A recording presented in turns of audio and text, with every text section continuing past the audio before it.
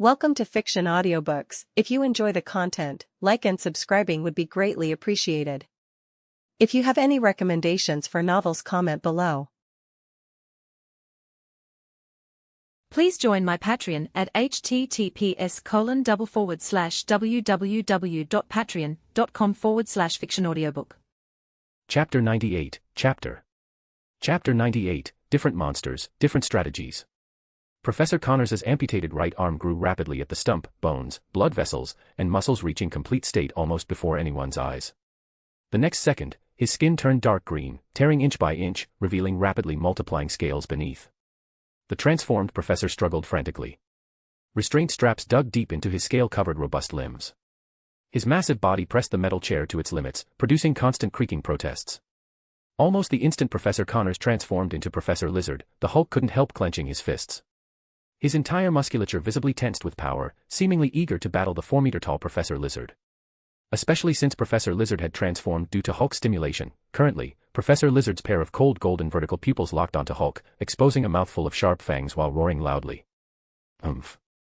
Hulk snorted through his nose. Just as he prepared to give Professor Lizard a punch regardless of consequences, Batman's deep voice suddenly rang out. Hulk. Now isn't the time for fighting. Hulk glared at Batman, clearly displaying displeasure on his face. Batman's white eyes met Hulk's somewhat dissatisfied gaze directly without retreating, voice remaining steady. Your strength is the bottom line, preventing Professor Lizard from causing accidents. I need you maintaining this defense line, not being an ordinary thug. Based on his earlier analysis of Hulk, Batman had confirmed Hulk was a highly emotional being. Being acknowledged was an extremely effective method for dealing with highly emotional individuals. Through his words, Batman subtly elevated Hulk's status, making Hulk feel valued, even entrusted with important responsibility. Clearly Batman's words resonated strongly with Hulk. The displeased expression on his green face instantly disappeared by half, his slightly protruding jaw closing. Hulk not stupid. The Hulk spoke gruffly, gradually relaxing his clenched fists. Hulk will maintain defense line. Batman nodded with minimal movement. He couldn't truly rely on Hulk as final defense, half his earlier words had been coaxing Hulk. Now the effect appeared remarkably significant. Dr. Octavius mustered courage to approach, holding a large pre-prepared syringe. Just as he prepared to insert the needle along gray-green scale gaps to extract blood samples from Professor Lizard's body, Professor Lizard's struggling intensified dramatically. Restraint straps binding him produced tearing sounds. If Professor Lizard continued struggling this way, complete liberation would occur within minutes. Even with Hulk present and Batman's various contingencies, battle became inevitable.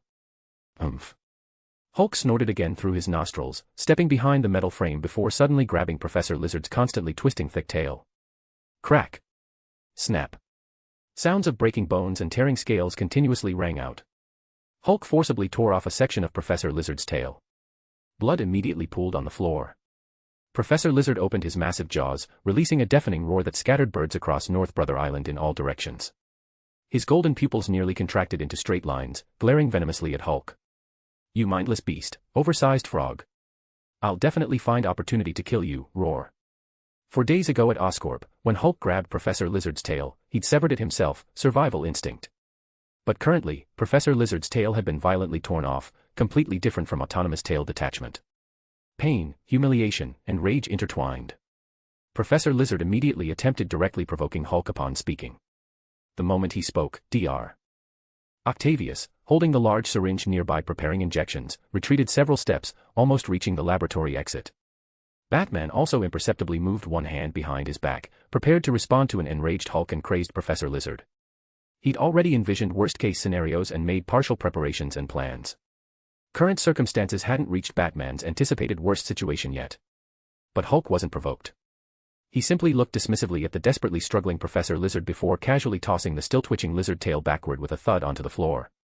Pitiful big lizard, Hulk said. He wasn't angered by Professor Lizard's words, though his face again showed displeasure at being called an oversized frog. But stronger feelings included responsibility from being entrusted with important tasks, plus superiority from Professor Lizard being bound while Hulk remained completely unrestrained. Batman quietly lowered his hand from behind his back. Dr. Octavius jogged over, tossing aside the large syringe before tentatively touching the severed lizard tail section on the floor. Professor Lizard's state obviously prevented various human-form data tests and scans, but having this tail section meant extracting considerable information. Fwhip. Fwhip. Fwhip. 3 batarangs flew from Batman's hand, embedding respectively on both sides and above Professor Lizard's head. Powerful sedative gas rapidly dispersed. Professor Lizard's struggling amplitude decreased somewhat. Simultaneously, his severed tail began rapidly stopping bleeding, sealing, and growing successive flesh buds. Within mere seconds, Professor Lizard's tail had completely regenerated. Professor Connors, I know you're listening, watching me. Batman's voice opened low. Professor Lizard's cold golden vertical pupils shifted from Hulk to Batman standing on his other side. Batman had retracted his white lenses, dark eyes now directly meeting his gaze without obstruction. No matter what you become, don't forget who you are. You're a scientist dreaming of freeing humanity from physical deficiencies. You're an authority in reptilian biology. You are Curt Connors, a proud biologist, not a beast dominated by savagery and instinct.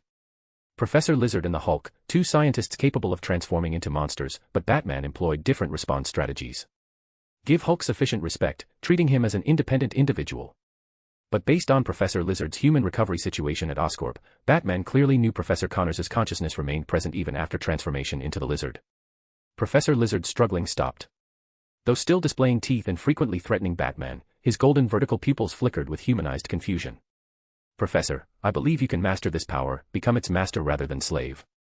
Batman repeatedly guided Professor Lizard, as if facing him wasn't a ferocious terrifying beast but truly that respectable scientist whose accident had caused tragedy. Chapter 99, Chapter 99, The Soul Beneath the Cold Exterior. The transformation began with the eyes. Professor Lizard's cold golden vertical pupils blinked, reverting to human circular shape. Then, like a reptile shedding skin, Professor Lizard's scales peeled away in large patches. Sharp fangs and claws gradually retracted. After Batman's nearly 15 minutes of continuous guidance, Professor Lizard transformed back into the scientist Connors once more. This was the most Batman had spoken in one stretch since arriving in this world, whether as Peter Parker or as Batman. Everyone. The restraint straps on the metal chair had been torn open significantly by the massive Lizard.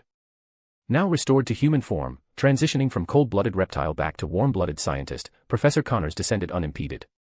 I think I've grasped a hint of the mechanism for transforming into the Lizard and reverting to human.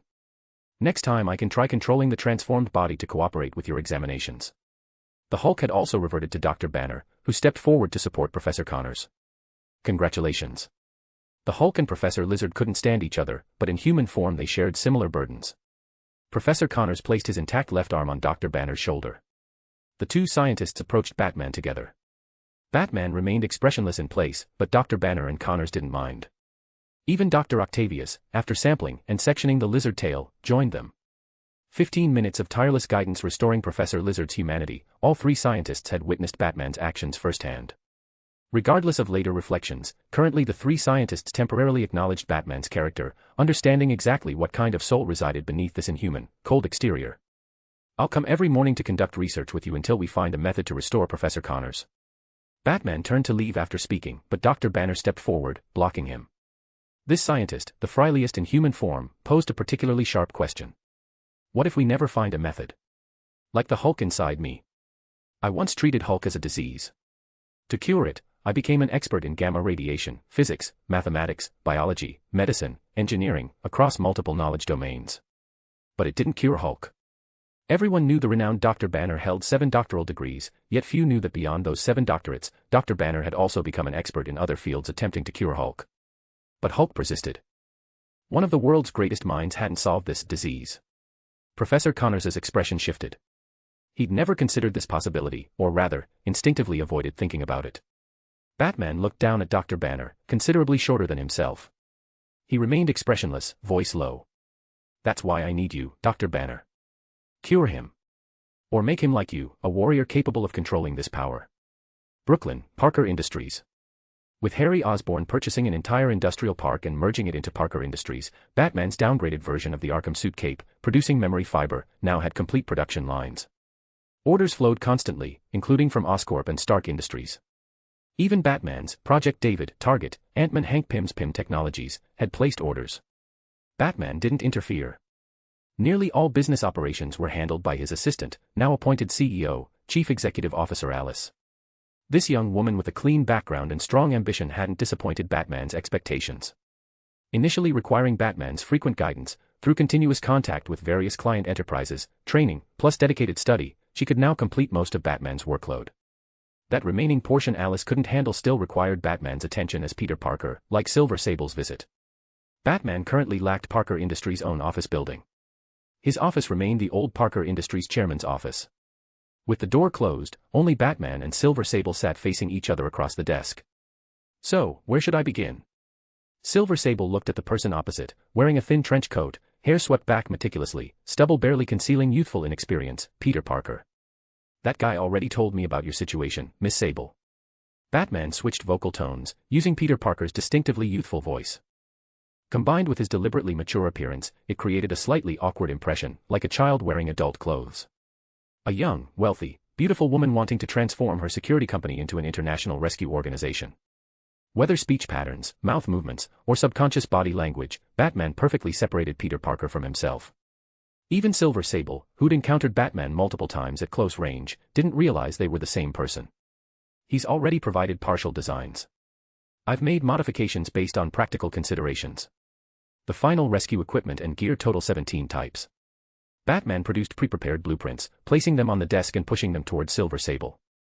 Oh. Okay. Silver Sable didn't know what to say, simply picking up the blueprints to examine carefully. She and Batman had met several times, even cooperated once.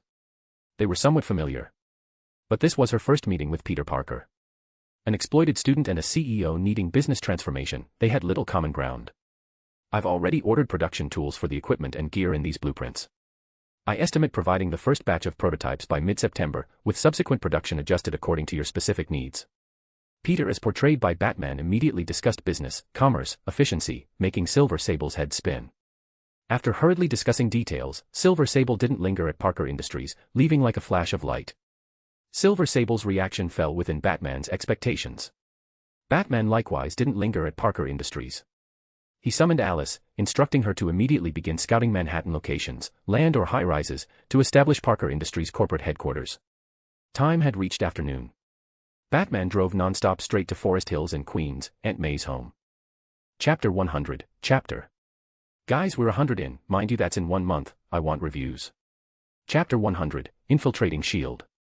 Child, you're back. When Aunt May opened the door and saw Batman standing there holding flowers, her eyes immediately crinkled with joy. You must be starving. Dinner's almost ready. Aunt May accepted the flowers, breathing their scent deeply before placing them like treasures in the home's most prominent position. Aunt May, let me help you. Batman started toward the kitchen with Aunt May but was immediately pushed back out. Could you fix that hallway light? It always flickers during rainy weather. Peter keeps saying he'll fix it but always forgets because he's busy. Aunt May pointed to the hallway's center light. Without hesitation, Batman agreed. Before Aunt May, he didn't need to deliberately maintain various facades. He could treat this elderly woman who called him child with his most genuine self. Only in Aunt May's home could Batman, who'd been working non-stop since arriving, never sleeping even once properly, feel somewhat at peace. A broken light took Batman less than 3 minutes to fix. Click. The dim hallway suddenly brightened. Aunt May stood leaning against the wall, spatula in hand, watching Batman repair the bulb in 2 or 3 moves, smiling gently. This light is wonderful. See. Darkness isn't so impenetrable after all, is it? Aunt May refused to move. Her reason, this Forest Hills house held too many memories. She couldn't bear leaving them. Not until the landlord refuses renting to me will I consider moving elsewhere. This contains everything from decades of life with your Uncle Ben. Over 10 years ago, right here, Peter's father entrusted him to me. I wiped his nose, taught him to brush teeth, do homework, wash underwear, watched him grow from a little kid into an adult. He's my child. Now you are too. I need you. This home needs you. You have value here, you're not extra trouble. That's what Aunt May said. This time Batman didn't flee in shame. He sat at the dining table listening to Aunt May's chatter late into the night. Batman pretended to leave, actually hiding in shadows until watching Aunt May return to her bedroom under the bright hallway light, the entire house falling into darkness before silently departing. Abandoned City Hall Station. After carrying the imprisoned showman to Queens as second bait to lure Mr. Negative, Batman returned. Last night's trio had relocated to the Queens police station this morning. From listening devices, Batman heard that after a terrifying night, excluding the snoring guy, they'd chosen to surrender. Having theft records, their surrender earned 15 days detention. Barbara. Pause other work. First purchase all Forest Hills community land plus surrounding neighborhoods entirely, Batman told the Oracle AI. Since Aunt May refused moving, Batman planned an alternative protection method, buying the entire community, managing it through trusts with comprehensive security, environmental, and infrastructure upgrades. These expenses weren't trivial, but Batman considered this the most worthwhile expenditure since arriving. Throne. Scepter. Crown. Through monetary offensive, even late at night, Batman successfully purchased all of Forest Hills through his methods. Other surrounding neighborhoods required time. Batman didn't press urgently, instead focusing on the 3 shell companies Kingpin had mentioned this morning at Rikers Prison. Through these shell companies' historical fund flows, Batman rapidly located the Cayman Islands trust fund Kingpin mentioned. Nested trust layers were tactics Batman mastered extremely well. Cayman Islands trusts appeared nearly transparent to Batman's eyes. After 3 hours of continuous searching, Batman finally traced trust fund records to a confidential client receiving Kingpin's funds, Ares Security. Ares Security, an internationally unknown private military company with astonishingly large fund flows. Batman stroked his stubbled chin. Barbara, retrieve all cross-border logistics and customs records related to Ares Security. Data volume is substantial, Bruce. This may require time, the Oracle AI said. How long? Batman asked. Possibly 2 days. Too long. Batman frowned. Try associating keywords shield and military. Reviewing Stark Industries arms orders revealed only these 2 channels. Batman persistently pursued these leads precisely to find the true source of Stark weapons reaching markets, and thereby locate Norman Osborn, taken by General Ross. With prerequisite conditions, the Oracle AI's search accelerated significantly. Minutes later it announced. Bruce, among Ares Security's various records, information containing SHIELD follows. Ares Security appeared multiple times as secondary contractor for certain SHIELD overseas operations, handling local security and logistical support. No records found associating military or related vocabulary. SHIELD? Batman didn't rest, immediately hacking into SHIELD's system, practically his backyard by now. Through Kingpin's leads, Batman no longer needed weapon serial numbers. He directly queried SHIELD's internal records involving Ares Security weapons. Retrieved records indicate these weapons were normally consumed or used in training. Leads seemed increasingly clear. But when Batman attempted querying more detailed requisition records and handler information, the trail abruptly ended. Leads broke again, this time at SHIELD. But Batman wasn't without direction. SHIELD, as a multinational international organization, couldn't possibly have simply unified internal systems. Like virtually all research companies and military organizations, it divided into internal LANs and external internet. Batman could freely hack only external internet. Though accessing secrets ordinary people couldn't know, more core materials remained inaccessible. For instance, Batman obtained Tesseract information but knew nothing about detailed Tesseract parameters and data. Also, Alien Lifeforms SHIELD Director Nick Fury had contacted that Batman once queried, likewise no detailed information available. These resided in internal LANs, core secrets within core secrets, without any digital interfaces for remote access. Since digital routes are blocked, I must choose the most primitive yet effective method, physical infiltration. Batman stood, gaze penetrating City Hall Station toward New York's Adirondack Mountains direction. Hidden in those extending mountain ranges lay one of SHIELD's 3 major projects, Project Pegasus, storing the Tesseract, possibly also hiding information Batman needed. Batman needed physical infiltration, personally entering the SHIELD base to acquire more information. But not now. Before infiltrating, Batman needed to meet Tony Stark as Peter, attempting to temporarily halt Stark arms sales, preventing more weapons reaching markets before Batman traced the source. New York's night sky showed no stars, all hidden behind car exhaust, industrial smoke, and dust. But at this moment, one star brightened, falling toward the Catholic Church near Queens Kosciuszko Bridge. A fist-sized meteor attracting nobody's attention. Inside the Catholic Church, Eddie Brock sat on a pew, head bowed in repentance. After Martin Lee took him away, he'd stayed several days at Feast Center. Martin Lee hadn't helped Eddie as promised, at least not from Eddie's perspective. The hatred in his heart hadn't diminished whatsoever. Instead, it swelled with time, doubling every second. Without finding release opportunities soon, Eddie Brock suspected complete collapse approached. So tonight he came to this Catholic church, hoping for some relief. Chapter 101, Chapter. More reviews and power stones please. Chapter 101, Venom. The meteor streaked through the night sky, falling at an angle near the Catholic church. Due to its small size, it didn't create much commotion, only a shallow crater in the ground. Inside the crater, the meteorite cracked with a soft sound. Oil-black viscous fluid slowly seeped out, circling the crater twice before heading toward the Catholic church. In the empty, dim Catholic church, Eddie Brock sat on a pew, painfully rubbing his forehead. My name is Eddie Brock. I was once a reporter for the Daily Bugle. Now I'm an unemployed vagrant staying at Feast Center. Merciful Heavenly Father, do you know? I once believed in justice, believed in truth. Against the Daily Bugle, Betty, JJJ, General Ross, and that anonymous source who made me like this. Oh, also Martin Lee, this hypocrite who claimed he could help me but broke his word. But I'm just an ordinary person. I have no money, no power, no weapons. Eddie Brock now hated even Martin Lee, considering it another mockery, another hypocrite's lie. With a soft sound, the church's ajar wooden door cracked open. Night wind rushed inside.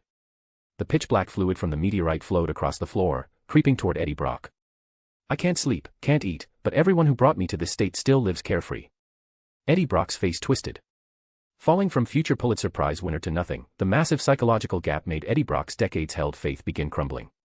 He stopped confessing to the Father, instead speaking blasphemy sufficient in medieval times to bind him to a stake. If the merciful Father cannot give me justice, then I'm willing to exchange my soul and everything for power to make me strong. Any power, whether from the abyss or from hell, as long as it lets me revenge against them, against everyone who abandoned me, mocked me. Splat. The viscous black fluid reached Eddie Brock's feet, suddenly leaping onto him. Originally just a small puddle, but upon contacting Eddie it multiplied like cancer cells, rapidly expanding, growing more abundant, swiftly extending upward from his feet. Almost instantly, Eddie's entire body except his face was enveloped in black fluid. Jagged fangs grew respectively on his forehead and jaw, like a massive mouth about to devour him. Eddie Brock looked at the crucifix, ending his prayer with final words. This world respects power, not truth. Since they pushed me into darkness, let darkness consume me. Amen. As his words fell, sharp fangs suddenly closed. Eddie Brock disappeared, replaced by venom, over 2 meters tall, long tongue dripping saliva hanging from its mouth, appearing like an evil spirit escaped from hell. Raff. Inhuman, beastly roars erupted from Venom's mouth. It swept away the table before Eddie's former pew, sending it flying toward the crucifix. Crash, the crucifix and faith shattered to pieces. Venom suddenly leaped through the roof, standing atop the church, roaring skyward. The roar lasted over a full minute, seemingly releasing Eddie's hatred through sound. After a while, Venom looked toward Queen's Feast Center direction. Currently deep night, Daily Bugle had no staff, General Ross's location unknown, the anonymous informant's identity unclear. Among multiple hate targets, Venom chose first targeting Martin Lee, who should currently be lecturing at Feast Center.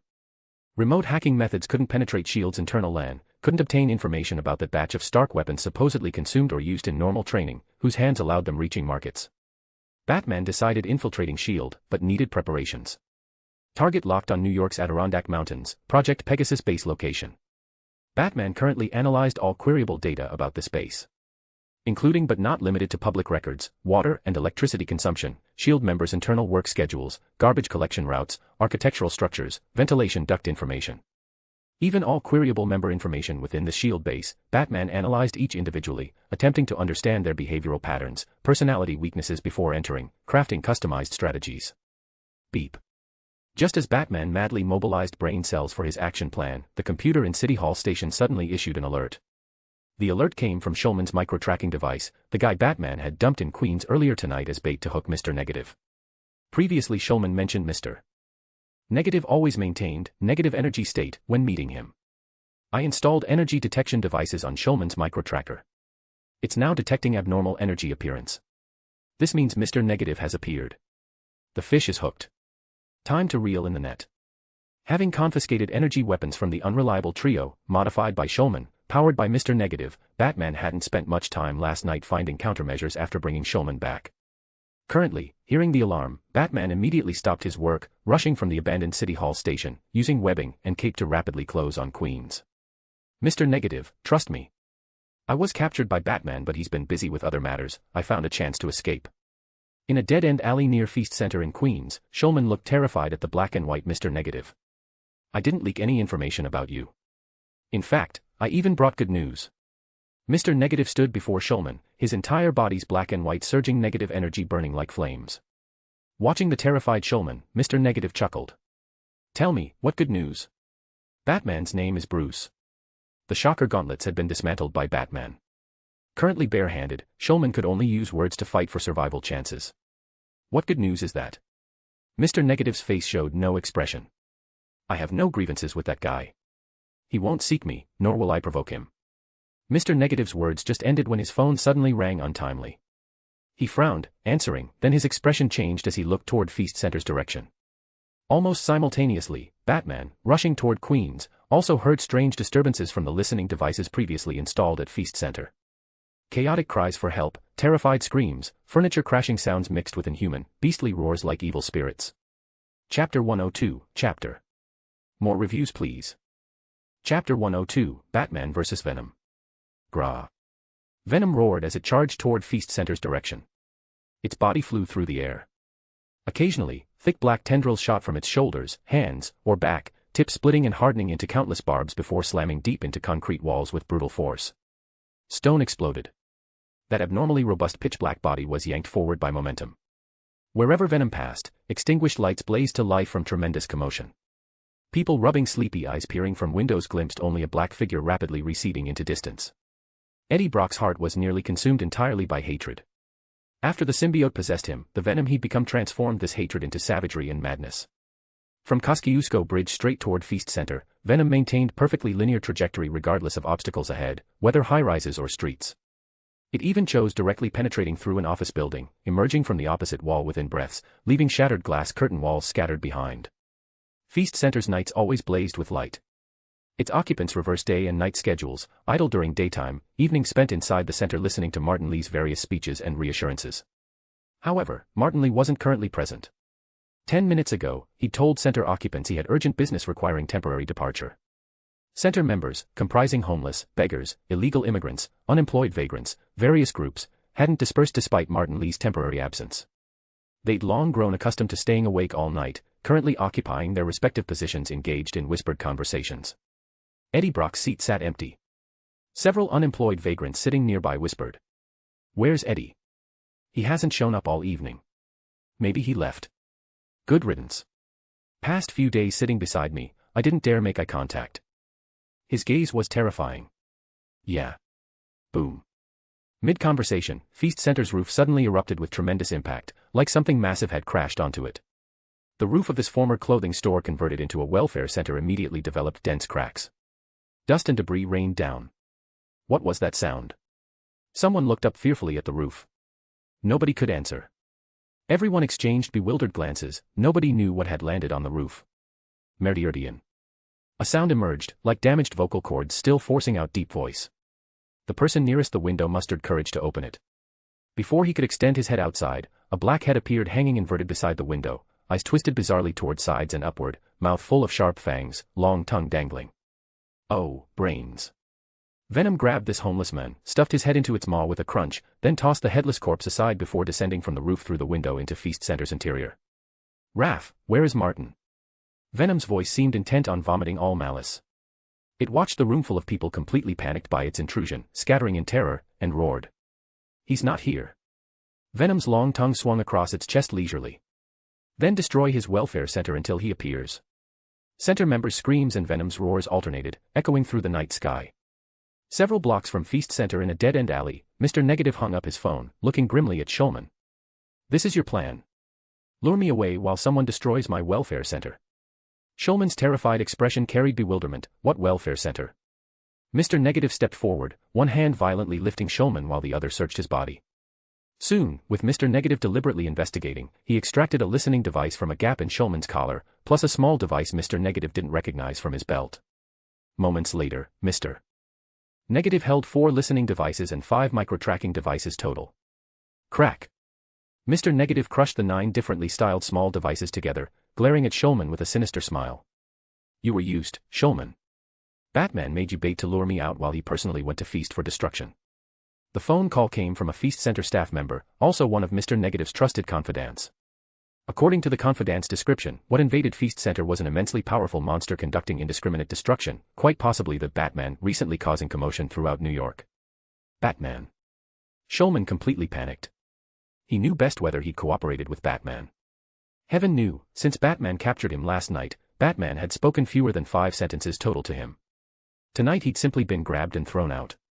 He might have been used, but absolutely hadn't cooperated with Batman. Shulman hurriedly explained. Perhaps you're right, I was indeed used by him, but I truly haven't cooperated with Batman, Mr. Negative. Spare my life. The value I can provide far exceeds the loss from killing me, please." He feared saying anything slowly would result in merciless death from Mr. Negative. Mr. Negative watched Shulman coldly without speaking, then turned and rushed urgently toward his Feast Center. Shulman sighed in relief. He'd survived, Mr. Negative still needed his technical abilities. Until this moment, neither Shulman nor Mr. Negative discovered another listening device still hidden beneath Shulman's zipper, transmitting all heard information to Batman's Arkham suit. Feast. Redirecting course, rushing rapidly toward Martin Lee's feast center, Batman mentally organized just intercepted information. Listening devices left at the welfare center captured no Martin Lee voice. Just now Mr. Negative's conversation with Shulman explicitly mentioned feast center. Mr. Negative is Martin Lee's alternate identity. But who's currently conducting destruction at the welfare center? Batman knew tonight likely meant another difficult battle. His enemies included not only Mr. Negative but another unknown entity. The new Batmobile hadn't been assembled yet. Batman currently advanced at full speed, exhaustively trained body and Peter Parker's enhanced physiology pushing over 220 km per hour toward Queens. Because Batman maintained perfectly linear trajectory, he arrived even faster than Mr. Negative, who was only several blocks from Feast Center. Venom was conducting mad destruction inside the welfare center. Batman didn't choose hiding in shadows for gradual observation. Seeing that black figure over 2 meters tall from distance, he chose maintaining high-speed forward momentum while raising his elbow. Like an overspeeding vehicle, he slammed directly into it. Dud, crash. After tremendous muffled impact, Batman and Venom smashed together through the welfare center wall with undiminished momentum, tumbling far into a garden behind the center. Rag. With unsettling low growls, Batman saw a monster completely different from Hulk or Professor Lizard slowly rising from the ground. A gaping maw splitting to the ears displayed rows of sharp fangs. Massive hollow pure white eyes appeared grotesquely distorted. An abnormally long tongue dripping with saliva hung from between lethal teeth, currently swaying slightly in the air. Chapter 103, Chapter 103, Venom Bat. Batman had unleashed Peter's body at maximum sprinting speed, over 220 km per hour. Because Batman raised his elbow, force concentration focused almost entirely on the elbow tip. His generated destructive power far exceeded equivalent speed advancing vehicles. But that solid impact inflicted no damage whatsoever on this grotesque creature. Batman's anticipated sensation of shattered bones didn't transmit. Instead, it felt like striking extremely resilient thick rubber. Roar. Venom bent one leg forward while the other's muscles tensed, opening its gaping maw to roar furiously at Batman. Batman remained expressionless. The Oracle AI automatically lowered white lenses, faintly glowing white replacing Batman's pitch-black eyes. What kind of creature are you? Batman's voice remained low. Gra, I am Venom. You are a snack. Venom grinned, displaying its fang-filled maw while issuing low growls. Don't interfere. I'm looking for Martin Lee. Batman's entire musculature tensed. Though not adopting combat stance, he'd completely prepared for battle. Regardless who you're seeking, you shouldn't. Roar. Before Batman finished speaking, Venom suddenly roared and charged forward. Venom's attacks were simple, brutal, and direct. One fist instantly hardened like an iron hammer, smashing straight down toward Batman's head. Batman remained utterly calm, sidestepping to dodge Venom's attack. His eyes never left Venom, staring fixedly at it. Body parts can transform. Previous impact proved Venom possesses excellent resilience, possibly including non-Newtonian fluid characteristics. Can attempt slow but forceful methods for subduing it, but I need preliminary verification. Execute plan A first. Batman never acted rashly. His combat style never involved recklessness but consisted of countless large and small plans. Within moments, Batman had consecutively dodged Venom's dozen-plus attacks. During this period, Venom transformed both hands into hammers, blades, or simply extended arms, growing tentacles from back and chest. Attack methods emerged endlessly. Currently he continuously evaded Venom's assaults while shooting pitch-black webbing in all directions. Batman consistently maintained the combat area within this small garden. Increasingly abundant webbing gradually formed an airtight giant net. Under Batman's manipulation, it bound Venom within, slowly constricting as Batman applied force. Slow but forceful didn't mean close-quarters combat, waiting for opportunities to twist Venom's limbs off, rather utilizing webbing to achieve this goal. Close-quarters melee was absolute last resort. Batman made this judgment the instant he'd slammed Venom from the welfare center. But Venom within the webbing merely flicked its tongue. Then those tightly wound webs gradually merged into its body. Venom simply walked directly out from the web prison. Conventional cutting and binding ineffective. Plan A failed. Continue executing Plan B. Just as Venom escaped webbing restraints before launching new attacks, Batman raised his hand. 3 batarangs embedded almost simultaneously in Venom's eyes, mouth, and chest. Tui. Venom's mouth turned outward, spitting out the batarang shot into its mouth while simultaneously raising both hands to extract batarangs embedded in eyes and chest. Overturning previous deductions, batarangs could embed in chest, proving venom only possesses excellent body resilience, not non-Newtonian fluid. Eyes aren't weak points. Seems incapable of feeling pain. Analyzing mouth structure, venom has partial biological characteristics, but external skin including eyes aren't weak points. Skin surface has metallic quality luster yet full resilience. Brief contact suggests venom has no weak points. Next attempt plans C and D.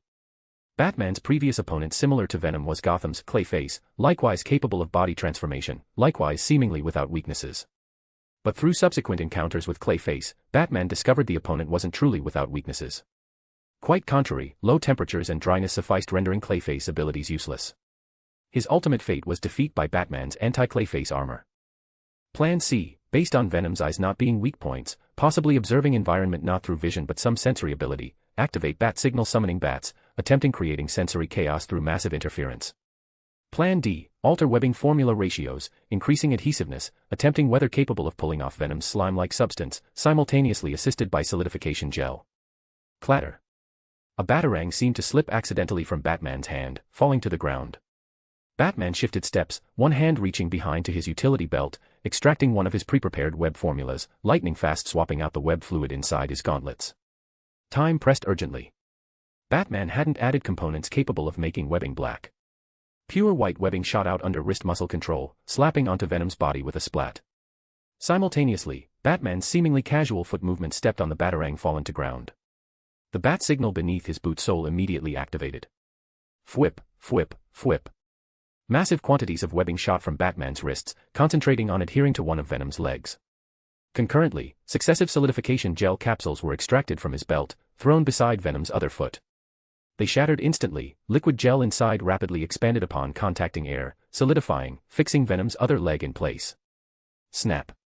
Sounds like rubber bands snapping rang out. Over 30 tons of force transmitted through white webbing. Viscous pitch-black substance on Venom's leg was pulled off in sheets. But within mere instants, the torn section seemed like independent entities splitting into two parts, one portion still adhered by webbing, the other leaping back toward Venom's leg. Just as that small portion leaped up, Batman's Plan E activated. Round black devices carved with bat symbols, converted south wind bombs, now flashbangs, fell to the ground. Next second, intense white glare, high-frequency noise, plus violent shockwaves bloomed throughout the small garden. Screech. The Arkham suit immediately protected Batman from flashbang interference, but Venom currently issued agonized screams. Within white light, Venom's body rapidly swelled like rapidly growing fungal filaments, presenting irregular sponge-like hollow structures, exposing Eddie Brock inside its body. This man also screamed in agony. Batman, relying on the Arkham suit's lens effects plus sonar, saw the human inside Venom. Without hesitation, he shot webbing, grabbing him through gaps in Venom's swollen form. Under Batman's forceful pulling, Eddie Brock was violently extracted from Venom's interior. No. Let me back. Eddie Brock screamed, struggling to lunge toward Venom remaining in place. Simultaneously, the hostless Venom also lunged toward Eddie's direction, then past Eddie, disappearing onto Batman's body. Chapter 104, Chapter 104, Ultimate Darkness. Perfect body and powerful muscles, I love you, Batman. The symbiote abandoned Eddie Brock, bonding with Batman. Its first reaction was ecstasy. Its original intent was temporarily controlling Batman through bonding. It wanted thorough close-quarters combat with Batman rather than various projectiles, bombs, and webbing greeting it from distance. A second ago, Venom's ideal bonding target was the hatred-filled Eddie Brock. But after entering Batman's body, Venom's thinking immediately transformed. It decided never returning to Eddie Brock's interior, instead becoming one with Batman. Though symbiotes don't require highly demanding hosts, if the host himself is sufficiently powerful, their combined form also becomes more formidable. If the symbiote had a heart, currently Venom's heart would definitely be pounding wildly. It had just descended from the hatred-filled Eddie Brock. Batman not only possessed an extremely powerful physical body, his heart likewise overflowed with even more immense rage and hatred. This further solidified Venom's determination to unify with Batman. It plunged headfirst into Batman's memories. It saw the pearl necklace in Crime Alley. Heard that eternal gunshot. It saw Arkham Asylum's endless madness. Felt Gotham City's every corner breeding evil. It trembled excitedly, attempting to absorb this profoundly deep fury and pain. But Venom's anticipated feast never arrived. What it encountered wasn't an emotional powder keg that could be ignited, but rather a cold, hard, boundless darkness. It had entered a prison of darkness. Batman's heart contained infinite plans and controlled desires twisted to extremes over everything, plus loneliness and distrust nearly hostile to the entire world, and from this, even more plans derived. Within darkness, Venom saw a figure wearing a bat cape, seated amidst absolute silence in pitch-black form. That figure's face was completely dark, featureless, currently facing calmly toward Venom's direction without movement. In the mental realm, a terrified Venom wanted to escape, but suddenly a young child's sobbing rang out. "Oh, so the weakest you hides here." Hidden beneath seemingly most impenetrable exterior. Venom stopped its attempted escape. It heard sobbing coming from behind that seated pitch-black figure. Venom slowly approached. It knew clearly that as long as it could grasp that weakness, it could become this body's dominant controller, just like Eddie Brock. As Venom drew increasingly closer to the dark shadow, it finally saw the sound source, a boy appearing only 7 or 8 years old, currently sitting in darkness, arms wrapped around himself while sobbing quietly. But just as Venom wanted advancing further, that perpetually seated shadow had somehow stood up. Simultaneously, indestructible barriers rose from the ground within darkness. Feast Center entrance. A car screeched to halt. Before stopping completely, the door opened. Martin Lee rushed hurriedly inside the welfare center. The place was now deserted. Walls showed widespread patches of dark red blood. Originally neatly arranged tables and chairs now lay toppled everywhere. The floor held several corpses scattered haphazardly. All uniformly lacked heads. Still uncongealed blood slowly flowed from necks.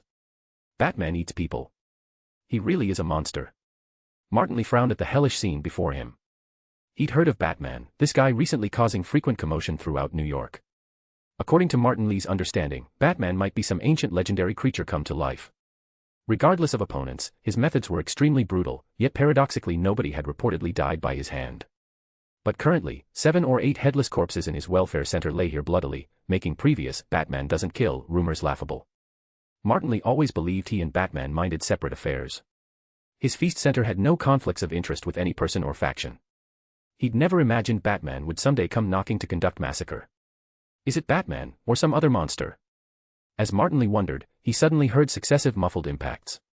Crash. Feast Center's front and rear walls had massive holes smashed through them. Currently, not only did night wind pour through openings, but also footsteps plus strange inhuman, beastly roaring sounds. Just as Martin Lee stepped over headless corpses approaching the rear wall hole to investigate. Flash. Intense white glare suddenly blazed, plunging Feast Center's rear small garden into blinding white light, accompanied by high-frequency noise plus violent shock waves. Martin Lee almost instinctively deployed his negative energy. Silk thread energy blazed like flames from his body. Within white light, human screams and inhuman beastly roars intertwined. When white light dispersed, Mr. Negative saw Batman standing motionless in the small garden. Eddie Brock, missing all evening, was currently gnashing teeth attempting to remove Batman's mask. Besides this, the small garden contained no other people or creatures whatsoever. Just as Eddie Brock's hand touched the mask, electric current immediately released, striking Eddie Brock, causing him to collapse on the ground convulsing while screaming continuously. Mr. Negative's gaze didn't linger excessively on Eddie Brock. Most of his attention concentrated on Batman. Currently, Batman's body outline was violently fluctuating. Pitch-black symbiote matter occasionally burst from his body, forming twisted muscles and fangs, yet in the next second forcibly suppressed back internally by some invisible force, like a prisoner attempting to break free from restraints. What happened? Mr. Negative watched Batman, whose combat suit seemed to come alive, with furrowed brows. He sensed 2 types of massive negative energy accumulating inside Batman's body. One was Eddie Brock's hatred of everything, wanting revenge against everyone's hateful emotions. The other was even more complex. But regardless, at least currently Batman stood rooted in place, motionless. Even Eddie Brock collapsing resulted from passive electrical discharge from the suit. Without overthinking, Mr. Negative attempted reaping fisherman's benefits. From his fingertips he fired a negative energy beam flying toward Batman. Mr. Negative, controlling negative energy, possessed abilities to perceive others' negative emotions and guide amplification. He could make closest relatives, best friends, most loving couples mutually slaughter each other. He could make all weak people driven by negative emotions, becoming Mr. Negative's own hands and beasts. Currently Mr. Negative was about to do exactly this to Batman. Chapter 105, Chapter 105, I am Arkham. Mr. Negative's negative energy surged like tides, interwoven black and white, striking Batman precisely as intended. Negative energy immediately blazed like black flames, completely enveloping Batman, frantically eroding into Batman's psyche. Mr. Negative drew closer.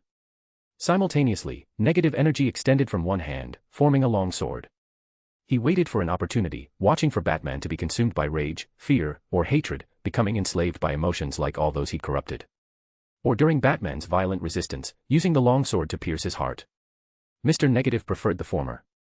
If he could completely control Batman, having such a formidably capable ally at his disposal, Mr. Negative believed he could skip the feast center step entirely and directly begin his next plan. But now, Mr. Negative needed completely guiding Batman's negative emotions to explode while absorbing them. Absorbed negative emotions would transform into pure negative energy.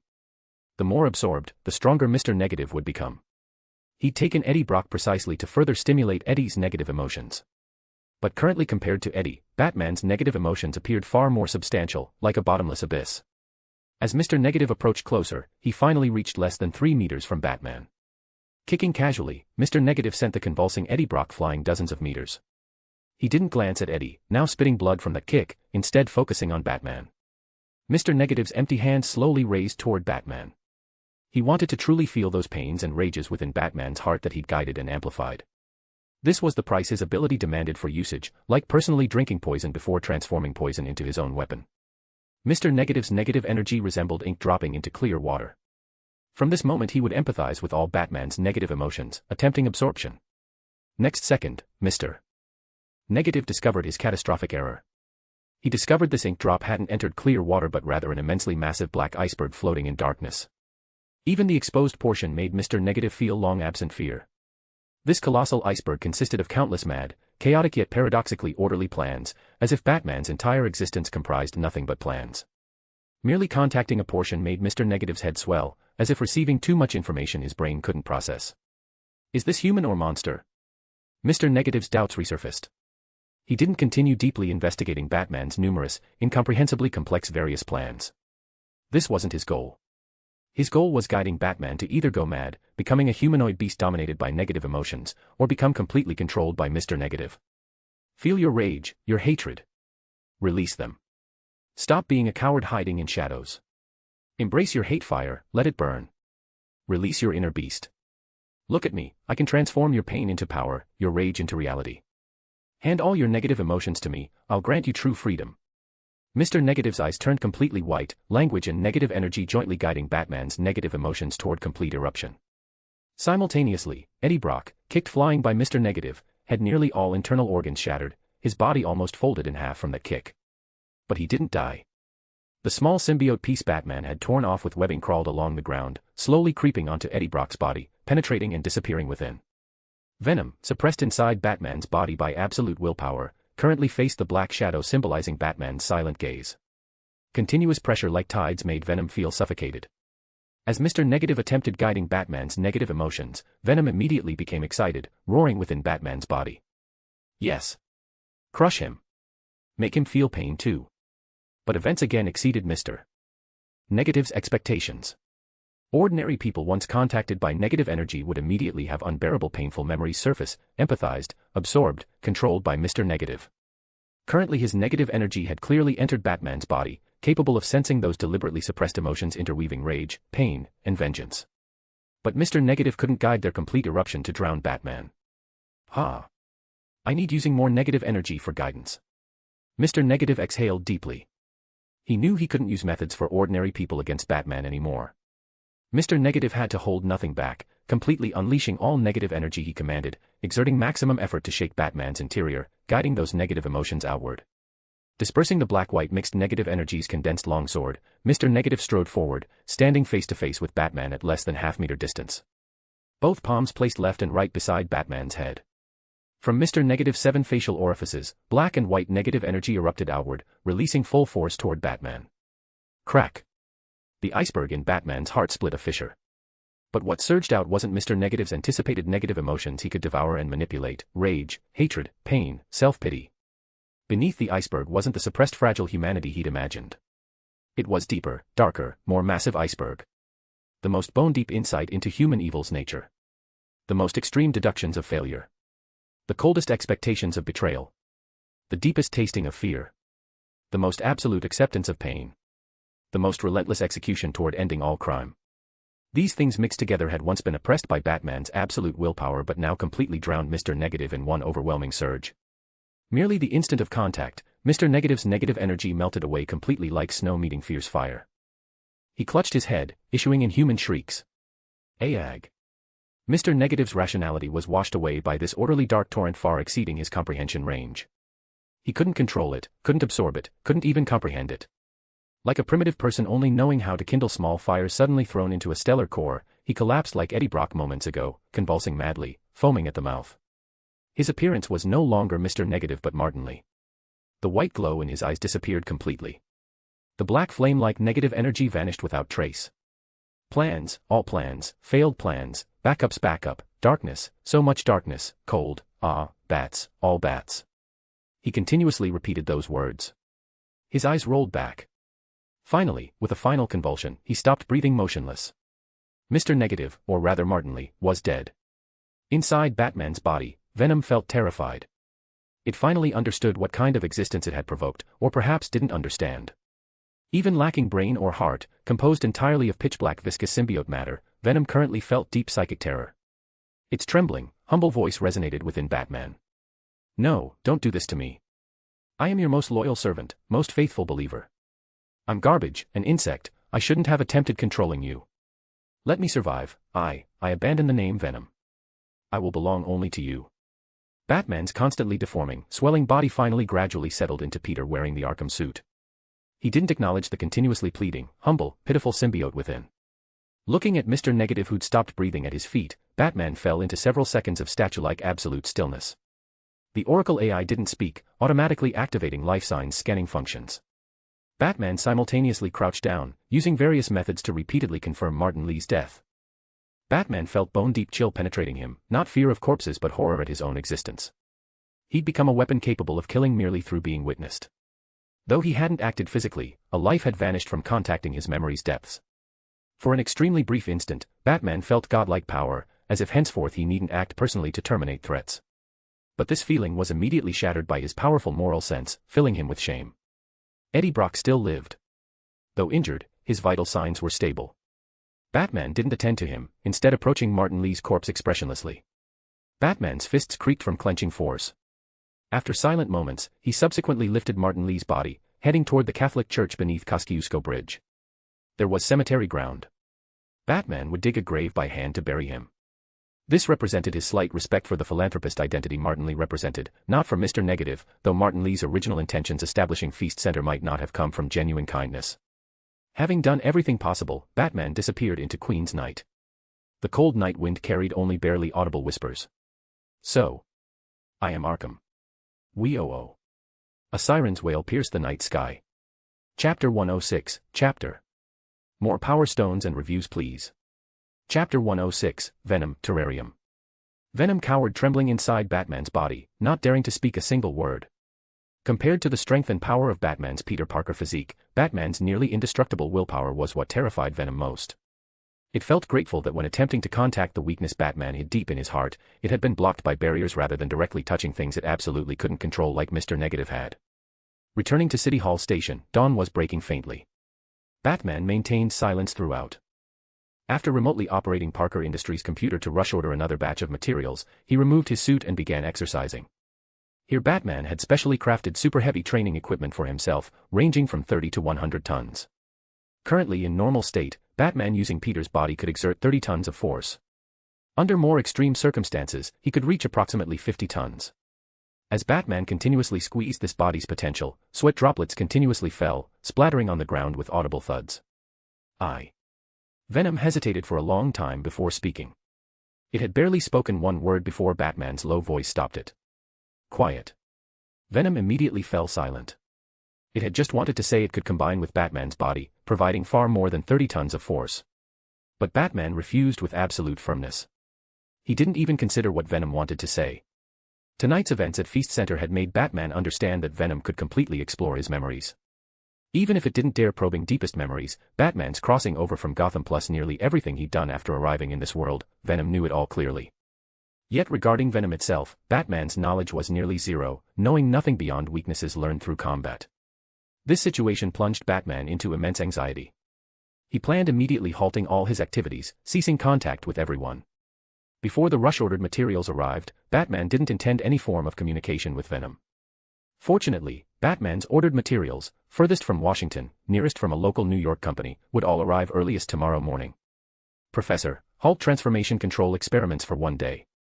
Batman remotely contacted Professor Connors through the computer's encrypted channel, avoiding situations where his absence left only Dr. Banner alone unable to handle Professor Connors transforming into the lizard. From Batman's currently possessed data, if they fought each other, 90% probability favored Hulk's victory. But that was based on deductions assuming unrestrained, all-out combat. Batman would try avoiding such occurrences. Not only would their brawling attract attention from Rikers Island prison guards nearby, but Batman's newly acquired secret research base would also be exposed in such circumstances. Not to mention Dr. Octavius currently on the island, having dismantled his tentacles, he was just a slightly overweight ordinary middle-aged human. Once Professor Lizard and the Hulk started fighting, Dr. Octavius would definitely be the first casualty. What happened? Is it related to us? Professor Connors's message quickly returned. I'm experiencing some personal issues. Temporarily unable to come, Batman replied. Soon Professor Connors replied with a reassuring message, telling Batman they'd conveniently used this morning's free time to test the half-lizard tail Hulk had torn off yesterday. I should begin my verification too, Batman murmured internally. He needed verifying this world's underlying physical rules and mathematical structures to determine whether this world existed within the same physical framework as his original world. Verification portions requiring precision instruments couldn't commence temporarily, like measuring light speed, photoelectric effects, calculating gravity, etc. But probability, prime numbers, pi, etc., Batman could verify using computers plus paper and pen at City Hall Station. Ah, mathematics. What's Batman doing? Venom could see what Batman saw. It couldn't help pondering now. But Venom didn't dare speak. The scene where it had barely spoken one word before Batman's cold rejection seemed still before Venom's eyes. It feared that speaking now would prompt Batman taking measures against it. Mathematics and various conceptual verifications consumed nearly Batman's entire daytime. During this period, Batman never left City Hall Station, consumed no food, barely drank water, and certainly didn't sleep. His mental focus remained highly concentrated, half suppressing Venom, half conducting various mathematical verifications. Until darkness gradually fell, even after mathematical verification ended, Batman still didn't rest. Tonight he didn't even go out fighting criminals but immediately proceeded to the next analysis step. This time targeting when he'd just crossed over, wearing his suit standing on Gotham Architecture's gargoyle watching rainy night scenery, the series of images that had flashed before his eyes. Batman had always deeply memorized them. Due to various reality problems, he'd never found opportunities for analysis. Perfect timing analyzing today. Images that had flashed then replayed in Batman's mind. The appearing figures also surfaced one by one in Batman's mind. Finally, Batman's memory settled on Ben Parker lying on the ground, grasping Peter Parker's hand. With great power comes great responsibility. Batman summarized Ben Parker's dying words into one sentence, then remained motionless like a sculpture. Another dozen-plus minutes passed. Batman gathered his thoughts, instead transferring current work to subsequent plans. He needed continuing more detailed planning for the upcoming physical infiltration of S.H.I.E.L.D. Plans, more plans. Does his brain contain nothing but plans? Venom was currently complaining frantically. The problem of Stark weapons reaching markets was half solved. Currently Batman had temporarily received no information involving Stark weapons flowing to markets. But Stark weapons leaked from S.H.I.E.L.D.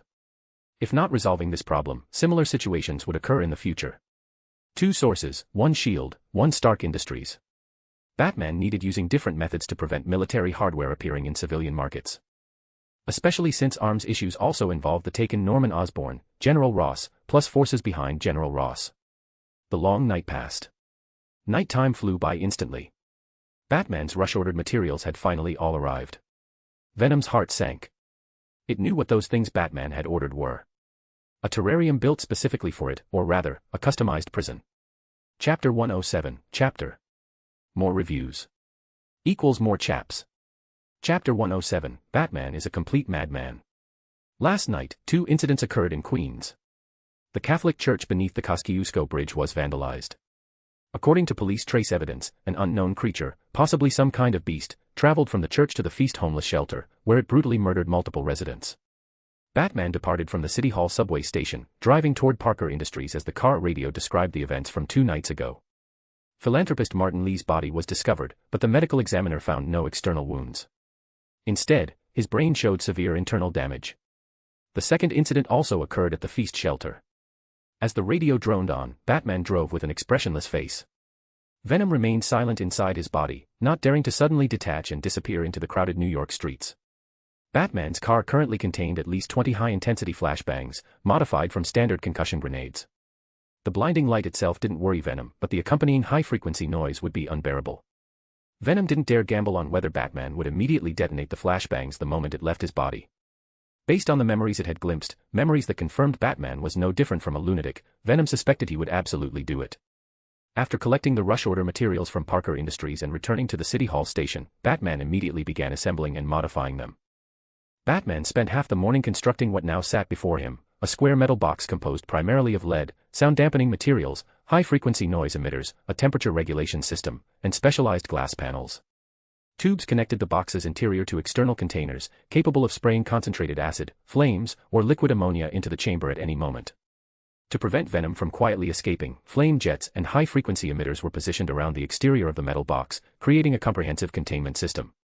All 6 faces of the box featured transparent panels, allowing Batman to observe the interior at all times. The moment this custom-built prison was complete, Batman pointed at it.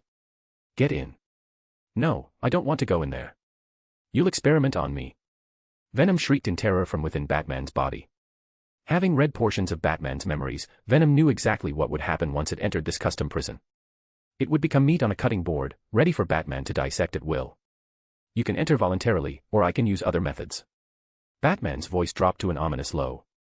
In his eyes, Venom wasn't a tool that could grant him tremendous power. It was a monster that had brutally killed 9 Feast Shelter residents the moment it arrived in this world. Until Batman understood everything about Venom, he had to maintain maximum vigilance. "Other methods? What methods?" Venom asked cautiously. Without a word, Batman inserted 2 high-frequency noise emitters into his left and right ears, then moved his hand toward the activation button without hesitation. "Stop. Stop. I'm begging you. Don't do this." Venom screamed and leaped from Batman's body, landing on the workbench in the City Hall station. Just as it considered whether escape might be possible, the sound of objects hitting the floor rang out. More than 10 flashbangs fell from Batman's hands, scattering across the ground. Batman's eyes locked onto Venom with unwavering focus. If the creature made one suspicious move, he would detonate them all instantly. The black, viscous symbiote mass practically bounced in fear. Venom decided not to test this lunatic any further and scrambled into the prison Batman had built for it, tumbling over itself in its haste. "Maybe I should adopt Batman's terminology. This isn't a prison, it's an ecosystem habitat prepared just for me," Venom muttered, trying to comfort itself. The habitat measured only 80 cubic centimeters. As Venom squeezed inside, Batman's hands moved with lightning speed, slamming the door shut with a decisive click. The symbiote mass writhed within the containment box. Separated from Batman's body, it was nothing more than a small puddle, no larger than a fist.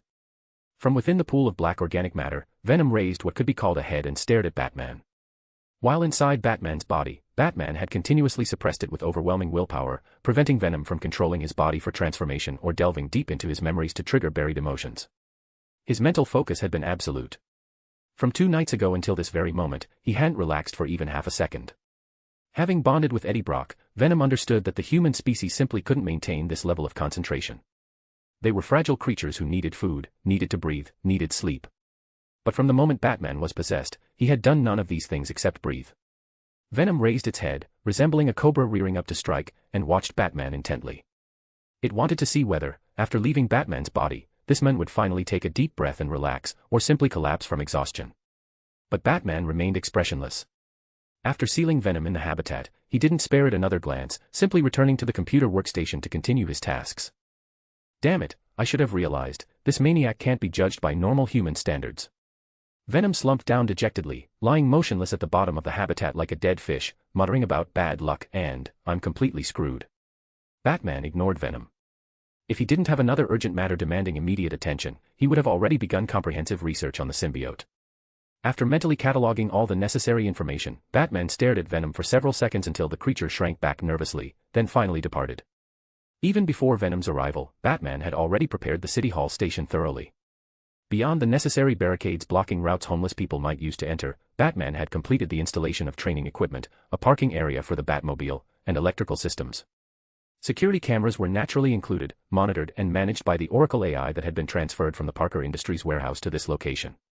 Wearing a thin black windbreaker, smoothing down the hair flattened by his cowl, Batman drove straight for Stark Tower.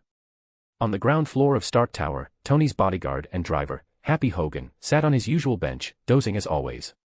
Unlike Batman's previous visit, this time Happy's face wasn't covered by a book on emotional management or something similar. Batman didn't disturb Happy, simply taking the elevator to the top floor. Peter. Tony Stark seemed perpetually attached to a glass of alcohol. Seeing Batman emerge from the elevator, he remained lounging on the sofa, lazily raising his drink in greeting. I haven't noticed any orders for gun oil from my military manufacturing divisions. Turns out using gun oil as lubricant isn't a particularly effective cost-saving measure after all. Tony Stark was still annoyed that Batman had refused his previous offer to invest in Stark Industries' latest cluster missile development. Now he took the opportunity to needle the younger man. If you're here for gun oil again, I'm afraid there's nothing here you'd find acceptable. I'm not here for gun oil this time, Mr. Stark. Batman faithfully maintained his current identity as Peter, speaking in a voice that was genuinely young but attempting to sound mature. Oh. Then you're here about the cluster missile investment I mentioned last time. By the way, I should tell you, I've named this missile the Jericho. Stark gave Batman a penetrating look, then tilted his head back to drain his glass. Please don't tell me you're actually taking our previous technical service agreement seriously and plan to show up every few days for technical consultations. The AI technical services ended long ago, Peter. During Batman's second meeting with Tony Stark, both parties had reached an agreement regarding that half-finished AI model. Batman would provide the model to Tony Stark, and in return, Stark would hire Batman's shell company as a technical consultant, paying $100 million in consulting fees. Batman sat down on the sofa opposite Tony Stark, his face displaying an unreadable smile. Tony Stark, I'm here specifically because of your Jericho missile. Meanwhile, in the interrogation room at the Queen's Police Department. Name: Eddie Brock. Occupation: unemployed. Describe everything you saw at the feast shelter 2 nights ago, and explain why you were in the back garden, covered in fresh blood but completely uninjured. I don't remember. Officer Bullock, conducting the interrogation, looked at Eddie Brock with growing impatience. Mr. Brock, if you refuse to cooperate, we'll have to keep you in the holding cell until you're cleared of suspicion. Eddie Brock's appearance was disheveled. His entire body was covered in dirt from the garden, with several grass stems tangled in his hair. His eyes stared blankly at the officer. I don't remember anything. Officer Bullock's eyebrows nearly formed a single furious line. Just then, the Queen's precinct captain approached, and Bullock immediately stood up. Captain Edwards, this Mr. Brock refuses to cooperate. He hasn't given us a single useful piece of information. The killer who murdered the Feast residents is still at large, but we need to give the public some answers. Officer Bullock's subtext couldn't have been clearer. He wanted to use Eddie Brock, this person who couldn't answer any questions and happened to be at the crime scene, as a convenient scapegoat. Captain Edwards shot him a sharp look. If you say anything like that to me again, you can start drafting your resignation letter, Mr. Bullock. We don't falsely accuse innocent people, and we don't let guilty parties escape. Bullock straightened with respect, but immediately followed up with concern. But the media and public reaction has been extremely intense. There's still a crowd of reporters blocking the entrance. We can't just keep stalling. Captain Edwards' expression grew contemplative. After several seconds of thought, he said, "Tell those reporters we suspect Batman is the killer. We're currently gathering evidence." Officer Bullock's brain took a moment to process this. By the time he understood, Captain Edwards had already walked away. That's not much different from my suggestion. We're still finding someone to take the fall temporarily, Bullock muttered to himself. No, wait. There was a difference.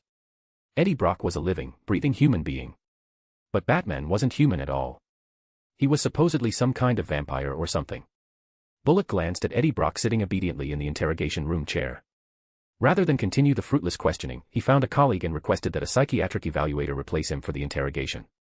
After finishing his immediate tasks, Bullock heard a commotion at the precinct entrance. He quickly pressed against the window, craning his neck to look outside. Yes, we suspect Batman committed the Feast Shelter murders, but we're still gathering evidence, Captain Edwards was announcing loudly to the reporters crowding the precinct entrance. I swear on the President's name that we will catch the killer and ensure he faces appropriate punishment. Officer Bullock pulled his head back inside, snorting quietly through his nose. The President. The Captain hates the current President more than anyone. Chapter 108, Chapter 108, Friendship Shattered / Anti-Venom is Born. 400 meters from the Queen's Police Department, on the 17th floor of an apartment building with windows facing the precinct, a curtain shifted slightly. A sniper rifle equipped with a suppressor extended its barrel through the gap, aimed directly at the Queen's Police Station. Crossbones, Brock Rumlow, slowly adjusted the rifle, aligning the crosshairs of his scope with the interrogation room holding Eddie Brock. Typical interrogation rooms were deliberately windowless, designed to increase psychological pressure on suspects through claustrophobic confinement. However, the recent influx of criminals had overwhelmed the precinct. Batman had delivered a steady stream of offenders to Queens and Manhattan precincts, while Black Cat had worked with police to sweep up the remnants of Kingpin's organization in one coordinated strike. 2 nights ago, the Feast Shelter incident had resulted in every shelter resident being detained as a potential suspect, requiring individual interrogation. The sheer volume had forced the Queens precinct to repurpose rooms with windows as makeshift interrogation spaces. Eddie Brock's interrogation room happened to have a bright, clear window. Unfortunately for Crossbones, Eddie currently sat near the door being questioned by Officer Bullock, temporarily out of the scope's view. "Come on, come on," Brock Rumlow muttered impatiently under his breath. For a world-class mercenary, a veteran Hydra operative, and an elite combat master, silently eliminating one unemployed reporter should have been effortless. But 5 days had passed since he received orders relayed through General Ross. Eddie Brock had spent 3 days in the crowded, heavily monitored Feast Shelter, and now a day and a half locked in the police station. Time was running out. Brock Rumlow refused to waste another moment on this insignificant journalist. He had far more important matters to attend to. Black Widow was already in position at the Adirondack Mountains base north of New York, while Rumlow remained stuck here watching a nobody. Rather than waiting for Eddie to leave the station for a cleaner kill, Rumlow chose the direct approach, 1 bullet from 400 meters to send him to God. Thump. Thump. Brock Rumlow's heartbeat remained perfectly steady, showing no change even as Eddie Brock's figure gradually appeared in the scope after his interrogation ended. He had executed countless similar missions for Hydra. Silencing witnesses was routine work for Crossbones. Through the scope, Eddie Brock's form moved slowly. Crossbones watched Eddie's mouth open and close, apparently talking to someone. But the interrogation had ended. Eddie Brock could only be talking to himself. Crossbones didn't overthink it. He calculated wind speed, gravity, and every variable that might affect the bullet's trajectory, then squeezed the trigger without hesitation. 400 meters was nothing for a sniper rifle, especially this cutting-edge weapon from Stark Industries. The bullet required less than half a second to reach its target. The round struck exactly where Crossbones intended. Eddie Brock staggered backward 2 steps, his face frozen in disbelief. The next moment, Crossbones couldn't help cursing into his scope. What the hell? Through the magnified view, Eddie Brock's figure vanished, replaced by something exponentially larger than the reporter's slight frame.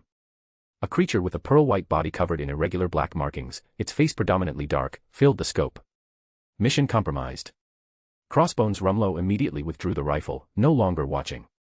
Through the scope, he had clearly seen that thing emerge from Eddie Brock's transformation. Whatever it was, it exceeded the threat level one operative could handle alone. Is General Ross a complete idiot? That's no reporter. That's a goddamn monster. Could that be the Batman everyone's been talking about? Crossbones' hands moved with practiced efficiency, disassembling the sniper rifle into components and packing them into a guitar case. Without alerting anyone in the apartment building, he departed for the Hydra facility in the Adirondack Mountains. Inside the Queen's precinct, Eddie Brock had struggled to answer any questions during his interrogation. Something in his head kept making noise, preventing him from concentrating on the officer's questions. But after Officer Bullock left, Eddie gradually began to hear the voice in his mind more clearly. Accept me. Let us become one. Together, we'll kill that bastard. Kill who? Eddie felt a headache building as he asked in a low voice. Venom. Kill Venom, that bastard who abandoned you, the voice in Eddie's mind declared. I can feel the hatred in your heart. Your hatred for the one who just gave you power but abandoned you the next moment exceeds everyone else. Let us kill him. Who are you? Eddie's words cut off abruptly. Something felt wrong inside his body. He couldn't breathe. His lungs had been torn into sponge-like shreds by the massive impact of the sniper round. Organ fragments sprayed from the bowl-sized exit wound in his chest where the bullet had torn through. Blood flooded his chest cavity from the vacuum pressure. In less than 1 second, Eddie Brock would collapse on the floor, never to rise again. But in that fraction of a second, massive amounts of pearl-white symbiote matter erupted from within Eddie Brock's body, spreading rapidly to encase his entire form. The bullet-shredded chest cavity sealed at incredible speed. Eddie Brock's eyes shifted from death gray back to vibrant life as the symbiote completely encased him. Who am I?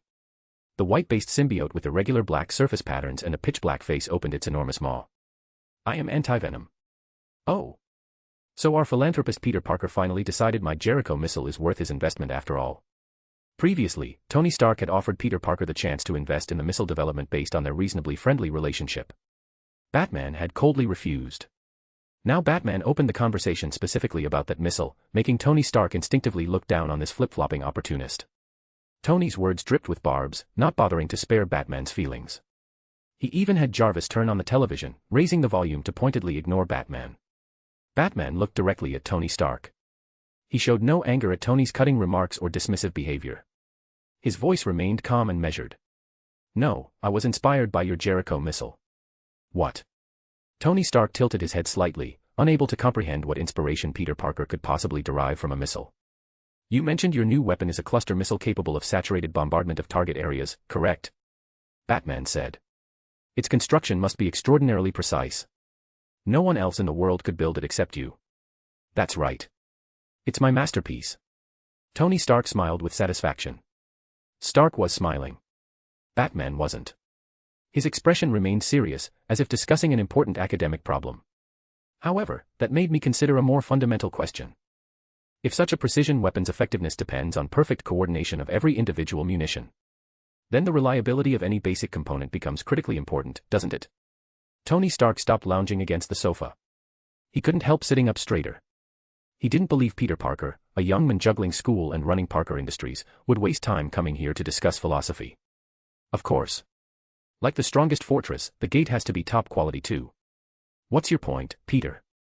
Batman's face showed a friendly smile, as if he'd simply come to chat as friends. "You know how it is. When someone learns network technology, they can't resist treating various government systems as hacking targets for the sense of achievement. I'm the same. Before I gave you that AI model, I had already hacked into New York's police system. I still check it occasionally, like reading the news." "Ha ha ha." Tony laughed. If they weren't sitting on separate sofas, he would definitely reach over and clap Batman on the shoulder. "Like when someone hacked into America's hydroelectric plant control systems last year." Batman nodded. "Exactly. Though that wasn't me." Tony Stark laughed even harder. "Of course it wasn't you, that was me." In just a few exchanges, the tension between them evaporated completely. Tony Stark even felt their relationship had grown closer. After laughing heartily for a while, Tony rubbed his slightly sore facial muscles, letting his smile fade. "Peter, just say what you want to say directly. No need to keep circling around. You still haven't told me the real reason you said you came here about the Jericho missile." Batman controlled his facial muscles expertly, making his expression appear uncommonly sincere, his voice carrying genuine concern between friends. "What I wanted to say is this: yesterday when I hacked into the New York police system, I discovered something. Police recently took down the notorious Kingpin's criminal organization in Hell's Kitchen and seized a shipment of weapons. Those weapons came from a Stark Industries military contractor. Tony, your company has a problem. It's no longer under your precise control. You need to shut down production immediately and root out the source." Tony Stark's eyebrows immediately furrowed. He could hear that Peter Parker had discovered an issue and genuinely wanted to help. Tony nodded. "My sales contracts include strict end-user agreements. Some middleman or corrupt officer in the chain must have screwed up. My legal team will handle it." Batman leaned forward, staring intently at Tony Stark, using body language to make his posture more imposing. "Tony, you need to shut down the military factories. At least pause Stark Industries operations. Your weapons flowing into the black market won't be that simple. You need to thoroughly audit every transaction within the company. Shut down. Do you know how many jobs, how much stock value that represents?" Tony Stark refused decisively, as definitively as Batman had rejected investing in the Jericho missile days earlier. "You can't demand that I, a businessman, stop my business just because my weapons reach the black market and hurt people. I use weapons to ensure this country's security. I'm working toward peace, Peter." "You're not working for peace, Tony. You're just an arms dealer. Don't use morality to justify it." Batman's voice remained calm but forceful. "The problem now is your company has been compromised." At that moment, the television Tony Stark had turned on earlier interrupted with breaking news. "Breaking news: Queens Police Department attacked by sniper fire. Eddie Brock, one of the suspects in the Feast Shelter incident 2 nights ago, transformed into a white creature and disappeared. Police only recovered a single sniper bullet at the scene. We don't yet know what prompted this attack, but there's no question the sniper's actions constitute a declaration of war against the New York Police Department." Batman and Tony Stark both looked at the television screen. A close-up showed the recovered bullet. Batman knew with certainty it was a Stark Industries round. Having hacked Stark systems, he could identify it immediately. But he couldn't say so. That might expose his identity as Batman. He looked at Tony Stark. The playboy spread both hands and sank back into the sofa. Batman said nothing more. He rose and left Stark Tower. The path of friendly persuasion had reached its end. Batman knew that as Peter Parker, he could do nothing more. Now it was time for Batman to take the stage. Chapter 109, Chapter 109, Batman needs a partner. Batman and Tony Stark parted on bad terms. Tony didn't stand to see his guest out. Batman didn't offer polite farewells as he had during previous visits. Taking the elevator directly to the ground floor, Batman found Happy Hogan finally awake. The portly man, whose demeanor reminded Batman somewhat of Gotham detective Harvey Bullock, remained oblivious to what had transpired upstairs. Happy still wore his characteristic smile, jogging over to Batman's side and escorting him all the way to his car. "Mr. Parker, do you have time for dinner tonight?" Happy asked, bending down by Batman's car window with a hopeful grin. "You and Tony are both my bosses. I haven't properly thanked you yet." Without Batman saying much to convince him otherwise, Happy would likely use any future cooperation between Batman and Tony as an opportunity to climb the social ladder. "Maybe when there's time, Happy." Batman nodded at Happy, pressed the accelerator to the floor, and returned to the abandoned City Hall subway station. Inside the containment habitat, Venom sensed something wrong the moment Batman returned. Although Batman's expression remained unchanged from when he'd left, his focus still absolute, Venom couldn't shake the feeling that disaster was imminent. Driven by instinct, Venom carefully writhed into the corner of the habitat box, raising only its head to cautiously watch Batman. Under Venom's watchful gaze, Batman removed his thin windbreaker. Powerful muscles rippled beneath his shirt, visible between the button gaps. Venom couldn't help admiring the physique internally. But then it remembered the massive black glacier from Batman's memories, and anyone who touched that glacier. Venom quickly lost interest in such thoughts, because Batman had shed his Peter Parker disguise, changed into the Arkham suit, and now stood before the habitat box, staring silently at it. Did I do something wrong again?" Venom asked in a cautious whisper. Its voice was unusually deep and rough, completely at odds with its careful, fearful tone. "Tell me about how you arrived on Earth." Contrary to Venom's expectations, Batman didn't threaten it or immediately deploy the high-frequency noise emitters. He simply asked in a low voice. "How I arrived?" Venom tilted its head in confusion. "One day I found myself separated from my homeworld's hive consciousness control, so I attached to a meteorite passing near the planet. I drifted through space for who knows how long until I finally discovered this planet had life. Then I came here." Batman's methods for detecting human deception wouldn't work on Venom, but his eyes carried immense pressure. "What about other matters? Did any other symbiotes arrive on Earth with you?" Venom shook its head vigorously, wobbling like unstable gelatin. "No, I'm absolutely certain about that. I'm unique in this world." Venom couldn't help feeling somewhat proud as it spoke. But Batman simply raised his arm, activating the Arkham suit's miniature computer to pull up footage of the white creature from the Queen's precinct, then asked, "Then where did this come from?" The image clearly showed another symbiote, the inverse of Venom's pitch-black body with thin white veining. This one had a pearl-white body with minimal black markings, its face similarly dark. "It's my offspring." Venom stared at the image for several seconds before stating with certainty. "When did you produce this offspring?" Batman closed the image. He already had clues about the white symbiote's origin but needed confirmation from Venom. "When you dropped those flashbangs, the small piece of symbiote matter you scraped off me split into offspring." Venom felt a chill run through it and quickly explained. "I didn't mean to cause you trouble. It's my instinct as a symbiote." Batman showed no emotional response to Venom producing offspring. Instead, he asked the real purpose of this conversation. "Now I need to know, is there a connection between you and your offspring that would allow you to find it, or allow it to find you?" "How did you know?" Venom asked reflexively, then realizing its attitude seemed wrong, quickly added, "Without this lead shell, I think I could sense it." Venom extended its head slightly with anticipation.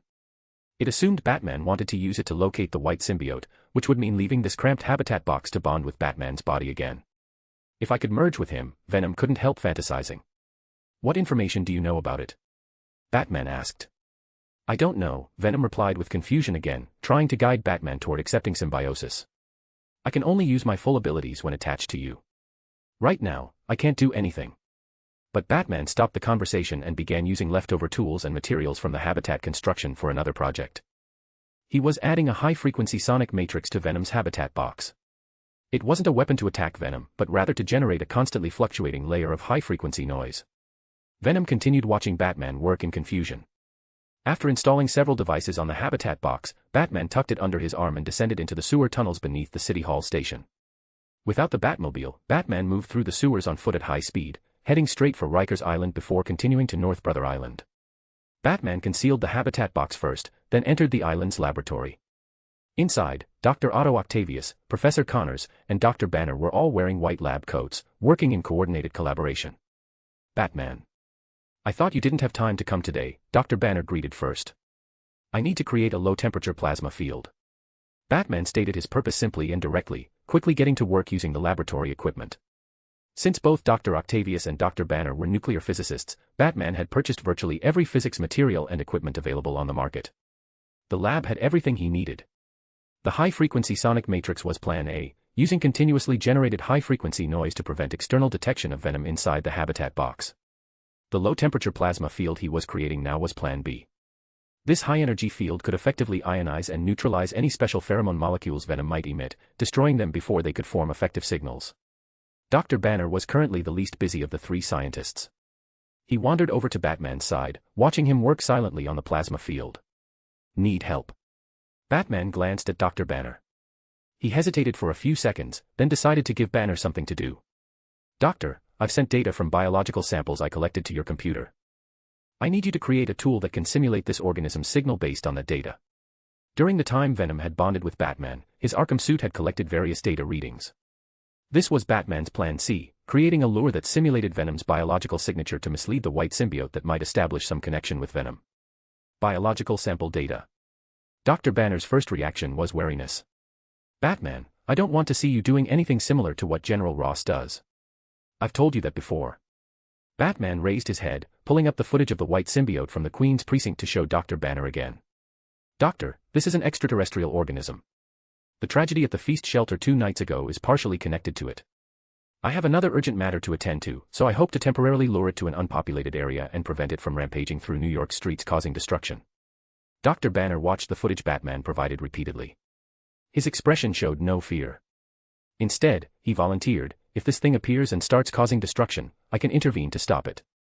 Batman stopped his work, looking seriously at Dr. Banner. No, quite the opposite, Dr. Banner. You need to stay as far away from it as possible. Oh. Dr. Banner didn't understand Batman's reasoning. He returned to his computer, frowning at the data Batman had sent. Where did this data come from? This extraterrestrial organism can bond with human hosts, Batman said. Its parent attached to me. My suit recorded its data. Dr. Banner shook his head repeatedly. He wasn't afraid of much else, even if he was, the Hulk inside him feared nothing. But this type of organism that could bond with human bodies was something Dr. Banner preferred to avoid entirely. Hearing attached to me, Dr. Octavius, who had been busy testing the scorpion tail nearby, also looked over and spoke up. Forgive my directness, Batman, but you seem to have more tasks than you can handle alone. Perhaps you should have a partner. Batman's mind flashed to images of a figure in a red cape and several robins. His voice remained steady. I'll consider it. Time passed quickly into the afternoon. Batman gathered the lure Dr. Banner had created, his completed low-temperature plasma field, some chemical agents, and Venom's habitat box, then returned through the sewers to the City Hall station. Throughout this time, Batman had been monitoring news broadcasts. He hadn't heard any reports of symbiote attacks on civilians. Venom had been carried back and forth in Batman's arms. Even through the thick lead shell, it sensed now wasn't the time to speak up, simply accepting its fate. Batman needed to infiltrate the SHIELD base to access the internal network and obtain information about the handlers and documentation related to the Stark weapons leaks. But Venom's presence meant he couldn't leave with confidence. Even with all his preparations, he still couldn't be 100% certain that the white symbiote wouldn't find Venom. Unfortunately, both matters were critically important and required urgent completion. Faced with this impossible situation of being pulled in two directions, Batman couldn't help recalling Dr. Octavius's words. Batman, you should have a partner. His gaze remained calm as he prepared to enter SHIELD, but his mind inevitably wandered to thoughts of the figure in the red cape symbolizing hope, and those several Robins who never listened but remained his reliable partners. If they were here, Batman wouldn't need to handle everything alone. Infiltrating SHIELD was a simple task the Robins could easily accomplish. But Batman now existed in a world without Robin, without his world's finest partner. Batman could only complete everything alone. As for the three scientists on North Brother Island, Batman's relationship with them currently remained purely cooperative. Besides, whether dealing with Venom or infiltrating SHIELD, delegating these tasks to them wouldn't reduce the danger level at all. If anything, various accidents might increase the difficulty. Chapter 110, Chapter 110, Bat-Tech Beyond Human Comprehension. Approximately 5,500 meters above the Adirondack Mountains in northeastern New York State. This was the altitude for civilian high-altitude skydiving. Batman, wearing a jumpsuit that made him appear somewhat bloated, sat inside the aircraft cabin. Josh, I'm not joking when I say jumping where you want is basically suicide. Inside the jump plane's cabin, an instructor made one final attempt at persuasion. Nobody's ever jumped at the location you chose. You don't even want an instructor with you. Are you really going through with this? Josh, a moderately overweight man of means who'd always dreamed of skydiving and impulsively decided to try it after passing the skydiving club today. This was Batman's current cover identity. His face wore the expression of a spoiled rich kid seeking thrills. That's right. It wouldn't be worth my time unless nobody's tried it before. Skydive Paris ranked among America's premium clubs, regularly hosting wealthy clients seeking the skydiving experience. Someone like Josh came through every month. The club maintained extremely high tolerance for affluent customers. As long as the money was right, they'd provide virtually any service requested. But you're just a beginner. The instructor sighed, feeling like good advice was wasted on the damned. Listen carefully.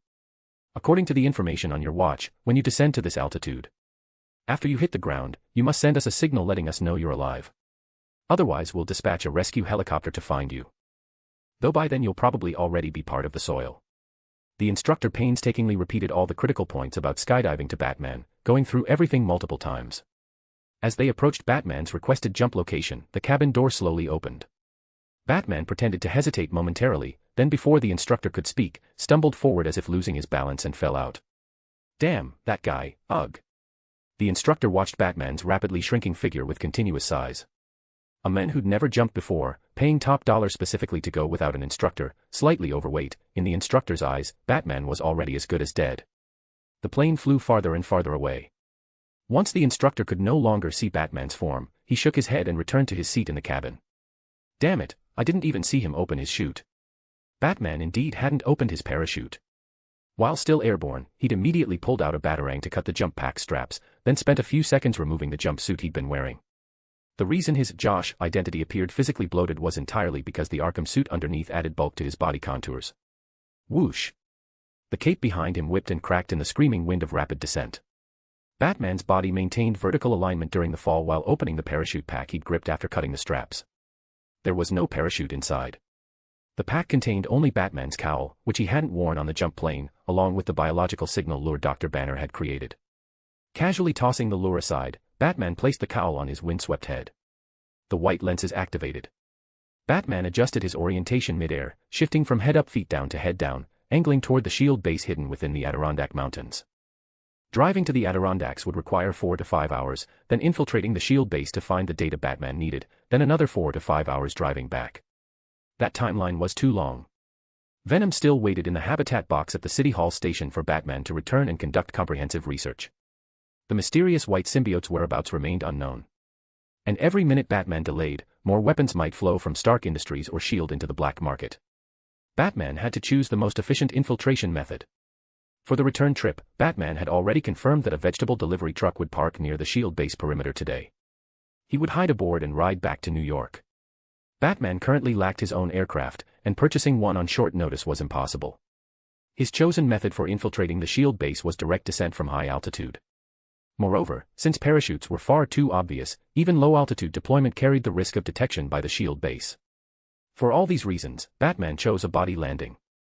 I once returned to Earth from the Moon, 240,000 miles away, after the lunar base exploded, relying only on the spacecraft's propulsion system. Mid-air, Batman's thoughts remained crystal clear, constantly calculating descent velocity and using his calculations to determine whether to deploy the Batcape. I just need to calculate my distance from the ground and continuously use the Batcape to reduce speed for a safe landing.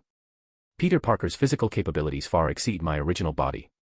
I can appropriately reduce the buffer distance. 5,500 meters sounded high, but actual descent required only about 100 seconds. Batman mentally calculated his distance from the ground, then deployed the Batcape with only 40 seconds remaining before ground impact. Snap. In an electrical current inaudible to human ears, the electrified Batcape instantly became rigid as steel, slowing Batman's descent rate, though he still rushed toward the ground at tremendous speed. Boom. A thunderous impact. Batman slammed diagonally into the Adirondack mountain soil. But in less than 5 seconds, Batman braced his arms and extracted himself from the earth, taking several deep breaths to adjust his physical condition to optimal status. Within the Adirondack Mountains, the S.H.I.E.L.D. base responsible for Project Pegasus sat less than 5 kilometers from Batman's position. There he would find the local network data he needed, the tesseract he'd built his business empire to access at close range, and much more information about this world hidden within the local network that he didn't yet know. But time was critical. Batman had to prioritize the most urgent matter, hacking the local network to search for information related to Stark Industries' weapons. Other secrets and tesseract data would have to wait for another opportunity. Daylight hadn't yet faded. Batman didn't sprint at full speed but maintained an even, rapid walking pace toward the base. The shield base was mostly hidden within the mountain itself, with only a small portion exposed. Security cameras and patrolling sentries were practically everywhere. However, for Batman this broke down into 3 simple steps. Step 1. Hack the base's surveillance network so his movements would never be captured by monitoring systems or trigger alerts. Step 2. Employ Batman's elite-level stealth capabilities to enter the base interior right under the noses of heavily guarded sentries. Step 3. Control a SHIELD satellite to use as a hidden node, allowing him to immediately hack the local network upon reaching the base interior without triggering any internal firewalls. As for SHIELD's external firewall, Batman had written it himself. He knew exactly how to exploit it. Tap, tap. Tap, tap. Crossbones Brock Rumlow sat in a truck's driver's seat, listlessly tapping his fingers against the steering wheel's edge. His vehicle sat openly in the staging area outside the Adirondack Mountains shield base, loaded with tons of vegetables and meat. His current identity, a cargo driver employed by SHIELD, transporting food twice weekly.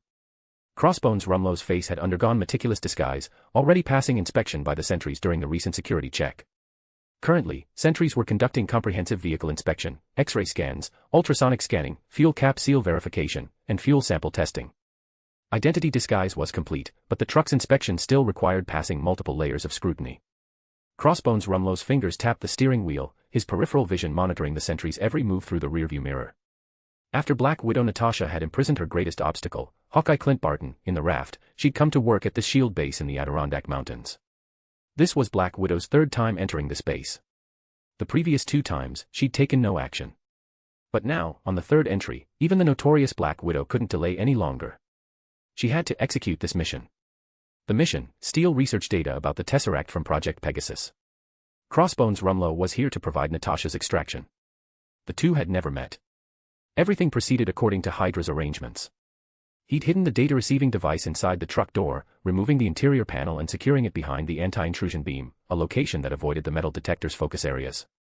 Tap, tap. Tap, tap. Rumlow's steering wheel tapping gradually slowed. He watched sentries wielding various instruments methodically scan the truck bed, even using tools to examine the truck's undercarriage inch by inch. Fortunately, the device hidden in the door went undetected. Rumlow saw the inspection sentry give an OK gesture in the rearview mirror and quietly breathed a sigh of relief. Now it depended on Black Widow Natasha's performance. Whether she succeeded or not, Crossbones Rumlow would drive away after the food in the truck finished unloading. Inside the SHIELD base, Natasha wore a wrap dress, walking with elegant steps toward the monitoring room. One of the sentries on duty there had been exchanging glances with her these past few days. Her going there would be perfectly natural, raising no suspicion. As a spy embedded within SHIELD, she had to complete the mission while leaving a logically consistent behavioral trail for post-incident SHIELD review. Her action window was less than half an hour, but for her, that was more than sufficient. Before Crossbones Rumlow arrived, Black Widow had already completed all preparations for packaging and transmitting the data without drawing anyone's attention. Now she simply needed to return to the monitoring room and activate the data extraction device she'd previously installed in the core data server room, the internal local network server room. Worth mentioning, she'd installed the data extraction device during her previous visit to this base with Hawkeye Clint. Even if discovered, the trail would lead to Hawkeye, having absolutely nothing to do with her, Black Widow Natasha. As for Hawkeye, he remained imprisoned in the raft. "Hey, Natasha." The sentry saw Natasha push open the monitoring room door, his face breaking into an enthusiastic smile as he rose to greet her. Other sentries in the monitoring room made teasing remarks, unable to suppress their envy that this lucky bastard might actually land the notorious Black Widow. But Natasha knew the best way to keep him unhooked was maintaining distance while staying close. Despite continuously flirting with this sentry these past days, even now coming here voluntarily. Facing the enthusiastic sentry, Natasha instead played reserved, appearing somewhat flustered as she retreated to a corner of the monitoring room, extracting a data receiver and transmitter from inside her wrap dress and connecting it to an interface. Meanwhile, elsewhere in the SHIELD base's internal local network server power and cooling systems, Batman installed a tiny self-powered man-in-the-middle hardware device on the cooling pump's controller. To hack the internal local network, Batman didn't need to work through the system like ordinary hackers. He only needed this intermediary hardware device to precisely control coolant flow rates, letting these microscopic changes affect the server's core processor calculations, causing extremely difficult to reproduce minor errors at specific moments. This wasn't sabotage but rather creating a brief, nanosecond-level time window. The SHIELD satellite he controlled would accept an anomalous command during this window due to hardware malfunction, a command normally rejected. This command was Batman's backdoor. Then Batman would leave SHIELD directly, using the travel time from here to the vegetable transport truck parked outside the base to search through the satellite window for the information he needed. SHIELD security experts focused on network firewalls and software vulnerabilities. Almost nobody would imagine someone could physically manipulate the cooling system to create an attack window. This approach completely exceeded their comprehension. Chapter 111, Chapter 111, Necessary Evil. Inside the SHIELD base in the Adirondack Mountains, within a monitoring room equipped with hundreds of screens and a dozen sentries maintaining constant vigilance. Black Widow Natasha, dressed in a wrap dress and white blouse looking like a high-level executive, used her body to conceal the data receiver and transmitter she'd installed on one of the computers. She handled the sentry she was manipulating with ease, making casual conversation while mentally counting down the seconds. Just 1 minute. That's all Black Widow needed to package and transmit detailed Tesseract data to Crossbones waiting outside. The Tesseract information was stored on SHIELD's internal local network. Natasha's action wouldn't trigger any alarms. It certainly wouldn't be detected by the firewall Tony Stark had created for Nick Fury recently. But just as the data receiver and transmitter entered its countdown phase, Black Widow suddenly noticed something. On an auxiliary screen monitoring the internal local network server's performance, the metric representing cooling system network latency showed an extremely minor fluctuation, almost negligible. The fluctuation remained within normal parameters, but Black Widow had received the most rigorous training. She possessed beast-like instincts during missions, or rather, counter-surveillance capabilities. Last time, this ability had helped her detect Hawkeye following her at the raft, allowing her to immediately turn the tables and frame Hawkeye as a Hydra spy. This time, Black Widow instantly realized something abnormal was occurring with the cooling system network. Natasha, just give me 2 months. 2 months and my current duty assignment ends. I'll get half a month of vacation time, the sentry named Meyer continued beside Black Widow. How about we take a trip to Miami together? Black Widow frowned slightly. This sentry Meyer stood too close, and others were watching them with amusement. Black Widow was considering how to send him away so she could remove the data receiver and transmitter hidden behind her. The cooling system network fluctuation conveniently provided an opportunity to redirect the monitoring room's attention. She pointed at the auxiliary screen. Guys, there's a problem there. Any anomaly within the SHIELD base could result in losses of tens of millions or even hundreds of millions. Almost the instant Black Widow Natasha pointed out the issue, everyone turned to look at that screen. It's just normal fluctuation, but since the captivating Black Widow pointed it out, guys, let's conduct a sweep of the cooling system area. The monitoring room sentry spoke, then everyone quickly dove into their respective tasks. Network status normal. No signs of firewall attack detected. Initiating low-level status query on cooling system network hardware.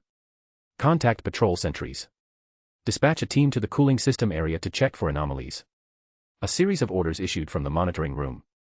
Black Widow Natasha watched these sentries while mentally counting down. 9, 8, 7. When the countdown reached 0, her data theft of the Tesseract would be complete. Inside the SHIELD internal local network server's cooling system area. The moment Black Widow inserted her data receiver and transmitter into the monitoring room interface and began receiving data, Batman detected this extremely covert, encrypted, non-standard protocol data stream. Under normal circumstances, this hidden data stream might be generated by internal SHIELD members accessing the local network. But Batman always considered the worst-case scenario. For instance, besides me, someone else is currently infiltrating the SHIELD base, or there's someone here with technical capabilities far exceeding mine who has already discovered my presence. Batman showed no panic. He'd already planned for this worst-case result before infiltrating. He didn't intercept the data stream to avoid interfering with legitimate internal SHIELD access. Instead, he used the Batcomputer to reverse trace the data stream, rapidly obtaining virtually all information including source IP, target IP, data packet size, transmission frequency, and more. The source is located in the SHIELD base monitoring room. Information originates from a reading device in the internal local network server room. The receiving device is a data receiver and transmitter. Just then, the cooling system low-level hardware audit Black Widow had prompted arrived. This time Batman made no intervention regarding the audit. His hardware man-in-the-middle device implanted in the cooling system was self-powered. Network audits couldn't detect its existence.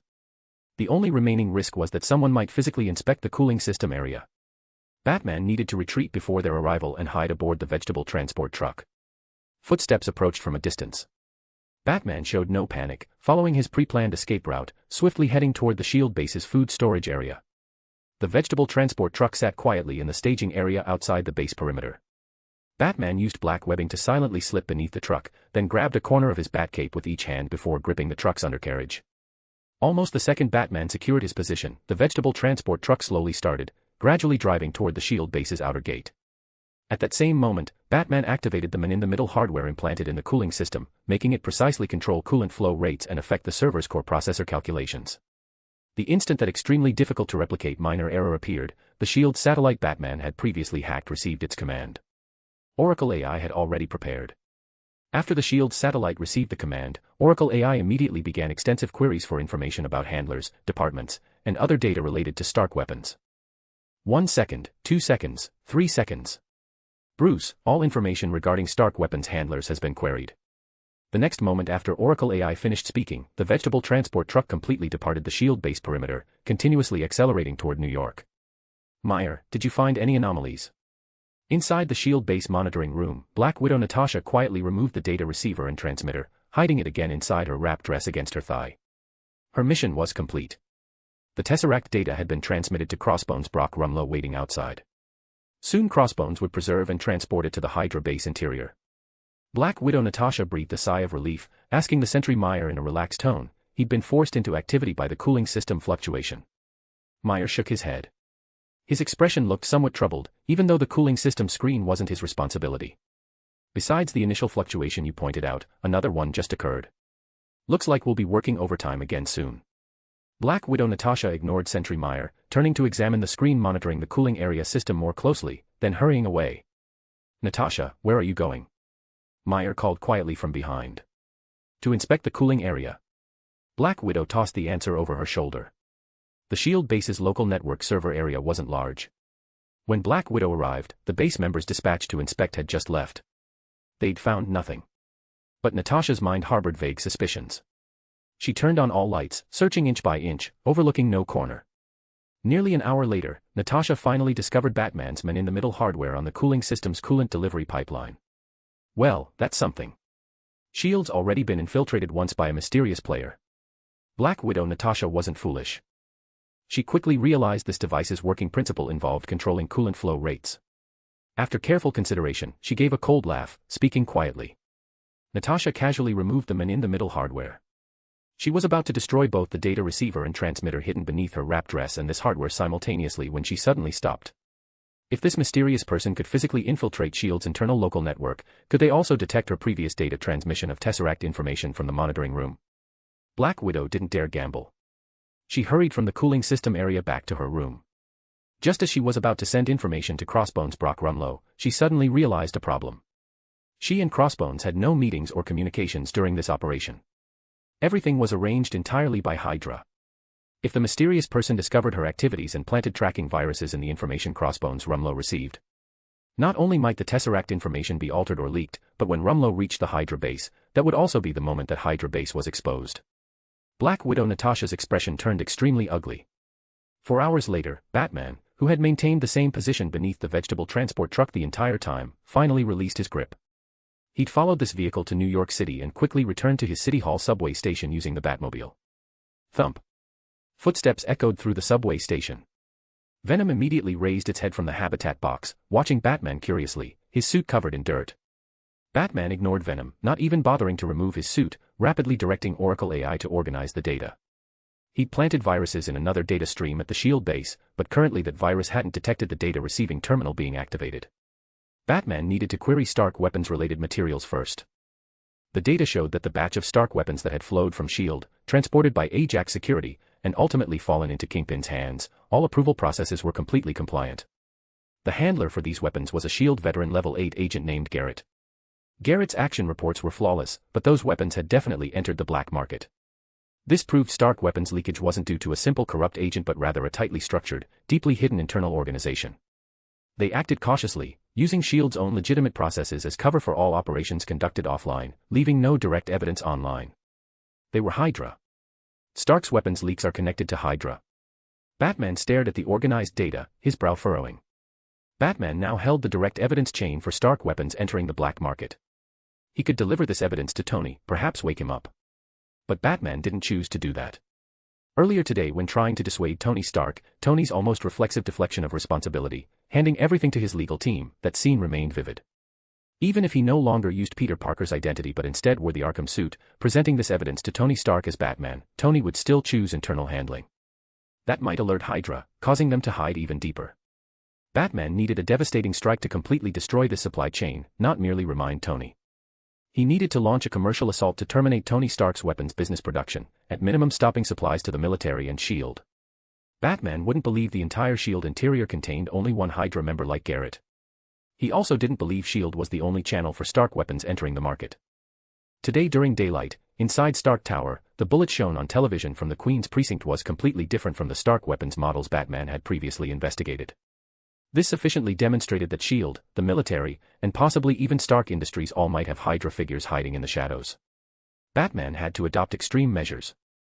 As Batman's operations unfolded from the City Hall subway station, scenes of meeting Tony Stark flashed through his mind. Every meeting, Tony would raise his glass, inviting Batman for a drink, occasionally cracking jokes. Even when Batman raised the price for that half-finished AI model, Tony showed no displeasure. He promoted Happy Hogan to bodyguard and driver. He'd assigned Batman the S.H.I.E.L.D. firewall project. When he developed a new missile and considered it a profitable project, he'd chosen to invite Batman to invest, though Batman had refused. Batman could sense that the sharp-tongued, alcoholic playboy considered him an ordinary friend worth talking to. Though merely an ordinary friend, that modest friendship genuinely existed. Batman knew once he deployed his strike tactics, stopping Tony Stark's weapons business, causing stock prices to plummet and orders to cancel, the damage wouldn't hurt only Tony. Tens of thousands of ordinary Stark Industries employees, assembly line workers, secretaries, R&D personnel, they would lose jobs, families would face hardship. Batman would provide anonymous assistance, establishing an emergency relief fund for Stark employees who lost jobs because of this. But regardless of whether Tony Stark knew Batman is Peter Parker, there was high probability they would sever contact afterward. "Are you certain about doing this, Bruce? This might hurt him." As Batman sent anonymous information to the SEC and Department of Defense, using AI to simulate online accounts creating public opinion, Oracle AI asked. After prolonged silence, Batman's voice dropped even lower. "I might permanently lose a friend I could discuss everything with. But if I don't do this, his weapons will kill more people. This is the necessary evil I must bear. I'd rather he live and hate me than attend his funeral pretending we were once friends after he's dead. Execute the plan, Barbara." Chapter 112, Chapter 112, Public Enemy. "Happy, take me to the Stark Expo. I need to check on the rehearsal for the Jericho missile launch event in a few days." The sun hung high in the sky as Tony Stark stumbled out in his pajamas, rubbing bleary eyes. He'd just woken up, speaking to Happy Hogan, who had been waiting for him to get out of bed for a solid 3 hours. "Tony, we've got a problem." Happy's face was unusually grim. In all the time Tony Stark had known his driver and bodyguard, Happy Hogan had always been cheerful, perpetually wearing that easygoing smile. Tony had never seen him look this serious. "What is it? Did someone assassinate the president?" Despite the uneasy feeling creeping up his spine, Tony maintained his trademark casual tone. "In my book, this might be more important than a presidential assassination." The serious expression on Happy's face wasn't an act. He was genuinely worried for his boss. "Our Jericho missile launch has been cancelled." Happy pulled out his phone, tapped the screen a few times, and handed it to Tony Stark. "What?" Tony Stark snapped awake instantly. He closed the distance in 2 strides, snatching the phone from Happy's hand to stare at the news displayed on the screen. "High-tech weapons flow to criminal organizations. Is arrested kingpin just a scapegoat?" The real power behind it all, Stark Industries. Military secret procurement agreement exposed, some weapons went untracked, suspected internal personnel involved in black market sales. Tony Stark silent as shareholders demand complete supply chain investigation. #Starkatone trends on Twitter as protesters gather outside Stark Tower demanding termination of all military contracts. As Tony's trembling fingers continued scrolling, he saw that nearly every headline flooding his phone was about him or Stark Industries. Happy Hogan watched Tony Stark's face twist in disbelief. He reached into his pants pocket and pulled out another phone. "Tony, there are over 50 missed calls here. From the Daily Bugle, Wall Street, your military liaison Colonel Rhodes, Stark Industries shareholders, and company veteran Obadiah Stane." Tony Stark tossed aside the phone filled with headlines that seemed designed to destroy Stark Industries, then pushed away the second phone Happy was offering him. "Go start the car." With that, Tony Stark took a deep breath, practically tearing off his pajamas and changing into a suit. "Where to?" Happy asked. Headquarters.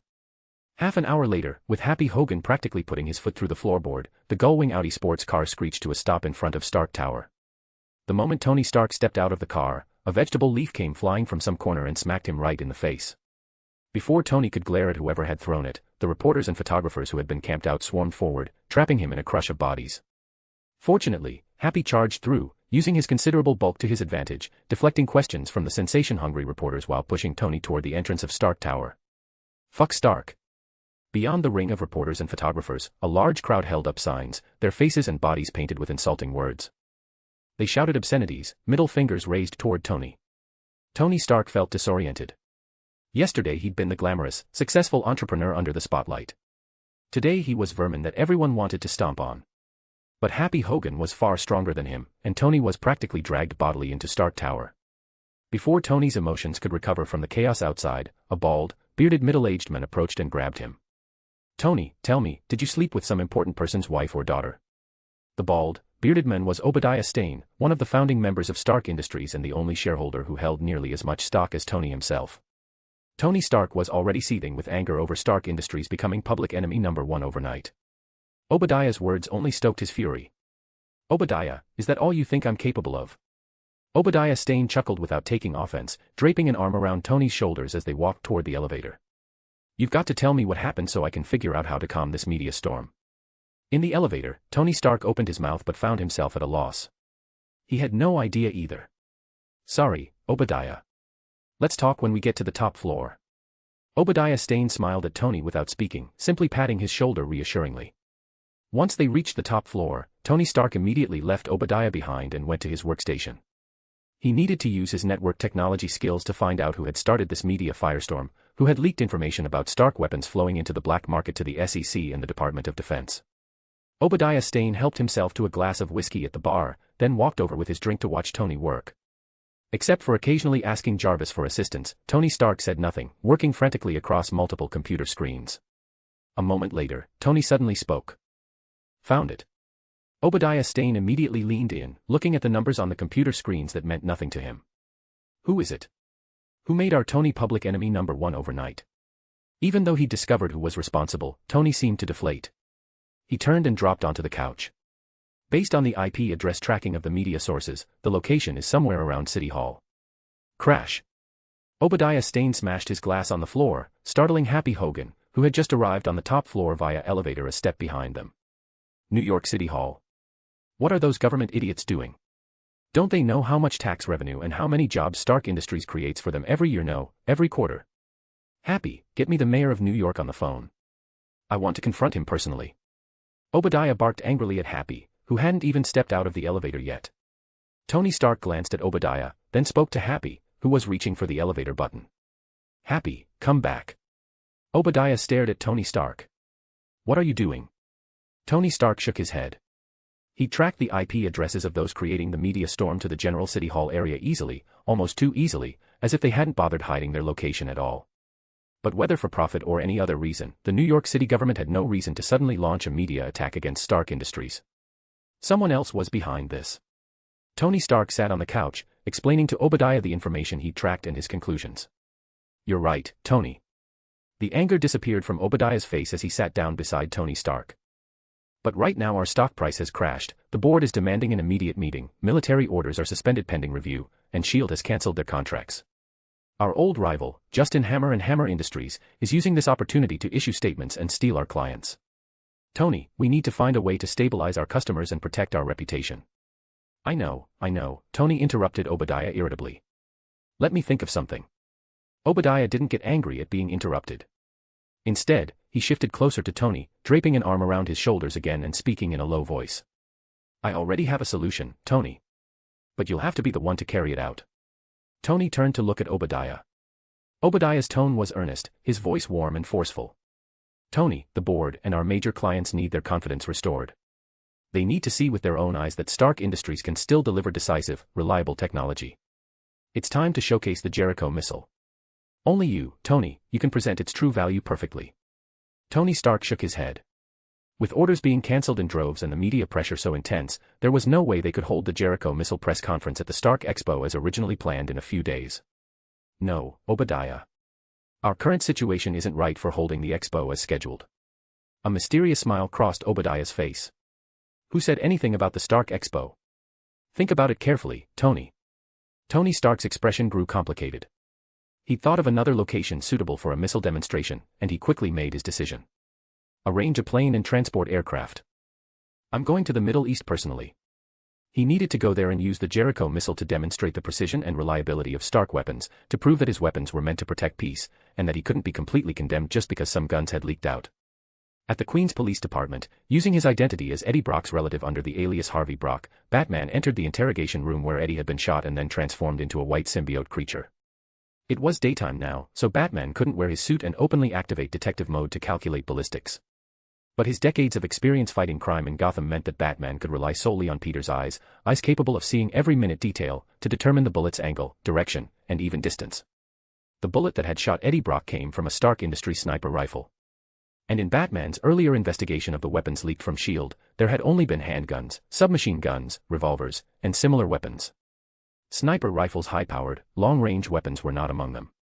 I've already thoroughly investigated Eddie Brock's personal history. While he occasionally offended other Daily Bugle reporters in his work, none of those people would resort to using a sniper rifle to kill him. Having calculated the bullet's angle, direction, and distance, Batman moved quickly toward an apartment building 400 meters from the interrogation room, analyzing the identity of Eddie Brock's would-be killer. No, there's one other person he offended who might choose to use a sniper rifle, and who would have the capability to do it. General Ross. Either he or the forces behind him pressured the Daily Bugle to fire Eddie and tried to assassinate him. Chapter 113, Chapter. More reviews please. Trying to beat the other translator. Chapter 113, Batman Homes. 400 meters from the Queens Police Department, inside an apartment room, Batman's identity shifted once again. The relative Harvey Brock transformed into a private detective dressed in Victorian-era fashion. A bowler hat, handlebar mustache, tweed three-piece suit, gloves, and a pipe, he looked like a gentleman straight out of the 19th century. When the apartment building's manager questioned him, Batman's explanation was simple: every private detective aspires to be Sherlock Holmes. Batman needed to track the sniper who had shot Eddie Brock and gather information in this apartment building. But it was daytime, and the Batman identity wasn't suitable for appearing here in broad daylight. A private detective, however, had no such concerns.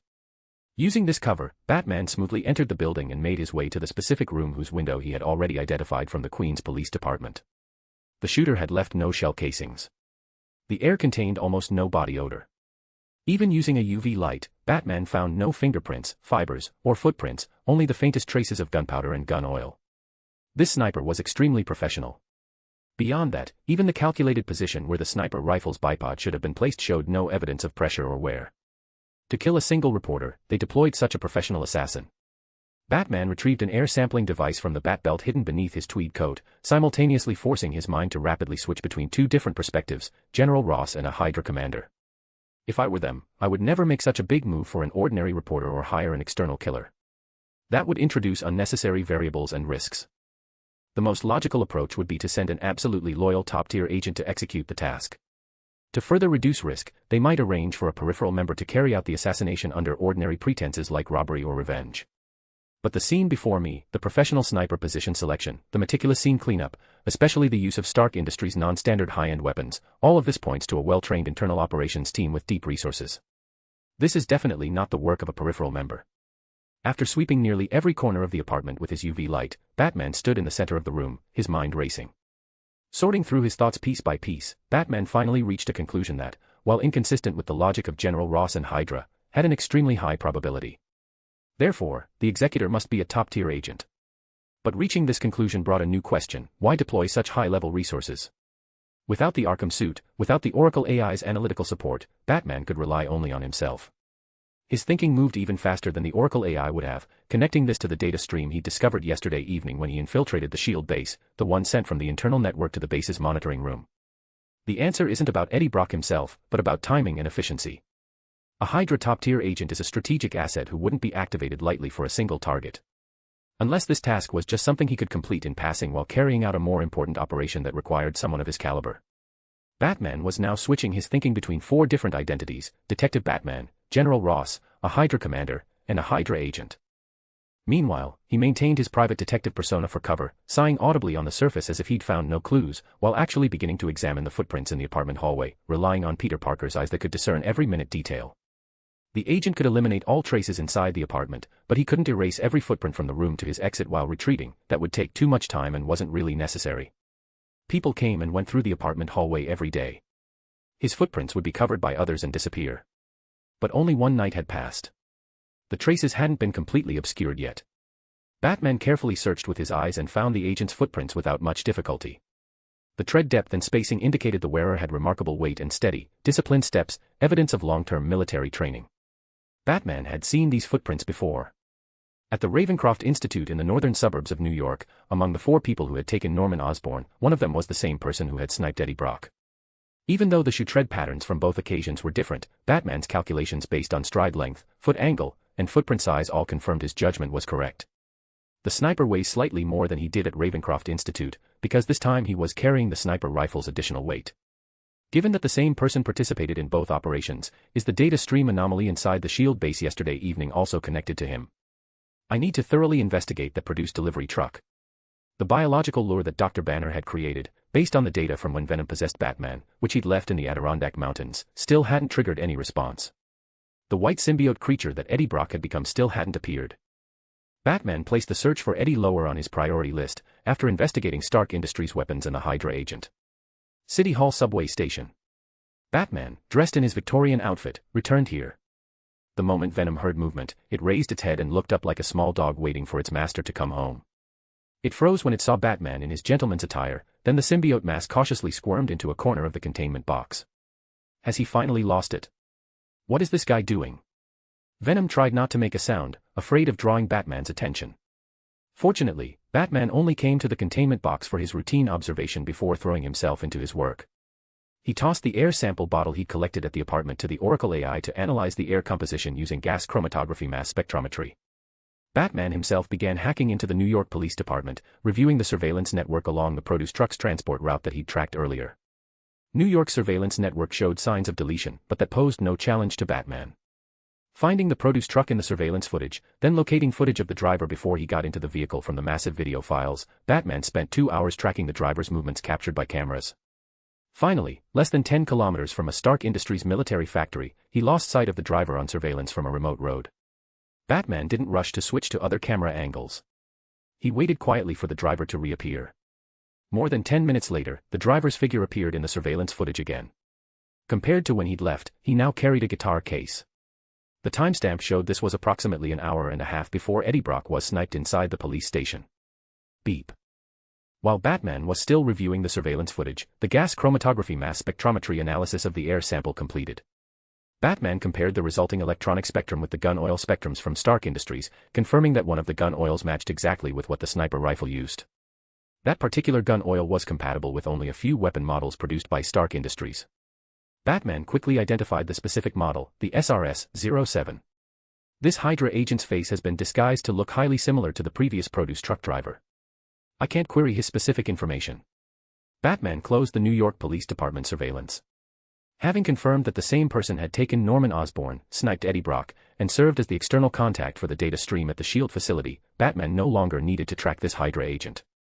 When he'd been inside the SHIELD base yesterday evening, he'd instinctively inserted a tracking virus into the data stream. The Hydra agents inside and outside SHIELD had gone to great lengths to transmit the data. They certainly wouldn't have done so just to keep it as a decorative art piece. Once the receiving terminal for the data stream was activated, Batman's tracking virus would immediately locate it and even read and replicate the data. The SHIELD base in the Adirondack Mountains is the execution site for Project Pegasus. They have research on the Tesseract and information about extraterrestrial life. The Tesseract was originally discovered and researched by Hydra in Norway. Compared to extraterrestrial life, there's a higher probability that the information Hydra stole relates to the Tesseract. They want to know how far SHIELD's research on the Tesseract has progressed, and they may even be planning to steal the cube. While thinking about Hydra and the Tesseract, Batman's hands were busy investigating the SRS-07 sniper rifle and researching that military factory. The investigation revealed that this sniper rifle had no registration, sales, or transfer records. Anyone who could so smoothly access unregistered Stark Industries weapons must hold extremely high authority within the company.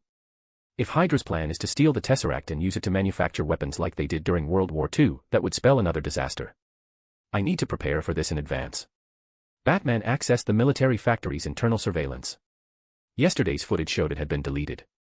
Batman casually restored it and saw the figure of a bald man with a beard. He was one of Stark Industries' founding members, one of its shareholders, and aside from Tony himself, the only person who could truly be called a power player in the company, Obadiah Stane. Without hesitation, Batman immediately searched Obadiah's information and hacked into his encrypted private email backup. Obadiah's emails were fragmented and complicated. Even in the encrypted backup, the bald, bearded man had prudently layered multiple encryptions, but that didn't pose much difficulty for Batman. Batman found the keyword, Ajax Security, in the emails. Obadiah was the behind-the-scenes controller of this private military company. According to Batman's previous investigation, Ajax Security was a secondary contractor for S.H.I.E.L.D., responsible for local security and logistical support. But from the current evidence, this obscure private military company with surprisingly massive cash flow might serve another purpose entirely. Obadiah Stane has established a secret channel providing custom military hardware services to specific elites. That's Ajax Security's true background. And through this channel, Obadiah resells the Stark weapons that Level 8 Agent Garrett handles. Profiting from both sides, Batman organized all the threads. The Hydra agent was sent by General Ross to first transfer Norman Osborn, then attempted to snipe Eddie, and afterward coordinated with Hydra operatives inside the S.H.I.E.L.D. base regarding Tesseract information. Stark Industries Obadiah provided weapons for the sniper operation. This doesn't fit someone who controls a private military company with the massive cash flow of Ajax Security.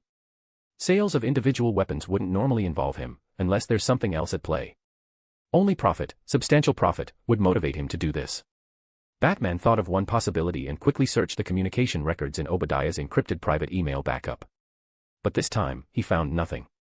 Because Ajax Security frequently required capital movement and weapon transport, it had records in Obadiah's encrypted emails. But there were no records concerning Tony Stark in the emails. I need to go to Stark Industries and search Obadiah's other files to determine whether he intends harm toward Tony Stark. And regardless of whether that possibility exists, I need to find a way to warn Tony and make him raise his guard on this trip.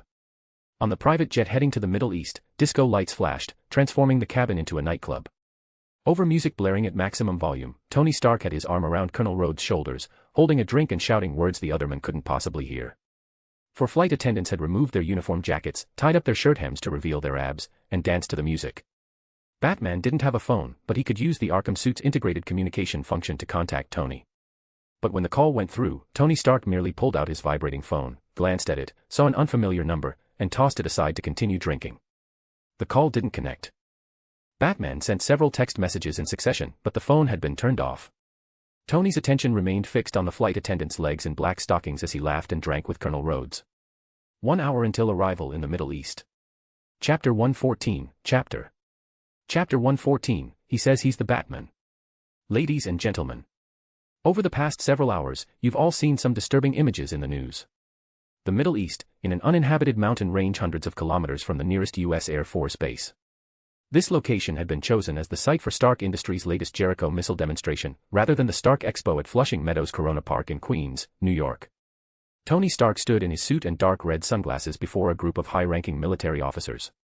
Among and beside these officers, soldiers with cameras captured Tony Stark's upper body in frame. Tony was conducting a global livestream, showcasing Stark Industries' newly developed Jericho missile to the entire world. The weapons I create are meant to protect this nation and maintain peace throughout the world. But perhaps some corrupt officer or some damned logistics operation made a mistake. This allowed weapons meant to protect peace to become threats in enemy hands. Why? Because they weren't smart enough, weren't loyal enough. Tony Stark extended his palm, directing the camera toward the Jericho missiles deployed beside the officers. So we're not talking about weapons anymore. We're talking about solutions. Before the Jericho missile launches, each submunition has an independent identification code. It only answers to my clients. You know what that means. It means that even if terrorists steal it, it's just a pile of expensive scrap metal. Without military authorization, it can't even leave its own launch vehicle. The Air Force officers present had already heard this pitch. They were simply performing for the live broadcast cameras, continuing to listen as Tony Stark worked to restore his company's reputation. We can't change the past, but what we can do is ensure the future doesn't repeat it. Stark Industries' mission has never changed, to provide the United States and its allies with decisive advantages, trading minimal cost for the most lasting peace. As Tony Stark's words concluded, the Jericho missile launcher beside him slowly elevated. A missile trailed flame into the sky, flying toward the distant mountains. The missile split into dozens of smaller warheads and exploded. Before the dust cloud swept up by the shockwave could engulf Tony Stark, he slowly spread his arms. The Jericho missile is the latest embodiment of that promise. After the smoke cleared, Tony Stark pointed at the soldier filming him. "Hey, that's it. Turn it off." Tony Stark walked to the beverage cooler that had been brought from his private jet, removed a bottle of champagne, and raised it slightly toward the officers. To peace.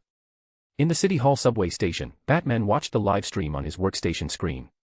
Tony Stark stood perfectly fine before the military officers, proudly displaying his weapons. As the camera panned across the officers, Batman froze the frame. "Barbara, identify these officers in the frame and search the entire internet for their contact information." Unable to reach Tony Stark, Batman prepared to take a roundabout approach, hoping to contact the officers currently with Tony. "Bruce, Colonel Rhodes' contact information is publicly available and has been retrieved. Other officer identity information may require hacking into military intelligence organizations. Continue. Use a virtual number to call Colonel Rhodes." Batman's words came rapidly.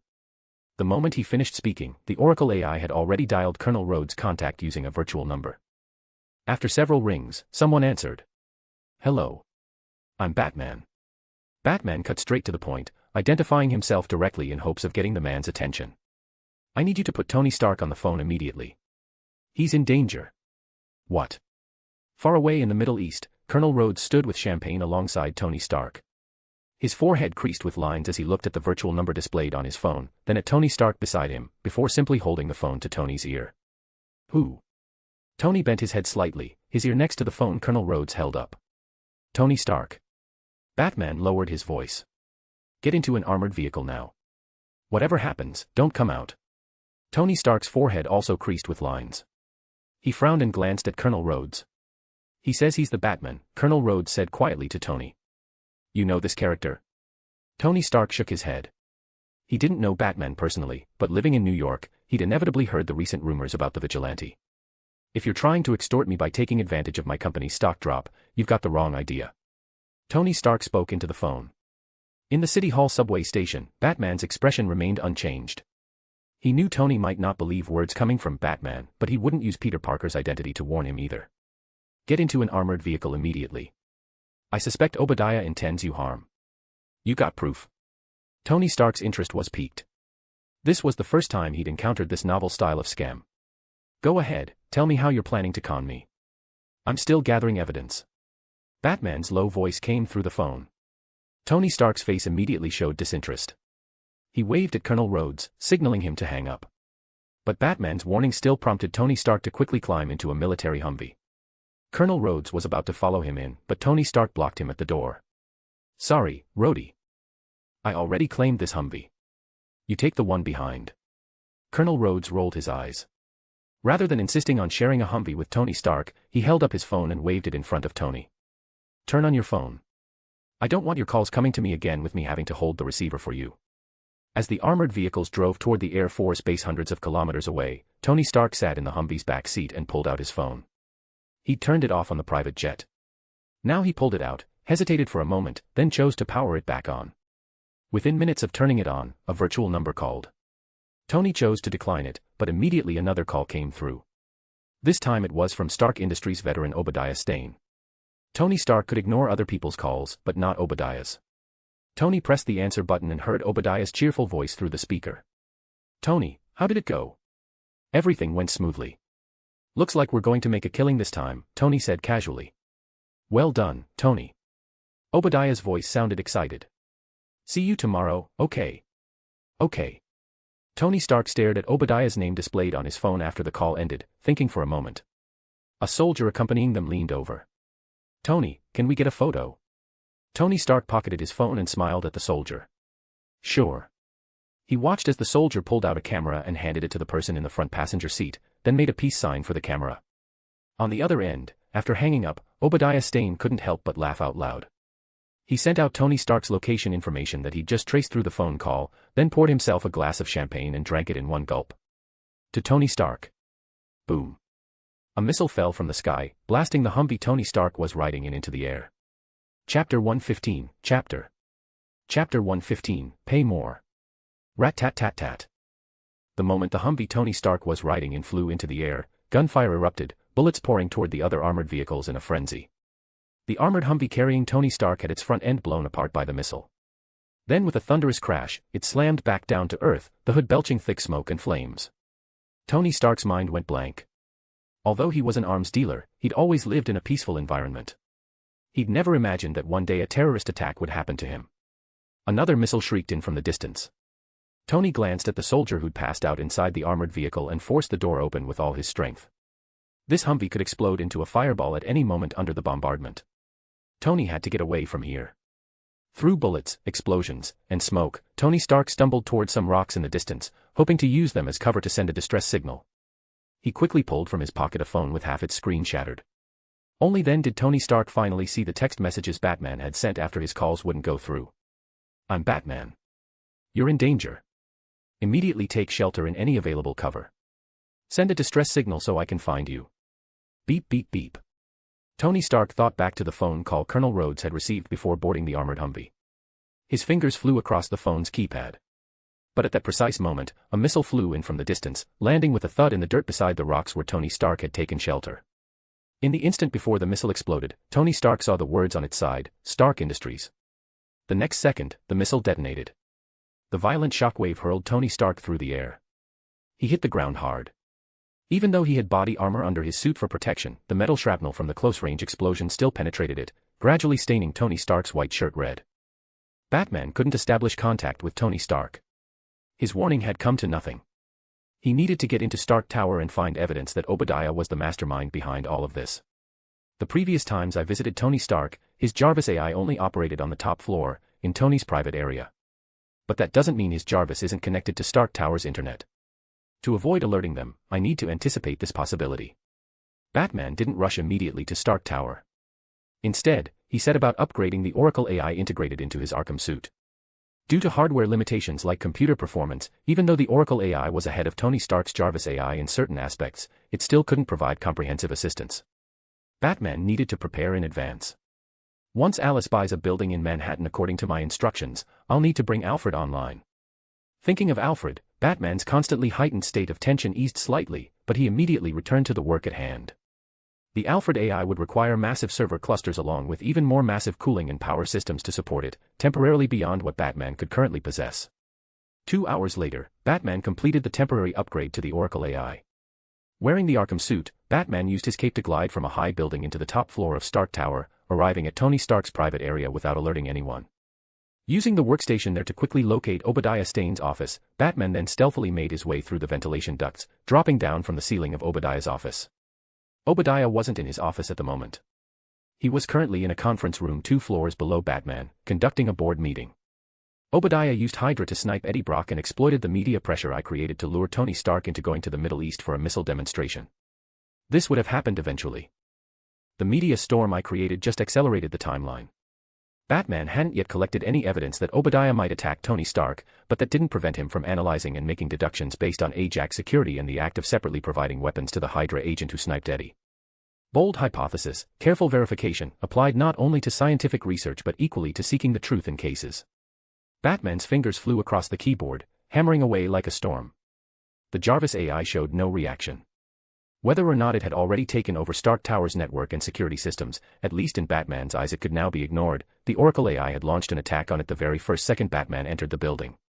As Batman operated, the computer screen flashed rapidly, each page remaining in Batman's view for no more than 3 seconds. If they weren't attacked on the route to the demonstration site, then they'll definitely strike on Tony's return journey. Ordinary terrorist organizations can't inflict serious damage on a fully armored convoy. But Obadiah is the power behind Ajax security. If he's been planning an operation against Tony for some time, then the weapons in their hands are definitely Stark Industries munitions, possibly even including missiles. Batman multitasked, quickly finding the heavily encrypted Ajax security logistics records hidden in Obadiah's computer. These records stretched back 7 years, with the most recent entry from just 2 days ago, the record for the rifle used to snipe Eddie Brock. The Hydra operative didn't carry weapons on the mission but needed to purchase them temporarily. This seems bizarre, but if I follow my earlier reasoning, that this Hydra agent's primary task was another operation, coordinating with someone inside S.H.I.E.L.D., then not carrying weapons makes perfect sense. Barbara, copy and organize all these records. Batman spoke to the Oracle AI. He had no intention of reviewing and investigating these records on the spot, he'd let the Oracle AI handle that first. Obadiah could return at any moment. Batman wasn't planning to move against him immediately. Batman wasn't certain whether Hydra existed within Stark Industries, or whether anyone besides Obadiah Stane was involved in the channel through which weapons flowed to the black market. Batman needed to take down the entire network, not just pull out this thorn that showed on the surface. Besides, even if he arrested Obadiah now, it wouldn't mean much for Tony Stark, currently far away in the Middle East. In Batman's view, he'd already accepted that Tony Stark would face danger. One of his purposes in reviewing these records included planning how to rescue Tony. To Batman, investigating the weapons flow and rescuing Tony were the same task. According to his deduction, the terrorist organization cooperating with Obadiah was using Stark weapons. Rescuing Tony wouldn't just save a life, it was key to severing this weapons chain. As Batman rapidly searched and copied all of Ajax Security's information, just as he finished and was about to leave. Ding! Obadiah's encrypted private email suddenly showed a notification for a new message. Batman glanced at the office door he hadn't locked, used Peter Parker's superhuman hearing to confirm no one was in the hallway outside, then opened the email. It was a video email. When Batman clicked it open, the screen showed 4 or 5 terrorists holding Stark Industries weapons. Between them, Tony Stark was tied to a chair, eyes tightly closed, lips pale. His chest was wrapped in bandages. The carefully styled hair was now disheveled, his face covered in dirt and dust, he looked utterly miserable. Behind Tony Stark and the armed men, a dark red banner hung on the wall, displaying 10 rings forming one larger ring, with 2 crossed swords in the very center. Tony has lost too much blood. Just as I predicted, he was attacked and has now been captured by terrorists. Batman immediately assessed Tony Stark's condition. Obadiah Stane, this is Gulmira. A voiceover began, speaking not in English but in Pashto. Batman didn't need translation, he was a master of languages himself. You didn't tell us that the target you wanted us to assassinate was this Tony Stark. You must pay a price for your lies and deception. The price for assassinating Tony Stark has gone up.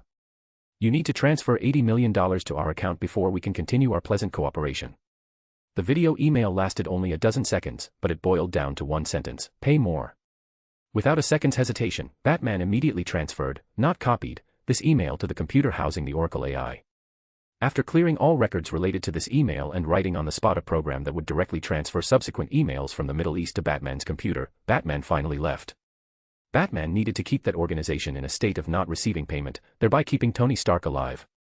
For a terrorist organization motivated purely by profit, a living Tony Stark was far more valuable than a dead one. Several hours later, in a cave in the Middle East, Tony Stark was awakened by the foul, damp cave air. He felt intense pain throughout his entire body. His limbs were weak, his mouth and throat parched. Tony Stark coughed a few times. Memories flooded back like a tide. He remembered everything that had happened before. The missile demonstration, the ambush, Stark weapons. Tony Stark looked at where he was lying. Not far away, someone had his back turned, shaving. On a rock near his head sat a grimy, blackened cup of water. If this were before, he would never touch such a thing. But now he was both thirsty and weak. Tony Stark didn't think much about it and rolled over, trying to grab the cup. But halfway through the motion, Tony Stark felt something pulling him back. The cup toppled and spilled on the ground. If I were you, I wouldn't do that. The men shaving heard the commotion but didn't turn around, simply speaking up. Tony Stark looked in confusion toward his other side. There was a wooden table with a car battery on it. 2 wires extended from the battery, connecting to Tony Stark's body, the connection points hidden beneath the bandages on his chest. Cough. Tony Stark felt somewhat helpless. Clumsily, he tore open the bandages. He saw what the battery wires connected to, an electromagnet hollowed into his chest cavity and installed there. Chapter 116, Chapter 116, Guardian of Tragedy. Breaking news, Stark Industries CEO Tony Stark ambushed during weapons demonstration in Middle East. Military conducting full-scale search operation. The Daily Bugle's printing presses ran at full capacity, flooding New York with newspapers. Nearly everyone in the city grabbed a copy, desperate to know what had happened. Half a day had passed since Tony Stark's ambush and disappearance, but the impact showed no signs of diminishing despite the rushed timeline. Stark Industries' stock price plummeted in free fall. The company had yet to issue any official response. Batman no longer needed to purchase copies of the Daily Bugle for intelligence. After acquiring the Oracle AI, he'd hacked directly into the newspaper's internal systems and installed a concealed backdoor program. The Oracle AI now compiled all intelligence gathered by the Daily Bugle and forwarded it directly to Batman. Until he possessed his own satellite network, comprehensive citywide surveillance infrastructure, and Peter Parker's identity had accumulated sufficient connections, the Daily Bugle's vast network of reporters and contacts remained a resource Batman could exploit. But now, back in Manhattan's abandoned City Hall subway station, Batman wasn't reviewing the media outlet's latest reports. He'd learned about the incident before everyone else, everyone except Obadiah and the terrorist organization responsible. Batman was currently analyzing the encrypted email the terrorist group had sent Obadiah, attempting to reverse trace their exact location. Simultaneously, the Oracle AI processed footage from Tony Stark's worldwide broadcast demonstration of the Jericho missile, analyzing the mountain formations visible in the background to pinpoint the specific location. The AI also searched online for any traces of the symbol that had hung behind Tony Stark in the video, 10 rings forming a larger circle with 2 crossed swords at the center. Ajax Securities logistics records show over 100 shipments to different Middle Eastern regions in the past decade. Financial records jump through layers of trusts and shell funds. The records narrow down Tony Stark's approximate location, but it's far from sufficient. Batman studied the Venom symbiote in its containment unit, deep in thought. Venom had compressed itself into a ball, resembling a blob of dark jelly. Once again, Batman felt stretched impossibly thin. The crisis with Tony Stark's weapons flooding the black market had consumed critical time. The listening device and micro-tracker Batman had planted on Schultz had become useless when the men changed clothes. Schultz had vanished again. Both devices now sat in a trash can in Queens. The white symbiote spawned from Eddie Brock remained missing. The biological pheromone lure had triggered no response. Until that problem was resolved, Batman couldn't travel to the Middle East to rescue Tony Stark. Beyond that, a chain of interconnected problems demanded his attention: Obadiah, Stark Industries, Hydra, S.H.I.E.L.D., and more. Even the 3 scientists on North Brother Island required daily visits to prevent catastrophic confrontations between Dr. Connors and the Hulk. As Batman contemplated his next moves, the Oracle AI completed its search. The symbol from the video email belonged to an organization called the 10 Rings. But according to the Oracle's findings, 10 Rings cells operated across nearly every continent. These scattered branches maintained virtually no communication with each other and answered to no central authority. This discovery exponentially increased the difficulty of locating Tony Stark. Batman couldn't use intelligence from other cells to track down the specific group holding Tony. But Batman never surrendered. He cross-referenced financial trails, logistics routes, email transmission addresses, and background details from the broadcast footage, systematically narrowing the possible area where Tony might be imprisoned. Then an alarm pierced the silence. The biological lure Batman had left in the Adirondack Mountains had been triggered. Batman had rigged the lure with flame and high-frequency noise defenses that would activate automatically if the white symbiote approached or made contact. Now both systems had triggered simultaneously, meaning Batman's countermeasures had proven ineffective against it. Batman's first instinct was to head for North Brother Island and preemptively calm the 3 scientists, ensuring they wouldn't take any rash action. He couldn't risk having a giant lizard or the Hulk suddenly appear while confronting the white symbiote. If this were a different type of opponent, and if I'd established more reliable trust with Hulk and Connors, I could let them handle it. But right now, I can only rely on myself. Batman didn't hesitate. He immediately prepared to depart. After considering the Venom symbiote compressed in its containment unit, he tucked the box under one arm and moved swiftly through the subway tunnels and sewer systems toward Rikers Island. The alarm had also reached Venom through its containment. It raised what passed for a head, watching Batman sprint silently through the sewers, and intuited what had happened. That thing showed up. Batman glanced down at the containment unit tucked against his torso. Through the transparent reinforced glass, he watched the symbiote's mass wobble with each stride. Yes. Batman fell silent for a moment before answering, his voice a low rumble. Hearing Batman finally acknowledge it, and having confirmation that the white symbiote had appeared, Venom immediately grew excited. Let me handle it. Just become my host and we'll pulverize that thing together. No. Batman's response was immediate. Within minutes, Batman had crossed from Manhattan to Queens. But you can't defeat it alone, Venom insisted urgently. Symbiote offspring are always stronger than their parents. Unless it wants you as a host too, then you could resurrect Martin Lee and kill him again in front of it. That might make it submit like I did. Batman caught the critical detail in Venom's statement. His footsteps halted. Offspring are always stronger. Comprehensively enhanced, or do your weaknesses disappear in the next generation? Batman needed confirmation of what the pheromone tracker had already suggested. Venom tilted upward, only able to see Batman's exposed jaw beneath the mask from its angle. I don't know. Batman regarded the creature that claimed ignorance about everything unless he agreed to become its host. The confrontation with the white symbiote might prove more difficult than anticipated. During the brief period Venom had bonded with him, Batman hadn't utilized any of the symbiote's abilities, maintaining constant mental pressure to keep it suppressed within his body. But Batman clearly remembered the strength enhancement Venom provided. Compared to Peter's current 30-ton lifting capacity, Venom's strength alone exceeded 80 tons. The raw power increase didn't particularly concern Batman. But if the white symbiote had also shed Venom's vulnerabilities to high-frequency sound and extreme heat, the difficulty of defeating it would increase exponentially. Increase, not make impossible. Visiting North Brother Island to manage the scientists was part of his contingency planning. Moments later, Batman leaped from the Rikers Island shoreline, gliding toward North Brother Island on his cape. I could do that too. Even more than your cape, Venom muttered inside its containment. Batman ignored the comment this time. As before, he concealed the containment unit and entered alone into the laboratory hidden within North Brother Island's dense forest, a converted summer estate. This time all three scientists wore white lab coats, surgical masks, and protective goggles. They huddled together over research documents, none speaking a word. Thud. Thud. Batman's heavy footsteps echoed without concealment. All three scientists looked up simultaneously. Banner spoke first. According to our research, Professor Connor's condition has been encoded into his genetic structure. Unless we perform extensive genetic modification, there's no way to cure him completely. But that's only theoretically the sole method of treatment. The success rate is less than 1%. Professor Connors remained silent. He removed his goggles and mask, unable to hide the despair etched across his face. Otto shook his head sympathetically, regarding Connors with unmistakable pity. There's more than one solution. Batman's voice rumbled low. Professor Connors, lizard DNA flows through your blood, but your heart remains human. If Plan A fails, we start again from Z. Don't question my authority or Dr. Connors snapped, anger flashing across his features. We're out of options. I can't return to being a complete human being. I'm destined to remain a monster forever. No, Professor. Batman raised his head slightly and stepped directly in front of Connors. Kurt Connors is dead. That's the reality you must accept. The moment those words left Batman's mouth, Banner tensed beside them, fingers moving toward the buttons of his lab coat. Otto quietly began backing away. Connors stared at Batman in confusion, unable to understand why Batman would declare him dead when he stood there alive. But you haven't disappeared. You're now something more complex, more powerful.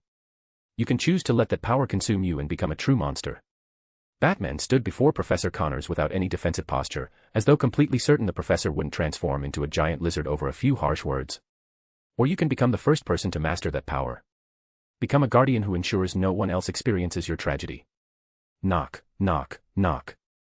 Having lost his shocker suit but finally escaped the scrutiny of Mr. Negative and Batman, Herman Schultz stood at the door of a renowned electronics engineer. Yes. The door opened with a creak. A woman wearing an apron regarded Schultz with confusion. My name is Herman Schultz. He introduced himself carefully. I'd like to meet with Mr. Toombs, the electronics engineer who's dedicated his career to developing personal flight technology. He's quite famous in scientific circles. Adrian Toombs. The Vulture. Slam. The door slammed shut with force. I know Adrian Toombs is home. I want to collaborate with him. Schultz called at the closed door. No response came. Schultz stood in place, thinking for a moment before trying again. I know Mr. Toombs' dream, to fly like a bird. I've brought a method that might actually work. Several seconds passed. Then the door creaked open again. This time, instead of the aproned woman, a suspicious-looking Adrian Toombs stood in the doorway. Come in. You've got 3 minutes. Chapter 117, Chapter 117, Batman walks into the lion's den. Middle East. A hidden cave controlled by the 10 Rings. Tony Stark rested one hand on the car battery, despair creeping into his eyes as he slowly surveyed the cave's contents. A forge. An anvil. Workbenches and computers. And surveillance cameras. What did you do to me? Tony stared at the tall, balding man named Ensign. What did I do? Ensign smiled faintly. I saved your life. I removed most of the shrapnel from your chest cavity, but the rest will migrate through your bloodstream into your heart. He picked up a small vial, the metal fragments inside clinking with a cheerful, almost musical sound. This is my souvenir. He tossed the sealed vial to Tony. In my homeland, many people suffer wounds like yours. They're called the Walking Dead. Because after about a week, the shrapnel reaches their hearts. They die slowly, in excruciating pain. Tony held the vial before his eyes, studying the fragments extracted from his chest, fragments manufactured by Stark Industries. Then he touched the device embedded in his sternum. So you built an electromagnet. You're using a car battery to keep the shrapnel from reaching my heart. Ensign nodded with a serene smile, as though he weren't imprisoned in a sunless cave but relaxing comfortably at home. Where is this? Tony tossed the vial of shrapnel aside and fixed his gaze on Ensign. Before Ensign could answer, Harsh voices barking commands in Pashto echoed from outside. The cave entrance swung open. Several armed men carrying Stark Industries weapons entered. Tony instinctively looked past them toward the opening.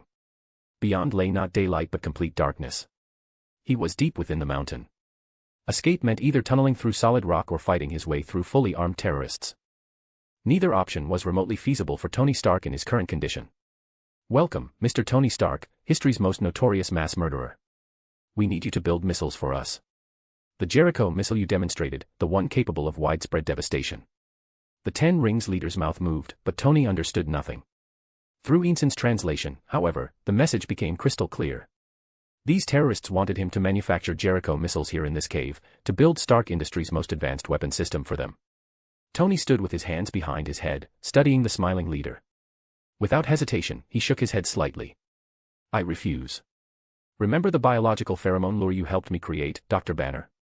On North Brother Island, Batman turned toward Banner, who had already removed half his lab coat. Both Banner and Otto had assumed Professor Connors might transform into the lizard after Batman's deliberately provocative words.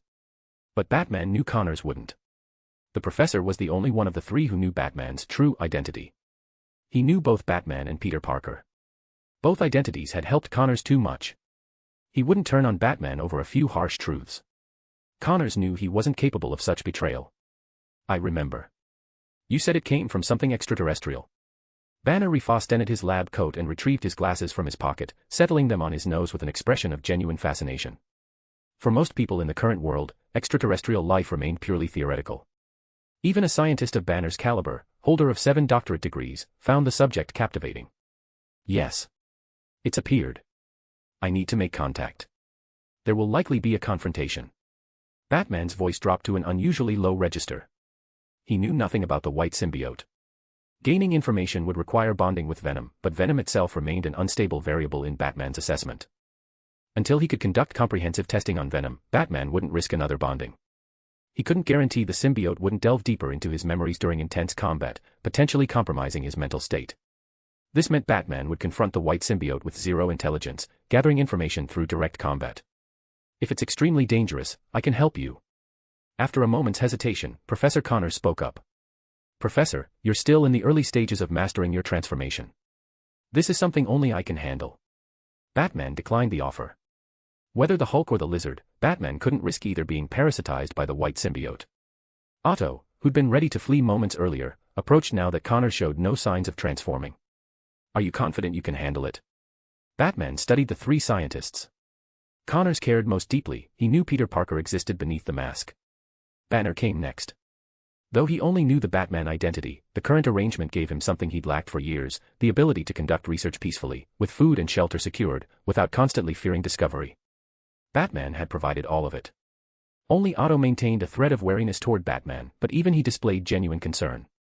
I've prepared several contingency plans. But no, I'm not confident. Batman's admission was blunt. He rarely engaged in battles without reasonable certainty of victory. But avoiding this fight wasn't an option. The white symbiote remained a threat that had to be eliminated. Batman had witnessed Venom brutally slaughter 8 or 9 innocent people at the feast shelter while bonded with Eddie. He couldn't guarantee the white symbiote would be any less vicious.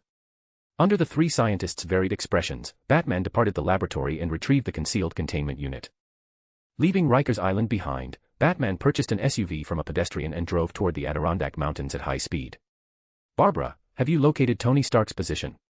Half his attention on driving, Batman addressed the Oracle AI integrated into his Arkham suit. Before leaving the City Hall station, he tasked the Oracle with continuing the process of narrowing down Tony Stark's location through financial trails and logistics routes. Currently identified 5 possible locations where Tony Stark might be held. Conducting systematic elimination, Bruce. The Oracle's voice responded. 1 hour and 5 minutes ago, the 10 Rings sent Obadiah an email, Batman said. Even though that message was relayed through multiple servers, and the final transmission address wasn't in the Middle East. We can use SHIELD satellites to reverse trace the network nodes the email passed through. That will narrow the range further. The Oracle immediately executed Batman's instructions. Batman drew closer to the Adirondack Mountains with each passing mile, leaving New York's population centers increasingly far behind. Chapter 118, Chapter 118, Batman vs. Anti-Venom. The mountain range stretched endlessly. Batman couldn't possibly search the entire wilderness to locate the white symbiote.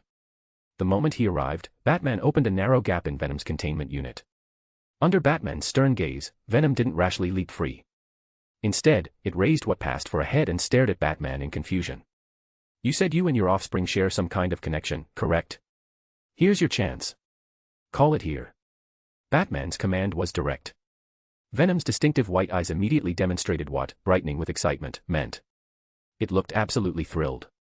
"If I call it over, you'll become my host." "Excellent." "No." Batman coldly cut through Venom's enthusiasm. "I'll face it alone." Excited one moment, Venom deflated the next like a frostbitten eggplant. It made a reluctant, dissatisfied sound. "Fine. I can already sense it. It's about 200 kilometers away, heading this direction right now. Estimated arrival time, 5 minutes. Any other information?" Batman pressed. Venom spread itself flat as a pancake inside the containment unit, listless. "Don't know. I'd need to bond with you to access my full abilities." Batman ignored Venom's complaint and sealed the containment completely before placing it inside the SUV. Then, rather than climbing into the driver's seat, Batman bent down and lifted the entire vehicle, carrying it deep into the forest to hide it. He'd brought an arsenal. Some items were specifically designed to counter symbiotes.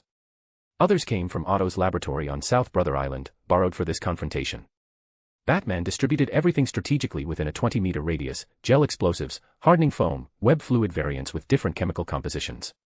Almost the instant Batman completed his preparations, a heavy, resonating sound echoed from the distance. Like some massive beast charging forward. The sound grew closer. Several seconds later. Crash. The white symbiote leaped from afar, arcing through the air before landing directly in front of Batman. "Where's Venom? Bring him out." Facing Batman in his fully deployed Arkham suit, the creature made no attacking gesture.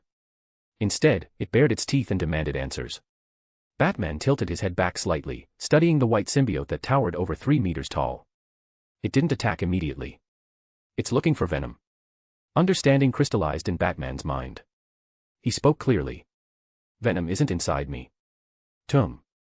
The white symbiote lunged forward one step, its foot slamming into the earth with such force that dirt exploded outward, leaving a shallow crater. It roared at Batman. "Make that coward come out." As it spoke, it reached toward Batman with grasping claws. Whoosh. A smoke grenade detonated instantly. White smoke enveloped Batman's position. The white symbiote's claw caught only empty air. "I have no desire to be your enemy. I only want Venom to emerge so I can kill it." Its voice rasped through the white smoke. "I can release it," Batman's voice drifted from within the concealing cloud. "But there's a condition. You need to leave Eddie Brock's body." "Ha." The white symbiote released a cold laugh. It suddenly inhaled deeply, then exhaled with tremendous force, blowing away all the smoke in one breath. Batman's figure stood exposed. Its arm stretched impossibly long, grasping toward Batman as though certain venom hid within his body. But in the next instant, Batman rolled clear. The high-frequency noise generators he'd prepositioned activated with a piercing shriek. Simultaneously, a flashbang detonated. Flash.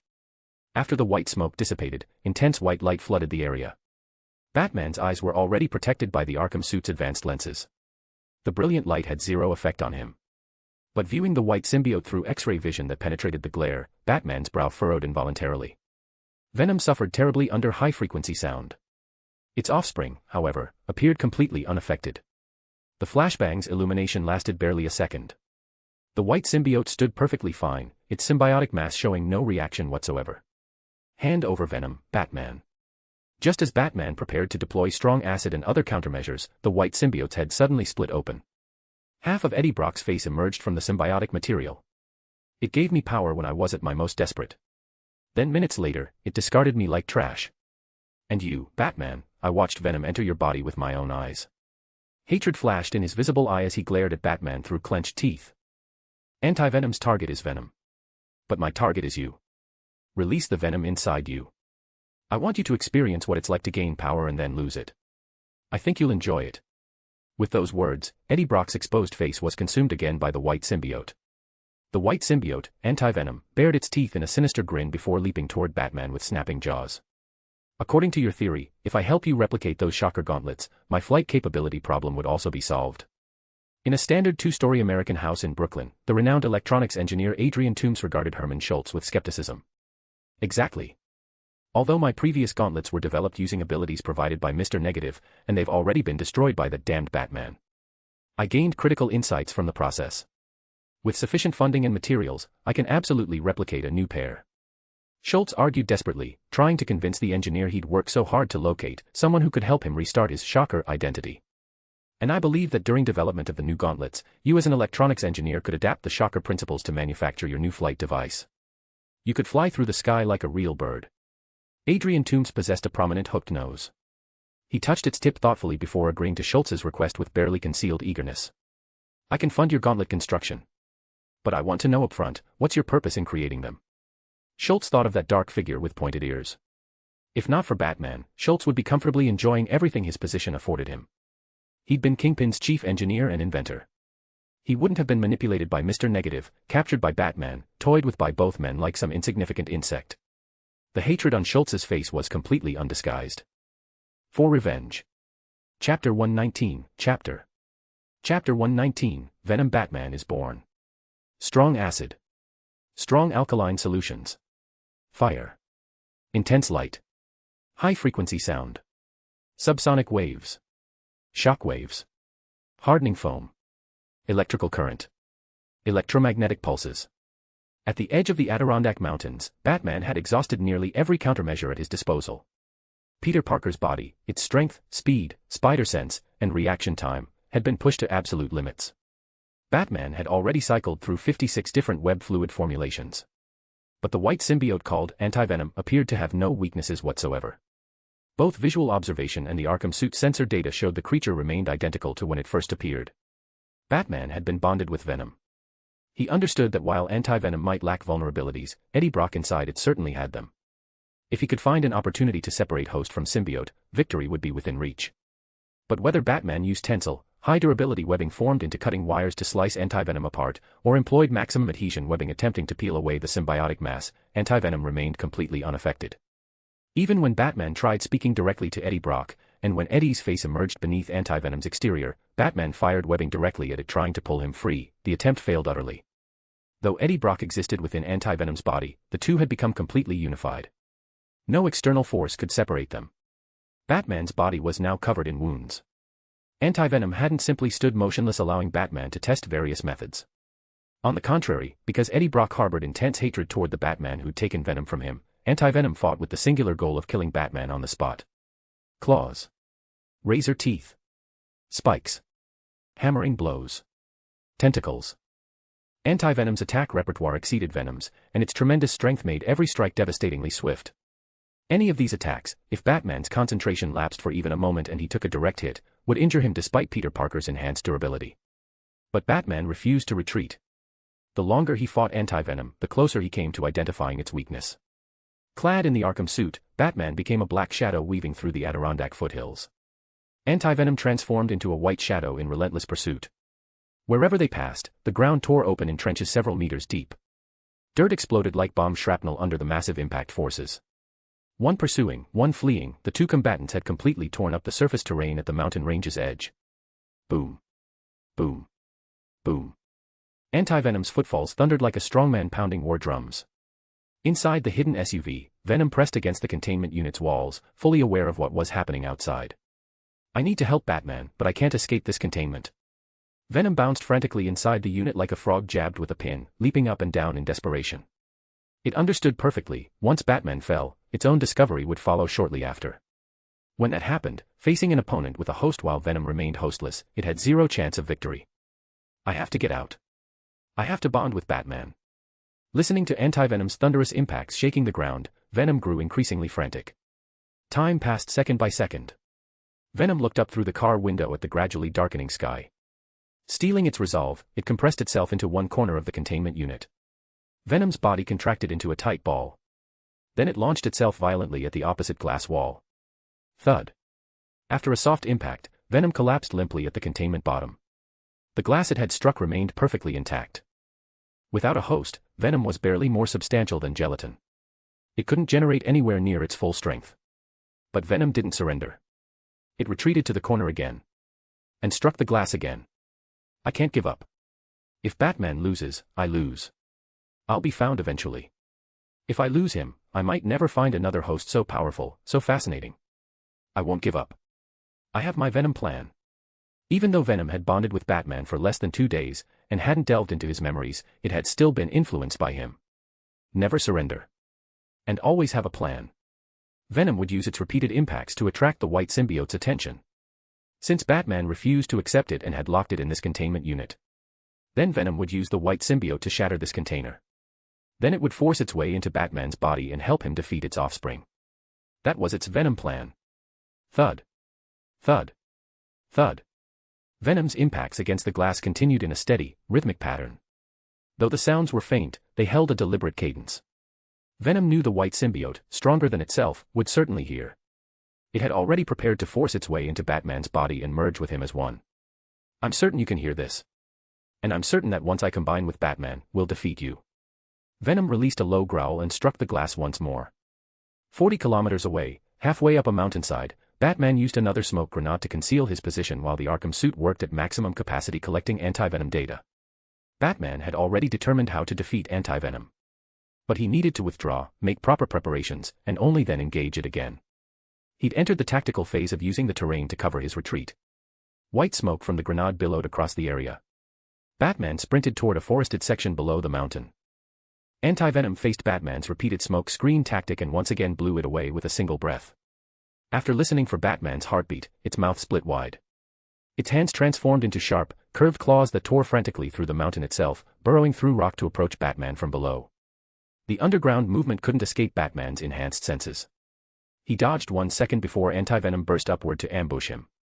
Bats filled the sky, creatures summoned by Batman's ultrasonic beacon, now circling at low altitude. Just as Batman assumed anti-venom would continue its tireless pursuit as before, the creature emerged from underground and stopped. It stood motionless for several seconds, then suddenly looked toward the distance. Batman's heart sank. That direction was precisely where he'd hidden the SUV, and Venom inside it. Batman's prepared plan for defeating anti-venom required Venom's participation. If anti-venom found and killed Venom, the difficulty of defeating it would increase exponentially. Anti-venom's knees bent. It launched forward. Batman's reflexes were faster. Before it could fully accelerate, he fired webbing that stuck to anti-venom's body.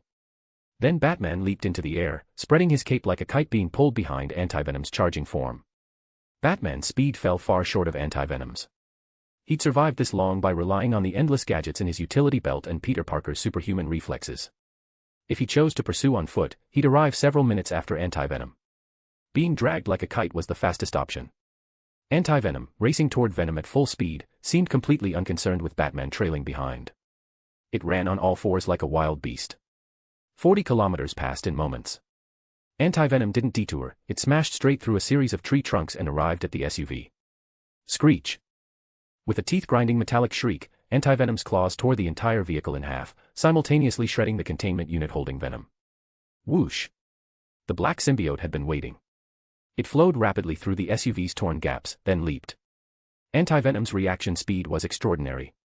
Seeing Venom, it moved like a lion scenting blood, one claw shot forward, grasping toward Venom suspended midair. But in the next instant, Batman landed smoothly. He also extended his hand toward Venom. Without rescuing Venom, anti-venom would be nearly impossible to handle. Batman would need to pay a far greater price and invest much more time finding another method to defeat it. By rescuing Venom, Batman's plan would enable him to defeat anti-venom at their next encounter, and afterward, Venom would remain under Batman's control. Between two choices, no deliberation was needed. With a wet sound, Venom flowed into Batman's body. Batman's physique in the Arkham suit didn't change, but black symbiotic material rippled rapidly across his form. A massive white bat symbol emerged across his chest, its edges no longer clean but extending into sharp, jagged spikes. From the bat symbol as center point, countless intricate white patterns spread across Batman's upper body. His mouth, exposed beneath the mask, didn't transform into Venom's grotesque maw with massive teeth. But his eyes tilted at a distinctly alien angle. I need Venom alive to defeat anti-venom. Batman needs me. Man and symbiote, two separate consciousnesses achieved perfect unity in that moment, merging into one being. Chapter 120, Chapter. More reviews and Power Stones please. Chapter 120, United as One. Glub glub glub. 2 Ten Rings members held Tony Stark's arms behind his back. They forced his head into a water-filled basin. Tony, I'm begging you to build the Jericho missile for me. Tony Stark was yanked up by his hair, face turned toward the 10 Rings leader Abu Bakr who'd spoken. Tony coughed twice, bloodshot eyes glaring at Abu Bakr as he shook his head in defiant refusal. Before he could speak again, glub glub glub, Tony Stark's head was shoved back under the water. After an hour of continuous torture, the 10 Rings still had no intention of relenting. Abu Bakr wore clothing so filthy its original color was unidentifiable. Everything except his head was wrapped tightly to shield against the Middle Eastern sun and sandstorms. Compared to him, Tony Stark wore only a t-shirt and thin jacket. Now Abu Bakr gestured for his subordinates to give him space. He personally pulled open Tony Stark's jacket and grasped the wires connecting to the electromagnet in his chest. "Tony Stark, your presence honors me greatly." Abu Bakr smiled. If one ignored his hand gripping the wires and tugging them slightly outward, his demeanor appeared genuinely sincere. "I kept you alive hoping you'd serve my purposes. But if you won't cooperate, what reason do I have to let you live?" Tony Stark coughed violently. His mouth, nose, and ears were full of water, but physical discomfort was the least of his concerns.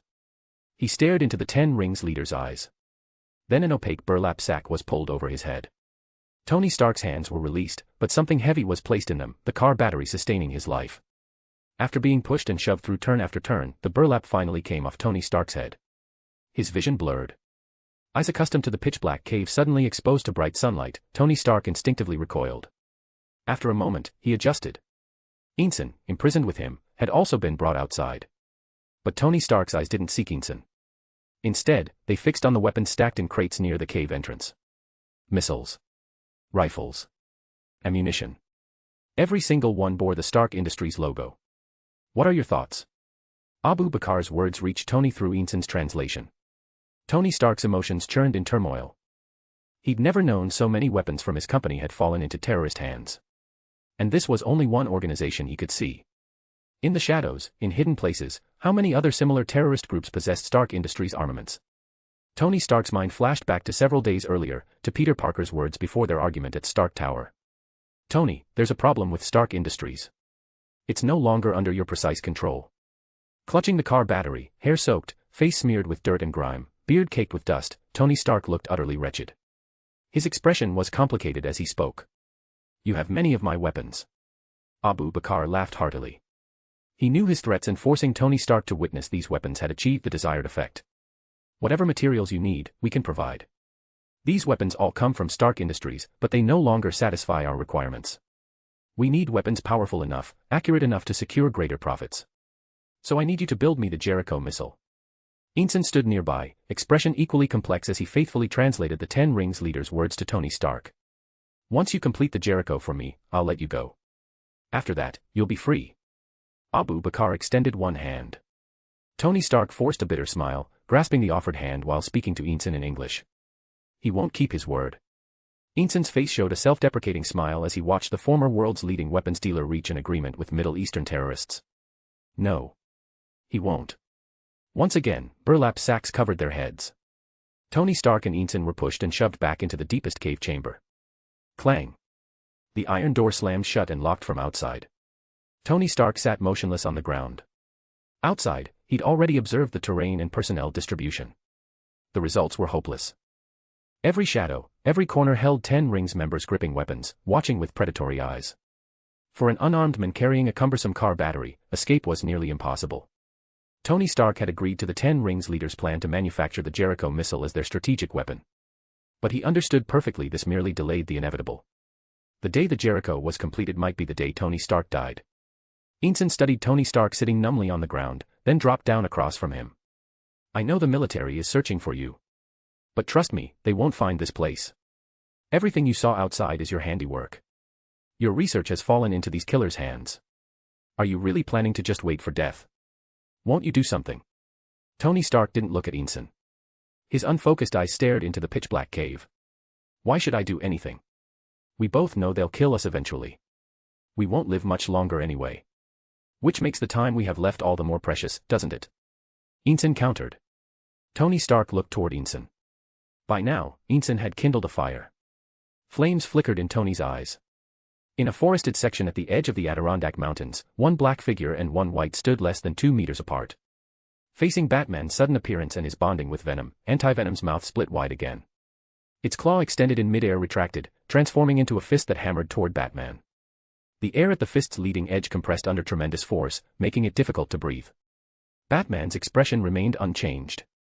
He similarly clenched his extended hand into a fist and met Anti-Venom's strike head-on. Crack! Fist struck fist. Batman's cape billowed backward from the massive impact. Flowing black symbiotic material gave the cape a wispy, streaming appearance. The massive white Anti-Venom and the pitch-black Venom Batman stood their ground. Around them, unbroken trees bent in all directions from the two combatants as center point. The shockwave from their clash made all branches except the thickest trunks groan under unbearable strain. Fallen leaves scattered in every direction, forming a perfect circle around the two fighters. After one exchange, both Anti-Venom and Venom Batman retreated a single step. Joy nearly overflowed from Venom's consciousness. Magnificent. This is the host I've dreamed of. We're incredibly strong. But in the next second, Venom sensed something wrong. The black symbiotic material that should have covered Batman's fist lost its vitality. It became inert matter, crumbling dryly to the ground where the wind turned it to dust. In that moment, Venom finally understood what its offspring was, and what its abilities entailed. It was called Anti-Venom. It possessed physical capabilities exceeding Venom's. It lacked the weaknesses Venom feared. Most critically, it could directly dissolve symbiotic matter. It was the natural enemy of all symbiotes. Venom's earlier euphoria transformed instantly into terror. It shrieked in alarm. Run! We can't defeat it. But Anti-Venom's murderous intent toward Venom combined with Eddie Brock's murderous intent toward Batman. Facing Batman transformed into Venom Batman, they two had achieved perfect unity. Shing! Both arms transformed into scythes that scraped against the ground. Anti-Venom roared and lunged toward Batman. Chapter 121, Chapter. Reviews and Power Stones please. Chapter 121, Venom's Rebirth and the Plan. In Batman's original plan, he'd intended to retrieve Venom and retreat immediately, then execute the strategy he'd already formulated to defeat Anti-Venom. But Anti-Venom clearly had no intention of letting Venom Batman escape so easily. Shing! Both arms transformed into scythes that scraped the ground. Massive amounts of white symbiotic material spread beneath the dirt, extending across the entire forest in the blink of an eye. Spikes as thick as adult thighs erupted from the earth. The forest disappeared. In its place stood a forest of white spikes formed from Anti-Venom's symbiotic mass. Venom Batman stood at the center of this deadly terrain. Batman, we need to find a way to escape. I can't beat it. Venom shrieked in Batman's ear with terror. Batman said nothing. Everything below his knees had already lost Venom's coverage. The symbiotic material there dissolved instantly upon contact with Anti-Venom's white substance. He had to get Venom out of the Adirondack Mountains as quickly as possible. Dense white spikes surged toward Batman from all directions. He tried moving to dodge the spikes, but his feet were held fast by symbiotic material. Venom's strength fell far short of Anti-Venom's. Even achieving perfect unity with Batman and operating at peak capacity, facing an equally unified Anti-Venom left Venom struggling desperately. His legs lost their Venom covering. Batman could only rely on Peter Parker's 30-ton strength against Anti-Venom's 100-plus tons. Every step became an ordeal. Just as overwhelming white symbiotic material bristling with spikes swept forward, just as Batman seemed about to become Anti-Venom's prey, another threat approached. Anti-Venom hadn't remained stationary waiting for its symbiotic mass to deliver Batman. After transforming the forest into a white spike field, Anti-Venom wrenched both scythe arms from the ground with a metallic shriek. It lunged forward. Its pitch-black face split open at nearly a 100-degree angle. A violent roar erupted from its maw. Then Anti-Venom dropped to all fours, racing across the white symbiotic material toward Batman with savage speed. In the blink of an eye, Anti-Venom reached Venom Batman. Its gaping maw plunged toward Batman's head. In the next instant, the black symbiote vanished from Batman's head. Venom feared Anti-Venom with every fiber of its being, but this retreat wasn't abandoning Batman. Whoosh! Black symbiotic material rippled downward from Batman's head, wrapping around his trapped feet. Though it lasted less than half a second before dissolving under Anti-Venom's material, it gave Batman the opening he needed to dodge the lethal attack. Snap! Anti-Venom's jaws clamped down with tremendous force, on empty air. Batman used that brief moment of restored mobility to sidestep twice, moving his head clear of the bite. Good move. Keep doing that. Venom called softly near Batman's ear. Batman, I can't probe your thoughts. But can you tell me, have you found a way to deal with Anti-Venom? Ducking beneath Anti-Venom's scythe slash, Batman spoke with rapid precision. Yes. Venom's head extended from behind Batman's shoulder to his front, looking at him directly. I want to survive. But I have zero chance fighting it. Batman, I need you. As it spoke, Venom drew the symbiotic material covering Batman's right arm downward, briefly wrapping his legs before dissolving again. This time, Batman bent his knees the moment Venom's material moved. The instant his feet broke free from Anti-Venom's grip, he launched skyward, leaping dozens of meters away. Airborne, Batman spread his cape, letting his body glide briefly before inevitably landing again. Batman was moving. Anti-Venom was moving. White symbiotic material spread across the ground like a carpet, covering a 100-meter radius around Batman as its center. No matter how far Batman leaped, the material followed his movements. Anti-Venom was born to kill me, Venom said, still watching Batman. If it kills me, maybe you can escape. Facing the greatest danger since his arrival in this world, Batman maintained perfect composure. He looked at Venom's fist-sized head extending from behind his shoulder to his front. I won't let you die. You need to survive for my plan to proceed. Venom's eyes drooped slightly. Its face looked less grotesque than when bonded with Eddie Brock. I can't grow wings yet. I can't make you fly. Batman, even though I can't fully access your memories, you're still the host I've dreamed of since my birth. We're no match for Anti-Venom right now. Only if you survive do we have any possibilities. I need to make a small sacrifice to free you from Anti-Venom's control. While they spoke, Anti-Venom's frenzied assault never ceased. It even transformed white symbiotic material into a spear and hurled it at Batman. The spear reached Batman's chest the instant after leaving Anti-Venom's grasp. Only then did Batman hear the thunderous boom. The weapon had been thrown faster than sound. Yet Batman still evaded it. I'll leave a trace of symbiote inside your fourth vertebra from the bottom. And you, Batman, you'll use your plan to help us defeat Anti-Venom. Venom's voice dropped to a low rumble. You'll prove to me that we're the strongest. In the next second, cape, suit, arms, back. Nearly all of Venom's symbiotic material surged toward Batman's feet. Venom was using the instant before Anti-Venom dissolved it to buy Batman time to escape. Don't worry about me, Batman. Venom's head also withdrew behind Batman's shoulder. Then that mass of symbiotic material flowed toward Batman's feet as well. The trace I'm leaving you is both the key to defeating Anti-Venom and my chance for rebirth. As long as you escape. Venom's voice grew weaker and weaker. Massive amounts of black symbiote poured continuously into Batman's legs, occasionally blocking attacks aimed at his upper body. Its symbiotic mass diminished rapidly. Except for the trace left in Batman's vertebra, it held nothing back, giving Batman every possible chance. Gradually, when Anti-Venom could no longer sense Venom's presence on Batman, it finally stopped its crazed pursuit. Instead, it stood in place, its face contorting continuously. Why stop?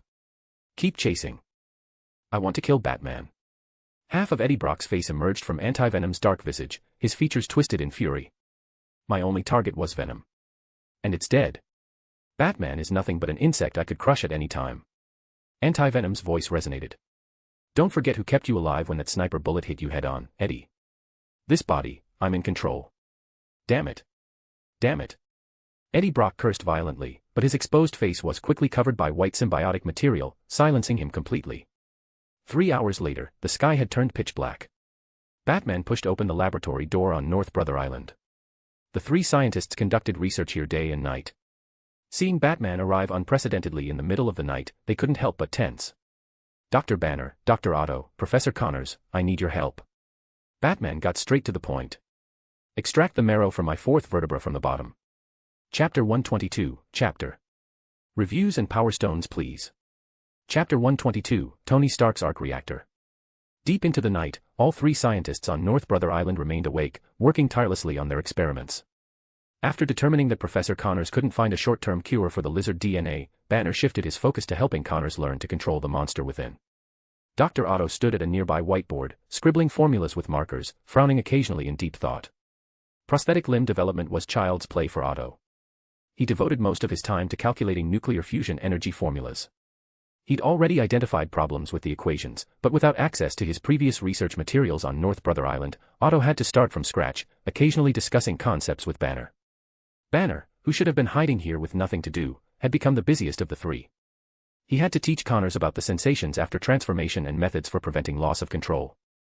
He also participated in Otto's fusion research. And since Banner had achievements in biology as well, he simultaneously contributed to Connors' failed regeneration serum studies. Except for necessary eating and sleeping, the 3 scientists spent every moment in the laboratory. As for the recreational relaxation area Batman had prepared for them, none had touched it even once. For ordinary people, such a lifestyle would be tedious and dull. But for these 3, no place suited them better. Batman's sudden return, however, startled all 3. Hearing the commotion, before clearly seeing who'd entered, Otto instinctively moved toward a corner to hide. Banner stepped forward, positioning himself protectively in front of Connors. Banner wasn't protecting Connors, he was protecting the sudden intruder. He feared Connors might transform into an uncontrolled lizard and tear the intruder apart. Connors remained relatively calm. He looked up toward the laboratory entrance. That door was normally locked. Forcing it open would trigger alarms, alerting not only the three of them but Batman as well that unauthorized personnel had entered. Otto had experience conducting illegal experiments in sewers, constantly at risk of police discovery. Banner had similarly lived years in hiding, moving from place to place. Both men subconsciously overlooked that no alarm had triggered. But Connors hadn't. Extract bone marrow? What are you planning? Connors patted Banner's shoulder, indicating he was fine, then addressed Batman. Batman looked somewhat disheveled. The Arkham suit bore damage everywhere from his confrontation with anti-venom, covered in dirt and even a few grass stems. I found a way to defeat that extraterrestrial organism. It's in my fourth vertebra from the bottom. Batman's voice remained cold, his expression unchanged. I need you to help me extract it. Connors, Banner, and Otto shook their heads in unison. Impossible. We don't have the conditions for performing surgery here, nor the puncture needle required for this procedure. Though Banner held degrees in numerous fields, surgery wasn't his specialty. Unless you want to end up paralyzed, you need to find an expert. I know someone who could perform this surgery. Peter has met him too. Otto suddenly spoke up. Peter.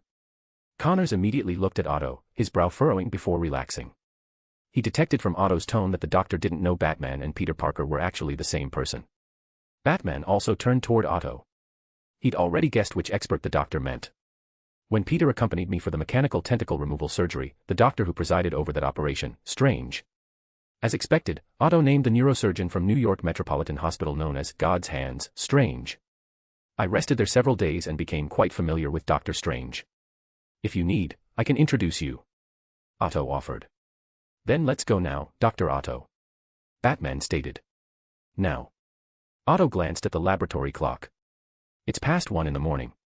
Now. Batman's voice rumbled low. In an upscale Manhattan community primarily housing Wall Street elites and industry leaders. Dr. Stephen Strange had just returned home after finishing his midnight party. Removing his watch, tie, cufflinks, and handkerchief one by one, Strange was about to wash up when his private phone suddenly rang.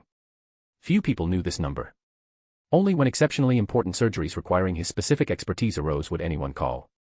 Without time for much thought, Strange's professional ethics drove him to rush over and answer. Hello. On the other end was Dr. Otto, who briefly explained Batman's needs, though he didn't mention the solution to the alien organism. Even the three scientists on North Brother Island couldn't understand why Batman's solution would exist within his spine. Otto's cover story claimed a patient's bone marrow had issues requiring emergency spinal extraction surgery.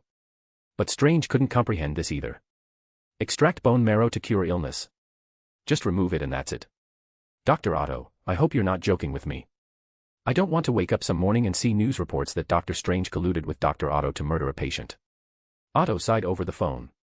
It's complicated, but this is genuinely the patient's own request. He might not be quite the same as the humans you and I understand. Otto couldn't confirm whether Batman was actually human. To dispel Strange's concerns, Otto deliberately used the pronoun reserved for referencing God or angels, he. May I ask who he is? Strange's curiosity was immediately piqued. On North Brother Island, Otto looked toward Batman, who nodded slightly. It's Batman. That recent urban legend, the vampire living in New York. Strange agreed immediately. I'll notify Metropolitan Hospital to prepare for surgery. No. No preparation needed.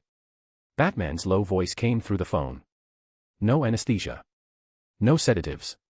Just simple sterilization. Use the puncture needle directly. Right, of course, you're a vampire. Strange considered carefully. 20 minutes. Metropolitan Hospital. Welding station, goggles, pliers. Thousands of miles away in the Middle East, Tony Stark directed 10 Rings members back and forth through the cave, moving missiles and various required tools to designated positions. He needed to dismantle all the missiles and extract a total of 1.6 grams of palladium. As lenses assembled into crude but functional equipment, the palladium was positioned at the forefront of multiple lens arrays. The first step toward escaping this hell, Tony Stark would replace the cumbersome electromagnet and car battery in his chest. He'd swap them for a miniature arc reactor, just like the large reactor his father Howard Stark had once designed beneath Stark Tower. Chapter 123, Chapter Chapter 123, Venom's baby loves chocolate. You don't look like a vampire. More like an ordinary person wearing a costume. Dr. Strange had never witnessed Batman's inhuman feats. Now alone with Batman in the operating room, Strange studied the figure about to undergo bone marrow extraction with open curiosity. Batman said nothing. He simply removed the rear armor plating of his Arkham suit, exposing his back to the air, then lay face down on the operating table. Strange examined the spine beneath the suit, completely normal in appearance. This reinforced his belief that Batman is just an ordinary person. He'd come expecting to operate on a legendary vampire. Discovering Batman was merely human, Strange's enthusiasm deflated considerably. Preparing the puncture needle. Sterilizing. Finding the position. Inserting the needle. I'm alone here. Before we begin, I need to warn you, without assistance, this procedure carries certain risks. If you tell me the purpose of extracting bone marrow, perhaps I can minimize those risks. Strange addressed Batman directly. Even lying prone on the operating table, Batman remained fully suited in his Arkham armor. He fell silent for 2 seconds before speaking. There's a trace of black extraterrestrial material hidden in my bone marrow. That's my primary target. The moment Batman finished speaking, Strange felt the entire situation screamed absurd. He could barely comprehend someone so committed to their role they'd wear a costume during surgery. But he couldn't fathom how alleged alien material had gotten into this man's bone marrow. You're certain you don't need anesthesia? Strange confirmed one final time. After verifying Batman hadn't changed his mind, he picked up the puncture needle. As the rigid needle slowly penetrated Batman's spine, Strange watched carefully for any reaction. If the patient showed any adverse response, Strange would halt the procedure immediately. But Batman's body remained motionless. Even as the puncture needle entered his vertebra, he showed no reaction whatsoever. Strange wore his surgical mask. Now his mind focused completely on the operation, extracting bone marrow bit by bit with meticulous care. Gradually, within the syringe connected to the puncture needle, a trace of black material began appearing. It rippled within the tube like a parasite. The surgery proceeded exceptionally smoothly. 20 minutes later, Strange removed his mask and studied the living, pitch-black substance with intense curiosity. Now that surgery had concluded, Strange's assessment of Batman had shifted. Even if Batman wore a costume, whoever existed beneath it was definitely no ordinary person. Without anesthesia, the pain from bone marrow puncture was absolutely unbearable for most people. Yet Batman hadn't made a single sound from start to finish, as though physical pain didn't register at all. But judging from the cold sweat beating on his back, Batman clearly felt pain. He'd simply endured it through astonishing willpower. What is this thing? Watching Batman reattach the Arkham suit's armor plating and take the syringe containing the black material from Strange's hand, the doctor couldn't help asking. This is the extraterrestrial material I mentioned. Batman's voice remained flat. Thank you for your help tonight. I'll remember this. Though you're nothing like the vampire from urban legends, I get the feeling being remembered by you isn't necessarily a good thing. Strange removed his gloves and lab coat as he spoke. The words had barely left his mouth when Strange heard a rushing wind. Batman had vanished with the tube of black material. The 3 scientists on North Brother Island stayed awake all night. Otto checked the clock repeatedly, waiting for Batman to return after surgery. Creak. The laboratory door pushed open again. Batman's figure entered with the same steady footsteps as always. Batman, how do you plan to handle this thing? Otto asked. I need to cultivate and study it. Batman stated. Before Banner could raise objections, he added, there's another, far more powerful extraterrestrial organism in the Adirondack Mountains. I've found a method to deal with it, but first I must thoroughly research this sample. The 3 of us should be able to help with that, Banner offered. Looks like our primary research goal is determining its composition. Does this count as some kind of organism? Connors asked. Yes. Batman's voice rumbled low. Your work begins tomorrow.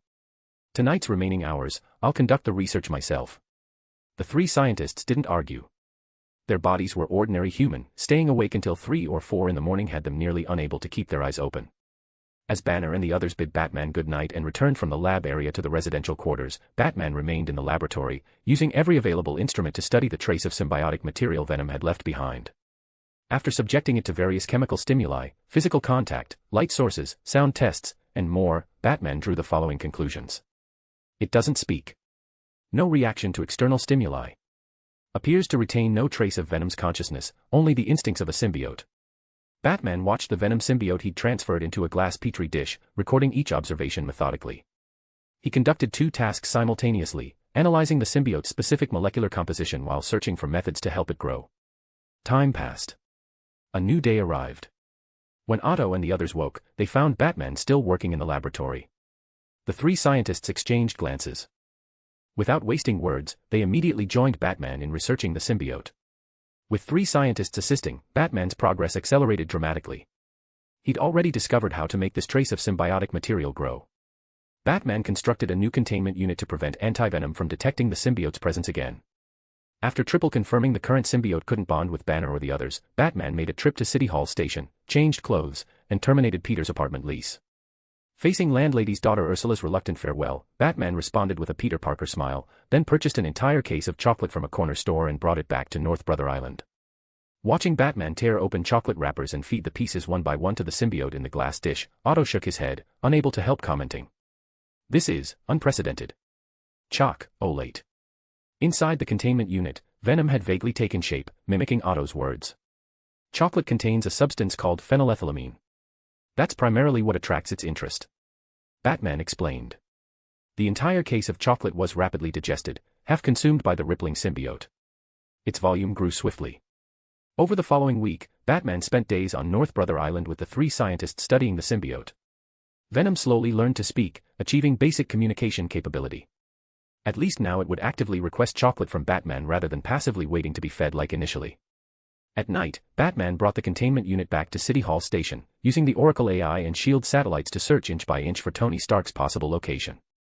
Simultaneously, Batman traced the video email Obadiah had received, following the chain of network nodes to locate the original transmission address.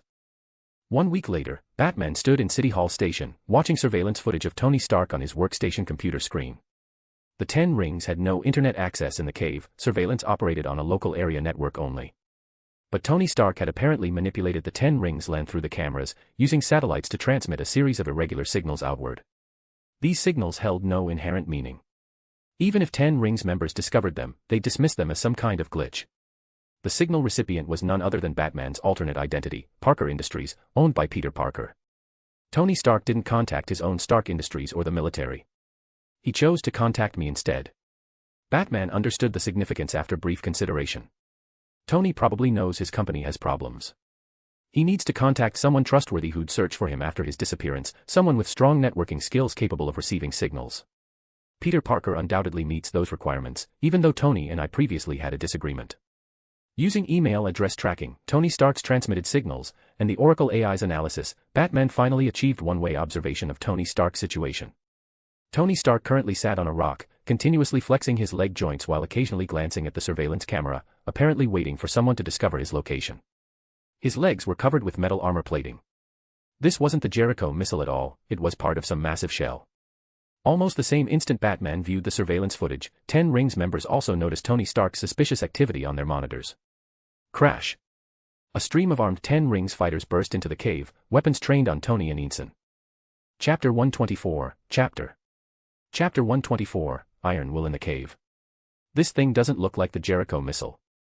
In the 10 Rings cave, Ensign studied the circular device emitting cold white light that Tony Stark had created. That's right. It's a miniature arc reactor. I have a much larger one at home. This should keep the shrapnel from reaching my heart. Tony Stark explained to Ensign. It can't match the massive output of the reactor beneath Stark Tower, but it's stable, and capable of powering a certain big guy for 15 minutes. Ensign stared into Tony Stark's eyes. He knew this arrogant playboy had figured out a way to escape. As blueprint after blueprint of the Jericho missile stacked together, what finally appeared before Ensign was a hulking iron giant. Building this thing, we can't hide it from the 10 Rings.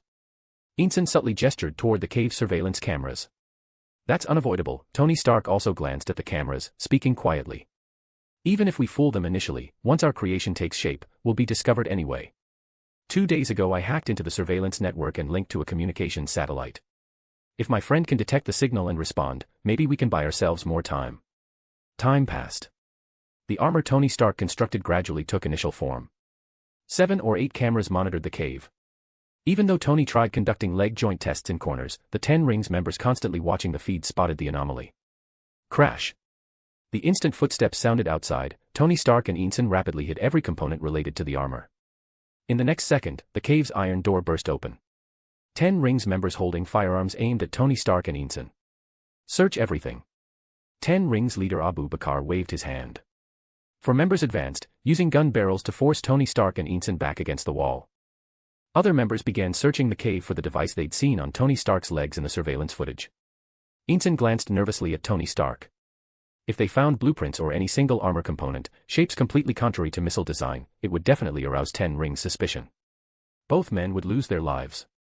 Now they could only hope these men couldn't decipher Jericho missile blueprints and wouldn't find armor components hidden in corners behind dismantled missiles. You disappoint me greatly. While other members searched the cave, 10 Rings leader Abu Bakr approached the two men. I let you live. Made a fair trade with you. This is how you repay me. Ensign kept his tone as calm as possible. We're working hard. This thing is extremely complex. It needs time. Abu Bakr regarded Ensign with a smile that didn't reach his eyes. I haven't stationed anyone here monitoring your work, but I've been watching you through surveillance the entire time. What was that on Tony's legs just now? It's. Ensign couldn't fabricate an answer. He watched with mounting despair as Abu Bakr used fire tongs to lift a red-hot iron block and move it toward his mouth. That's part of the Jericho missile, the cluster bomb separation component. Tony Stark suddenly spoke. I discovered it's a critically important part. Abu Bakr's face turned toward Tony Stark. His mouth split into a grin. You're lying to me. GLUB. Tony Stark was shoved into the water basin again, his head held underwater for over a full minute. Only when his body convulsed from oxygen deprivation was he yanked up by his hair. Beside him, Ensign's chest was brutally branded with the red-hot iron.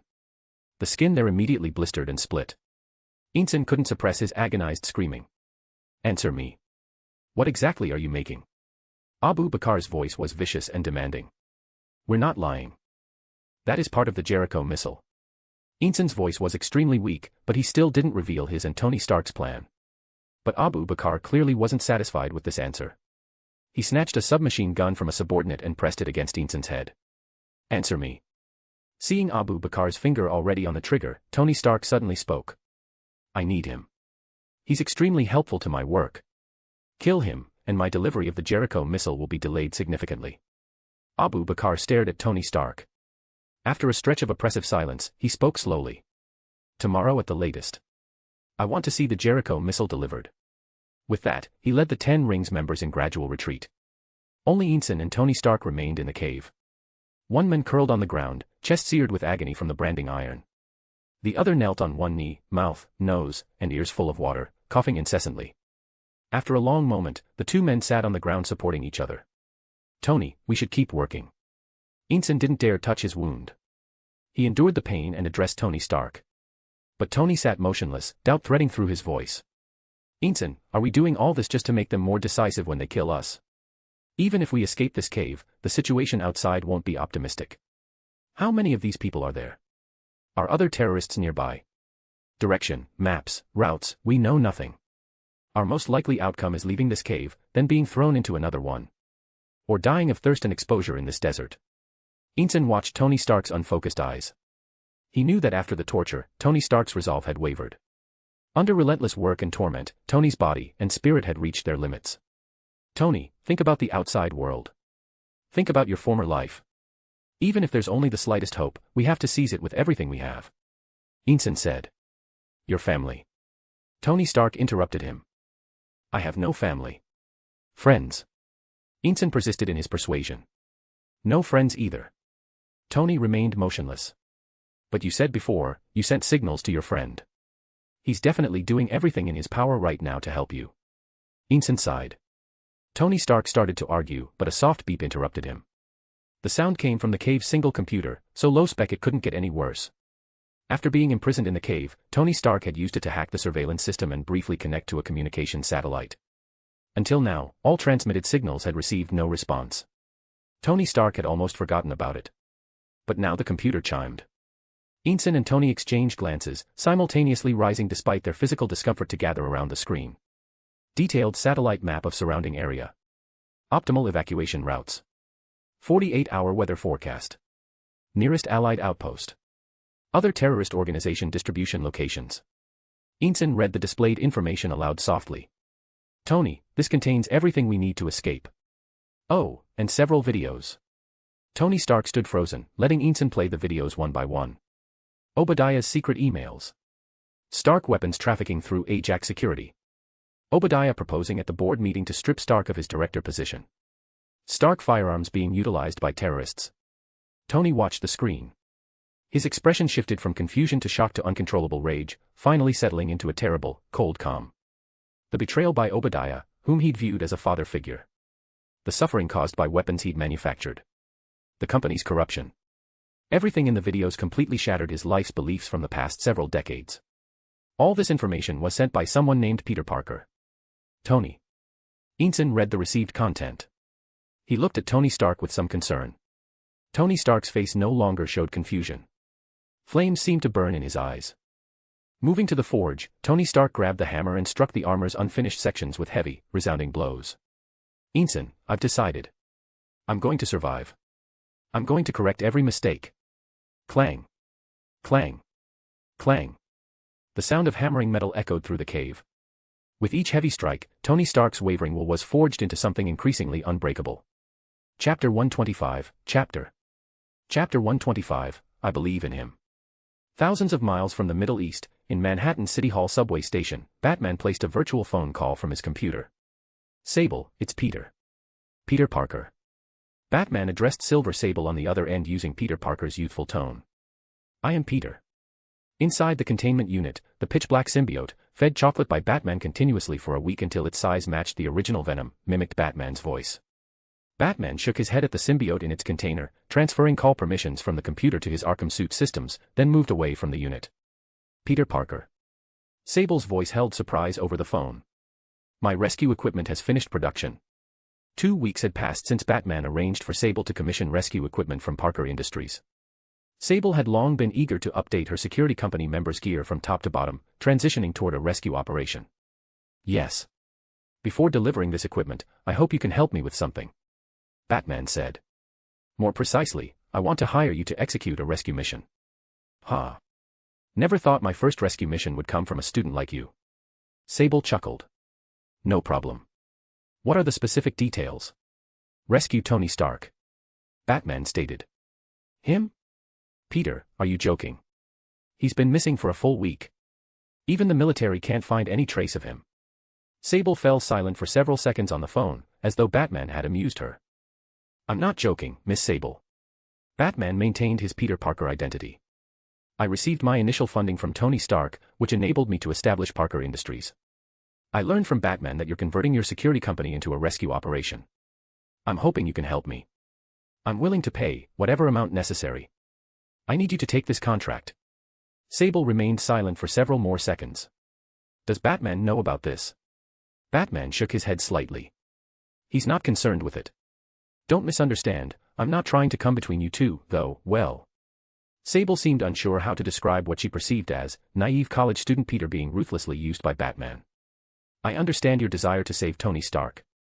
But if even the military can't locate his exact position, my rescue team going to the Middle East would most likely return empty-handed. What if I've already found Tony Stark's exact location? Batman said. Batman had thoroughly investigated everything within a 100-kilometer radius after pinpointing Tony Stark's position. He'd even sent Tony specific evacuation routes. According to surveillance footage Batman had hacked from the Middle Eastern cave through City Hall Station, Tony Stark had clearly received this information. What? You found him before the military?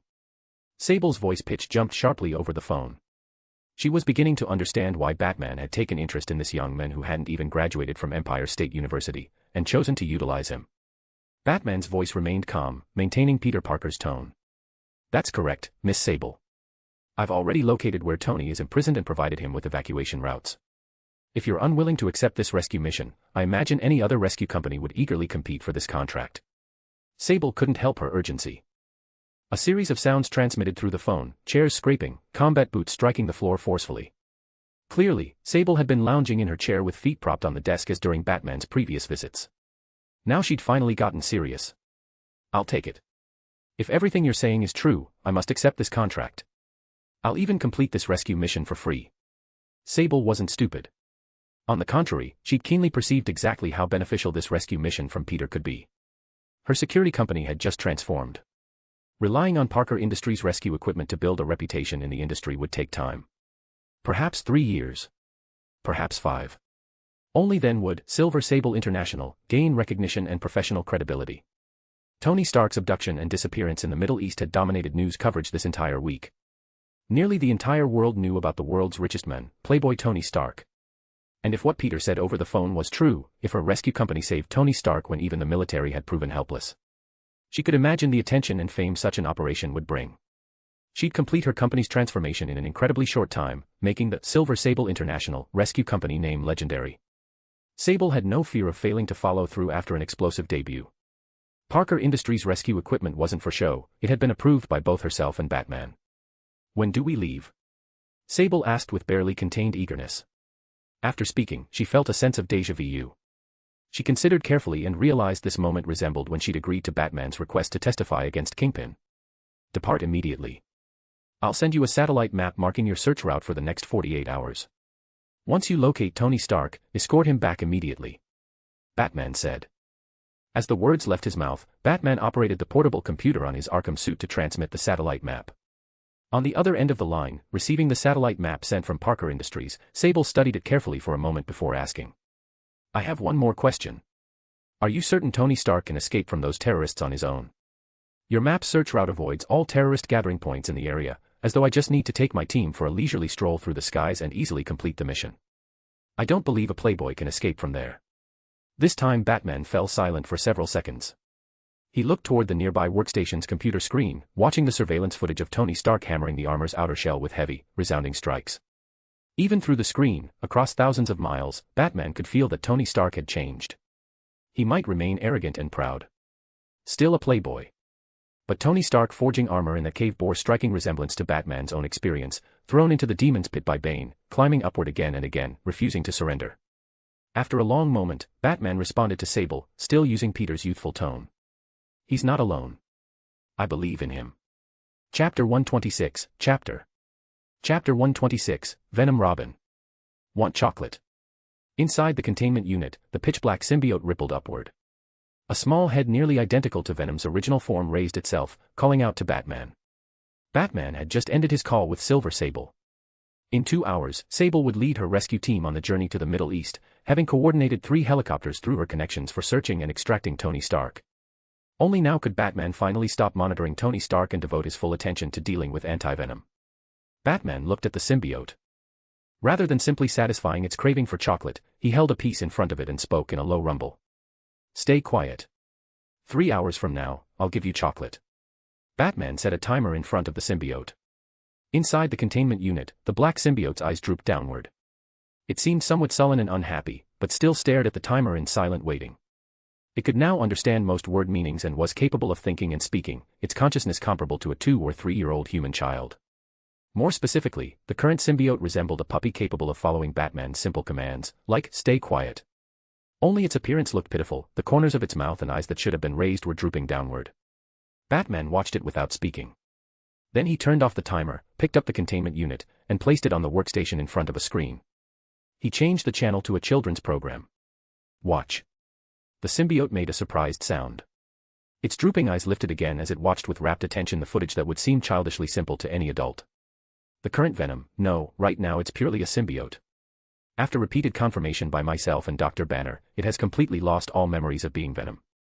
It's a new life growing from the symbiotic material Venom left behind. It's very innocent, easily satisfied, very obedient. Just like my Robin." Batman watched the pitch-black symbiote in its containment, his thoughts wandering briefly before snapping back to focus. He turned to survey City Hall Station. This past week, Batman hadn't only been busy researching the symbiote and tracking Tony Stark. He'd simultaneously been accomplishing another equally important task. Batman had used various trust funds to completely purchase all the land surrounding City Hall Station. Not far from the station, a 66-story skyscraper had been purchased by Alice, CEO, Chief Executive Officer, of Parker Industries, and undergone a series of construction modifications. City Hall Station's construction was concealed within the skyscraper renovations, managed by the Oracle AI under the pretext of upgrading the underground water system. Except for lacking a massive computer array and cooling systems, City Hall Station had now become Batman's first true Batcave in New York. "Barbara." Batman addressed his Batcave with instructions. "Begin assembly of the Arkham Batmobile immediately." The muscle car-converted Batmobile had been destroyed at Oscorp Tower. All components for the new Batmobile had now arrived. This time, no trip to Parker Industries was necessary for assembly, the Batcave possessed sufficient space and equipment for the work. Acknowledged, Bruce. The Oracle AI responded. Inside the Batcave, mechanical arms activated. Components assembled methodically in systematic order. A 60mm cannon capable of penetrating 820mm steel armor. A Vulcan machine gun loaded with armor-piercing rounds, incendiary rounds, freeze rounds, and standard ammunition. A salvo missile system capable of firing tracking missiles, guided rockets, high-explosive warheads, and other high-powered munitions. A riot suppression gun using rubber bullets, smoke grenades, tear gas, gel rounds, and other non-lethal ammunition for crowd control purposes. A sonic cannon capable of emitting high-frequency and subsonic waves, adjustable to bat beacon frequencies for summoning swarms. A flamethrower mounted alongside the sonic weapons. Batman might not use all these weapons when confronting enemies. But he wouldn't allow himself to be without them. Beyond essential weapon systems, the Batmobile featured the world's most powerful V12 engine, personally modified and tuned by Batman. The massive 1.6-meter composite fiber tires could switch between terrain, sand, and urban modes, enabling Batman to operate across entire cities. The entire vehicle used titanium alloy armor with partial carbon fiber construction, bulletproof, explosion-proof, EMP-resistant. When necessary, the vehicle could seal completely and switch to submersible mode. Beyond standard and submersible modes, the Batmobile offered 3 combat configurations: tank mode, pursuit mode, and motorcycle mode, the latter reserved for use only when the Batmobile sustained critical damage. Additionally, drones, winches, electromagnetic ejection seats, neural control interface, onboard medical kit, solar charging, boost jump, self-destruct, electromagnetic shielding, stealth mode, air filtration. Except for being unable to fly and lacking submarine-level underwater range, this Batmobile, built using nearly half of Parker Industries' capital, was essentially omnipotent. If Batman hadn't witnessed Tony Stark constructing armor in surveillance footage from that Middle Eastern cave, this vehicle would have been loaded into a cargo plane Batman purchased and airdropped for Tony's rescue after assembly completion. But that approach would have relegated this expensive Batmobile to single-use status, impossible to recover back to the Batcave for continued operation. Now that Tony Stark was executing self-rescue inside the cave, Batman naturally avoided the trip to the Middle East himself. From nothing to something. From zero to whole. The Batmobile assembled piece by piece from its skeleton. Clear or heavy metallic collision sounds rang continuously. 3 hours later. As the Oracle AI withdrew the mechanical arms one by one, a semi-new Arkham Batmobile, worth countless times more than the previous version, stood ready. This Batmobile was larger than the one Batman had previously driven, with thicker armor, greater height, and a driving compartment that included one slightly smaller seat. It sat silently in the Batcave without sound or movement, like a slumbering beast. Batman stood silently before the Batmobile, placing one hand on its cold armor plating. Whether suits or Batmobiles, Batman deliberately designed them to match his equipment from Gotham. Not because he couldn't design new styles. Batman wanted them to remind him constantly, never forget returning to Gotham. Dad, I finished watching. As the Oracle AI ceased operations, the quiet Batcave became pin-drop silent. But one voice made Batman's heart suddenly skip. He whirled around sharply. On the workstation, inside the containment unit, the symbiote raised its head toward him, waiting for the promised chocolate reward. Batman's footsteps were impossibly heavy. He strode rapidly to the workstation and stared intently at the black symbiote in its container, his voice low and strained. What did you just say? Inside the containment, the symbiote shrank back in fear. But driven by craving for chocolate, it still spoke quietly. It said on there, people who focus on caring for you and teaching you everything aren't just teachers. Besides teachers, only fathers do that. I think you must be the father they talked about. Dad, I waited very obediently for 3 hours. You promised to give me chocolate. It extended a tendril from its symbiotic mass to point at the screen where Batman had played the children's program, currently presenting educational content about families. Click. Batman shut off the screen. He stared at the symbiote in its containment for a long moment. Finally, under its expectant gaze, he withdrew a piece of chocolate and passed it through the specially designed feeding port. Thank you, Dad. The symbiote cheered and swallowed the chocolate in one gulp. Then it looked at Batman and asked, the program also said every child has their own name. What's my name? Batman's hand remained inside the containment. He touched the symbiote's head. It raised its eyes in contentment. You are Venom. But here with me, you have another name. Robin. Venom rubbed its head against Batman's palm, apparently overjoyed at receiving a name. Yay. I'm Robin. Chapter 127, Chapter 127, You Must Survive, Peter. In the laboratory on North Brother Island, the 3 scientists stared at each other wide-eyed, listening to Venom in its containment repeatedly call Batman Dad, their brains momentarily unable to process the situation. Batman, tell me honestly. Banner carefully chose his words before asking bluntly, "Is there also a giant mass of symbiote under your mask forming a human shape?" Otto quietly retreated several steps, ready to bolt for the door at any moment. Only Professor Connors, who knew Batman's true identity, stroked the stubble on his chin with one hand, his gaze constantly shifting between Batman and Venom. "No." Batman's voice rumbled low. "Could be." Venom mimicked Batman's deep voice. The three scientists exchanged bewildered looks again. They knew symbiotes possessed extremely strong learning abilities and could mimic human speech. They'd even prepared themselves mentally for this.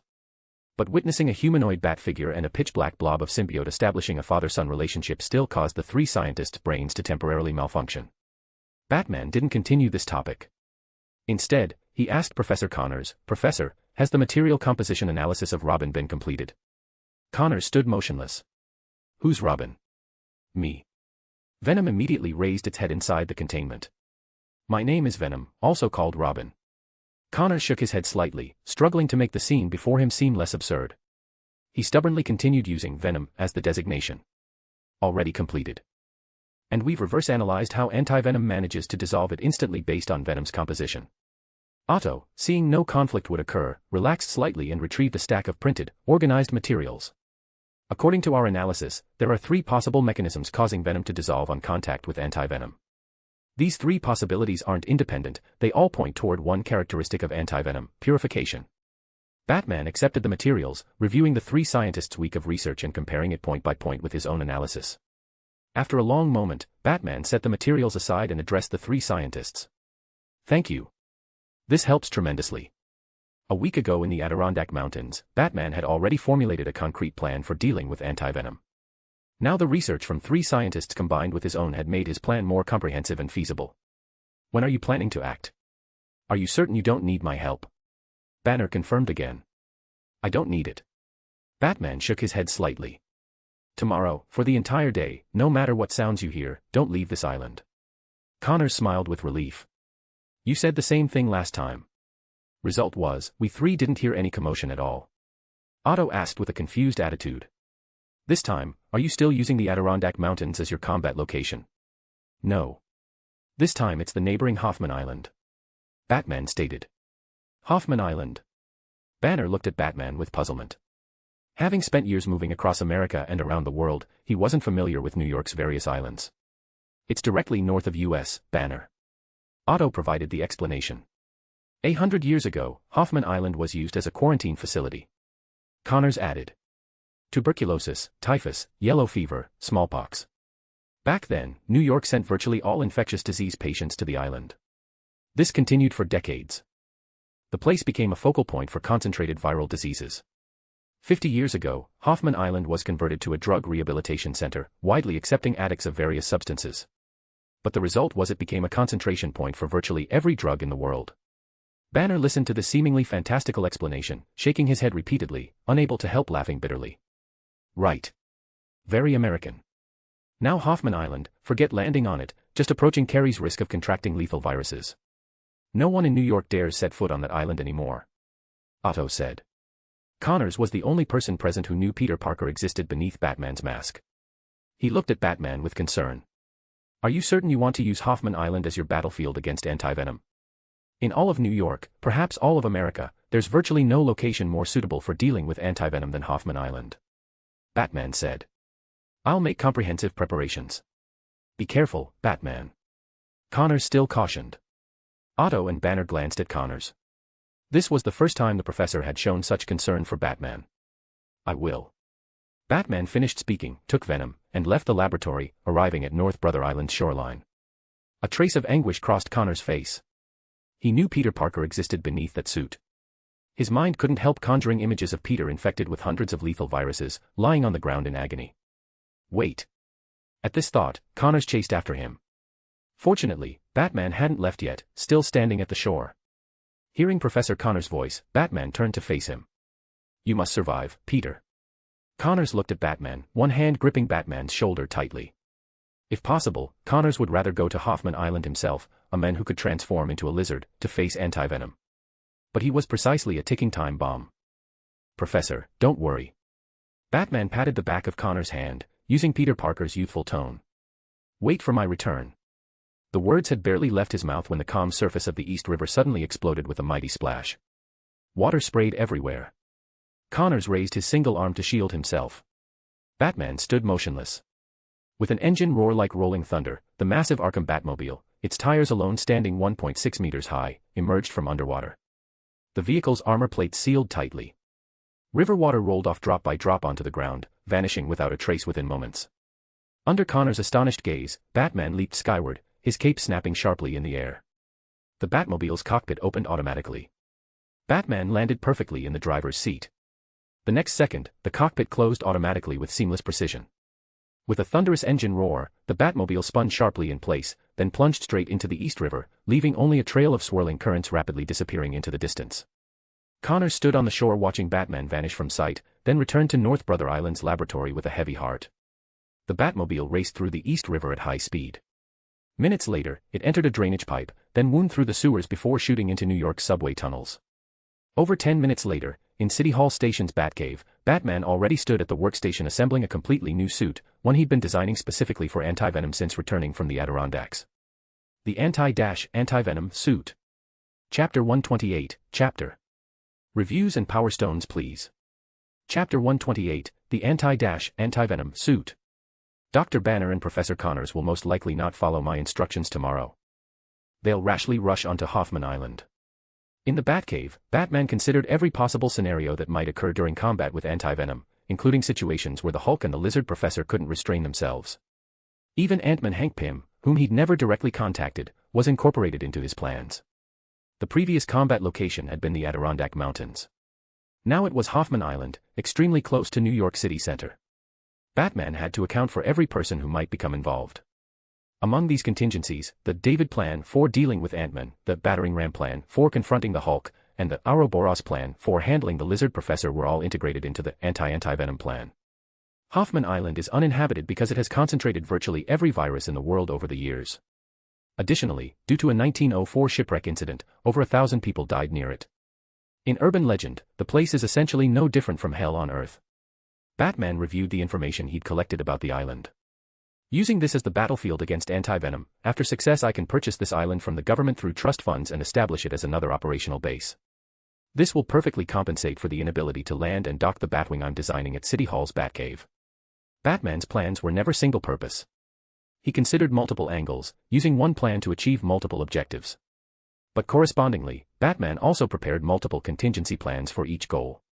Aside from being too close to North Brother Island, potentially allowing the Hulk and Lizard Professor to interfere, Hoffman Island was the absolutely perfect battlefield choice. Without further delay, 3 hours later, a suit completely different from Batman's current Arkham armor stood ready. This suit no longer exposed the chin. Instead, it sealed completely from head to toe, the face forming almost a single unit with neither eyes nor jaw exposed. For this combat operation, Batman wouldn't rely on fear or Peter's meticulous observation. He needed data collection on Anti-Venom from the Oracle AI. Therefore, the opaque faceplate was actually an internal screen that would analyze Anti-Venom's comprehensive data in real time.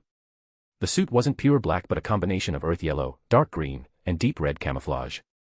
However, the shoulder armor, arm guards, and chest plate remained pitch black, and the armor plating was thicker than the Arkham suit.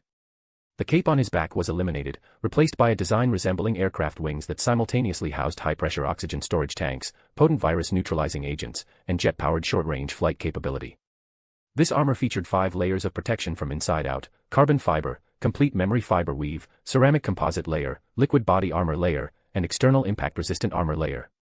"Dad, is this armor you prepared for me?" Venom in its containment had long been staring impatiently at the new suit, asking with anticipation. "No, Robin." Batman's voice rumbled low. "This is the suit I'm using to deal with Anti-Venom." "Oh." Venom's eyes drooped slightly, but quickly adjusted its mood. "Then when will I have my own suit?" "Soon." Batman answered. Venom's head bobbed like a chicken pecking grain. It watched Batman don the new armor, the astonishingly thick chest plate displaying the bat symbol. It lowered its head in thought for a moment. The pitch-black symbiotic material rippled slowly, making those white patterns form a small white bat symbol. "You'll have your own symbol, Robin." Batman spoke, then picked up the containment unit and carried it to the Batmobile, placing it on the smaller seat beside the driver's position. "Where are we going?" Venom constantly kept its head raised watching Batman, its gaze never leaving him. "To Hoffman Island," Batman said.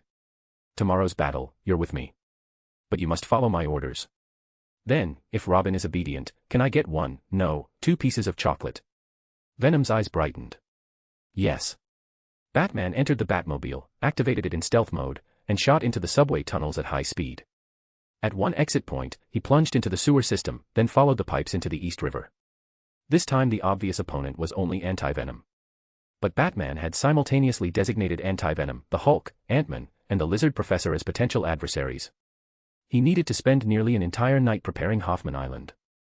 The Middle East had numerous helicopter rental companies, like the UAE's Falcon Corporation, which even offered models specifically for VIP transport and emergency medical services. Leading her newly assembled rescue team, Silver Sable wore her signature gray-white combat suit, negotiating no prices as she rented 3 helicopters and flew toward the location Peter had provided. President Sable, I keep feeling like ever since Batman appeared, everything about us has been arranged, though this arrangement isn't necessarily bad. Beside Sable, the bearded man who'd been pinned to the ground by Batman with a single move in Oscorp's underground second level spoke up. We've left the company. We're here in our capacity as a rescue team, you need to call me Captain.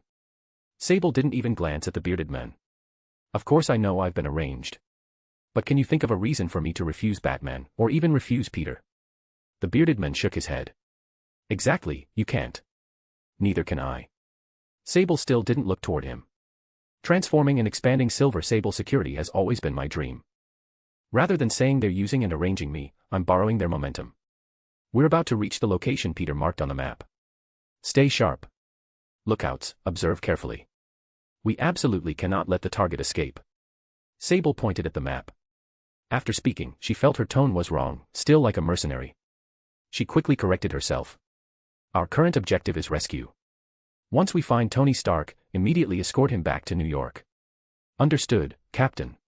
Batman deployed his plan on Hoffman Island. Sable conducted her search for Tony Stark in the Middle East. And at that moment in the Ten Rings cave, Tony Stark was beginning to don his armor with Inson's help. He wouldn't wait until the deadline Ten Rings leader Abu Bakar had given him. He hadn't even tested the completed armor. Bang bang bang. Open up. Open the door. Outside their cave chamber, 10 Rings members desperately hammered on the iron door Tony had locked from inside. Inson, stay behind me. After I take out these guys, we're getting out of this hellhole together. Inside the massive silver-gray armor, Tony Stark had reached the final program loading phase. He addressed Inson, who'd been helping him suit up. Estimated time remaining, 1 minute. But at that precise moment, a gunshot rang out beyond the closed iron door. The door produced a sharp metallic sound, then a 10 Rings member dropped to the ground. Tony Stark knew it wasn't internal betrayal among the 10 Rings, they were using gunfire to force the door open.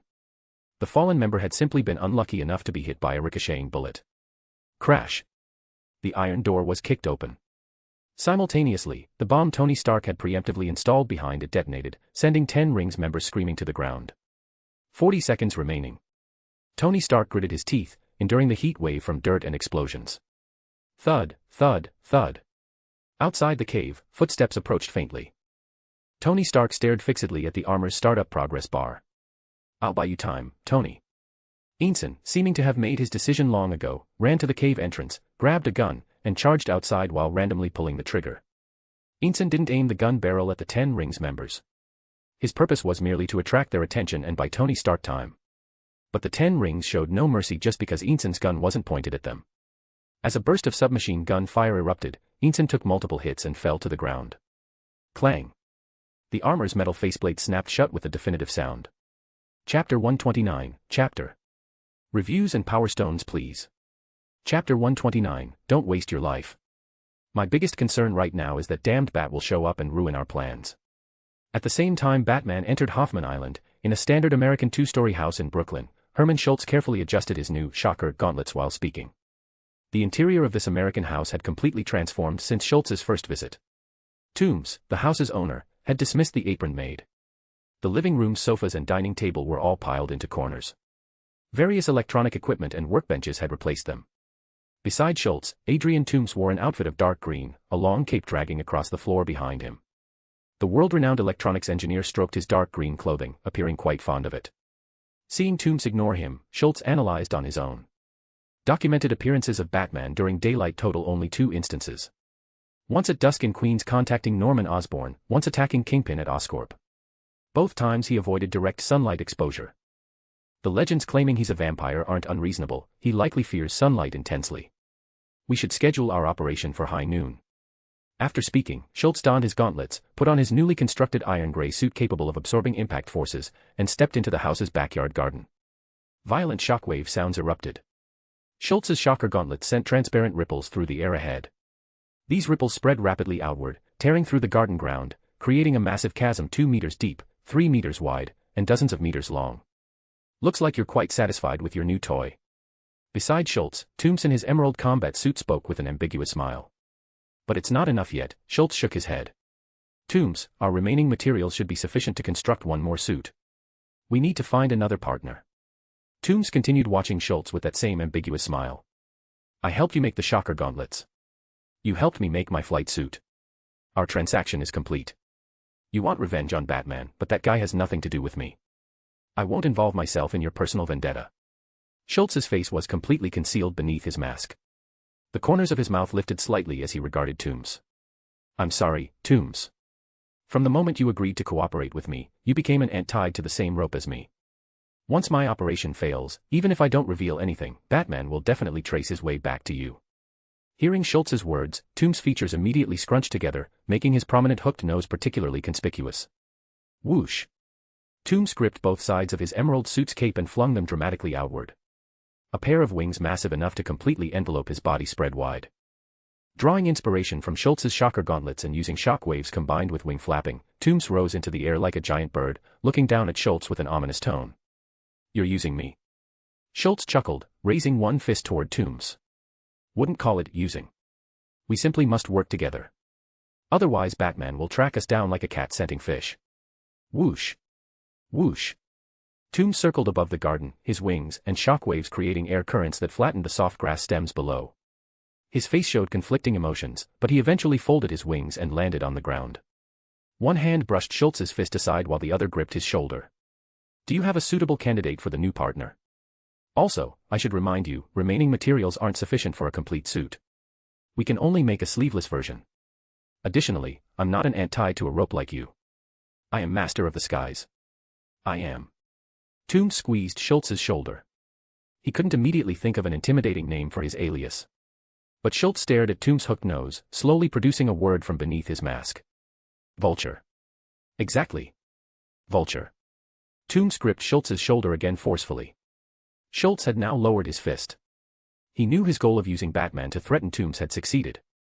I think my friend won't refuse. In fact, he'll cooperate quite willingly. Who? Toombs asked. Schultz removed his mask, looking into Vulture Toombs' eyes as he spoke slowly. Someone Batman sent to the police station, now imprisoned on Rikers Island alongside Kingpin. Scorpion Mac. In the Middle Eastern cave. Tony Stark donned his constructed Mark I armor, relying on heavy plating to charge through the confined space. Ensign. Ensign. Tony Stark shouted loudly, hoping Ensign, who'd rashly gone out to draw fire, could hear his voice. After a long moment, Tony found Ensign at a corner junction, his body riddled with bullet wounds. Stark. Ensign's voice sounded extremely weak. Tony Stark crouched down, lifting his faceplate with one hand to look at Ensign, then gripped his shoulders with both hands. Quick, we need to go. Ensign smiled weakly. Tony Stark's emotions surged tumultuously. He looked at Ensign, anguish crossing his face. We agreed to follow the plan. I'd clear the path ahead, you'd follow behind me. This was always my plan, Stark. Ensign's eyeglasses were shattered. At this moment, he couldn't see Tony Stark's features clearly. Come on, I'll carry you out. Your family is outside waiting for you. Tony Stark urged. He remembered Ensign mentioning his wife and child. Tony wanted to use them to motivate Ensign, but Ensign lay motionless on the ground. They're already dead, Stark. I'm going to see them now. Tony Stark looked at Ensign, speechless. Outside the cave, sporadic gunfire erupted again, 10 Rings members firing aimlessly. Thank you for saving me. Tony Stark's eyes reddened slightly as he looked at Ensign. Ensign used his last bit of strength to produce a smile. You weren't saved by me alone. You saved yourself. And that friend you've never met. Don't waste your life, Stark. After speaking those words, Ensign's breathing stopped completely. Clang. Tony Stark closed Ensign's eyes with his hand, then forcefully slammed his faceplate shut, clenched his fists, and walked toward the cave entrance. Outside the cave under the sun, the remaining 10 Rings members constantly swallowed nervously, occasionally firing shots into the pitch-black cave entrance. They didn't know what had happened inside. They didn't know how furious Tony Stark currently was.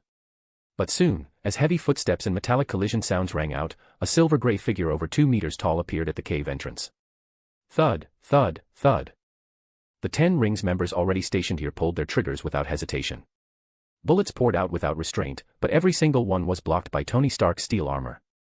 As their magazines emptied, before they could reload, Tony Stark pressed a button on his armor. Both arms immediately unleashed roaring flames toward the terrorists. Tony Stark released all fuel without reservation. Beyond burning these terrorists alive, his primary purpose was destroying the Stark Industries' weapons. Soon, despite 10 Rings members' bullets, the area was engulfed in raging flames. Just as the gunpowder in those weapons was about to ignite and explode, Tony Stark pressed another button. Flames erupted from his back and legs, leaving a trail of smoke through the air as the armor carried Tony skyward. But after only a dozen seconds of flight, the armor lost propulsion and plummeted toward the ground. Thud. With a dull impact, the armor shattered into pieces. Tony Stark found half his body buried in the sand. Tony Stark breathed a sigh of relief. He extracted himself from the armor fragments, recalling the evacuation route Peter had sent. But at that moment, helicopter rotor sounds approached from afar. 3 helicopters slowly landed near Tony Stark. Tony Stark's heart tightened. He stared in disbelief at the helicopters that clearly weren't military, scrambling somewhat clumsily to escape. The 10 Rings had acquired Stark weapons. They'd abducted him from a military armored convoy. Tony Stark didn't doubt those people could obtain a few helicopters. But Tony couldn't run far before several burly men from the helicopters caught him, carrying him like a small chicken onto one aircraft. Tony desperately wanted to ask whether these people were terrorists. But as footsteps approached, Silver Sable in her silver-gray combat suit stepped before Tony and shook his hand. "Your friend Peter sent me to extract you, Mr. Stark." Hearing that name, Tony's face showed an expression between crying and laughing. Having experienced the grief of Eanson's death and the joy of escaping alive, then being startled by these people, now hearing they'd been arranged by his friend Peter, Tony Stark's tightly wound mental state could no longer hold. His eyes rolled back. He fainted. Chapter 130, Chapter. Reviews and Power Stones please. Chapter 130, The Ouroboros Plan. Through the entire night, Batman laid an inescapable net across Hoffman Island. Even if Ant-Man, the Hulk, the Lizard Professor, and Anti-Venom arrived simultaneously, Batman had prepared multiple contingency plans for each of them. Without any delay, the moment his preparations were complete, Batman opened the containment unit. "Robin, come on to me." Batman's voice rumbled low. The symbiote's nature meant it wouldn't be infected by Earth's viruses. Batman wasn't concerned that exposing Venom to the air before bonding would infect him. "No problem, Dad." Venom spoke in a relaxed tone. The pitch-black symbiotic material spread rapidly, covering Batman's entire body in the blink of an eye. "Once Anti-Venom appears, you must immediately retreat inside my body. Under no circumstances should you emerge," Batman commanded. "Otherwise I'll confiscate all your chocolate." I promise to be obedient." Venom was startled by Batman's threat. The phenylethylamine in chocolate had made it completely fall in love with this Earth snack. It promised without hesitation. Batman raised his hand. An earth-yellow web strand shot outward, pulling his body into a tree's canopy where he concealed himself. 1, 2. Batman counted silently in his mind. He wasn't just waiting for Anti-Venom's arrival. He was also waiting to see if, after Venom Robin bonded with him, the original Venom consciousness would reawaken. Batman had concentrated all his mental energy. He wouldn't allow himself to experience that brief physical paralysis from Venom invading his consciousness again. "Dad, your name is Bruce. Dad, you were a god for a while. God of knowledge. Where's that chair? I want to try sitting on it too. Dad, you have so many enemies. Joker, Scarecrow, Professor Pyg, Bane. Superman. He counts as your enemy too. Don't worry, Dad. Your enemies are my enemies. We can defeat all opponents. So there's more than one Robin. But they're not in this world. I'm Dad's favorite Robin. I want to wear that 6-dimensional suit." The reawakening of Venom's consciousness that Batman had guarded against didn't occur.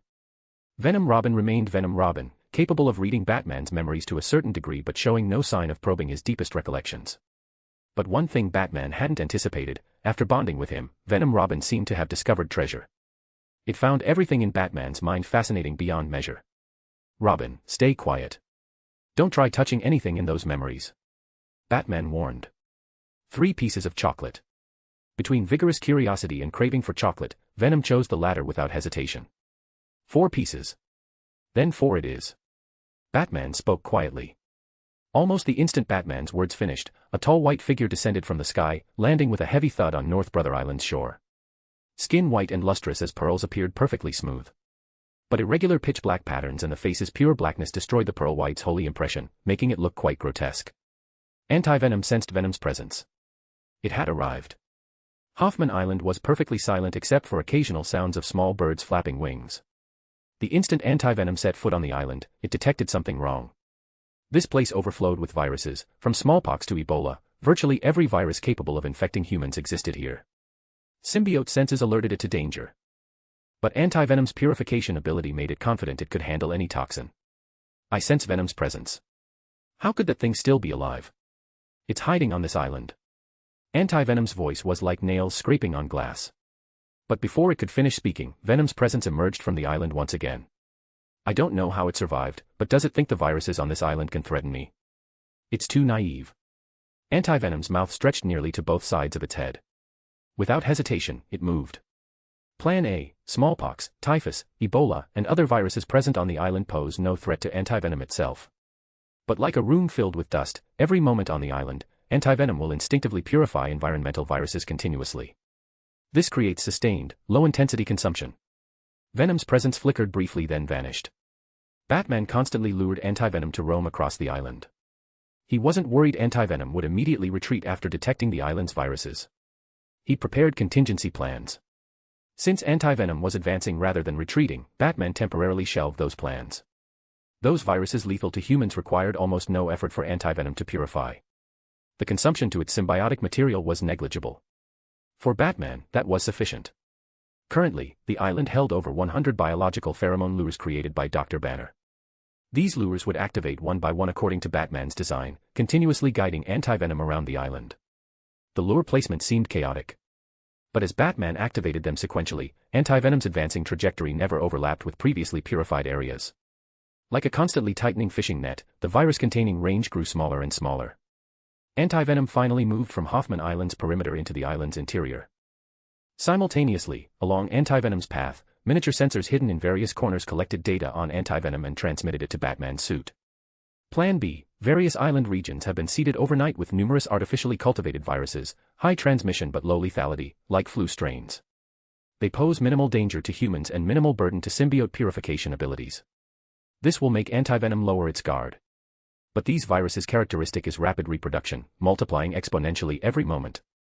Anti-Venom will face surging processing volume like antivirus software suddenly facing massive network attacks.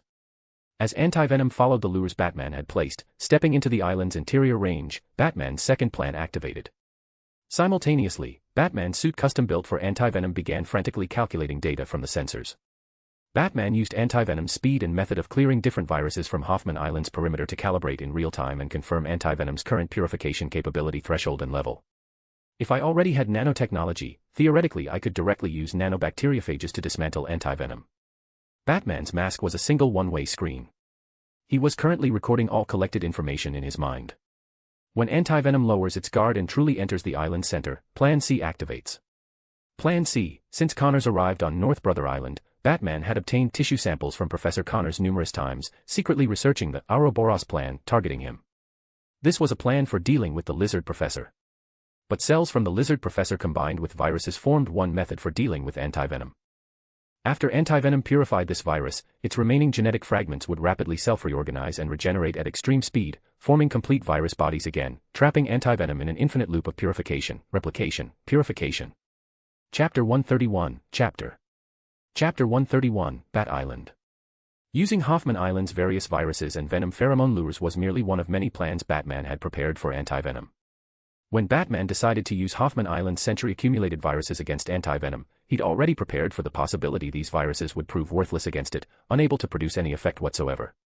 Even now, watching data from sensors distributed across the island through his suit custom-built to counter Anti-Venom, confirming Anti-Venom's condition was continuously declining, Batman still didn't let his guard down.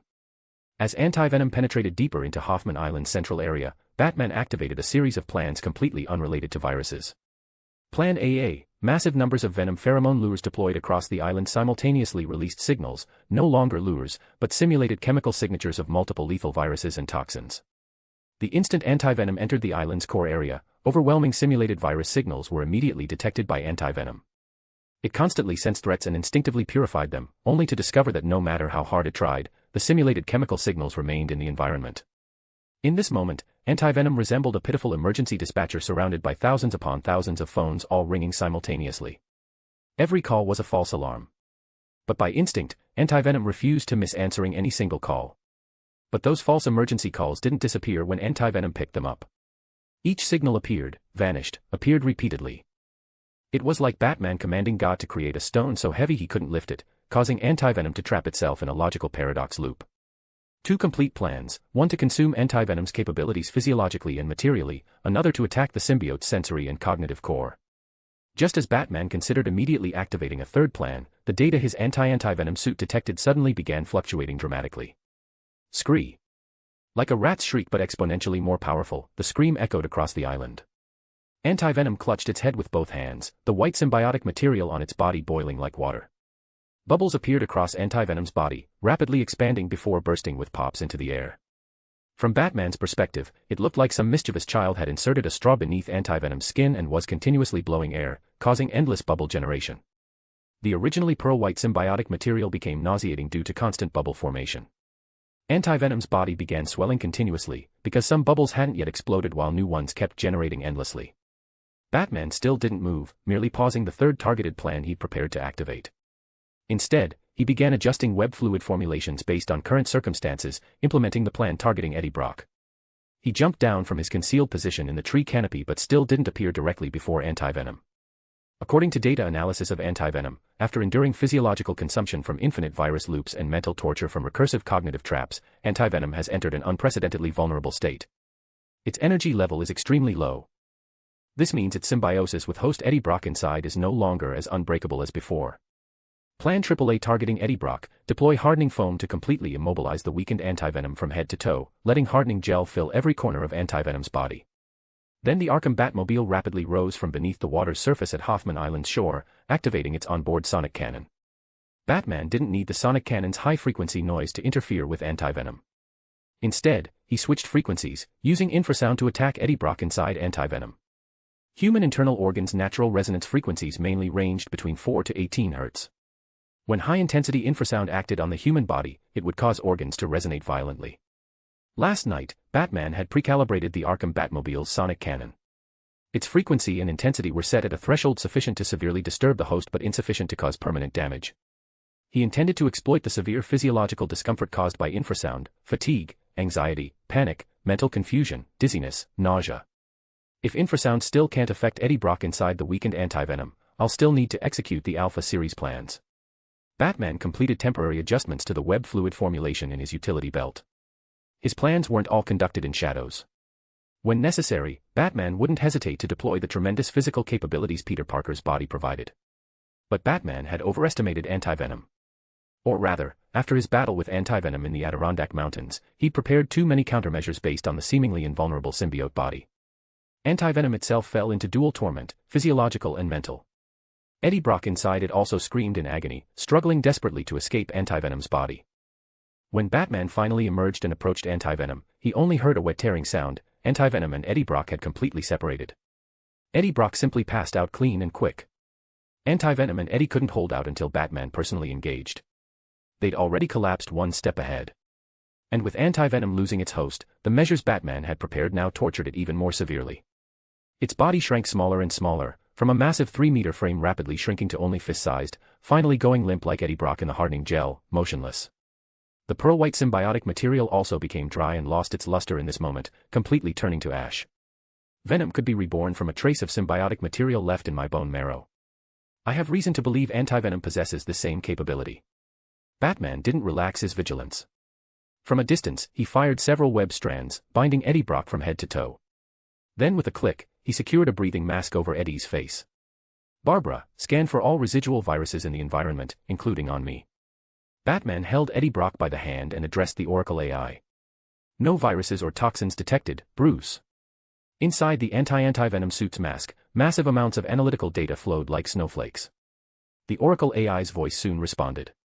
This Bat Island has been completely purified. Chapter 132, Chapter 132, Dr. Otto. Barbara, use one of my trusts to purchase geological survey equipment. I need to conduct geological analysis of this Bat Island before specific planning. Batman didn't object to the Oracle AI calling Hoffman Island Bat Island. That was part of his plan. Leave it to me, Bruce. The Oracle AI responded. Batman didn't remain on the island. He didn't even trust the Oracle AI, he personally conducted a series of tests on the island. After ensuring neither his body nor the island carried viruses or toxins that could cause mass casualties if released, Batman finally approached the rear of the Arkham Batmobile. Under the Oracle AI's control, the Batmobile's rear compartment slowly opened, revealing a double seat with metal restraint brackets. This was Batman's configuration for transporting criminals to police stations or prisons after apprehending them. Whoosh! Bracing one hand against the Batmobile's armor, Batman's cape swept dramatically upward. He vaulted into the driver's cockpit.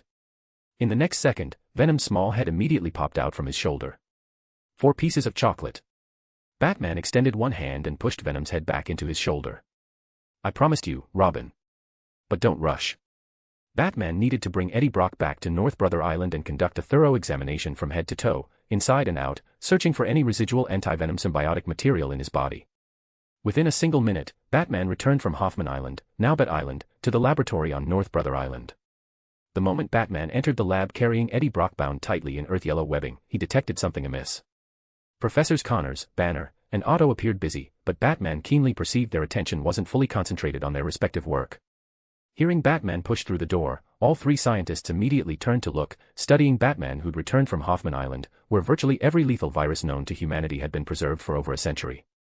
Dr. Otto was currently working in the laboratory's corner. Hearing the sound, he only glanced at Batman without approaching, as though concerned about viruses Batman might carry. But Doctors Banner and Connors didn't care about that. One could transform into the Hulk, the other into the Lizard Professor. Mere viruses posed no threat to them whatsoever. Especially Professor Connors. He knew perfectly well Batman was Peter Parker. He was the first to rush over. With only one arm, Connors ran somewhat awkwardly. But he didn't care about appearances, looking at Batman with obvious concern. Are you all right? Do you feel any discomfort anywhere? Batman looked at Professor Connors, whose concern overflowed visibly. His deep voice contained slightly less coldness than usual. I'm fine. Good, that's good. Connors breathed a sigh of relief. He extended his hand, pointing toward the laboratory's corner, indicating Batman should look. In the corner sat something quite familiar to Batman, a complex apparatus composed of metal support frames and various instruments. This was what Dr. Otto had been working on when Batman entered. Previously, Professor Connors had lain on that very setup when the Hulk tore off his lizard tail. Batman's entire face was concealed by his suit custom built for anti-venom. As Batman turned toward Professor Connors, even without seeing his face, Connors could detect a trace of puzzlement. He quickly explained. After learning you were going to Hoffman Island, full of viruses, to deal with that extraterrestrial organism, Dr. Otto spent last night and this morning modifying and adjusting the equipment so it could conduct comprehensive testing on your body. Batman looked toward Dr. Otto. The somewhat pudgy middle-aged man smiled modestly. I worried you might bring viruses back, so I modified these instruments. To be honest, I was actually thinking of myself. I don't want to be infected by viruses you bring back. Is that so? We don't think that's the case. Dr. Banner chuckled from the side. To ensure you could survive even if infected with viruses after returning, Dr. Otto practically mastered the entire virology field. Now he's the expert among us. Dr. Otto smiled without speaking. After working through the entire night, his face showed exhaustion he couldn't quite hide. But looking at Batman, his gaze held unmistakable, genuine warmth. Batman's face beneath the mask remained expressionless. He'd noticed Dr. Otto's unusual behavior. When Peter infiltrated during General Ross's military supervision of Oscorp to help Professor Connors transfer biotechnology data, Harry Osborn made no attempt to hide the incident from the outside world. Many Oscorp research personnel witnessed my contact with Connors. That can't be concealed. Dr. Otto is intelligent. Based on yesterday's careful instructions from Professor Connors, he may have deduced I'm Peter. Previously, Dr. Otto only knew Peter Parker and had little contact with Batman. Even in North Brother Island's laboratory, he'd always maintained a quite polite attitude toward Batman. Only if Dr. Otto discovered the person beneath the mask was Peter Parker, who'd visited him repeatedly during his disappointment, would he exert himself to this extent helping Batman. Batman silently analyzed Dr. Otto's thoughts but didn't verbally pierce through the thin veil. He'd finally managed to interact with Aunt May as Bruce, listening weakly to the elderly woman share things she found interesting, passively yet fearfully accepting May's unreserved care. But now, Batman again felt something different from familial affection from Dr. Otto and Professor Connors, more like concern and care between friends. Batman didn't speak. He didn't know how to respond to Dr. Otto and Professor Connors' concern. He could only carry Eddie Brock, bound like a rice dumpling, to the metal frame and instruments. At LaGuardia Airport's runway, separated from North Brother Island where Batman and the others were located by only Rikers Island, a small privately chartered plane gradually landed. "Do you need me to contact Peter for you?" Silver Sable addressed Tony Stark, who'd groomed his beard and hair on the plane and changed into a brand new suit. "No. I'll thank him in person later. Right now I have more important business." Tony Stark elbowed the bearded man sitting beside him. "Got a phone? Let me make a call." The bearded man reached into his chest pocket and pulled out a Hello Kitty flip phone, handing it to Tony Stark. Tony Stark accepted the phone and examined it briefly, commenting casually, "Nice style." After speaking, Tony flipped open the phone's cover and dialed his bodyguard and driver Happy Hogan. "My daughter gave it to me as a gift." The bearded man, pleased by Tony's offhand compliment, spoke cheerfully. Tony Stark patted the bearded man's shoulder and brought the phone to his ear. "Happy, I'm back." GHT the phone to his ear. "Happy, I'm back." Chapter 133, Chapter 133, Prison Break. Happy Hogan stood in front of a Rolls-Royce wearing sunglasses, watching the plane gradually taxi to a stop. Secretary Pepperpot stood beside him, watching expectantly. As the aircraft's cabin door opened, Tony Stark slowly descended with assistance from the bearded man whose phone he'd borrowed earlier. Happy tried to keep his expression serious, but even with sunglasses on, his frequently twitching smile betrayed his feelings. Pepper covered her mouth without making a sound, only her eyes slightly reddening. Tony Stark seemed cynically nonchalant as before, still the playboy. He walked directly to Pepper and looked at her. "Your eyes are red. Are those tears for your long-lost boss?" "Tears of joy. Your return means I'm not unemployed and don't need to find work," Pepper said, genuinely happy seeing Tony Stark return unharmed. "I hate job hunting. Vacation's over." Tony Stark spoke, then looked at Happy, who appeared to be playing the serious, imposing bodyguard while actually grinning for quite some time. "Happy, I'm glad you didn't snore." Tony Stark was teasing Happy about constantly dozing off in Stark Tower's lobby. Happy removed his sunglasses and looked at Tony Stark. He desperately wanted to hug him hard, but given their respective positions as employer and driver, Happy restrained himself. "Happy, take us to the hospital," Pepper said to Happy. Before Happy could respond, Tony Stark interjected. "No. Not the hospital." Both Pepper and Happy looked at the Stark Industries playboy. Tony Stark continued. "I only want to do two things right now. One is eat a cheeseburger. The other is hold a press conference." In the former City Hall subway station, now the Batcave. Batman had received information from Silver Sable that Tony Stark had been safely brought back. He sat alone at the Batcave's workstation, repeatedly watching this morning's news. He'd left North Brother Island just minutes ago, dropping Eddie Brock, thoroughly examined from head to toe, at Queens Police Station's entrance. Just as Batman suspected, anti-venom hadn't completely died. Like venom, it had left a trace of symbiotic material hidden in Eddie Brock's bloodstream. Thanks to the metal frame and attached instruments Dr. Otto had spent all night modifying, Batman extracted that white symbiotic material from Eddie's body without much effort. Currently, that white symbiote was stored in a transparent square glass box before Batman, constantly shifting through various shapes. "Dad, what are you thinking about?" Venom's voice sounded near Batman's ear. Batman looked at Venom's head extending from behind his shoulder, reached for 4 pieces of chocolate, unwrapped each one, and handed them over. "This morning while I battled anti-venom on Bat Island, a situation occurred on Rikers Island." Batman seemed to be explaining to Venom while simultaneously using his analysis to teach it. Kingpin's former subordinate, Shocker, Herman Schultz, after Mr. Negative's death, manufactured new weapons. And this time he has accomplices. Batman opened all the workstation screens, filling every monitor with news footage and videos. He addressed Venom, who'd stuffed all 4 chocolates in its mouth and was chewing enthusiastically. "Robin, tell me what you see." "I see a masked guy in an iron gray suit and another guy in green clothing who can fly in the sky. They abducted a criminal from prison." Venom carefully studied the news footage.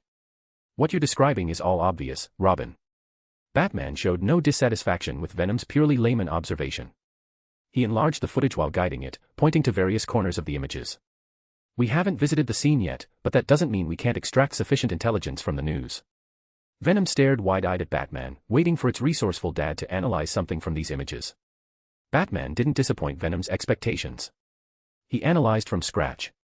Based on destruction patterns, Schultz's shocker gauntlets primarily targeted Riker's prison's load-bearing walls and guard towers, not the guards. Creating panic and chaos to facilitate escape, not pursuing maximum casualties.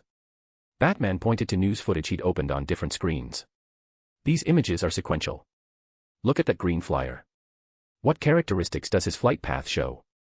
Venom stared blankly at the news footage. It saw nothing. He's circling above the prison but not directly participating in attacks. His hands and body carry no offensive weapons. Batman said. He's observing and providing support. And he's the operations commander. These photos were taken by bystanders on Rikers Island. Notice the prisoners entering and exiting after Schultz destroyed the prison. They appear chaotic, but there's no trampling or collisions. This indicates someone is directing their actions. Though we can't hear specific audio in the news videos, there's high probability the green flyer is commanding them. Chocolate tastes so good. Venom swallowed the last bite of chocolate, nodding busily while listening to Batman as though genuinely paying attention. The person Schultz abducted from Riker's prison was Scorpion Mac. Batman hadn't seen his full face in the news footage, but recognized him from just a side profile. Schultz broke into prison only to rescue Scorpion Mac, completely ignoring his former boss Kingpin. What's his objective? According to materials I previously collected, Schultz and Scorpion Mac's relationship wasn't close enough for this. Schultz manufactured new shocker gauntlets. His accomplice's flight suit also just debuted. Has Schultz also prepared equipment for Scorpion Mac?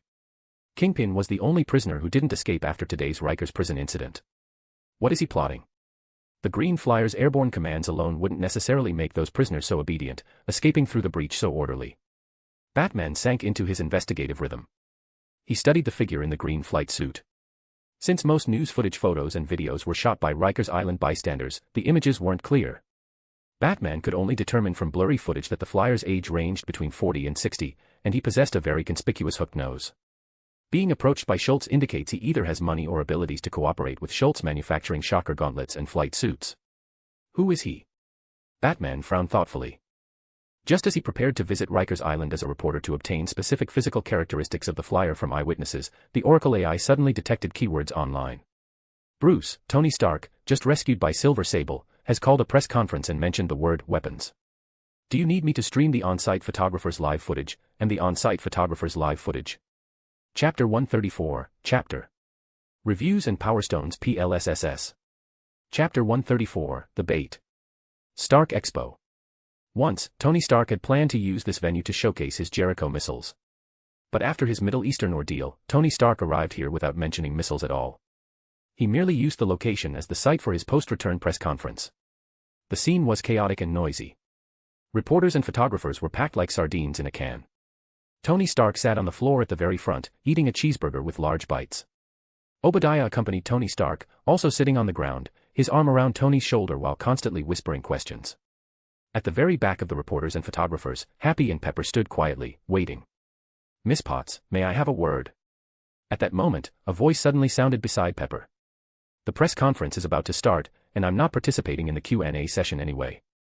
Pepper politely and tactfully declined the man with a receding hairline. "I'm not a reporter.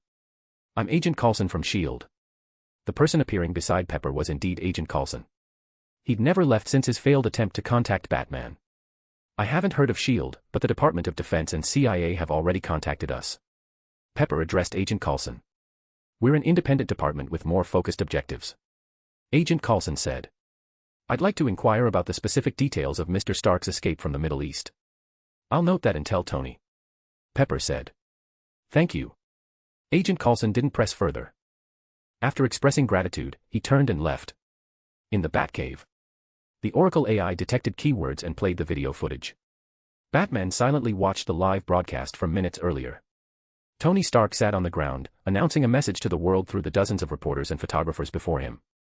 "I witnessed innocent people killed by weapons I created to protect them. And I discovered I'd become part of a system unwilling to bear responsibility. I saw the world's true face. I realized I could do more for this world than just manufacture explosions. Therefore, effective immediately, I'm shutting down Stark Industries' weapons manufacturing division and all subsidiary arms factories." In the footage, Tony Stark couldn't finish before Obadiah seized the microphone and cut him off. Batman didn't listen to what Obadiah said. He stood, removed his anti-venom suit and set it aside, changing into a dark suit. Robin, stay here. I'll be back later. Batman spoke, letting Venom enter its containment unit, then left the Batcave for ground level. His previously purchased daily commuter vehicle was parked by the roadside. As Batman drove towards Stark Tower, he dialed Happy's phone. Happy, it's Peter. Peter. Happy's voice rang through the phone, making no attempt to hide his delight. You received word of Mr. Stark's return. When are you coming? I'll put you at the front of the schedule. Good. Batman didn't refuse Happy's kindness. After the press conference ends, bring Tony directly back to Stark Tower. I'll wait for him on the top floor. No problem. The conference is almost over. Where are you now? Should I come pick you up, Peter? Happy asked enthusiastically. Happy's face beamed with smiles. During Tony Stark's disappearance, he'd tried hard at facial management, but apparently quite unsuccessfully. Happy's smile hadn't dropped in quite some time. But over the phone, Batman's voice turned serious. Happy, for my next questions, you only need to answer yes or no. Don't look around. Don't appear panicked. Can you do that? Yes. Happy hesitated but complied. Is Obadiah staying near you? Batman continued asking. Not, no. After reaching Stark Tower, don't allow anyone to come to the top floor. This concerns Tony's safety, Happy. Can you help me? Yes. 20 minutes later, atop Stark Tower. Tony Stark studied Batman standing on the helicopter landing pad, wearing a dark suit, his demeanor completely different from their first meeting when he'd worn plaid. Tony first poured himself a drink, downed it in one gulp, then poured another and approached Batman with the glass. Listen, Parker, you're more dangerous than I imagined. Before Batman could speak, Tony Stark spoke first. Seeing Batman remain motionless, Tony Stark shook his head on his own accord. Not gun dangerous. Your brain. Seeing Batman still say nothing, Tony Stark felt like he was arguing with a block of wood. He couldn't help flicking Batman's chest with his finger. You see farther than anyone else, don't you? From that bullet at Queen's police station all the way to me in that Middle Eastern cave. I had some doubts initially. But after receiving the information you sent in the cave, I knew all the previous public opinion and pressure against Stark Industries came from you. So don't expect me to make you a trophy just because you saved me. I'd rather punch you. Though claiming he wanted to fight Batman, Tony Stark raised his wrist to check his watch. All right. Happy's in position. From now on, no one can hear our conversation. Only after Tony Stark finished speaking did Batman finally respond. Tony, I'm glad to hear you announced closing the weapons division. But Obadiah remains a threat. All my evidence on Obadiah was obtained through illegal means. That evidence holds Northwest value in court. Batman got straight to the point. He'd left Obadiah untouched precisely to wait until Tony Stark returned safely before settling accounts. I just got back and heard the Stark Industries board voted to push me out. Tony Stark stood shoulder to shoulder with Batman, speaking quietly. If I accuse a company veteran based solely on an anonymous video, the board will view it as post-traumatic symptoms and purging dissent, triggering internal chaos and giving Obadiah a chance to counterattack. Both were intelligent men. They spoke simultaneously.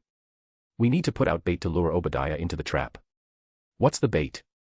Batman asked knowingly. Tony Stark unbuttoned his shirt. The miniature arc reactor glowed with cold white light. The two men exchanged glances. Tony Stark knew they'd once again synchronized their thoughts perfectly. Chapter 135, Chapter 135, Morbius, the Living Vampire. Peter/Tony is intelligent. I only need to use his existing plan to lure Obadiah into the trap, then improvise based on how events develop. Batman in the Batcave and Tony Stark atop Stark Tower thought simultaneously. They hadn't sat down to discuss plans for half a day like ordinary people. After merely confirming they'd use the miniature arc reactor in Tony Stark's chest as bait, both men went to handle their respective business. Tony casually had Happy wait in Stark Tower's ground floor lobby while he descended to Stark Tower's basement, studying the large arc reactor glowing blue. He didn't specifically ask Happy to keep secrets. Instead, he intentionally ensured Obadiah would first see Happy upon arrival and learn through Happy that Tony was at the arc reactor. I announced closing the weapons division. Obadiah will definitely take action. He might contact the board for another vote to push me out. He might be unable to resist dealing with weapons Stark Industries has manufactured but not yet sold. I need to use the miniature arc reactor to attract his attention. Tony stood before the massive arc reactor, silently contemplating his opponent. Over 10 minutes later, Obadiah hurried back from the press conference. Seeing Happy sitting idly in Stark Tower's ground floor lobby, he asked directly. Where's Tony? Happy pointed downward. Tony's at the arc reactor. Obadiah patted Happy's shoulder and walked briskly to the elevator, pressing the button. Before the massive arc reactor, Tony Stark faced away from Obadiah, his expression invisible. Tony, you were too reckless. Obadiah didn't hide his arrival, just as Tony hadn't hidden being at the reactor. Even if you're Stark Industries' largest shareholder, you should have consulted the board beforehand about closing the weapons division. At least you should have discussed it with me. Tony Stark didn't turn around. During his time in that Middle Eastern cave, he'd learned to hide his emotions. Currently, Tony's face showed no excess expression. Sorry, Obadiah. Obadiah came to stand beside Tony Stark, watching the arc reactor alongside him. Your disappearance already lowered Stark Industries' stock price. Your return could barely restore it. But what you announced at the press conference just now. I'm afraid Stark Industries stock will drop again. Corporate transformation inevitably causes stock decline. That's unavoidable. Tony Stark said. We're weapons manufacturers. Now you announce we're no longer making weapons. Obadiah shook his head. What direction do you want to transform toward? After speaking, Obadiah looked at Tony Stark. Seeing his gaze remain fixed on the arc reactor, he couldn't help guessing aloud. You don't want to continue with this thing, do you? We've already spent over a decade proving it's completely unsuitable as a corporate profit project. Tony Stark withdrew his gaze, looking at Obadiah. But I've found a new direction. He unbuttoned his shirt, exposing the miniature arc reactor to the air. Obadiah's gaze was instantly drawn to the glowing blue miniature reactor in Tony Stark's chest. His first reaction. Tony, you dug a hole in your chest and embedded this thing in your body. Obadiah's face showed obvious concern. I needed to attract the shrapnel in my chest. Tony Stark rebuttoned his shirt. I see. Obadiah helped Tony Stark straighten his clothing. Our transformation direction is energy. Relying on this little device you developed in that cave. Perhaps. Tony Stark said. Though it has one flaw. It uses palladium, which produces unique radioactive decay causing very short reactor lifespan. Obadiah nodded, encouraging Tony Stark to continue. I must develop a second-generation reactor as soon as possible. The new reactor design is extremely complex. I need access to the company's highest-level laboratories and resources. Tony Stark said. How can I help you? Obadiah intimately gripped Tony Stark's shoulder. I need you to ensure my safety, Tony said. I need a security protocol. All operational permissions based on the reactor are bound to the reactor core in my chest. That ensures your safety. Obadiah didn't quite understand the complexity. Yes. This way my chest reactor can sustain my life, the reactor's core technology won't leak, and no one can attempt to replicate it. Obadiah frowned. He didn't reject Tony Stark's request but asked. Tony, when you escaped from those Middle Eastern terrorists, you relied on this thing. Tony nodded. He knew his bait had been cast. Batman turned off the listening device. He already understood Tony Stark's plan. Tony was using his own life as bait hidden behind the reactor to wait for Obadiah to take the hook. Batman didn't act immediately. He knew Obadiah biting required time. He couldn't rush now. Wearing a dark suit, Batman didn't return to the Batcave. Instead, he drove to Oscorp.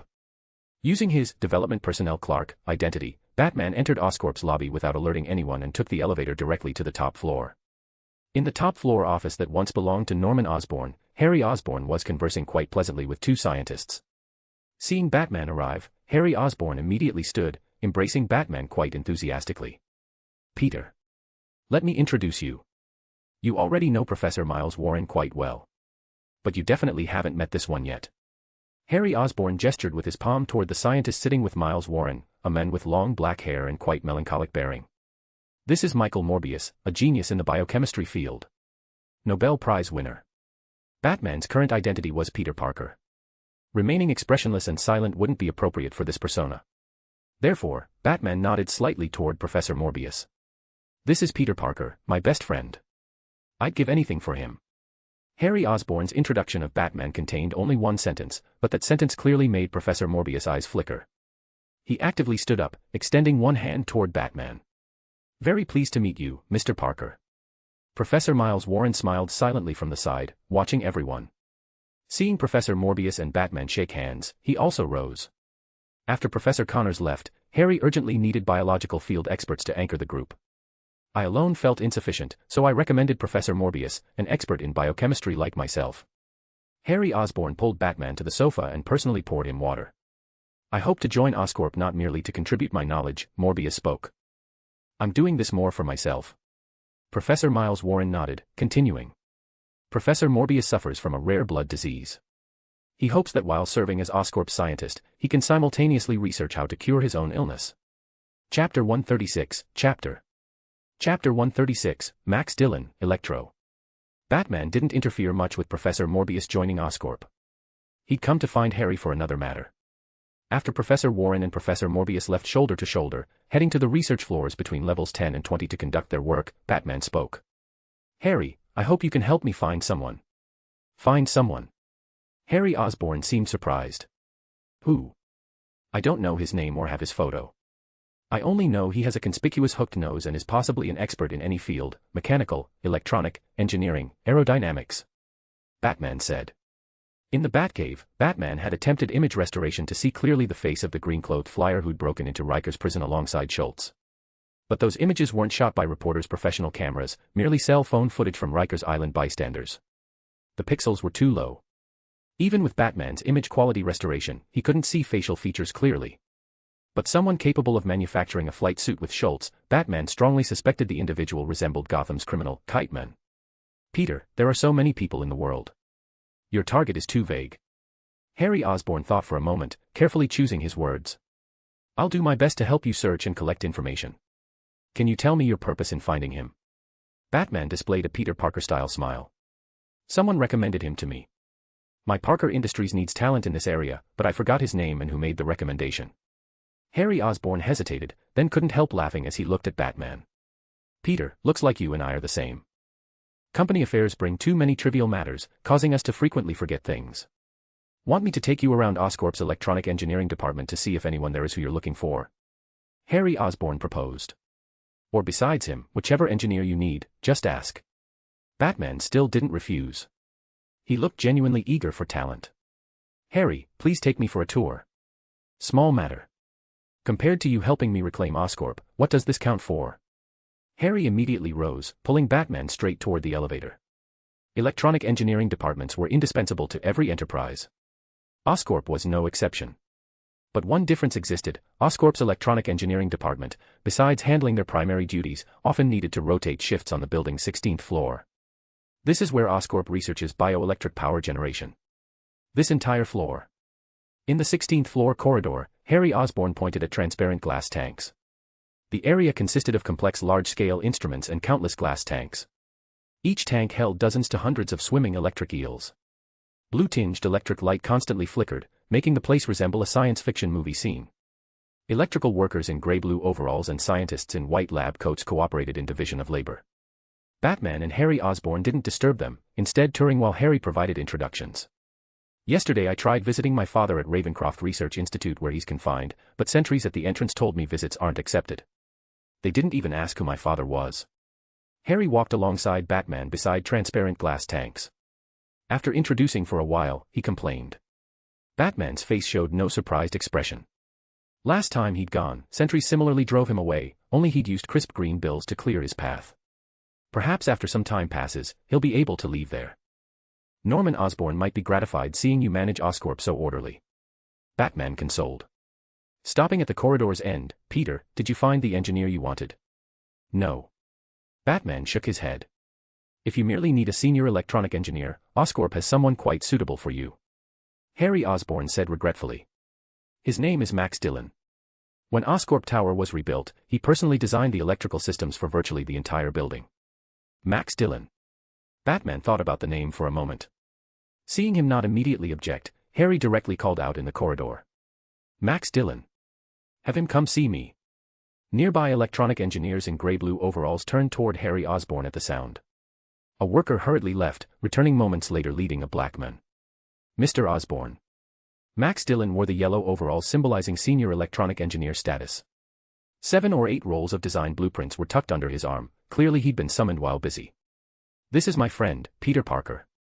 Harry pointed at Batman.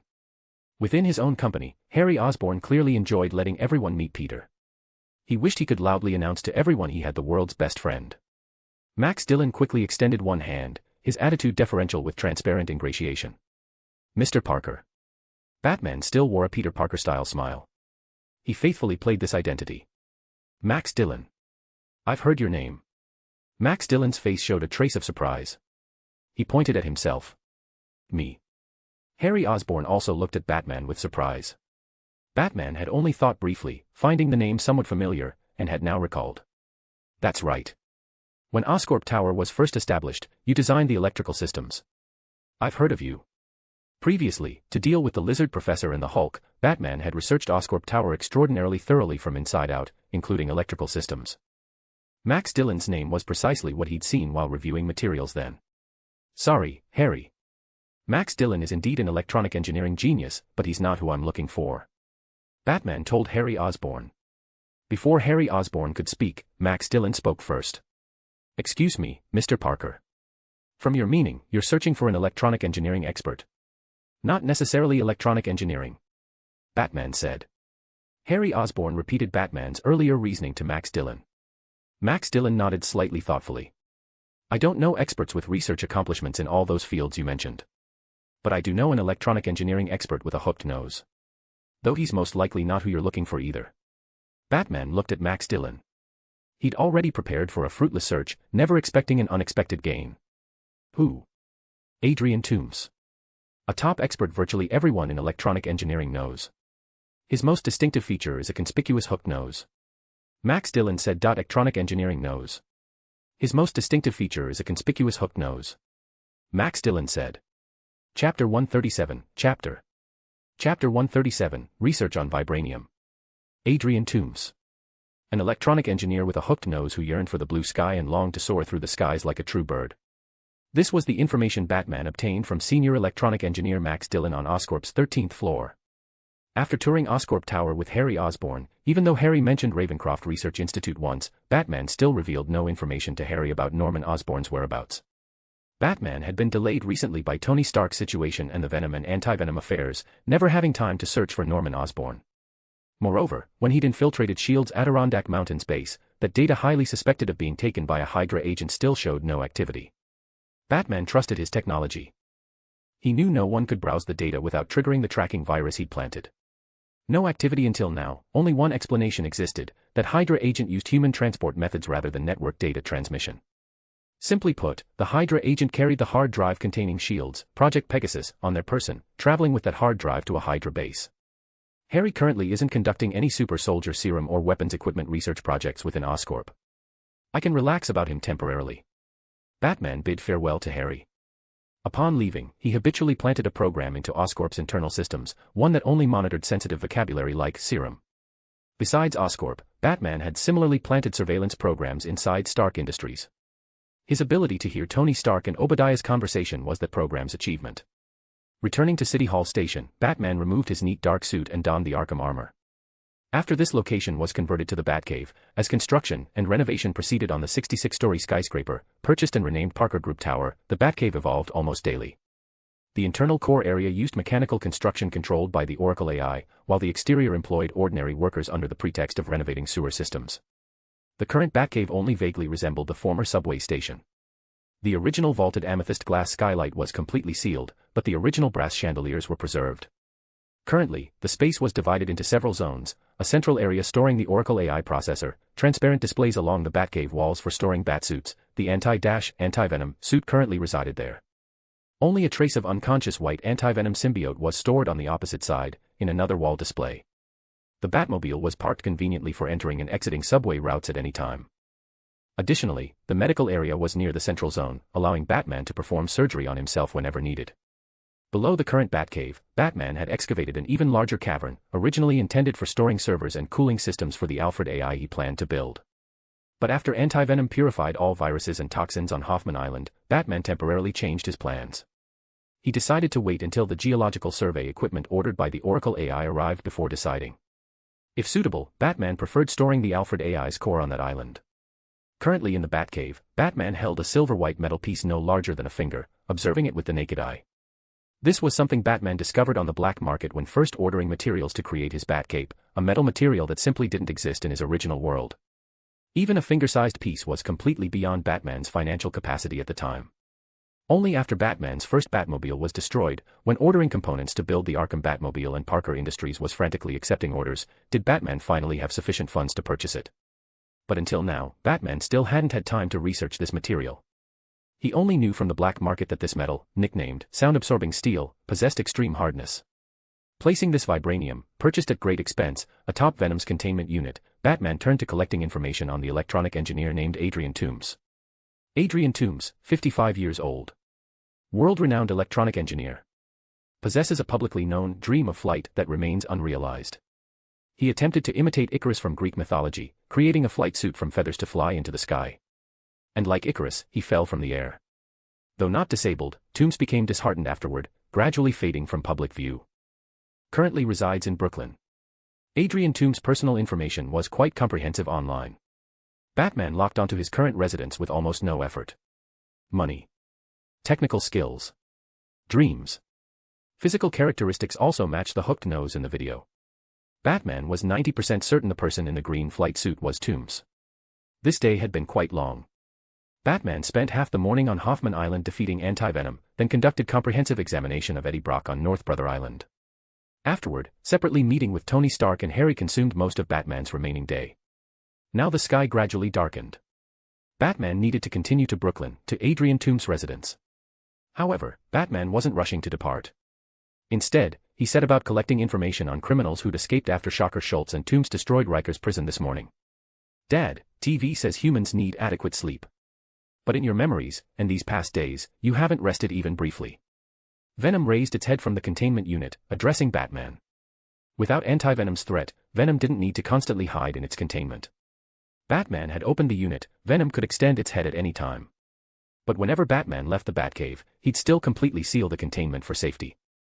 I don't have time to rest, Robin. Batman answered. If I grow up quickly and become your assistant, could you relax properly then? Venom pressed. Robin, the word relax isn't in my dictionary. Batman's voice rumbled low. Outside, the sky darkened completely at that moment. Streetlights illuminated successively, transforming New York into a night city. The Batmobile parking area slowly raised a circular platform that rotated half a turn, pointing the Batmobile's front toward the exit. Batman stood to leave. Venom suddenly jumped onto his arm, clinging to Batman's forearm and refusing to let go. I want to come too. I can help. Batman looked down at Venom hugging his arm. He didn't refuse. He entered the Batmobile and shot into the subway tunnels, racing toward Brooklyn at high speed. Acing toward Brooklyn at high speed. Chapter 138, Chapter 138, Fear Takedown. Listen carefully. Rules are stated once. Violate any rule and the operation terminates immediately. You return to the Batcave. This isn't punishment. It's protection.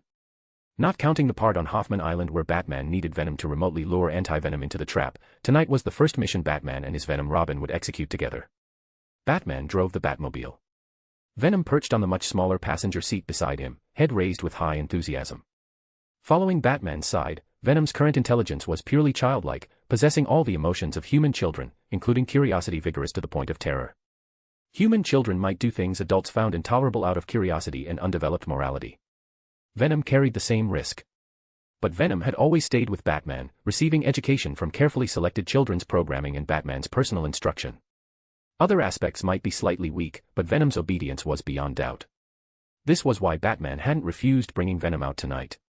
Even so, Batman still needed to give Venom final instructions before acting. Our primary principle is no killing. Your role tonight is using your strength and shape-shifting to restrain, disarm, and interfere. Unless absolutely necessary, you cannot even injure others. Venom raised its head, wanting to see the scenery outside the Batmobile. But currently the Batmobile traveled through sewers, nothing interesting to see outside. Compared to outside, Venom preferred staring at Batman without blinking. Why? Because I don't want you directly acting too early. Batman's voice rumbled low. He didn't want Venom becoming a second Jason Todd. TV says this is called caring. Venom looked at Batman innocently. Dad, you're caring about me, right? Batman didn't answer that question. Instead, he continued. In non-combat situations, you must stay bonded to me. You cannot casually reveal your form. Without my explicit permission, you're forbidden from separating from my body or attempting to bond with any other person. Venom nodded repeatedly. In its eyes, Batman was the world's best host. It had zero thoughts of bonding with anyone else. In combat, my commands have highest priority. When I say stop, you must immediately cease all actions and await my arrangements. The moment Batman finished speaking, Venom immediately voiced agreement. Of course, Dad. I'll be very obedient. Batman suddenly wrenched the steering wheel. The entire Batmobile executed a nearly 180-degree drift before stopping steadily in the sewer. Batman extended his hand toward Venom. And the most important point, everything we see, hear, and experience is top secret. You're forbidden from revealing my identity to anyone, the Batcave's location, or our tactical details. Remember, we walk in darkness to serve the light. You possess tremendous potential, but that potential must be governed by will. From today, you're not only my student but a reliable companion I hope to have. Don't disappoint me. Batman's voice was exceptionally serious. His face showed no expression, his eyes staring fixedly at Venom. Venom was frightened by Batman's demeanor. It instinctively shrank back, not immediately grasping Batman's hand. If there are no other questions, tonight's operation begins now. Batman watched Venom, waiting for the symbiote to make its decision. After hesitating barely half a second, Venom whooshed onto Batman's hand. Its voice simultaneously rang out. No problem, Dad. As Schultz said, Batman truly is a nocturnal creature. During daylight at Rikers Island, despite our commotion, he never came to stop us. This indicates he'll very likely come looking tonight. After all, night is his domain. Vulture Toombs crouched on his sofa wearing his dark green flight suit, addressing Shocker Schultz and Scorpion Mac sitting across from him. How are preparations? Schultz hadn't removed his shocker gauntlets either. Around this house, we've set up 15 high-powered lamps simulating sunlight. Crosses are mounted on all of them. We'd better pray these actually work on Batman. Vulture Toombs shook his head. I can't guarantee it. But you both have encountered Batman. Based on what you've described, he's virtually identical to legendary vampires. Even if he completely doesn't fear crosses, holy water from churches, or garlic, we still might have strength to fight him. Shocker Schultz clenched his fists. The gauntlets on his hands gave him extremely high security, adding considerable confidence to his words. 1-on-1, none of us have winning odds. But 3-on-1, advantage is on our side. After speaking, Schultz looked at Scorpion Mac, inquiring. Mac, how's your compatibility with the suit? Scorpion Mac had barely participated in Schultz and Toombs' conversation. He was exceptionally focused on experiencing the green suit on his body. This was a sleeveless suit Schultz and Toombs had constructed from remaining materials after manufacturing their respective weapons and equipment. The suit also appeared green, covering everything except Scorpion Mac's arms. Unlike Vulture Toombs' conspicuous wings on his back, Scorpion Mac had no wings. Instead, at his lower back was a 3-meter-long retractable tail with barbed hooks. True to his name, the suit Scorpion Mac wore was scorpion armor. He looked quite excited currently. The scorpion tail behind him raised high in the air, swaying left and right. Hearing Shocker Schultz's question, Scorpion Mac chuckled. The scorpion tail behind him suddenly shot forward. Ting! Quick as lightning, 1 second swaying like a leaf in wind, the next already embedded in Toombs' doorknob, precisely destroying the lock mechanism. If I'm not compatible with this suit, I'm afraid no one in this world deserves it, Scorpion Mac grinned. This is practically custom-made for me. The perfect weapon. Simultaneously, outside Vulture Toombs' 2-story American house, Batman studied the concealed but easily discovered sun lamps and crosses atop them in silence.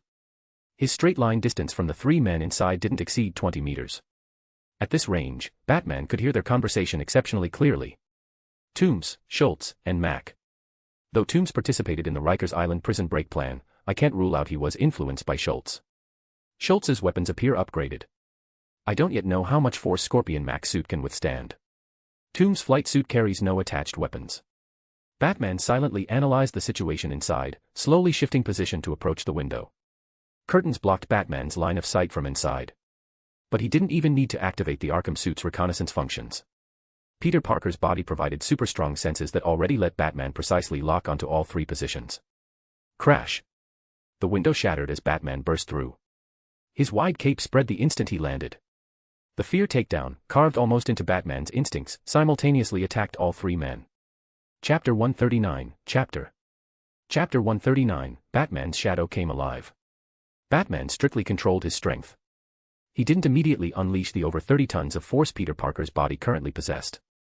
He needed to first test Vulture Toombs, Scorpion Mac, and Shocker Schultz's current impact resistance, then decide what range to control his force within. Accompanied by the crash of shattering window glass, Batman simultaneously launched attacks on all 3 men.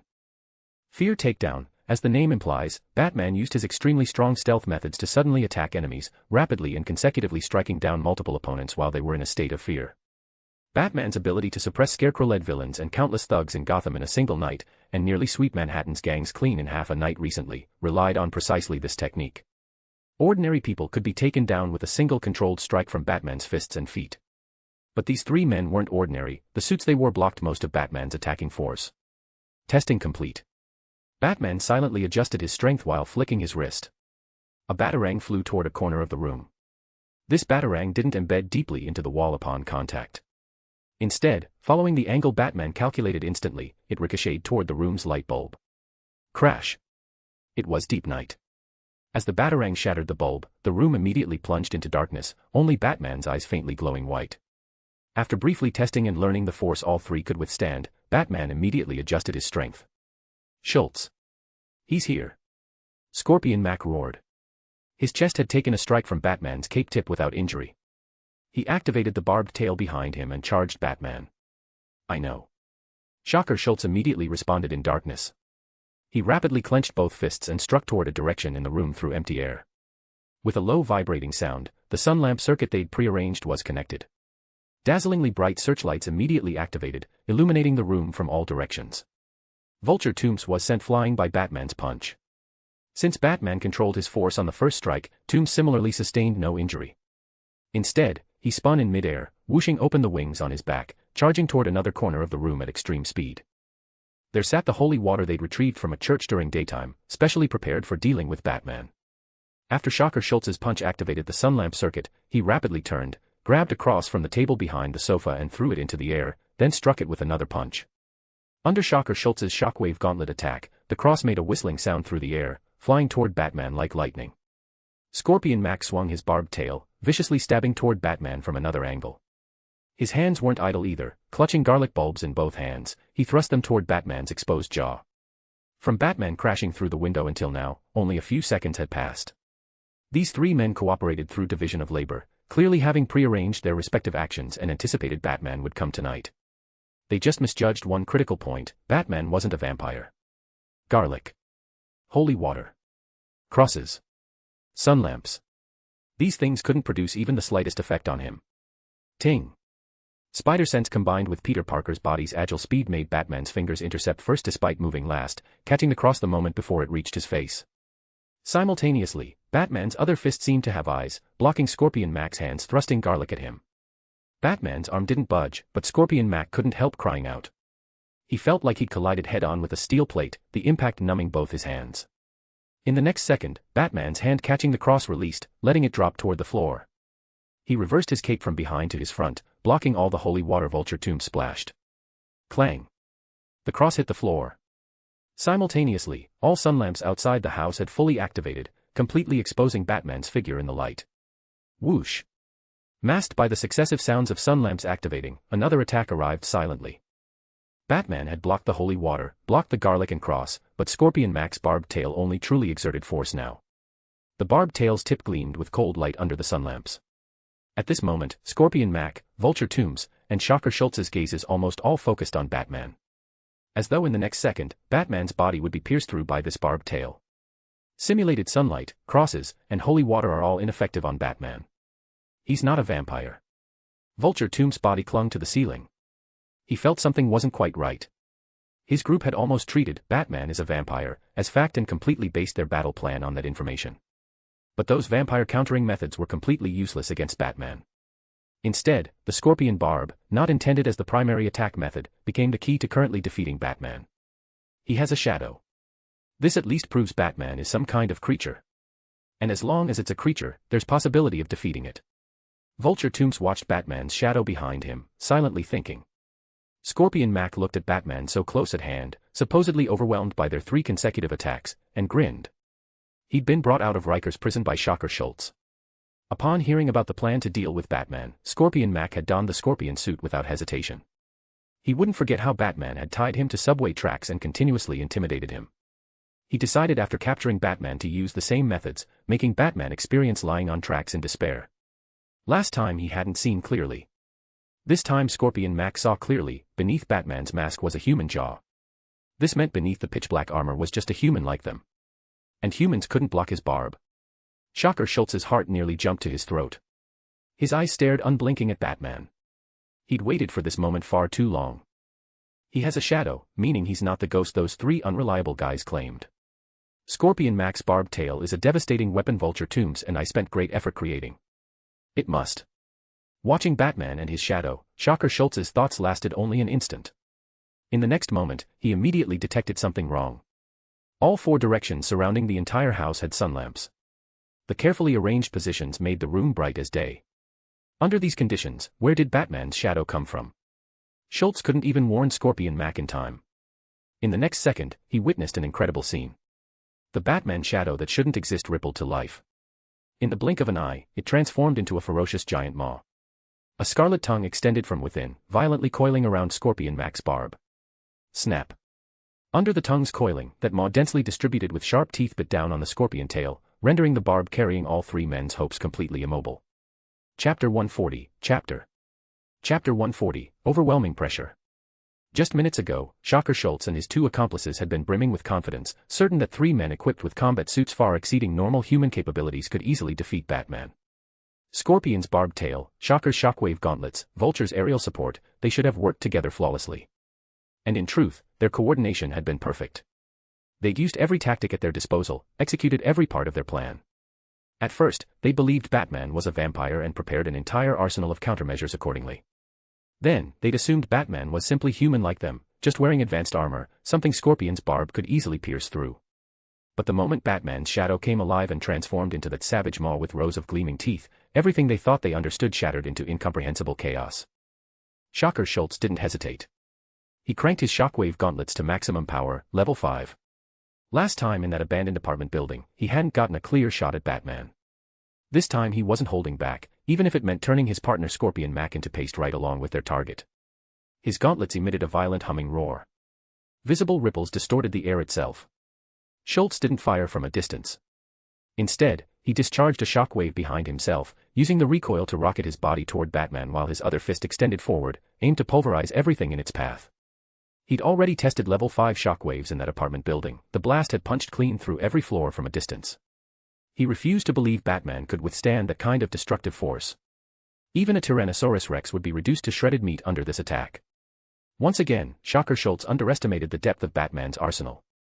Barbara, flash grenade. Batman's words came lightning fast. In the blink of an eye, a flash grenade dropped from his utility belt. Everything happened in an instant. Batman still had one hand blocking Scorpion Mac's garlic-wielding fists, the other gripping his cape, while Venom's maw clamped down on the scorpion tail. It looked like Batman had once again been cornered, stretched too thin, backed into a dead end with no way out. But setting aside all of Batman's technological advantages for a moment, he was still a master martial artist, proficient in virtually every combat discipline known to man, capable of controlling every movement of his body with absolute precision. He lifted one foot slightly, using the exact tip of his armored boot to strike the flash grenade's trigger button with surgical accuracy. That same micro-kick sent the grenade sailing directly toward Shocker Schultz. Vulture Tombs had no idea what that round object Batman just kicked was. He wasn't about to gamble and find out. For his own survival, Tombs chose to blast through the ceiling and take to the sky. Whether to gain distance or escape entirely, the open air was the only place the Vulture considered truly safe. Behind his mask, Schultz's eyes widened in horror the instant the flash grenade reached his face. The next second, it detonated. Almost simultaneously with the explosion, Venom abruptly retracted back into Batman's body.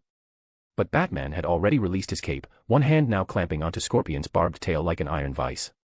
It still wasn't over. Gripping Mac's tail, Batman bent his knees and launched himself upward, carrying Scorpion Mac with him as he crashed through the ceiling in pursuit of Vulture Tombs, both villains now sandwiching him in midair. Below them, inside the two-story house, blinding light seared through the darkness. High-frequency sonic waves caused Schultz to lose control of his shockwave gauntlets. As his level 5 blast discharged uselessly into empty air, the flash grenade's concussive force hammered into him in rapid succession. Airborne now, Batman raised one hand and made a slight flicking motion, targeting Vulture Tombs as he reached 20 meters altitude.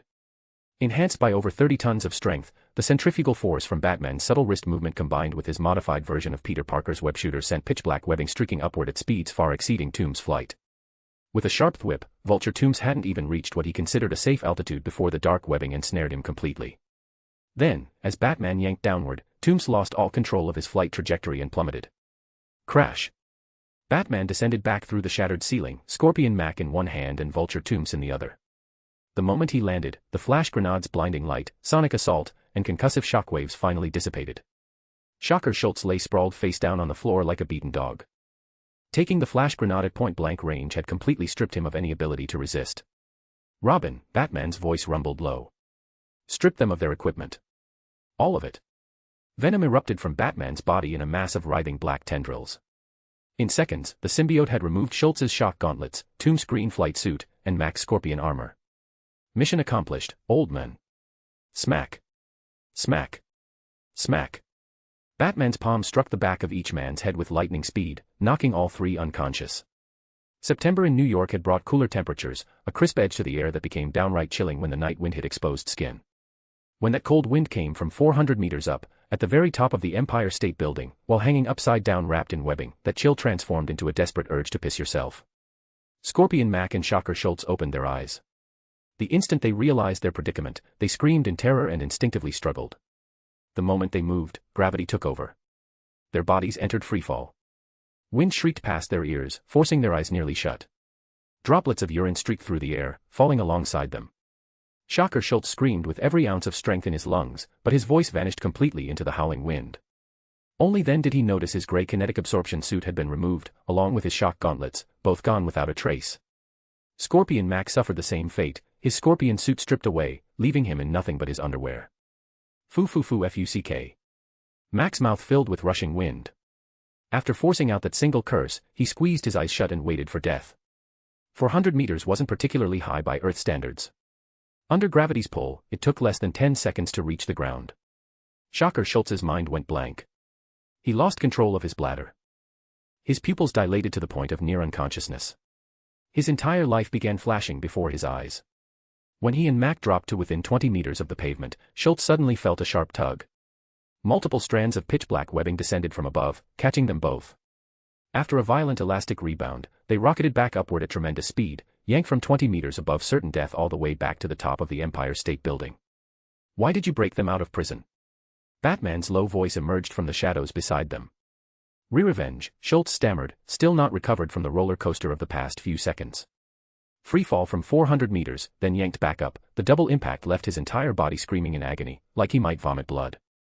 His head pounded with waves of pain and dizziness. Facing Batman's interrogation, Schultz answered almost reflexively. "Revenge against who?" "You." "Was there another objective?" "No." Thud. Batman struck Schultz unconscious. His voice manifested like a ghost directly beside Scorpion Mac's ear. "After you escaped, what assignment did Kingpin give you?" Every prisoner in Rikers had escaped during the breakout. Every prisoner except Kingpin himself. Certainly Kingpin's shattered bones played a role in that decision, but Batman didn't believe that was the only reason. He said, "I can't tell you." Scorpion Mac's body had been strained nearly to its breaking point by the high-intensity forces. He felt ready to pass out. But he still instinctively tried to keep Kingpin's secrets. This is the top of the Empire State Building. Throughout the entire year, maintenance workers only come up here twice to service the antenna tower. The next maintenance visit is 4 months away. Batman's voice held no inflection whatsoever, simply stating facts with mechanical precision. "Tell me, and I'll deliver you to the police. Otherwise, I'll tie you to that antenna tower. I hope you can last 4 months up here." A strand of black webbing shot out as he finished speaking. Scorpion Mac's courage shattered instantly. He'd recovered enough mental clarity to understand the choice before him, survival or loyalty to Kingpin. He chose the former without hesitation. Kingpin said he learned about some Japanese guy through Lester before all this. He wanted me to make contact. Name: Oyama Kenji. Chapter 141, Chapter. Reviews and Power Stones PLSSS. Chapter 141, A Soul Worth Saving. Adrian Toombs, you've been used. Batman had bound Shocker Schultz and Scorpion Mac securely to the Empire State Building's antenna tower. Now he turned to address Vulture Toombs, who stood stripped of his green flight suit. "Schultz only exploited your technical skills and your dreams, dragging you down into the criminal underworld." Batman hadn't knocked Toombs unconscious. Instead, he'd allowed the men to stand nearby and witness the entire interrogation of Schultz and Mac, never subjecting Toombs himself to any intimidation tactics. Toombs had participated in Schultz's prison break, true enough. But the whole operation had originated from Shocker Schultz's vendetta against Batman, combined with Toombs' own technical genius and his dream of flight. "Schultz told me I was already in the same camp as him," Toombs said, hugging himself against the brutal wind at 400 meters altitude. His voice trembled from the cold. He said you'd come for me eventually. I just didn't expect it to be this soon. Without his flight suit, he was just an ordinary man past 50, nothing more. Batman regarded Toombs with a look of disapproval. Before tonight's operation began, he'd already analyzed the motivations behind the partnership between Toombs and Schultz. At his core, Adrian Toombs was simply a man who yearned to soar freely through the sky. Batman hadn't subjected Toombs to harsh intimidation or brutal interrogation. Here was a man with no prior criminal record, someone who designed his flight suit without installing any weapons. Even during the confrontation in the house, Toombs had only splashed holy water, harmless to Batman anyway. Walking through darkness, Batman held himself to impossibly strict standards. But he never denied others a second chance. From a legal standpoint, Toombs had committed a crime by participating in the prison break. He had to accept the consequences. But examining his motives, Toombs had been manipulated by Shocker Schultz. His initial purpose in creating the flight suit had simply been to realize his dream. From a practical perspective, Toombs' talents were both dangerous and valuable. They needed proper guidance. Toombs wasn't a psychotic supervillain. He was an inventor who'd taken a wrong turn. Batman could distinguish the difference. His ultimate goal wasn't simply punishment, it was preventing crime, protecting the world, and saving every soul that could still be saved. Beep. Beep. Beep. Batman accessed the portable computer built into his Arkham armor, pulling up files on the prisoners who'd escaped from Rikers. Murder. Arson. Drug trafficking. Armed robbery. Like Kingpin and Scorpion Mac, every criminal locked up in Rikers had earned their place there. Nearly every one carried a heavy rap sheet of serious offenses. Batman displayed these criminal records before Toombs' eyes. According to my investigation, you have family and friends. If any of the criminals you helped escape harm them, whose fault would that be? Please, Batman, Toombs said, his tongue feeling numb, a bitter taste in his mouth. I just believed what Schultz told me. I thought after helping him build equipment, you'd never let me go anyway. I just wanted to achieve my dream so badly. Batman's expression remained unchanged, his voice devoid of inflection. Dreams aren't an excuse for crime, Toombs. Building a flight suit isn't wrong. Using it to facilitate a prison break absolutely is. Toombs didn't know how to respond. Batman didn't continue lecturing. Instead, he grabbed both Schultz and Mac with one hand, held Toombs with the other, and headed toward the Queen's police precinct. Deep into the night, the Queen's precinct remained brightly lit. A week had passed since Martin Lee's death. Most members of his feast shelter remained in custody as suspects, awaiting either exoneration or conviction. Thud. Thud. Two heavy impacts sounded at the precinct entrance, followed by piercing screams. Officers working late rushed outside to find Shocker Schultz and Scorpion Mac writhing on the ground in agony. After quickly verifying they weren't human bombs and confirming both men were former members of Kingpin's organization, the Queen's officers snapped handcuffs on them and hauled them into the cells. Across the street on an apartment building rooftop, Vulture Toombs stood in shadow, watching Batman, waiting to learn his fate. Batman studied Toombs in return. Aiding a prison break was a serious felony. Batman wouldn't erase the crime just because Toombs' motives were pure or no one had been directly harmed. But neither would he simply throw Toombs into prison. Batman would guide him toward the right path, not allow him to sink deeper into criminality. I'm still taking you to the police station. You'll face legal judgment. Toombs' expression fell, his head dropping slightly. Nobody wanted to go to prison. He was no exception. Batman continued speaking. When your sentence is complete, if you still want to realize your dream of flying, come find me. I'll help you use your abilities for something better. The light that had died in Toombs' eyes suddenly blazed back to life. His head snapped up, staring at Batman. Two choices. Accept legal judgment and walk the right path, or reject this offer and waste your genius rotting in a cell. Which do you choose? Batman's voice remained low and steady. Adrian Toombs still possessed a conscience. Batman was willing to give him one chance. I choose the first option, Toombs said. Batman nodded slightly, gesturing toward the external stairwell of the apartment building they currently occupied, indicating Toombs should turn himself in. Batman didn't trust Toombs based on a few words, even though the man's expression, speech patterns, heartbeat, and breathing showed no signs of deception. Letting Toombs descend on his own and walk into the police station was Batman's final test. Several minutes later, standing on the rooftop, Batman watched silently as Toombs pushed open the precinct doors, confessed his crimes, and allowed the officers to handcuff him. Batman disappeared into the darkness. Next, Batman would provide anonymous testimony to the police, supplying every piece of evidence favorable to Toomes: manipulation by others, lack of malicious intent, no direct harm caused, actively cooperating, pushing the case toward a plea agreement, reduced sentence, or probation. When Toomes completed his sentence, Batman hoped to see either a scientist applying his talents properly, or a superhero still yearning to fly. Chapter 142, Chapter Reviews and Power Stones PLSSS. Chapter 142, Hidden Dangers on North Brother Island. Who is Oyama Kenji? After delivering all three men to the Queen's precinct, Batman spent the rest of the night driving the Batmobile through New York, treating the entire city as his hunting ground. One by one, he captured the criminals who'd escaped from Rikers Island during the daylight hours. Interrogation proceeded simultaneously with capture. Batman gathered information he hadn't previously known. For instance, even with most of his bones shattered, Kingpin had still become the king of Rikers Prison, commanding the loyalty of nearly every criminal locked up alongside him. For instance, those criminals had escaped so smoothly not only because Vulture Toomes provided aerial coordination, but also because Kingpin's internal command had played a crucial role. For instance, after escaping, these criminals had rapidly divided into nearly 20 separate teams, scattering throughout New York's boroughs. For instance, Kingpin had assigned them all the same task: find a Japanese man named Oyama Kenji. Inside the Manhattan Batcave, Batman accessed S.H.I.E.L.D. systems attempting to locate this name. S.H.I.E.L.D.'s internal databases contained no record of such a person. The CIA, Immigration Services. No branch of the U.S. government held any information on him. Batman didn't fixate on this single question. Instead, he created a new file in the Oracle AI system labeled King, storing all of Kingpin's information along with the name Oyama Kenji. The sun rose slowly. Another day began. After spending last night striking terror into every criminal who'd escaped Rikers Island while keeping the precinct officers frantically busy, Batman removed his Arkham armor. This time he skipped the dark formal suit. Instead, Batman donned a charcoal gray lightweight coat, traveling to Rikers Island as Peter Parker. Yesterday's prison break had left the island swarming with police vehicles parked everywhere. Handcuffed criminals stood in long lines, being processed back into custody. All of them had been captured by Batman during the previous night. But Batman wasn't here to deal further with Rikers Prison. He needed to reach North Brother Island. Since Doctors Otto Octavius, Curt Connors, and Bruce Banner had been relocated to North Brother Island, Batman had only interacted with them in costume. As the nominal owner of the island and financial sponsor of the three scientists' research, Peter Parker needed to make an appearance. On the temperate California coast at La Jolla Shores, inside a cliffside oceanfront villa.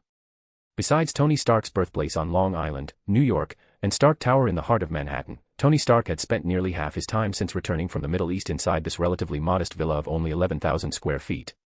Currently on the first floor, in the garage filled with luxury vehicles, the second-generation miniature arc reactor in Tony Stark's chest glowed with cold white light. Everything Tony had told Obadiah Stane was true. The first-generation miniature arc reactor he'd built in the cave under primitive conditions genuinely needed upgrading. Tony was doing exactly what he'd said, linking the large-scale arc reactor beneath Stark Tower with deep-level authorization tied to his chest piece. Obadiah had only caught the scent of the bait. He hadn't bitten yet. Tony Stark hadn't pushed any further. Right now he was testing his new armor, the Mark II Iron Man suit. Test number 37, Configuration 2.0. Jarvis, record all data. Dummy, stand by with fire suppression. Take it slow. Start with 1% thruster power. Tony Stark's arms and legs were covered with metal armor plates. Circuits and thin conduits lay exposed.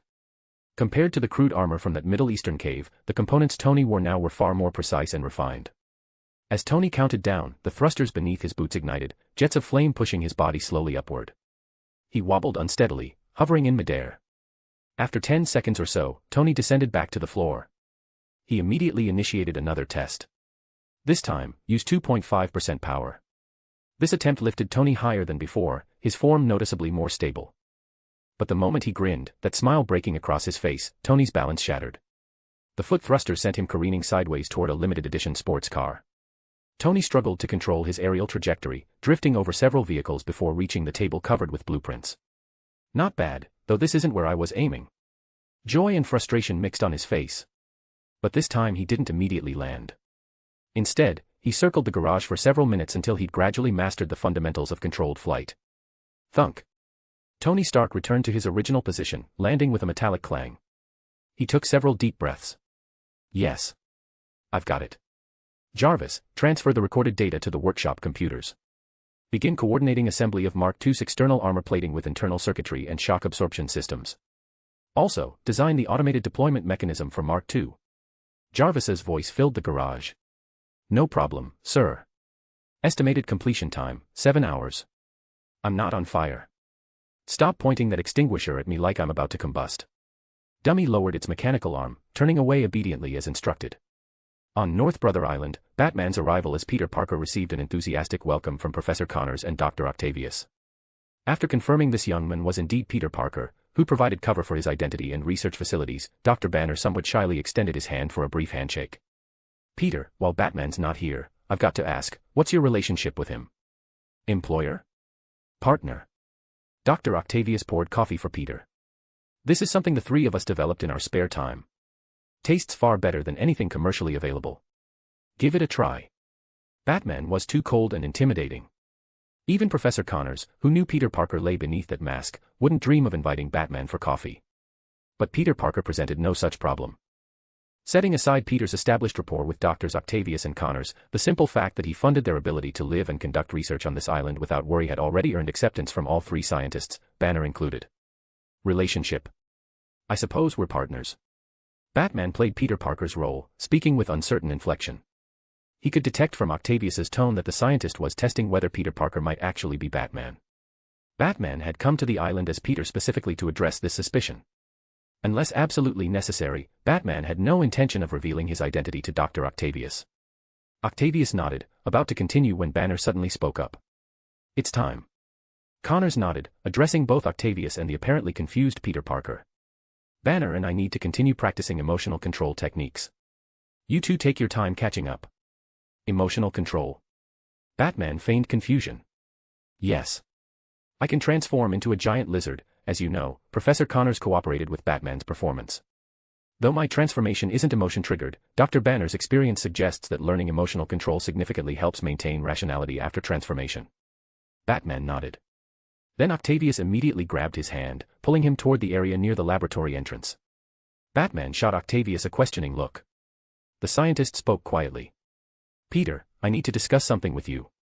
Sharing a laboratory with them, one who transforms into the Hulk, one who becomes a giant lizard. He paused. Honestly, I'm extremely worried something might go wrong one day. I'd like to reactivate my mechanical tentacles for self-defense. But I'm also aware of the mistakes I made when they lost control before. Octavius hesitated. So, Peter, could you help me figure something out? Every time Batman visited North Brother Island's laboratory, whenever Banner or Professor Connors might transform into monsters, Dr. Octavius would react by retreating a considerable distance. Batman had known this would eventually become a problem. Addressing it was the real reason he'd come to North Brother Island as Peter. Chapter 143, Chapter Reviews and Power Stones PLSSS. Chapter 143, Testing and Pressure. Batman wasn't some detached deity beyond human concerns. Even now, possessing Peter Parker's extraordinary physical capabilities and strength, he still considered himself fundamentally human at his core. He understood Dr. Octavius's anxieties. Every time Octavius subtly retreated, Batman noticed. Without his mechanical tentacles, Otto Octavius was simply a somewhat overweight middle-aged man. His colleagues on North Brother Island included Professor Connors, who transformed into a 4-meter-tall lizard creature, and Dr. Banner, who became the Hulk. Working long-term alongside two scientists who could transform into monsters at any moment kept Octavius in a perpetual state of high psychological tension. The mental strain constantly weighed on him. Even now, standing face to face, Batman could clearly see shame written across Octavius's features. That shame stemmed from multiple sources. Dr. Octavius had once been controlled by his tentacles and harmed innocent people. After choosing to have them removed, he now found himself requesting them back. Octavius kept his head down. Despite being considerably older than Peter, this middle-aged man resembled a student who'd committed some terrible mistake, unable to meet his eyes. He felt Peter's gaze burning into him.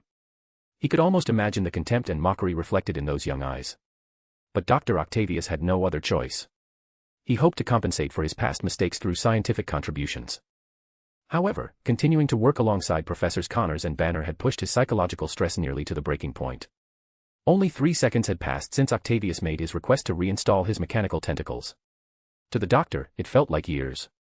Just as Octavius stood there awkwardly, heart pounding, hands fidgeting with nowhere to rest, Peter Parker's hand landed unexpectedly on his shoulder. Dr. Octavius, I'm genuinely glad you're willing to discuss this openly, Batman said, using Peter's young but measured voice. This meant Octavius had been honest about his situation rather than secretly installing the mechanical tentacles and walking down the dark path again. Octavius's head snapped up, staring at the young man whose hand rested on his shoulder. Batman didn't continue speaking to Octavius immediately. Instead, he walked over to where Connors and Banner sat cross-legged on the floor, practicing deep breathing exercises, and sat down beside them. Octavius didn't know what Batman intended, but he followed and sat beside the three men. Professor Connors, Dr. Banner, Batman looked at both scientists. Batman mentioned some things happening here to me. Neither possessed superhearing. They'd been focused intently on their emotional management exercises. The conversation between Batman and Octavius had gone unheard. Now both Banner and Connors turned their attention to Batman, who got straight to the point, honestly laying out Octavius's situation. During the time you three have shared this island, Dr. Octavius has unconsciously made dozens of defensive retreat movements. All occurred during close-range interactions with either of you. This isn't his weakness. It's not your fault either. This is a natural human survival response under sustained, reasonable pressure. I would react the same way. Batman normalized Octavius's fear, eliminating his shame while placing himself on the same level as the Doctor, the level of human. Batman was attempting to lift the burden of humiliation from Octavius's shoulders. Professor Connors and Dr. Banner said nothing. They'd both noticed every intentional or unintentional retreat Octavius made. But since they were the source of the problem, neither Connors nor Banner had ever addressed this issue directly with Octavius. Professor Connors's urgent desire to completely master the creature inside him was partly motivated by Octavius's defensive reactions. Dr. Banner smiled bitterly. His human form had always been gentle-natured. But once people learned about the beast called Hulk residing within him, almost no one maintained a normal relationship with him. That Octavius had persevered this long was already remarkable. What should we do? Professor Connors asked quietly. I'll contact Batman and have him design protective armor for Dr. Octavius. At minimum, the Doctor should have some self-defense capability when facing unexpected situations, Batman said, speaking as Peter. Batman hadn't immediately agreed to restore Octavius's mechanical tentacles. He was still testing the Doctor's true intentions. If Octavius rejected this proposal and insisted on having his mechanical tentacles back, Batman would need to reassess the Doctor's mental state. But Octavius didn't demand his tentacles. Instead, upon hearing about armor being designed for him, the overweight middle-aged man visibly relaxed. He genuinely only wanted to feel safe, to conduct scientific research without constantly looking over his shoulder. Thank you, Peter, Dr. Octavius said, a smile spreading across his face. Maintaining constant tension while working alongside two monster scientists had worn him down considerably. Actually, I have some good news to share with you. Batman looked toward Octavius. The Doctor had recovered some of his characteristic confidence. Batman could sense him relaxing noticeably, despite the promised armor not yet existing. Professor Connors and I have nearly completed our prosthetic limb research. By combining mechanical components with his biological cell technology, we can create mechanical limbs that read signals from the nervous system, giving disabled individuals control over their bodies again. Batman nodded. That qualified as genuinely good news. Parker Industries' recent order growth had begun slowing. After purchasing an entire building in Manhattan and funding construction of the Arkham Armor and Batmobile, Parker Industries had limited remaining capital. Even using a low-margin, high-volume strategy, the prosthetic limb research from Drs. Octavius and Connors could dramatically expand Parker Industries' business reach across global markets. The Batplane design and assembly that Batman had postponed could gradually move forward. Seeing Batman apparently assume this was the good news Octavius referenced, the Doctor couldn't help but laugh, continuing eagerly. That news isn't really the good news. With Connors, one of the world's top biologists, helping me, prosthetics were always within reach. The real good news is. At this point, Octavius and Banner exchanged glances before the Doctor continued. Dr. Banner and I jointly reviewed the formulas for nuclear fusion clean energy. We discovered a calculation error that's been overlooked all this time. Once we correct it, fusion energy becomes completely viable. Peter, my dream is about to become reality. Chapter 144, Chapter. We're officially 10 chaps ahead of the other guy, hee hee hee. Chapter 144, Shield/Hydra Base. Dr. Octavius had passed Batman's hidden test, proving his core concern truly centered on psychological safety rather than craving the power and control the tentacles provided. Although Batman had only agreed to design primarily defensive armor for Dr. Octavius, when he left North Brother Island and returned to the Manhattan Batcave, Batman didn't hesitate. He immediately initiated a new project, building entirely new mechanical tentacles for Dr. Octavius. The new tentacles would eliminate potentially lethal spikes and blades, instead serving primarily as defensive measures for situations when Batman wasn't present and either the Hulk or Professor Connors lost control. The redesigned tentacles would be silver gray, their lines closer to the streamlined design of Batman's armor rather than the sharp, angular appearance of the originals. Batman would control their core power source and control systems. Octavius would have usage rights, not absolute ownership. Batman retained remote override capabilities, forced lockdown and emergency shutdown. Robin. Batman donned his Arkham armor again, his voice low as he called out. Venom had remained quietly hidden inside Batman's body. Only now, hearing Batman summon it, did the writhing black symbiote material emerge from behind Batman's shoulder, forming a head. Dad. You performed well last night. Batman's voice remained cold, but his hands produced 2 chocolate bars like magic. During last night's confrontation with the Toomes trio and the Rikers escapees, Venom had completely followed the rules Batman established for it, exhibiting no disobedient behavior and doing nothing inappropriate. Batman had sufficient reason to reward his Robin. Seeing the chocolate, Venom's eyes lit up immediately. Dad. I love you. Despite being starving, Venom didn't forget to thank Batman. Only after expressing gratitude did its scarlet tongue unfurl, snatching the chocolate and devouring it enthusiastically. Batman's expression remained unchanged. He pointed toward the containment habitat. Venom obediently slithered inside, waiting for Batman to activate the computer and play children's programming. Batman didn't disappoint. After selecting carefully curated educational content, he moved to another section of the Batcave. Last night's confiscated equipment, Vulture's flight suit, Shocker's gauntlets, Scorpion's armor, had been placed as Batman's trophies on the wall beside the white anti-Venom symbiote's containment area. He then returned to Venom's side, retrieved the finger-sized piece of vibranium from atop the habitat, and headed toward the workbench to study it. Beep. Suddenly, Oracle AI emitted an urgent alert. Without hesitation, Batman immediately set the vibranium aside again. Oracle AI's alerts only triggered under specific circumstances, anomalies on North Brother Island, monitoring programs detecting keywords from Stark Industries or Oscorp, the Batcave being tracked. Or the program Batman had embedded in data stolen by that Hydra agent from S.H.I.E.L.D.'s internal systems had been triggered, potentially related to Norman Osborn's whereabouts. Inside the S.H.I.E.L.D. base in the Adirondack Mountains, Batman's technology had detected data streams transmitting outward from S.H.I.E.L.D.'s internal network. He'd instinctively planted tracking malware within those data flows. Since then, the data reception and transmission device containing S.H.I.E.L.D.'s internal information and Batman's tracking virus had remained dormant, until today. Weaponized energy. Space transportation. Unlimited energy development. Consciousness digitization and artificial intelligence. Universal energy laws. Lightspeed engines. A stream of encrypted files flowed back to the Batcave through the virus program Batman had subconsciously planted. After Batman decoded them, a massive array of highly technological terms and information appeared before him. This is data from the Tesseract. Batman allowed Oracle AI to control the massive data streams cascading like code rain before his eyes.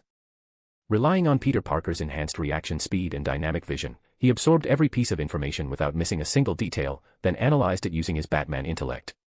Perhaps analysis wasn't necessary. This data originated from S.H.I.E.L.D.'s Adirondack Mountain base executing Project Pegasus, then stolen with great effort by Hydra agents.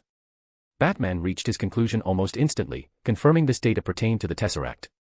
Barbara, collect, categorize, and analyze all data. Batman's voice remained low as he immediately began locating the address information for the device containing his tracking virus. Understood, Bruce. Oracle AI responded instantly. The Batcave's currently modest server array immediately began operating at full capacity. Dozens of minutes later, Batman had pinpointed the data's location. His brow furrowed. The device had been activated in Wyoming. According to S.H.I.E.L.D. satellite imagery, that location was barren desert, nothing but sand and desolate earth. The trail appeared to end. Batman's only means of investigating that Wyoming area would be traveling there personally. But after merely seconds of consideration, Batman issued another command. Barbara, retrieve all files on that aircraft piloted by S.H.I.E.L.D. agents Black Widow and Hawkeye that I accessed when hacking S.H.I.E.L.D. Since arriving in this universe, Batman had never dealt with any Wyoming-based organizations. Beyond passively learning about the state through news or other channels, the only time Batman had encountered Wyoming during his intelligence gathering was that S.H.I.E.L.D. aircraft. Batman had hacked S.H.I.E.L.D. systems at the time, obtaining the aircraft's model, takeoff time, landing time, and return schedule. That data hadn't been deleted after the Oscorp incident concluded. Instead, Batman had stored it in the Batcomputer, where it remained useful even now. Although the files didn't specify the aircraft's exact destination, that didn't pose a challenge for Batman. Through simple mathematical calculations involving the aircraft's flight speed, direction, and duration, Batman immediately reached a conclusion. That aircraft's departure point was Wyoming. If the location matches where the Hydra information reception device was triggered, the aircraft speed and time traveling from Dharavi in Mumbai, India to that location matches the data I collected through hacking. Dr. Banner also departed Wyoming by helicopter to reach New York. This proves that location isn't the uninhabited wasteland satellites display, but rather conceals another SHIELD base. Or rather, a Hydra base. Dr. Banner might know something about conditions there. Chapter 145, Chapter 145, This world is one giant Hydra. Batman would never rashly infiltrate that Wyoming base based purely on speculation, without any reconnaissance whatsoever. He didn't even directly question Dr. Banner about information regarding that location. Instead, wearing his Arkham armor as usual, he traveled to the North Brother Island laboratory. Dr. Banner, how is Professor Connors progressing with emotional control techniques? Inside the North Brother Island laboratory, Professor Connors and Dr. Octavius were refining their collaborative prosthetic limb designs. Batman called Banner aside while the doctor idly sipped coffee. Pretty well, actually, Banner smiled. Like a patient actively cooperating with medical treatment, Professor Connors is becoming increasingly skilled at emotional regulation. Perhaps in a while we can attempt emotional management practice post-transformation. Peter already contacted me. Batman continued maintaining cover for his alternate identity. Wait until the armor I'm designing for Dr. Octavius is ready before proceeding to the next phase. Banner didn't object. During his time as a fugitive, once people discovered he could transform into the Hulk, even those with good relationships would flee in terror. That Octavius had persevered this long sharing a laboratory with two monsters, himself excluded, was already remarkable. I suspect calling me aside means you want to discuss more than just that. Banner was intelligent. Even unable to see Batman's facial expressions, he could read between the lines. Correct, Batman didn't deny it. Doctor, I want to know what happened before you boarded that helicopter and arrived at Oscorp Tower, when General Ross imposed military oversight on Oscorp. Banner looked at Batman with surprise. That's a long story.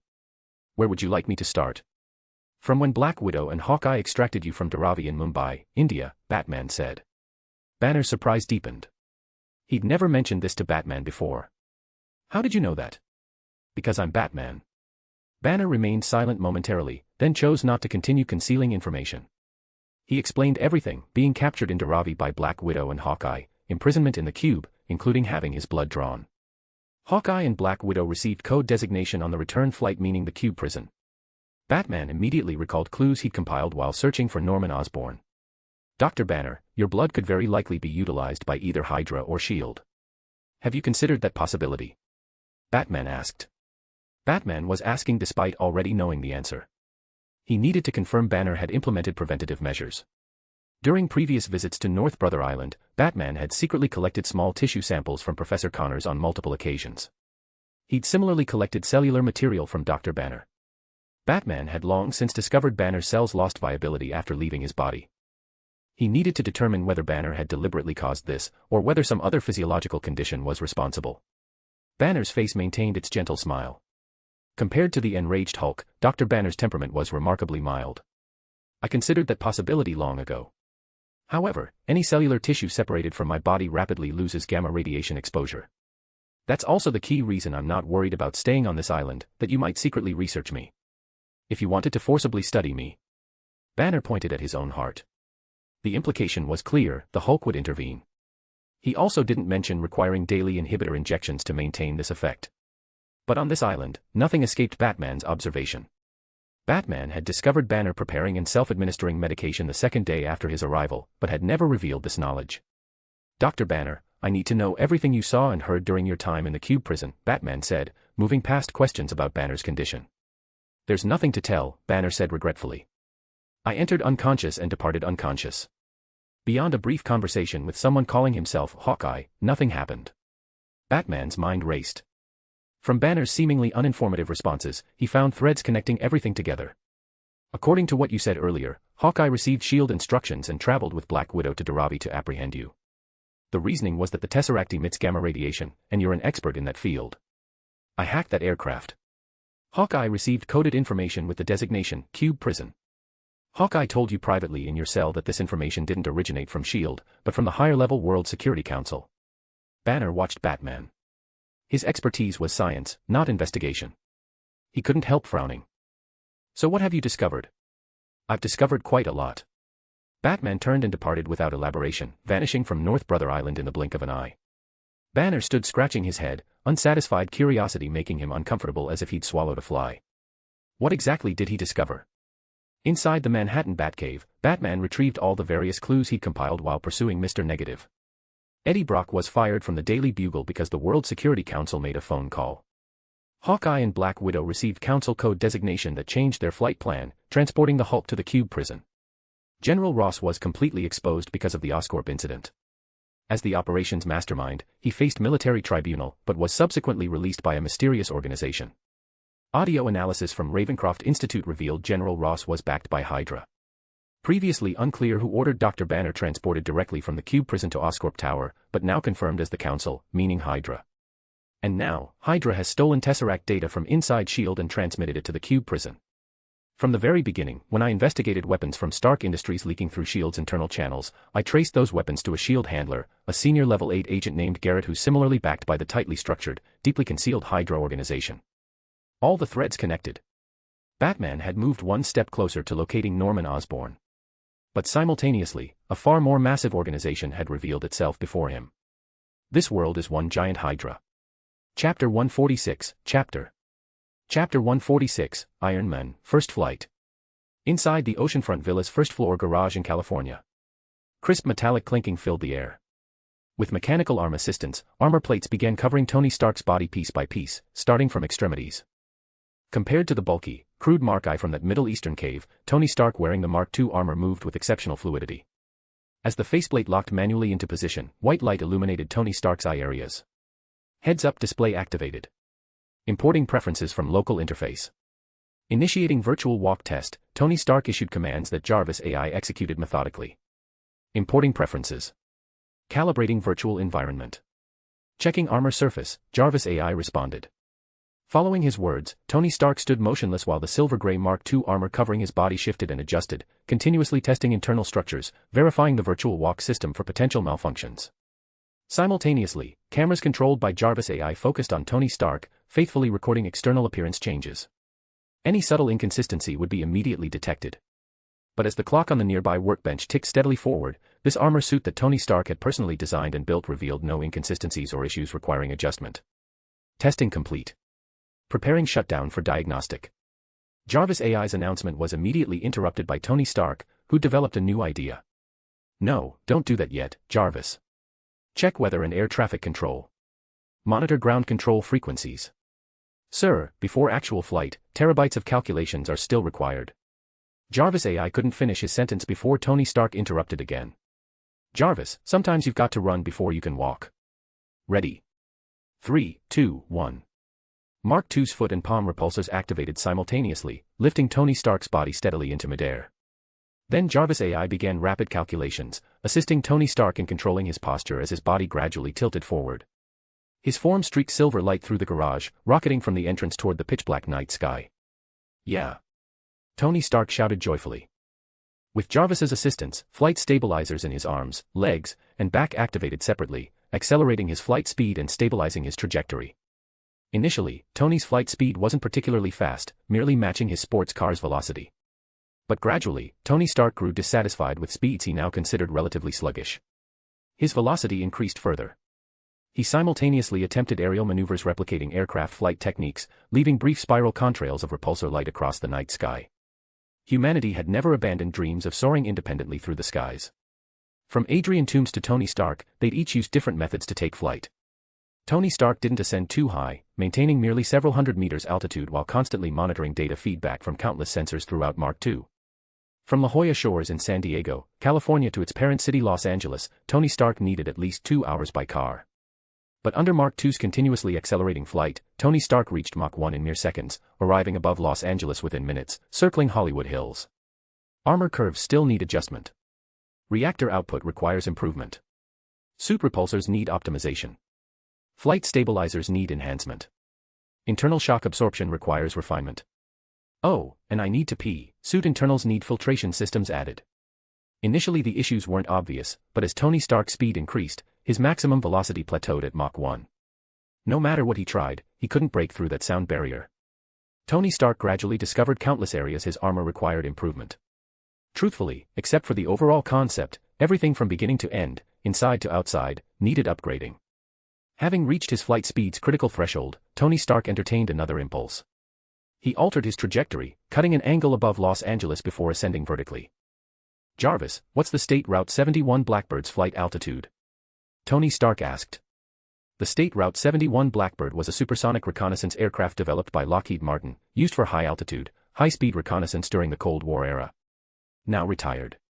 The record altitude for sustained flight is 85,000 feet, 25,929 meters, sir, Jarvis AI responded instantly. Records exist to be broken. Let's go. Tony Stark's voice brimmed with the joy of a grown man possessing his beloved toy. As the armor's repulsors engaged full power, his body rocketed rapidly toward higher altitude. The moon hung high overhead. As altitude increased, Mark II's external armor began accumulating thin frost layers. As Tony Stark climbed higher, the ice gradually thickened. But Tony Stark couldn't care less right now. Like someone yearning to pluck stars from the sky, he flew directly toward the moon. Eventually, before even breaking the SR-71's altitude record, Mark II's surface had accumulated thick ice layers. The armor's repulsors began sparking erratically. The white light emanating from the faceplate dimmed. The next second, he entered freefall. Greek mythology featured Icarus flying toward the sun, causing the wax bonding his feathers to melt, plummeting to his death. Now Tony Stark, flying toward the moon, caused his armor to freeze.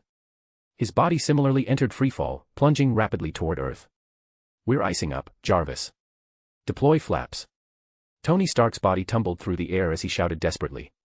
"Jarvis." Jarvis made no sound. The high-altitude cold had caused the armor's internal circuits to malfunction. He could no longer assist Tony Stark. "Jarvis." Desperation edged Tony Stark's voice. But having escaped even that Middle Eastern cave, Tony Stark refused to abandon hope. He manually cleared frost from Mark II, manually deploying the flaps. Whoosh. As back flaps deployed, Tony Stark's descent rapidly decelerated. He dropped to within 500 meters of the ground. But at that same moment, Jarvis AI began rebooting. The armor's eye lights blazed back to life. Finally, with mere meters remaining before impact, Tony Stark's leg and hand repulsors reignited, sending him soaring back toward the heavens. "Yeah. Ha ha ha ha." Tony Stark cheered loudly. He'd never felt happier in his entire life. Chapter 147, Chapter Reviews and Power Stones PLSSS. Chapter 147, Batman's Threat Level. Tony Stark, I want to discuss weapons with you. Inside the spacious, dimly lit sitting room of the California oceanfront villa, Tony Stark had just removed his Mark II armor. Preparing to pour himself a drink at the bar before continuing work, he suddenly heard a low voice emerge from the sofa's direction. "Who's there?" That instant, Tony Stark felt transported back to that Middle Eastern cave. Every muscle tensed. His previously drowsy mind snapped instantly awake. He looked toward the sofa, discerning a shadowy figure blending seamlessly with the furniture. Tony Stark cautiously slid one hand beneath the bar counter where an emergency button lay hidden. Once pressed, the sitting room wall painting would reveal a firing port. A Stark Industries micro-automated machine gun would precisely target the intruder. "Who are you?" "Batman." Tony Stark struggled to adapt his eyes to the sitting room's darkness, but couldn't see the sharp, pointed ears Batman supposedly possessed.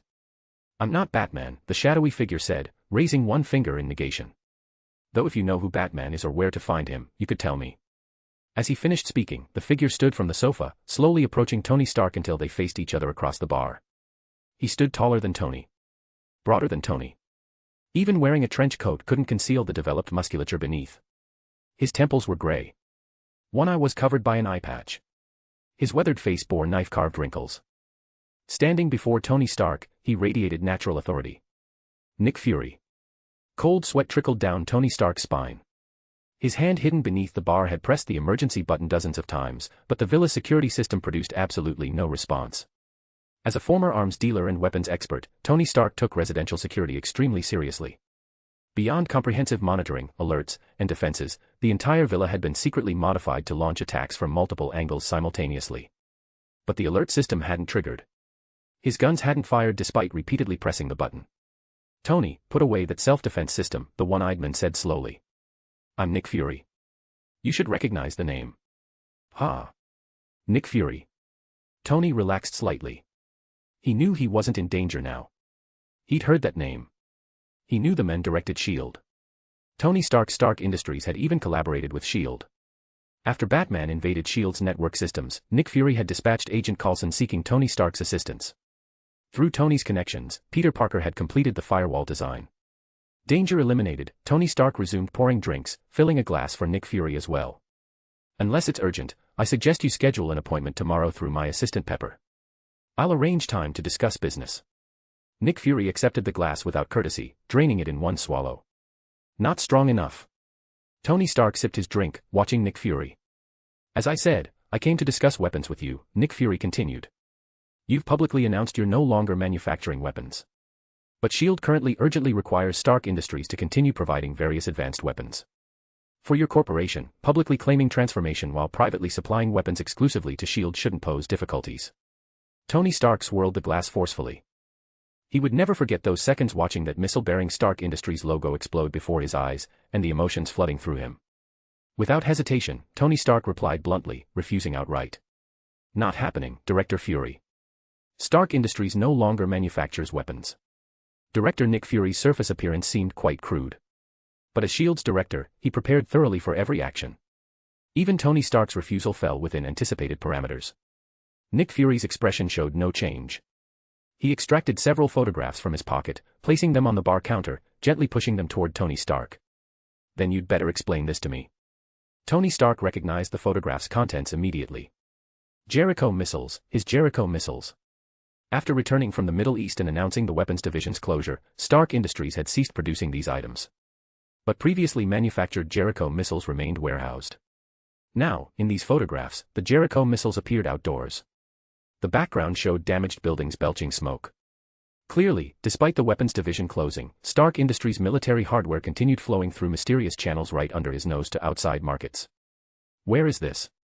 Tony Stark inhaled deeply, struggling to maintain composure. This is Sokovia, Tony, Nick Fury said, his single eye observing Tony's reaction. If your weapons division truly closed, why are these things still appearing there? I didn't do this.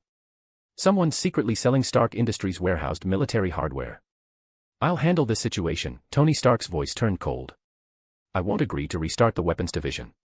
Weapons won't solve problems, they'll only fuel the fire. Nick Fury laughed coldly, extracting a cigar and gesturing toward Tony. After Tony passed the cigar box, Fury lit up, expelling white smoke. Give me a break, Tony. You have no idea what's lurking in this world. This time Nick Fury didn't produce physical objects. Instead, he pressed a button. The sitting room projector immediately displayed footage of Green Goblin flying through the air, the Lizard Professor appearing at Oscorp, Dr. Octopus battling 31 officers in the sewers, and the Hulk. Tony Stark's gaze fixed on these images as Nick Fury continued speaking. You think these are what I wanted to show you? No. According to my intelligence, these 4 individuals appeared separately across various New York locations within 1 month, then vanished rapidly. Batman handled them with extremely high efficiency. But the problem is, S.H.I.E.L.D. cannot locate any subsequent traces of these targets. No hospitalization records. No detention locations. They've evaporated like ghosts. Some lunatic wearing bat armor is playing God in our city. He made 4 superhuman threats capable of causing catastrophic bloodbaths disappear without a trace. I won't hide it from you, Tony Stark. This Batman character's threat level within S.H.I.E.L.D. has been elevated to maximum. S.H.I.E.L.D.'s existing weapons and reconnaissance systems are severely inadequate. Agent Coulson has spent nearly half a month in New York without obtaining any information on Batman. That's why I need your Stark Industries to continue supplying S.H.I.E.L.D. with weapons. Stronger weapons than before. Tony Stark listened quietly as Nick Fury finished explaining his reasoning. He drained his whiskey glass. No. Chapter 148, Chapter 148, Infiltrating the S.H.I.E.L.D. Director's Safe House. In Nick Fury's assessment, Batman, possessing tremendous power while operating completely outside S.H.I.E.L.D.'s monitoring and the judicial system, presented a danger potentially greater than the Lizard Professor or the Hulk themselves. Batman had unilaterally disposed of America's superhuman assets, or threats, without authorization. Nick Fury needed to determine Batman's objectives and where he'd taken these individuals. As S.H.I.E.L.D.'s director, Nick Fury should have been stationed aboard the offshore helicarrier headquarters, coordinating global threats. But while tracking Green Goblin Norman Osborn's whereabouts, following clues to Ravencroft Institute, Fury had discovered another party had extracted Osborn first. No need to explain all this to Tony Stark. Nick Fury had directly blamed Batman for the Green Goblin's disappearance. Similarly, the Hulk, Lizard Professor, and Dr. Octopus, 3 supercriminals who'd vanished in New York, especially Dr. Octavius, whom S.H.I.E.L.D. had already begun planning gradual cooperation with, prompted Nick Fury to believe S.H.I.E.L.D. must accelerate investigating Batman. Under necessary circumstances, they needed to prepare for confrontation with Batman. Precisely at this moment, Tony Stark, returning from the Middle East, announced closing his weapons division, immediately cutting off S.H.I.E.L.D.'s high-end weapons supply. Based on Agent Phil Coulson's meeting scheduled with Tony's assistant Pepper at Tony Stark's press conference following his return, Tony had continuously refused seeing Coulson, citing busy schedules. The mighty S.H.I.E.L.D. director, Level 10 Agent Nick Fury, could only come here personally, departing S.H.I.E.L.D.'s regular communication channels, handling this matter in the most secretive manner possible. However, Nick Fury underestimated Tony Stark's determination, or rather, his stubbornness. Despite Nick Fury presenting facts and evidence, Tony Stark showed absolutely no intention of restarting the weapons division or continuing weapons development for S.H.I.E.L.D. "If there's nothing else, Director Fury," Tony Stark said dismissively, "head home and rest. You're getting older. Need more sleep." Setting aside that closing the weapons division represented a decision Tony Stark had made countless times while in the Middle East. Tony Stark's escape from the Middle East succeeded thanks to Eanson's help, his own armor, Peter Parker's secretly transmitted map data, and Peter Parker's online dog execution information providing crucial assistance. Regarding this indirect lifesaver, Tony Stark completely ignored Nick Fury's various threats, in one ear and out the other. Compared to supplying weapons to S.H.I.E.L.D. for use against Batman, Tony Stark's current priority was returning to his workshop to address Mark II's first flight deficiencies one by one, upgrading it to Mark III. Nick Fury stared at Tony Stark with his single eye, remaining silent for half a minute. The cigar in his mouth produced wisps of white smoke, concealing his expressionless face. "Very well, Tony Stark." Nick Fury stood, heading toward the sitting room exit. Tony Stark watched Nick Fury's retreating back intently.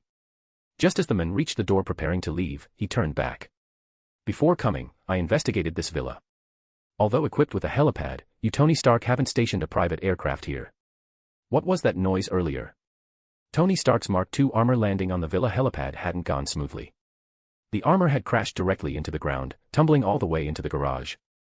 That commotion hadn't escaped Nick Fury's notice. But Tony Stark had no intention of explaining further. "Really? I didn't hear anything."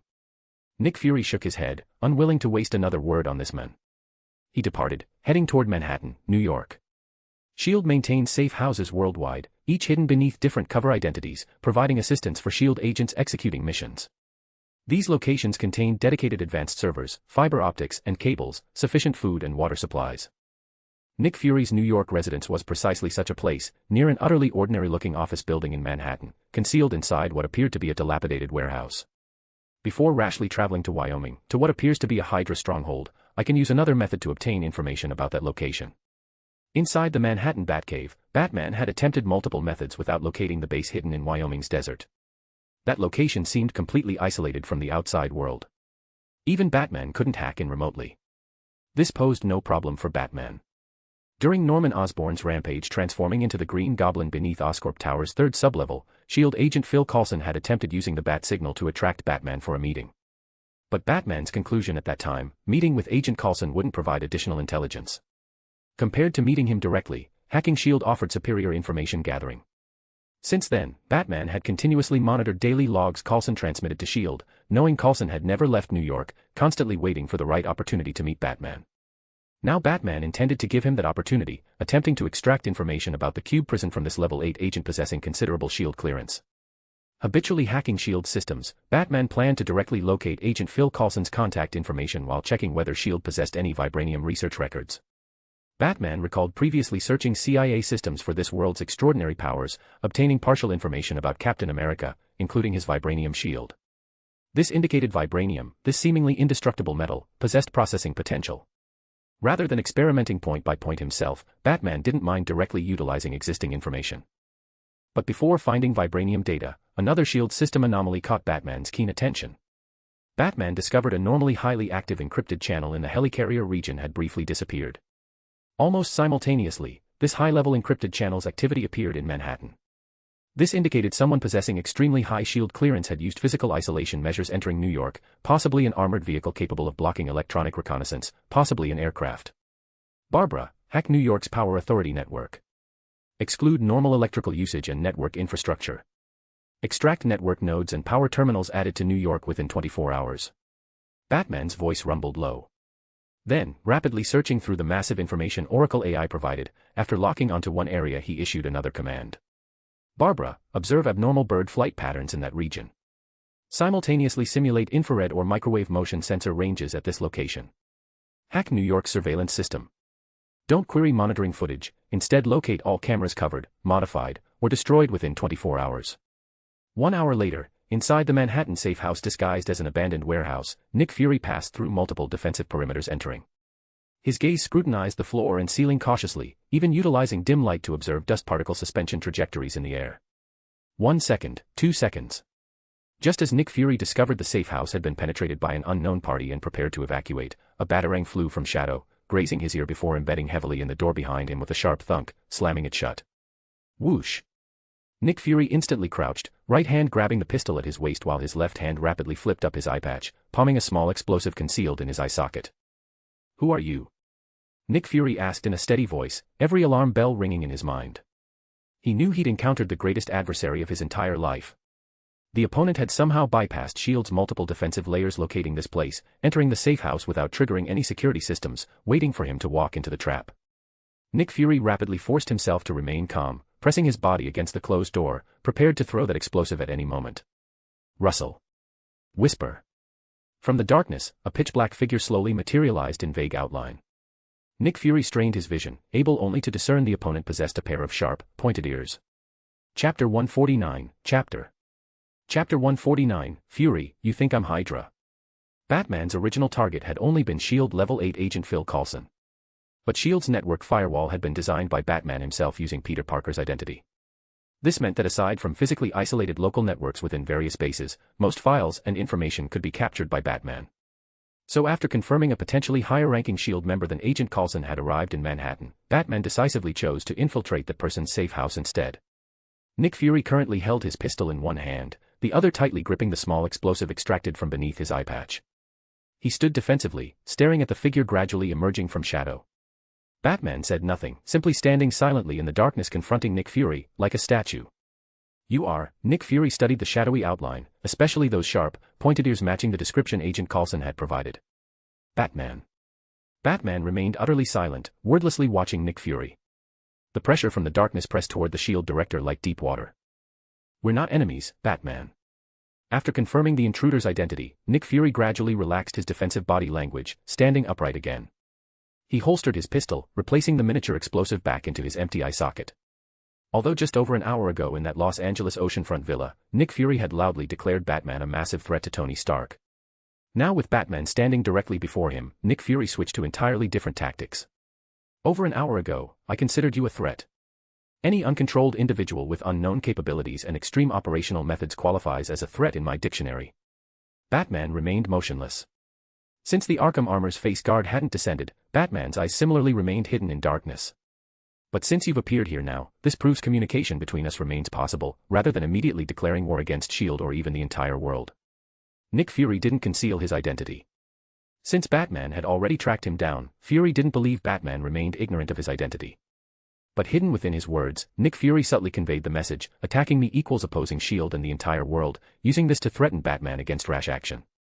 Unfortunately, Nick Fury's tactics proved ineffective against Batman, who before crossing over had repeatedly opposed the entire world. Tell me, where is Norman Osborn? Batman's voice emerged from darkness, even deeper than Nick Fury's. Batman didn't directly inquire about the Cube prison. The numerous clues he'd collected indicated Hydra existed inside S.H.I.E.L.D. Even the World Security Council that S.H.I.E.L.D. directly reported to contained Hydra operatives. In Batman's assessment, he directly assumed Nick Fury was Hydra. If Nick Fury wasn't Hydra, fine. But if he was, directly asking about the Cube prison would trigger multiple associations, alerting the enemy. You're asking me?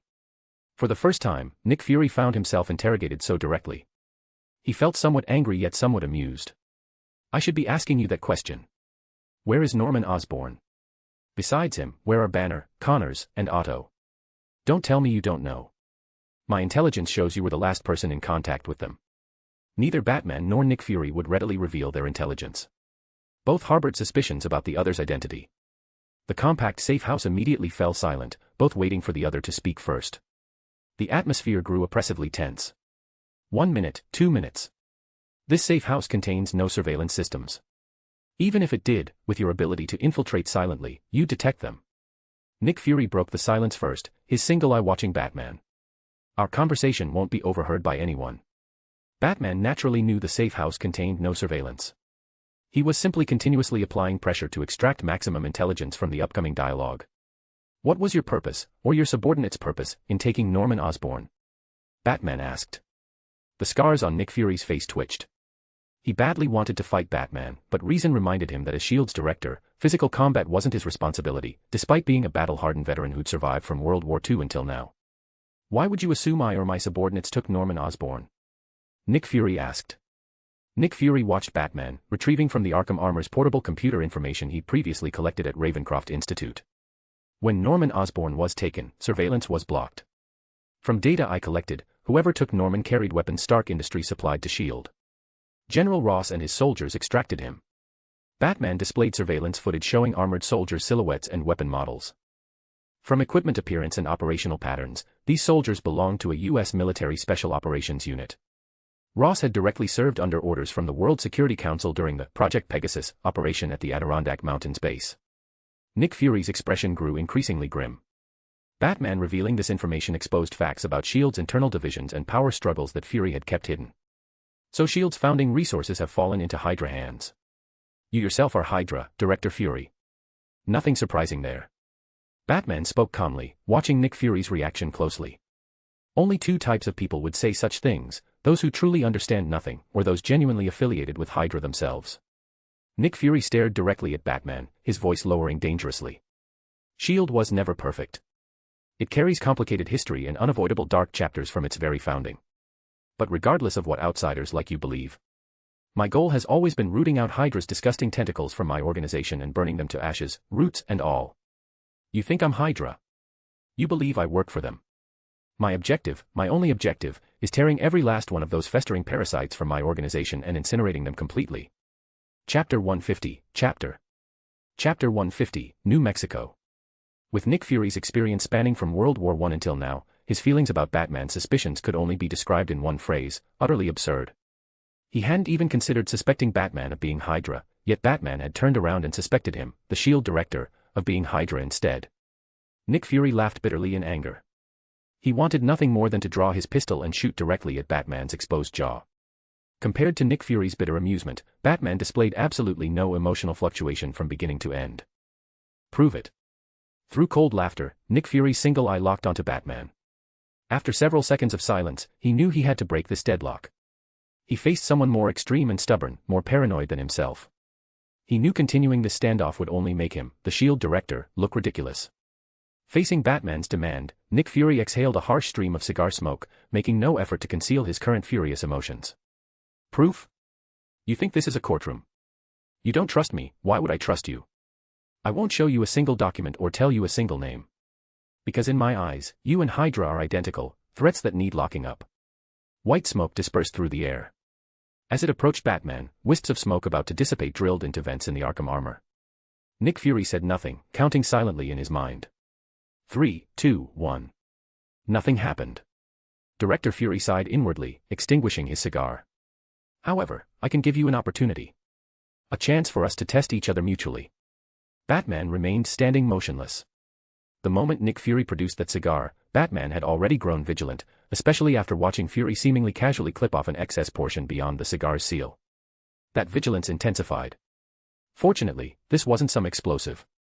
As Nick Fury lit it, when Batman watched white smoke drift toward him, he'd already understood, this was likely some tranquilizing or knockout gas.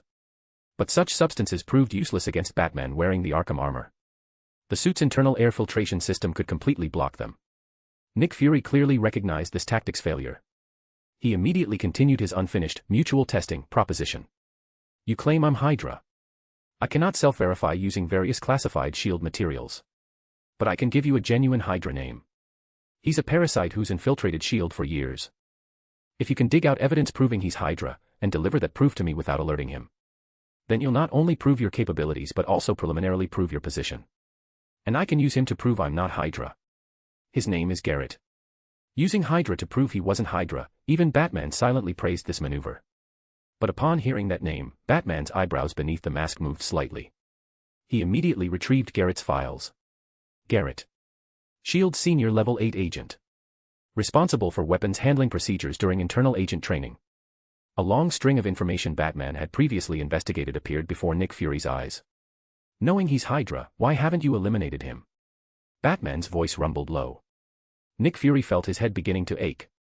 Batman's situation remained unresolved, the whereabouts of Doctors Otto, Connors, and Banner still unknown. Now this issue of Batman rapidly accessing S.H.I.E.L.D. internal information emerged. Before answering your question, first tell me how you did that. Weapons he handled appeared on the black market, Batman replied tersely. Your turn. A chess piece. Nick Fury also kept it brief. The safe house fell silent once more. But this time the silence didn't last long. Again Nick Fury broke the quiet first. I can share information I've obtained about Norman Osborn with you. But I need to know what exactly you've done with Doctors Otto, Connors, and Banner. You first this time. Batman watched Nick Fury's single eye. They're safe. In a place where no one will weaponize them or conduct human experiments on them. I knew you'd say that. Nick Fury responded without courtesy. So you took 3, lost 1. And the lost one happens to be the most unstable technologically and most likely to be weaponized. He once again placed blame for Norman Osborn's disappearance on Batman's shoulders. If you and your S.H.I.E.L.D. weren't so incompetent, Hydra wouldn't have taken Norman Osborn.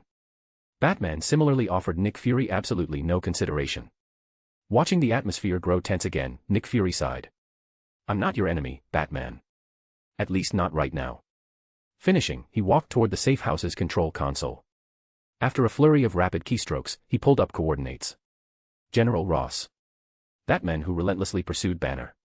He never truly abandoned his obsession with super soldiers.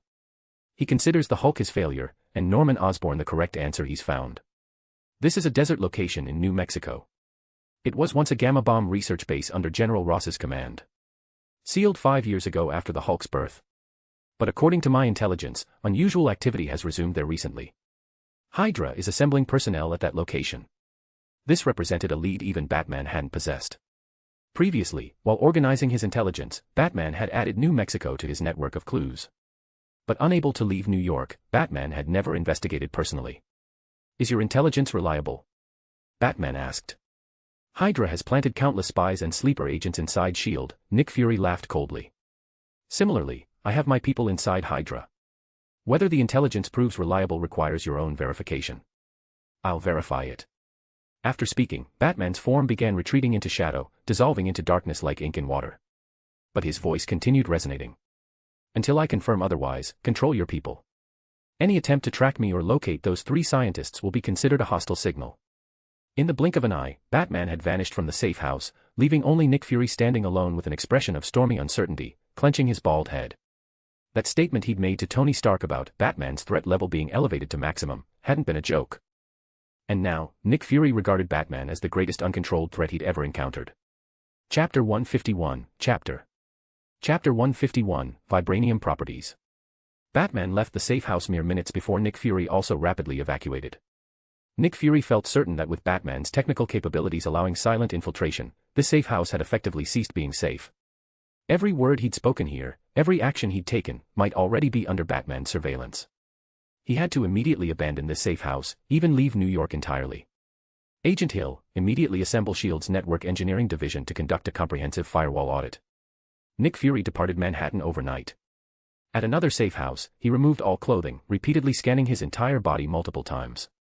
After confirming no listening devices had been planted on him, he proceeded to the Adirondack Mountains base. Nick Fury didn't even enter the base interior. Instead, he directly used his authority arranging a helicopter flight to the offshore helicarrier, issuing orders aboard the aircraft. Acknowledged, Director. Aboard the helicarrier, Agent Hill, on 24-hour standby, responded instantly without asking for reasons. Several hours later, Nick Fury returned to the helicarrier command center. After completing another full body scan and receiving confirmation from Agent Hill that S.H.I.E.L.D.'s firewall showed no issues, he issued his second command. Where is Agent 19? Connect me to her encrypted communications. Minutes later, Nick Fury stood in the command center wearing a headset, voice extremely low as he spoke to Agent 19 on the encrypted line's opposite end. Barbara, proceed immediately to designation D4. Ensure data analysis on the Tesseract remains in absolutely secure environment. D4 was the code designation for the Cube prison in Wyoming. Agent 19's full name, Barbara Morse, was known to only a few within S.H.I.E.L.D. Code name, Agent 19, Mockingbird, Barbara Morse. From beginning to end, Batman had never questioned Nick Fury about any information regarding the Cube prison. He still hadn't completely trusted that Nick Fury wasn't Hydra, and harbored doubts about the SHIELD director's capabilities. Hydra had stolen Tesseract data from the Adirondack Mountains base and transmitted it to the Cube prison using physical human courier methods. Batman found it difficult believing the Cube prison hadn't been infiltrated by Hydra. If that location had truly become a Hydra base, Batman rashly inquiring would inevitably trigger their alertness. Whether or not Nick Fury was Hydra, whether he knew about this situation, anything he did might sabotage Batman's plans. Similar to his reasoning for not immediately moving against Obadiah Stane, Batman hoped to uproot Hydra completely, at minimum, thoroughly eliminate Hydra from the Cube prison. Rather than simply discovering one lead and immediately addressing it. Running east one trip, running west another, that style didn't suit Batman. Moreover, compared to the Cube prison which had merely obtained Tesseract data, the other information Nick Fury had revealed represented what Batman cared about more. The New Mexico Gamma Bomb research base had been reactivated. Hydra was converging there. According to my previous clue analysis, Norman Osborn was taken by General Ross and has connections to Hydra. Given General Ross's obsession with the Hulk, he won't abandon super soldier serum research. After leaving the safe house, Batman similarly employed numerous methods confirming Nick Fury hadn't planted listening devices on him before returning to the Manhattan Batcave. Next, continue collecting clues and prepare for traveling to New Mexico. Batman looked toward the containment habitat. Venom remained obediently curled inside watching children's programming. Seeing Batman's gaze turn toward it, Venom immediately perked up its small head. "Dad, is there another mission requiring our involvement?" Batman shook his head slightly. "No." Directly allowing Venom to attach to his body, Batman could travel 1,000 miles per day, running from New York all the way to Wyoming or even New Mexico purely on foot. But Batman wouldn't become so dependent on Venom. Just as he'd once possessed the Fenrir armor for combating the Justice League yet never deployed it against Gotham's criminals, Batman wouldn't allow himself to depend on any weapon or anyone. Batman still wore his relatively standard armor. He needed to ensure that even with absolutely nothing, he could rise again, just as he had after crossing into this world. "Barbara, how long until the geological survey equipment arrives?" Batman's voice rumbled low. "Tomorrow afternoon, Bruce," Oracle AI responded. Batman said nothing further, silently beginning to contemplate purchasing prototype aircraft models, modification plans, and acquiring components. The Batmobile could start from a basic frame, Batman purchasing various components for zero-build assembly. But the Batplane wouldn't work that way. Though both were vehicles, they fundamentally weren't the same category. Relying purely on purchasing aircraft components wasn't realistic. What Batman could do now was purchase a prototype aircraft and personally conduct modifications. Only after Parker Industries upgraded to Parker Corporation, possessing numerous heavy industry subsidiaries, could Batman start from the source manufacturing a true Batplane. One night passed in the blink of an eye. After Batman completed his daily mandatory training regimen, he took the vibranium and headed toward North Brother Island. Finding no vibranium data within S.H.I.E.L.'s internal files, Batman needed to personally study this unprecedented new metal. On North Brother Island, as equipment for nuclear fusion research arrived successively, Doctors Banner and Octavius grew increasingly busy. They needed to verify formulas recalculated after overturning previous computations. Professor Connors sat cross-legged in a distant corner, eyes closed in meditation. Even Batman's arrival didn't prompt him to open his eyes. Batman didn't disturb them, taking the vibranium and diving into research using available equipment here. This location lacked specialized instruments for analyzing metal composition and conducting metallurgical research, but that didn't pose a challenge for Batman. Batman had once, without obtaining actual kryptonite samples, derived kryptonite's composition through pure theoretical deduction. Researching vibranium presented no significant difficulty. Starting from basic chemical and physical testing, several hours later Batman had obtained most data regarding vibranium. Capable of absorbing nearly all kinetic energy.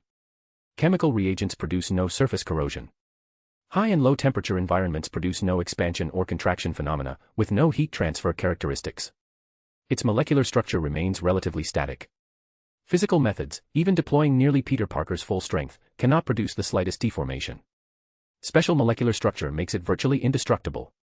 Vibranium's alternate name is sound-absorbing steel. But testing reveals vibranium possesses weaker resistance to specific frequency vibrations. Captain America's shield being processed into circular form perhaps relies on this principle. A string of research data was stored in Oracle AI's computer system. However, this represented only preliminary research. Actual application remained some distance away. Chapter 152, Chapter 152, Wakanda. Tony Stark stuffed an arc reactor into his own chest. He even linked operational authority for the large-scale arc reactor beneath Stark Tower with the one in his chest. In New York, at a location ostensibly a logistics company but actually a combined weapons transport and modification facility for AIAS security. Obadiah Stane, AIAS Security's actual behind-the-scenes controller, stood with hands on hips, face showing impatience as he regarded the person opposite him. He clearly doesn't want me involved with the arc reactor situation. And I don't even know what he's planning. So I want you to build one first, replicating Tony's miniature reactor. At least give me negotiating capital with him. Opposite Obadiah stood another bald scientist, a Russian-born professor he'd specifically recruited from Empire State University, Yuri Petrovich. Crimson Dynamo, character is the fourth generation from comics, image doesn't match. Currently, Professor Yuri wore an extremely troubled expression. Sorry, Obadiah. According to my research, the miniature reactor you want, that kind of thing simply cannot be manufactured. His words were brutally interrupted before completion by Obadiah. Tony Stark built one in a cave with a box of scraps. Obadiah jabbed Professor Yuri's chest forcefully with his finger, so enraged his mustache trembled. Sorry, but I'm not Tony Stark, Professor Yuri said, startled by Obadiah's sudden outburst but managing to speak his piece. Obadiah's fury immediately deflated. Of course he knew Professor Yuri wasn't Tony Stark. Tony was a playboy, but he'd never be merely a playboy. Stark Industries' leap from Howard Stark's established weapons development and manufacturing company to the multi-domain Stark Corporation could be attributed entirely to Tony Stark's brilliant intellect. You're right. You're not Tony Stark. Obadiah placed one hand on Professor Yuri's shoulder. You competed against his father your entire life. Now you can't even match his son. Professor Yuri Petrovich's breathing grew somewhat labored. He himself was a brilliantly talented Russian physicist, once a contemporary competitor of Tony Stark's father Howard. But due to his affiliation and poor personal circumstances, he'd remained consistently overlooked by the West until several years ago when he'd finally leveraged his knowledge becoming an Empire State University professor. Compared to the illustrious Howard Stark and his son Tony Stark, Yuri Petrovich seemed ordinary as any passerby. Professor Yuri naturally knew Obadiah was using provocation tactics. But he genuinely couldn't replicate the miniature arc reactor, it represented an entirely epic-making creation. Actually, you've approached the wrong person, Obadiah, Professor Yuri said, looking at Obadiah. I have another candidate to recommend. Obadiah paced impatiently before Professor Yuri. Hearing this statement, he turned to look at him. Who? Anton Vanko, Professor Yuri said. He once participated alongside Howard Stark in arc reactor development, later accused of espionage. His whereabouts remain unknown to this day. Professor Yuri looked into Obadiah's eyes. If anyone else in this world could manufacture a miniature arc reactor like Tony Stark, besides him there's no other choice. Obadiah stared fixedly at Yuri Petrovich. A smile crept across his face. Appearing affectionate, he approached Professor Yuri, cupping Yuri's head with both hands, forehead pressed against forehead, eyes staring into eyes. Anton Vanko is already dead. Didn't you know? If he were still alive, you think I'd seek help from a half-rate like you manufacturing reactors? Professor Yuri clenched his fists. Only now had he received news of Anton Vanko's death. Regarding Obadiah's undisguised contempt, Professor Yuri similarly stared directly at Obadiah whose forehead pressed against his own, breathing growing progressively heavier. I cannot do it. Obadiah said nothing further. He couldn't be bothered with this incompetent Russian scientist. Walking toward the factory exit while extracting his phone from his pocket. Arrange a flight for me to the Middle East. He would personally meet with the 10 Rings Abu Bakr, demanding face-to-face answers about why Tony Stark hadn't died but returned perfectly intact, and what methods Tony Stark had used to escape. Wait for me, 10 Rings. On Hoffman Island, Batman was currently conducting geological surveys across the entire island, obtaining results that satisfied him. Underground lay extensive granite bedrock exceeding 20 meters thickness, perfectly capable of supporting the Batplane's landing and elevator platform.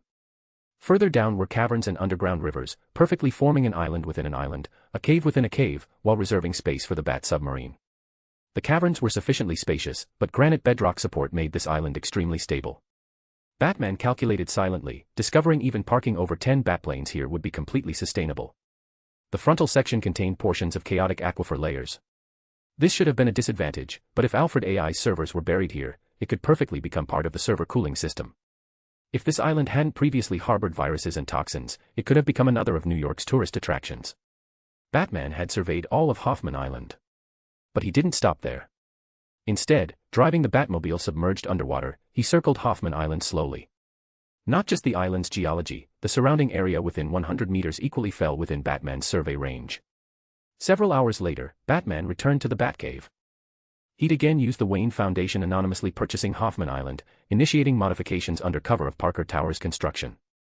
Vibranium can be processed under specific sonic frequency ranges. Barbara, Use the Batmobile's sonic cannon testing from low to high frequencies to identify the most suitable processing frequency.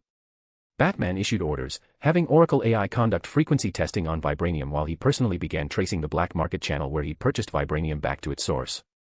Vibranium's molecular arrangement defied conventional understanding. Batman suspected this was some artificially created metal, but like nth metal it could also represent extraterrestrial material. Vibranium's appearance on the black market had been disguised, but in Batman's eyes it differed little from complete transparency. Batman traced this vibranium piece's circulation path, navigating through the intricate international black market network toward a single region in eastern Africa. Maps indicate that location is the relatively underdeveloped, agriculturally based nation of Wakanda. No anomalies appear in import, export data, energy consumption, or even communication signal density. The deeper Batman investigated, the deeper his frown grew. Wakanda is a technologically advanced civilization disguised as an impoverished nation. Similar to Aquaman's Atlantis. Chapter 153, Chapter 153, Dr. Octopus returns. Wakanda's current king is Chaka. Barbara, hack United Nations document files. Query Chaka and external materials regarding Wakanda as a nation. Batman stood before the Batcave's workbench assembling armor and tentacles while simultaneously instructing Oracle AI. Venom emerged from the containment habitat, perching on Batman's shoulder to curiously watch the gradually taking shape armor. "Dad, is this armor prepared for me?" "No, Robin," Batman answered while continuing his work. "This is prepared for Dr. Octavius." The armor prepared for Dr. Octavius utilized primarily composite materials formed from various fibers. Parker Industries alone could provide adequate raw materials. Batman no longer needed to start from the stages of purchasing materials and manufacturing equipment merely to produce his own cape. Dr. Octavius? Why specially prepare armor for him? Venom remained confused, tilting its head with perplexity as it watched Batman.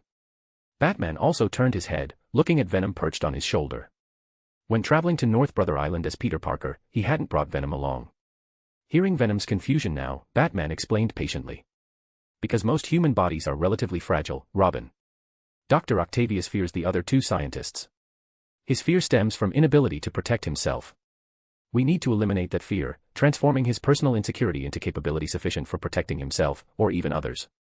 Venom nodded with partial understanding, extending its long tongue to lick Batman's jaw but finding itself blocked by chocolate that appeared magically between Batman's fingertips. "Dad, since Doctors Banner and Connors are so dangerous, why don't we simply lock them up?" Venom asked while enthusiastically chewing chocolate. "I learned from your memories that you once prepared a Red Sun Spectrum prison for Superman." Batman stopped his work, looking seriously at Venom. "Because Superman was too powerful, Robin. I had to make the most thorough preparations, exert maximum effort, utilize everything possibly available to defeat him. And those methods would only be deployed if Superman developed problems. Currently neither Connors nor Banner have any issues. Professor Connors is even proactively learning to control himself. If we locked him up at this moment, we'd gain only a prisoner and the hatred growing in his heart. But if we give him trust, give him security, give him a chance at redemption, we might gain an ally and heal a broken soul." Venom seemed unable to absorb these grand principles. Like an energetic little boy, it treated Batman's words as background noise, instead twisting and writhing alongside the tentacles being manufactured for Dr. Octavius. Batman knew forcibly pinning Venom down and lecturing wouldn't work. He could only teach as he'd once instructed several Robins, through constant words and actions, influencing Venom from every angle.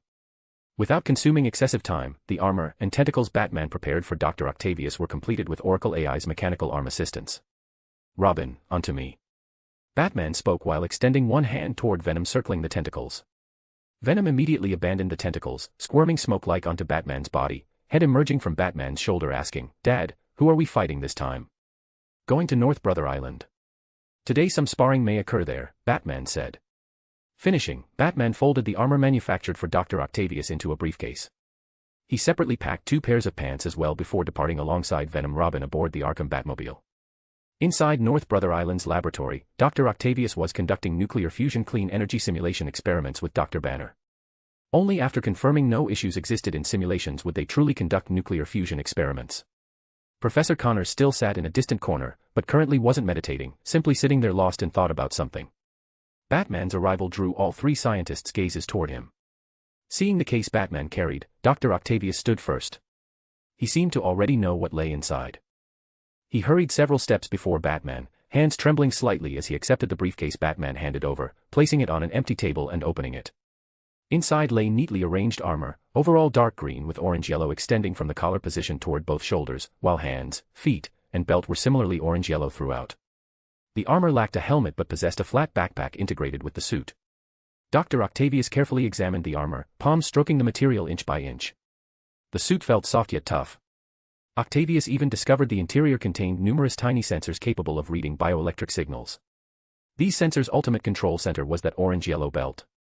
Currently Doctors Banner and Connors had also successively arrived beside Batman, both quite curiously observing the armor. Both knew anything Batman produced definitely wasn't ordinary merchandise, especially since this armor's purpose was protecting Dr. Octavius from situations involving the Hulk and Lizard Professor. Doctors Banner and Connors were extremely curious what degree of protection this armor could provide. Except Professor Connors was still diligently learning emotional control, while Dr. Banner's temperament made it impossible he'd transform into the Hulk merely from curiosity to test punch Dr. Octavius.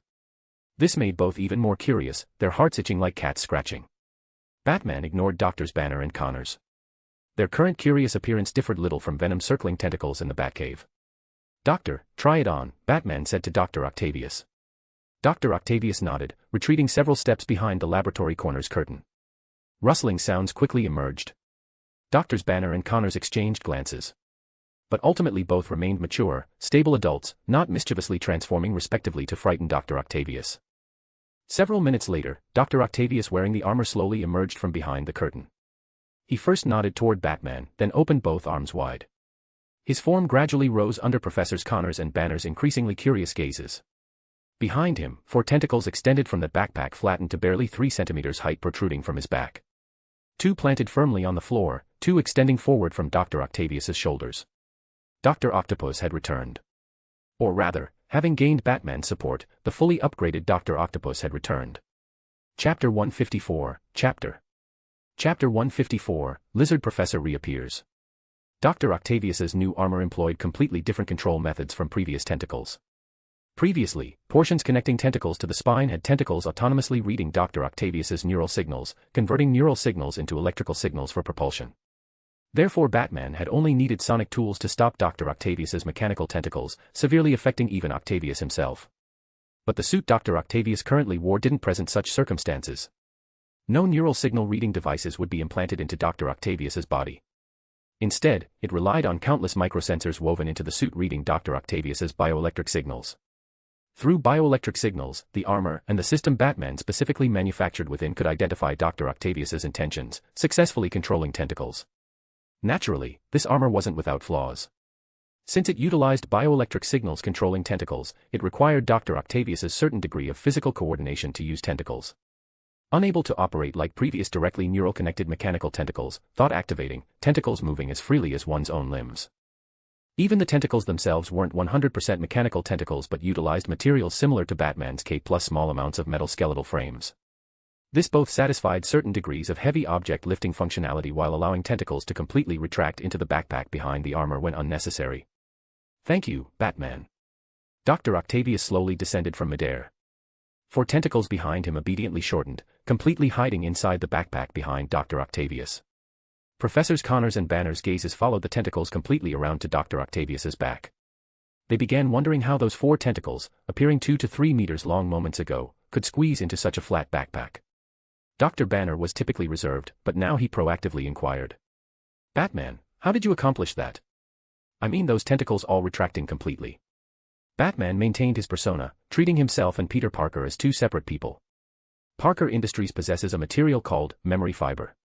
Peter provided a portion to me, which I utilized in manufacturing tentacles. "Thank you, and please thank Peter for me too." Dr. Octavius exhaled a long breath, speaking to Batman. From the moment he donned the armor, Dr. Octavius had felt a profound, long-absent calm emerging from deep within. Since arriving on North Brother Island, even while sleeping Dr. Octavius had remained highly mentally tense. The slightest disturbance would startle him awake. Dr. Octavius hadn't complained about the fear accompanying sharing an island with 2 scientists capable of transforming into monsters. He'd even initially tried adapting to that fear, until Dr. Octavius felt prolonged mental tension might affect his experimental state.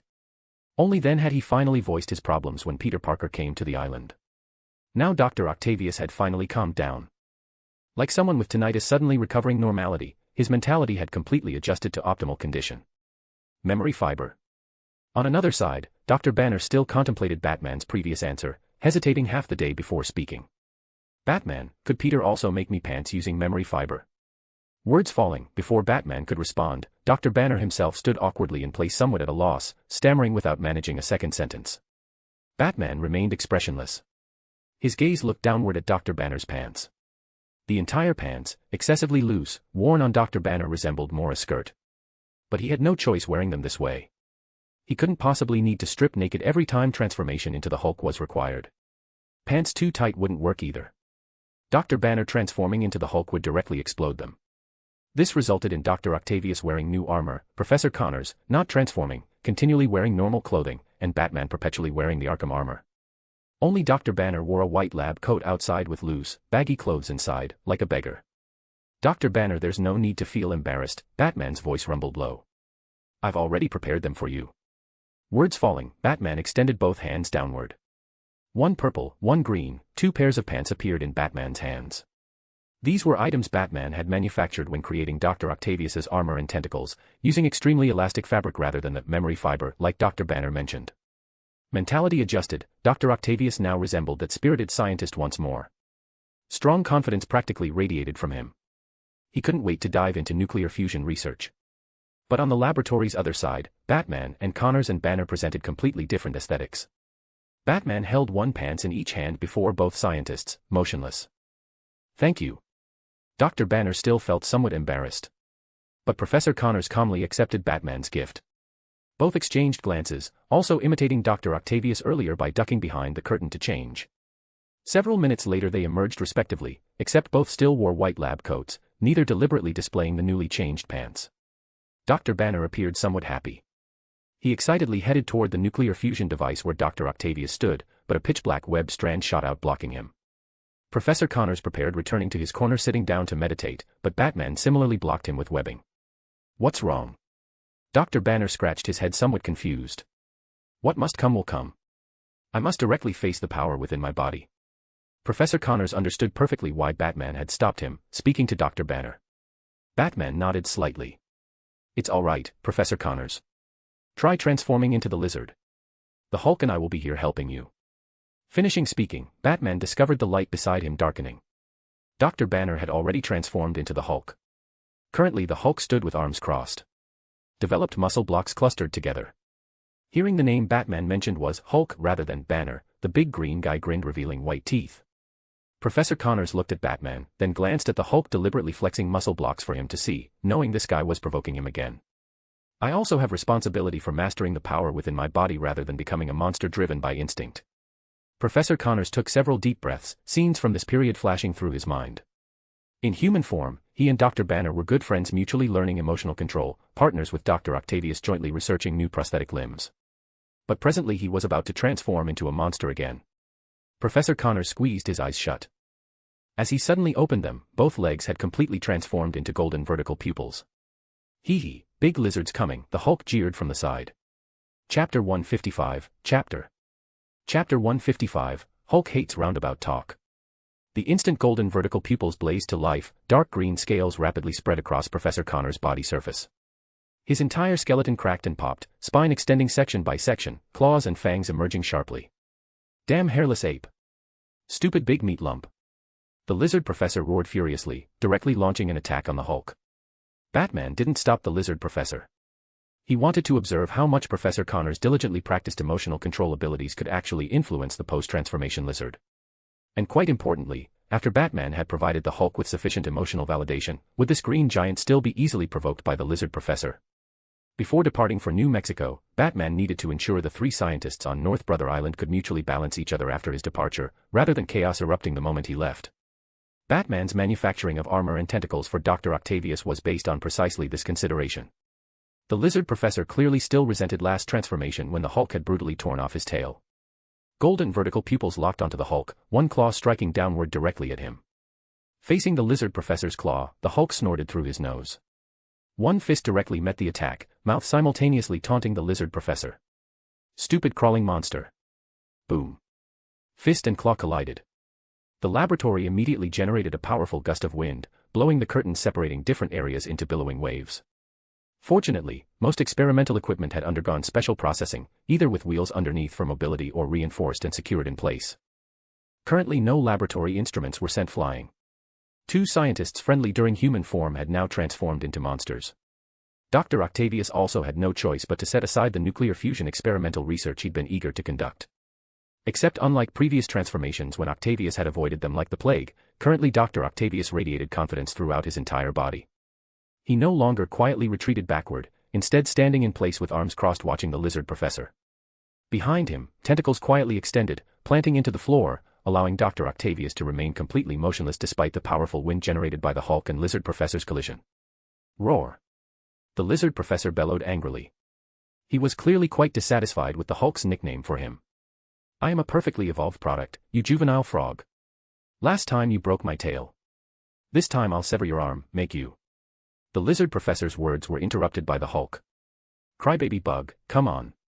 In the Hulk's view, the lizard professor dwelling on the broken tail incident equaled crying. The lizard professor jumped in furious rage. He suddenly leaped onto the laboratory ceiling, crawling along it, one tail viciously whipping toward the Hulk. Compared to the lizard professor's constant cursing and taunting, currently the Hulk wasn't provoked at all, instead appearing somewhat smug. Crybaby bug. Broken tail bug. Speaking, another punch sent the lizard professor's tail smashing aside. Batman silently watched these two monsters attacking each other while simultaneously giving each other nicknames, beginning to wonder whether the lizard professor's intelligence had been influenced by the Hulk. If one closed their eyes, filtered out the heavy thuds of fists colliding and whooshing wind sounds, ignored the lizard's hissing and Hulk's roaring, listening only to their dialogue might even create the illusion of two mischievous children bickering. Compared to Batman's silence, Dr. Octavius, with his mental state considerably relaxed, even watched the Hulk and lizard professor with interest, asking Batman, "Batman, aren't you going to stop them?" Batman looked toward Dr. Octavius. "This task should be yours, Doctor." During the brief seconds both men spoke, facing another tail whip attack from the lizard professor, the Hulk simply grabbed the tail. The enraged lizard professor thrashed his tail wildly. "Don't grab my tail, Goblin." Crash. While speaking, the lizard professor's tail smashed through the laboratory ceiling. The Hulk was also flung skyward. Correspondingly, the airborne Hulk once again tore off the lizard professor's tail, clutching the constantly struggling severed tail and crashing back into the laboratory with another thunderous impact, smashing a deep crater in the floor. Hiss. The constantly struggling lizard tail was casually tossed by the Hulk toward Dr. Octavius. Dr. Octavius reacted swiftly, extending tentacles from behind to catch it. Hulk, not Goblin. The Hulk roared furiously in place. Midway through his roar, looking at the lizard professor's tailless rear, he suddenly burst out laughing. Big lizard lost tail again. They'll cause more laboratory damage if they continue. Dr. Octavius, stop them, Batman said. Beside Batman, Dr. Octavius acknowledged. Four tentacles behind him suddenly bent, catapulting Dr. Octavius's body airborne in one swift motion. Thwip. Thwip. Airborne, Dr. Octavius's two tentacles separately grabbed the lizard professor and Hulk's heads, while the other two tentacles waved wildly behind him. Stop. Don't make trouble, Octopus. The Hulk looked unhappily at Dr. Octavius. One hand grabbed the tentacle on his head, preparing to fling Dr. Octavius away. But the second before the Hulk grabbed the tentacle, Dr. Octavius released him. His entire body suspended midair, four tentacles separately grasping the lizard professor's four limbs. Professor Connors, calm down. Remember what you learned during this time. Control your rationality. Don't be driven by instinct. Compared to the Hulk, the lizard professor was clearly the more unstable one. Hiss. Fine sounds emerged from the lizard professor's severed tail site. A new tail rapidly grew out. I am a perfectly evolved new species. No matter how many tails you break, I'll grow them back. The lizard professor first addressed the Hulk coldly, then prepared to violently shake himself, flinging Dr. Octavius away. But Dr. Octavius's words continuously entered the lizard professor's mind. Connors. Look at your hands. You're a scientist, but your evolution is regressing you into a primitive animal. Kurt Connors, where did that man who vowed to use regeneration technology saving countless lives go? The Hulk curled his lips, muttering quietly from the side. Hulk hates this roundabout talk most. He's just a crazy big lizard now. Dr. Octavius waved repeatedly at the Hulk, signaling him not to speak yet. He was currently working hard helping Professor Connors recover rationality, at minimum preventing the lizard brain from controlling him. Hulk, I'll be departing for a while. I need you guarding this place well. Batman came to the Hulk's side. Your power is my trump card. I know you haven't deployed full strength at all. Batman's opening words still prioritized giving the Hulk sufficient emotional validation, treating him as an independent personality without mentioning Banner whatsoever. This approach clearly proved quite effective for the Hulk. He immediately patted his chest, guaranteeing, "Don't worry, little bat." Chapter 156, Chapter 156, The True Lizard Professor. Deep breaths, Connors. Like Banner taught you. Dr. Octavius's body suspended behind the lizard professor, four mechanical tentacles firmly restraining the lizard professor's limbs.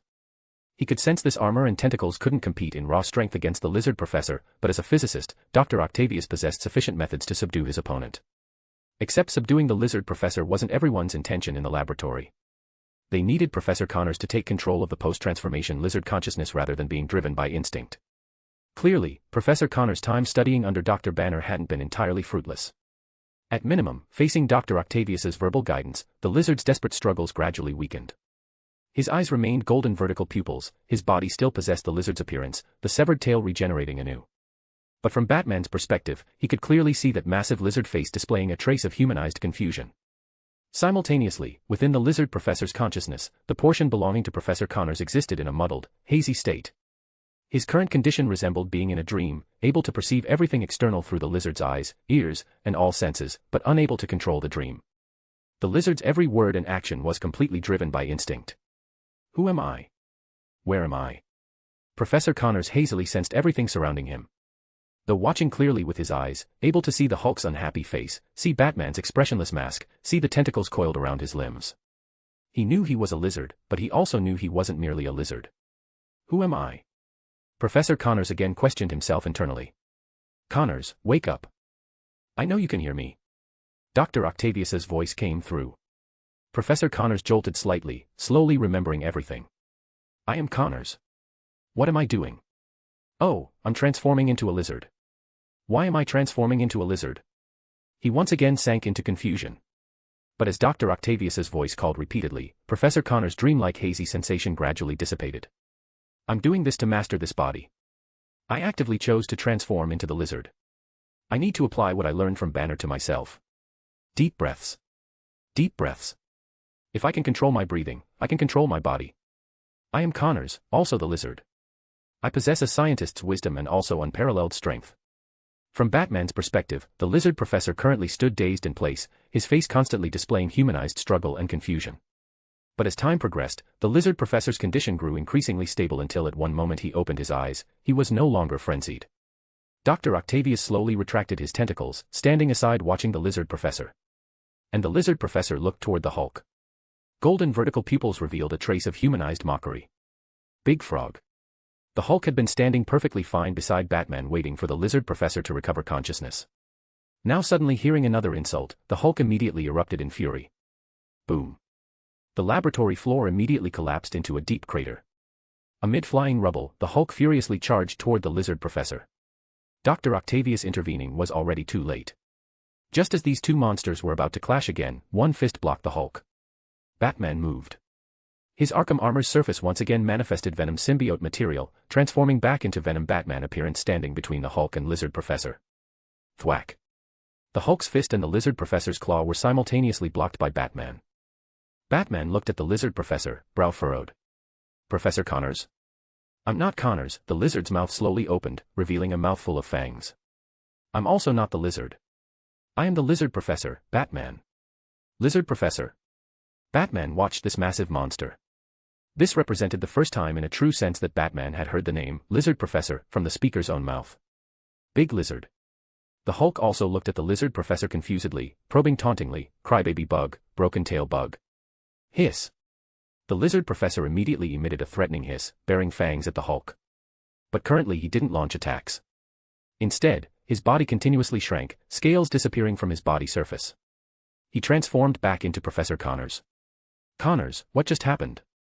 Dr. Octavius inquired quite concernedly. Otto, Professor Connors nodded toward Dr. Octavius. I should be like the Hulk, I've mastered that power within my body. The Hulk snorted from the side, looking at Professor Connors while flexing both arms' biceps. Then his form also rapidly shrank, transforming back into Dr. Banner. Connors. After transforming back, Dr. Banner immediately stepped forward supporting Professor Connors. When transformed into monsters, both men taunted each other. But after reverting to humans, they remained two scientists with quite good relationships. At first it was like dreaming. Not knowing who I was. Even though I could hear your voices and everything external, I couldn't respond. Professor Connors sat in a chair with Dr. Banner's support. But when I slowly realized who I was, I began using the methods Dr. Banner taught me to recover my rationality, regaining control over my body. Professor Connors described his post-transformation condition one by one, with Dr. Banner helping record everything. I realized I couldn't completely control the post-transformation lizard body. So I chose another method, coexisting with the beast instinct. The lizard provides strength, while I, Connors, provide thought. So you became the lizard professor, Dr. Octavius summarized from the side. Dr. Banner smiled. So our laboratory has now assembled octopus, lizard, and bat. This was clearly a cold joke. Batman remained expressionless. Venom symbiote disappeared from his body surface. Dr. Octavius smiled awkwardly.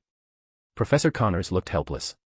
Regardless, at least one hidden danger on the island has been resolved. Seeing no one reciprocating his joke, Dr. Banner felt somewhat embarrassed himself, quickly changing subjects. Batman, you mentioned earlier about leaving for a while. What's that about?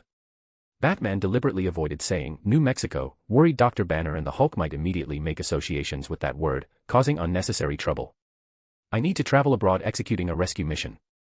Chapter 157, Chapter 157, The Bait Plan. After Batman delivered new armor and tentacles to Dr. Octavius on North Brother Island and witnessed the lizard professor's birth in his presence. Tony, this is Peter. Batman contacted Tony Stark. How well have you tracked Obadiah's movements during this time? Obadiah went to the Middle East once. After returning, he immediately burrowed into a factory and hasn't emerged since, Tony Stark said. That factory. Just as Batman was considering whether to reveal the factory location where Obadiah was situated, and that it was actually Obadiah's weapons smuggling channel AIAS security, Tony Stark spoke first. Peter, remember what you mentioned before? About problems appearing inside Stark Industries. Batman ceased speaking, driving the Arkham Batmobile back to the Batcave, listening to Tony Stark's long sighs through the communication system. You were right about that. Obadiah actually hid an international weapons channel right under my nose. Tony Stark said. I temporarily can't refute you, but once your Parker Industries reaches sufficient scale, you'll encounter similar problems. Batman still didn't speak. He'd discovered AIAS security far earlier than Tony Stark. Not moving against it was precisely to uproot it completely. As for Tony Stark's latter statement, Batman chose to ignore it directly. He knew Tony Stark was making excuses for himself. But when enterprises grew to such massive cross-domain behemoths, even Batman himself couldn't maintain 100% control. Even the Gotham-rooted Wayne Enterprises had experienced the board of directors being half-occupied by the Court of Owls. Batman didn't blame Tony Stark. I have many things requiring face-to-face discussion with you. Can you come to Stark Tower? I'll have Happy pick you up, Tony said. Unnecessary. Batman's voice wasn't low. He was currently conversing with Tony as Peter Parker. Then 15 minutes from now. Stark Tower rooftop, Tony Stark said. Batman deactivated the Arkham Armor's simulated phone. He'd already returned to the Batcave. 15 minutes later, having removed the Arkham Armor and changed into a tan suit, Batman arrived at Stark Tower as Peter Parker.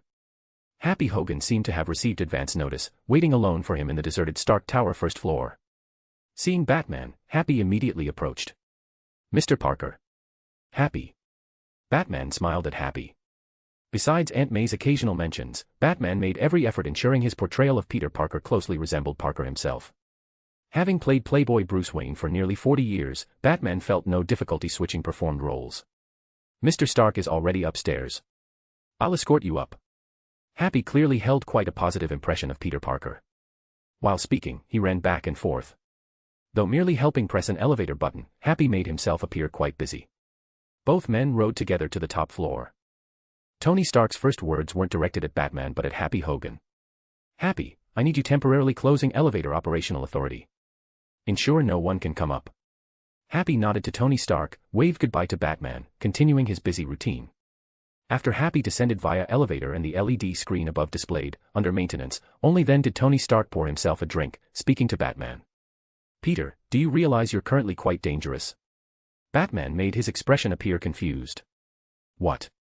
Tony Stark shook his head, pulling Batman onto the helipad extending from the rooftop before continuing. Not long after returning, I launched an internal audit led by Pepper under the guise of strengthening corporate governance and responding to public scrutiny. These internal audits normally occur every few months. My actions attracted no one's attention. Batman and Tony Stark stood shoulder to shoulder, gazing into the distance from Stark Tower's rooftop. Tony Stark similarly looked toward the horizon, his voice considerably more composed than before. But unlike previous audits, this one's true purpose was coordinating with the Obadiah materials you previously sent me, confirming which company personnel belonged to Obadiah's network while knowing he's the bastard who wanted me dead. You know what? Through my investigation, besides Happy, someone completely outside Obadiah's calculations, virtually the entire Stark Industries security system consists of his people. Batman continued appearing confused, seemingly unable to comprehend what Tony Stark was saying. Batman hadn't forgotten that before Tony Stark, he'd always portrayed a technical genius rather than a business elite with decades of commercial combat experience. From Peter Parker's perspective, Batman currently genuinely shouldn't understand what Tony Stark was saying, even though he now possessed his own Parker Industries. I'm not safe, Peter. Neither are you, Tony Stark said. Once we begin implementing plans moving against Obadiah, he'll inevitably retaliate. He possesses Stark Industries' weapons inventory, his own security personnel, the ambition and courage to eliminate me through others' hands. Peter, he'll come after you with guns too. Batman feigned sudden realization, following Tony Stark's logic asking. What do you plan to do next? Tony Stark smiled confidently, as though everything remained within his control. After returning from the Middle East, Obadiah's been inside an AIAS security factory. Even without hacking that factory, I know what he's doing. Speaking, Tony turned facing Batman, unzipping his shirt. Look at this. Tony Stark had consistently concealed and hidden this externally. Besides Pepper, Happy, and using the miniature reactor as bait for Obadiah, Tony Stark was exposing his secret for the first time candidly. Obadiah will soon come seize my reactor. I announced closing the weapons division, but Obadiah's been attempting to build armor in that factory this entire time, new weapons replacing Jericho missiles. He went to the Middle East once. With his pathetic intellect, the armor's construction will heavily imitate my Mark I, especially the power source. But besides me, no one in this world can manufacture miniature reactors. So Obadiah will inevitably come steal it. And I'll record all evidence, switching to a pre-prepared backup miniature reactor for our final confrontation. Tony Stark appeared supremely confident. Already possessing Mark III armor with complete knowledge of Obadiah's movements, he seemed somewhat eager to thoroughly thrash his opponent.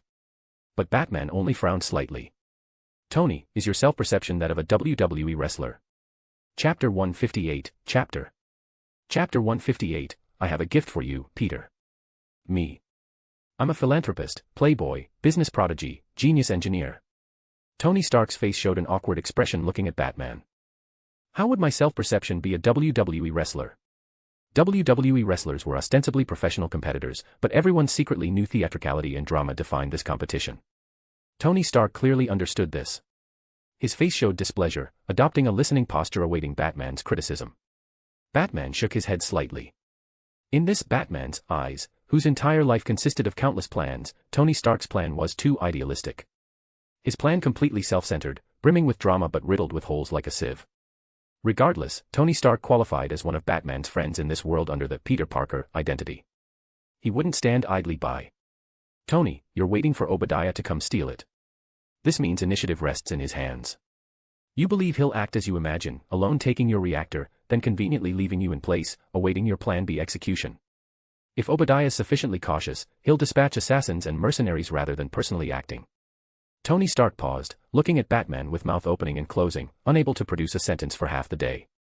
One more point, Tony. Batman continued supplementing.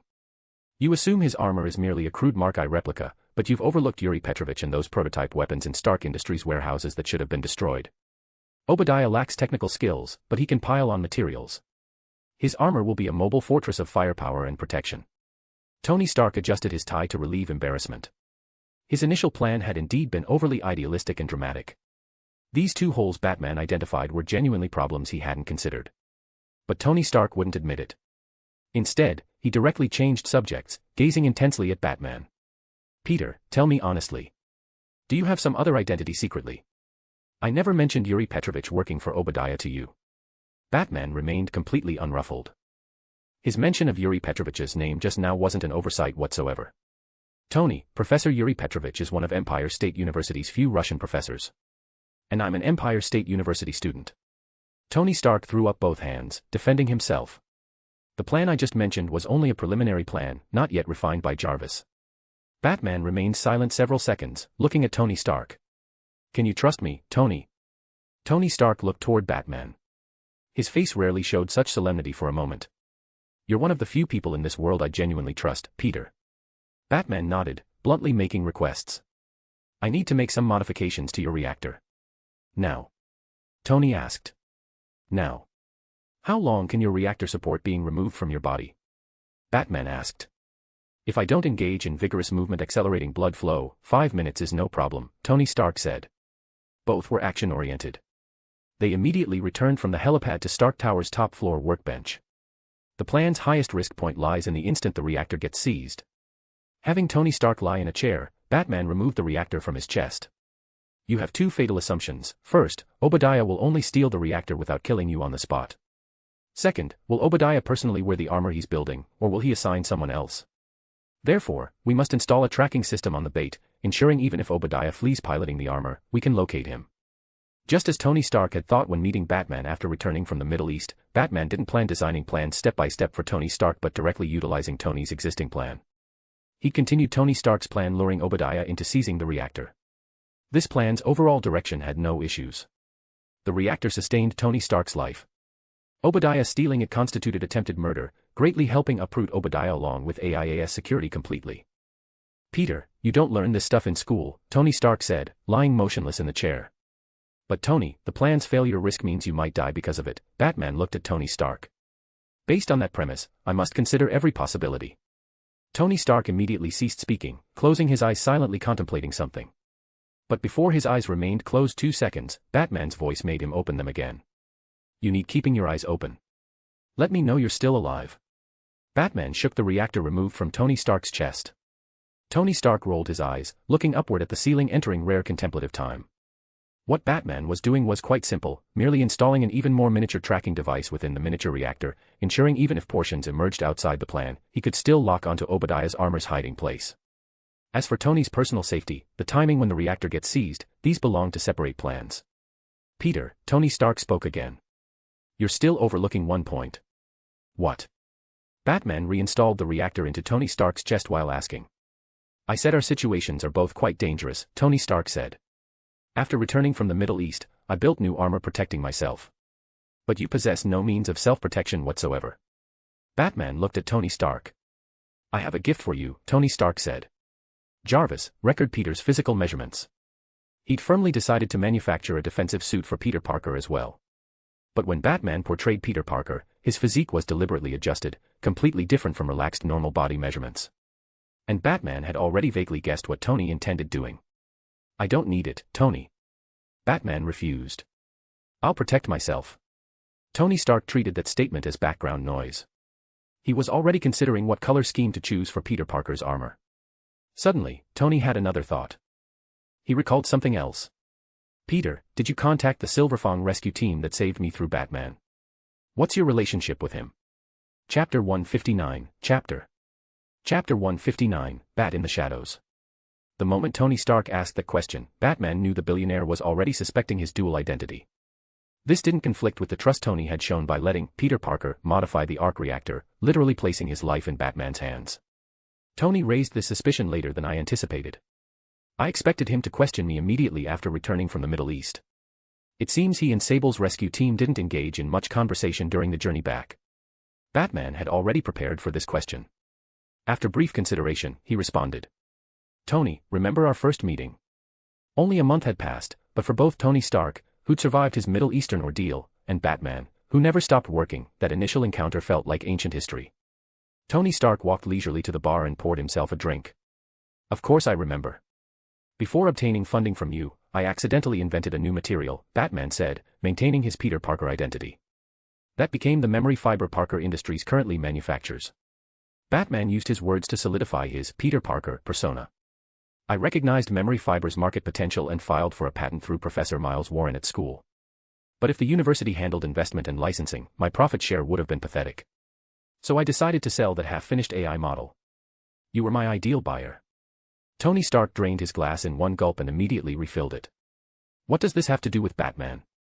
After I established Parker Industries, that guy found me one night, Batman said in Peter's voice. Honestly, before he appeared beside me, I thought he was just an urban legend the gangs had invented. So you formed some kind of partnership with him? Tony Stark asked. You provide money and memory fiber, Batman occasionally provides some information. Something like that. Batman said. The story he was telling as Peter Parker matched perfectly with what he told Sable as Batman. Even if Tony Stark or anyone else investigated Peter Parker's background, they'd only find the narrative Batman had carefully constructed. Tony Stark nodded thoughtfully, accepting Batman's explanation. If he has any intentions that aren't in your best interest, Peter, you need to tell me. I'll teach him a lesson for you. I will. Batman smiled.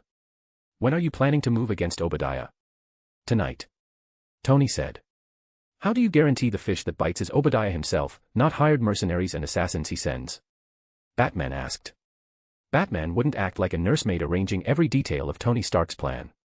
Only when Tony was completely out of options would Batman intervene. While you were modifying my reactor, I did some thinking, Tony said. I've figured it out now. Good luck. As the last moments of daylight faded, the Stark Industries boardroom's massive floor-to-ceiling windows framed New York's crimson skyline. Inside Stark Tower's conference room, a meeting chaired by Pepper Potts was underway. She was describing the promising future of Stark Industries' transformation to the board members. Tony Stark's chair sat empty, but the Stark Industries board had long since grown accustomed to his absence. Obadiah Stane sat among the board members, a kindly smile on his face as he watched Pepper. This means we'll completely eliminate our dependence on weapons contracts and pioneer a broader, more socially responsible future in clean energy and life sciences. The moment Pepper finished speaking, Stark Industries' internal video call system suddenly rang. In such an important venue as the board meeting, Pepper should have immediately disconnected it. But the video display showed the caller was Tony Stark himself, the master of this tower. My apologies, gentlemen. Pepper addressed the board members with obvious embarrassment. She was considering whether to simply hang up when Obadiah, seated at the head of the long table, smiled and spoke. It's Tony calling.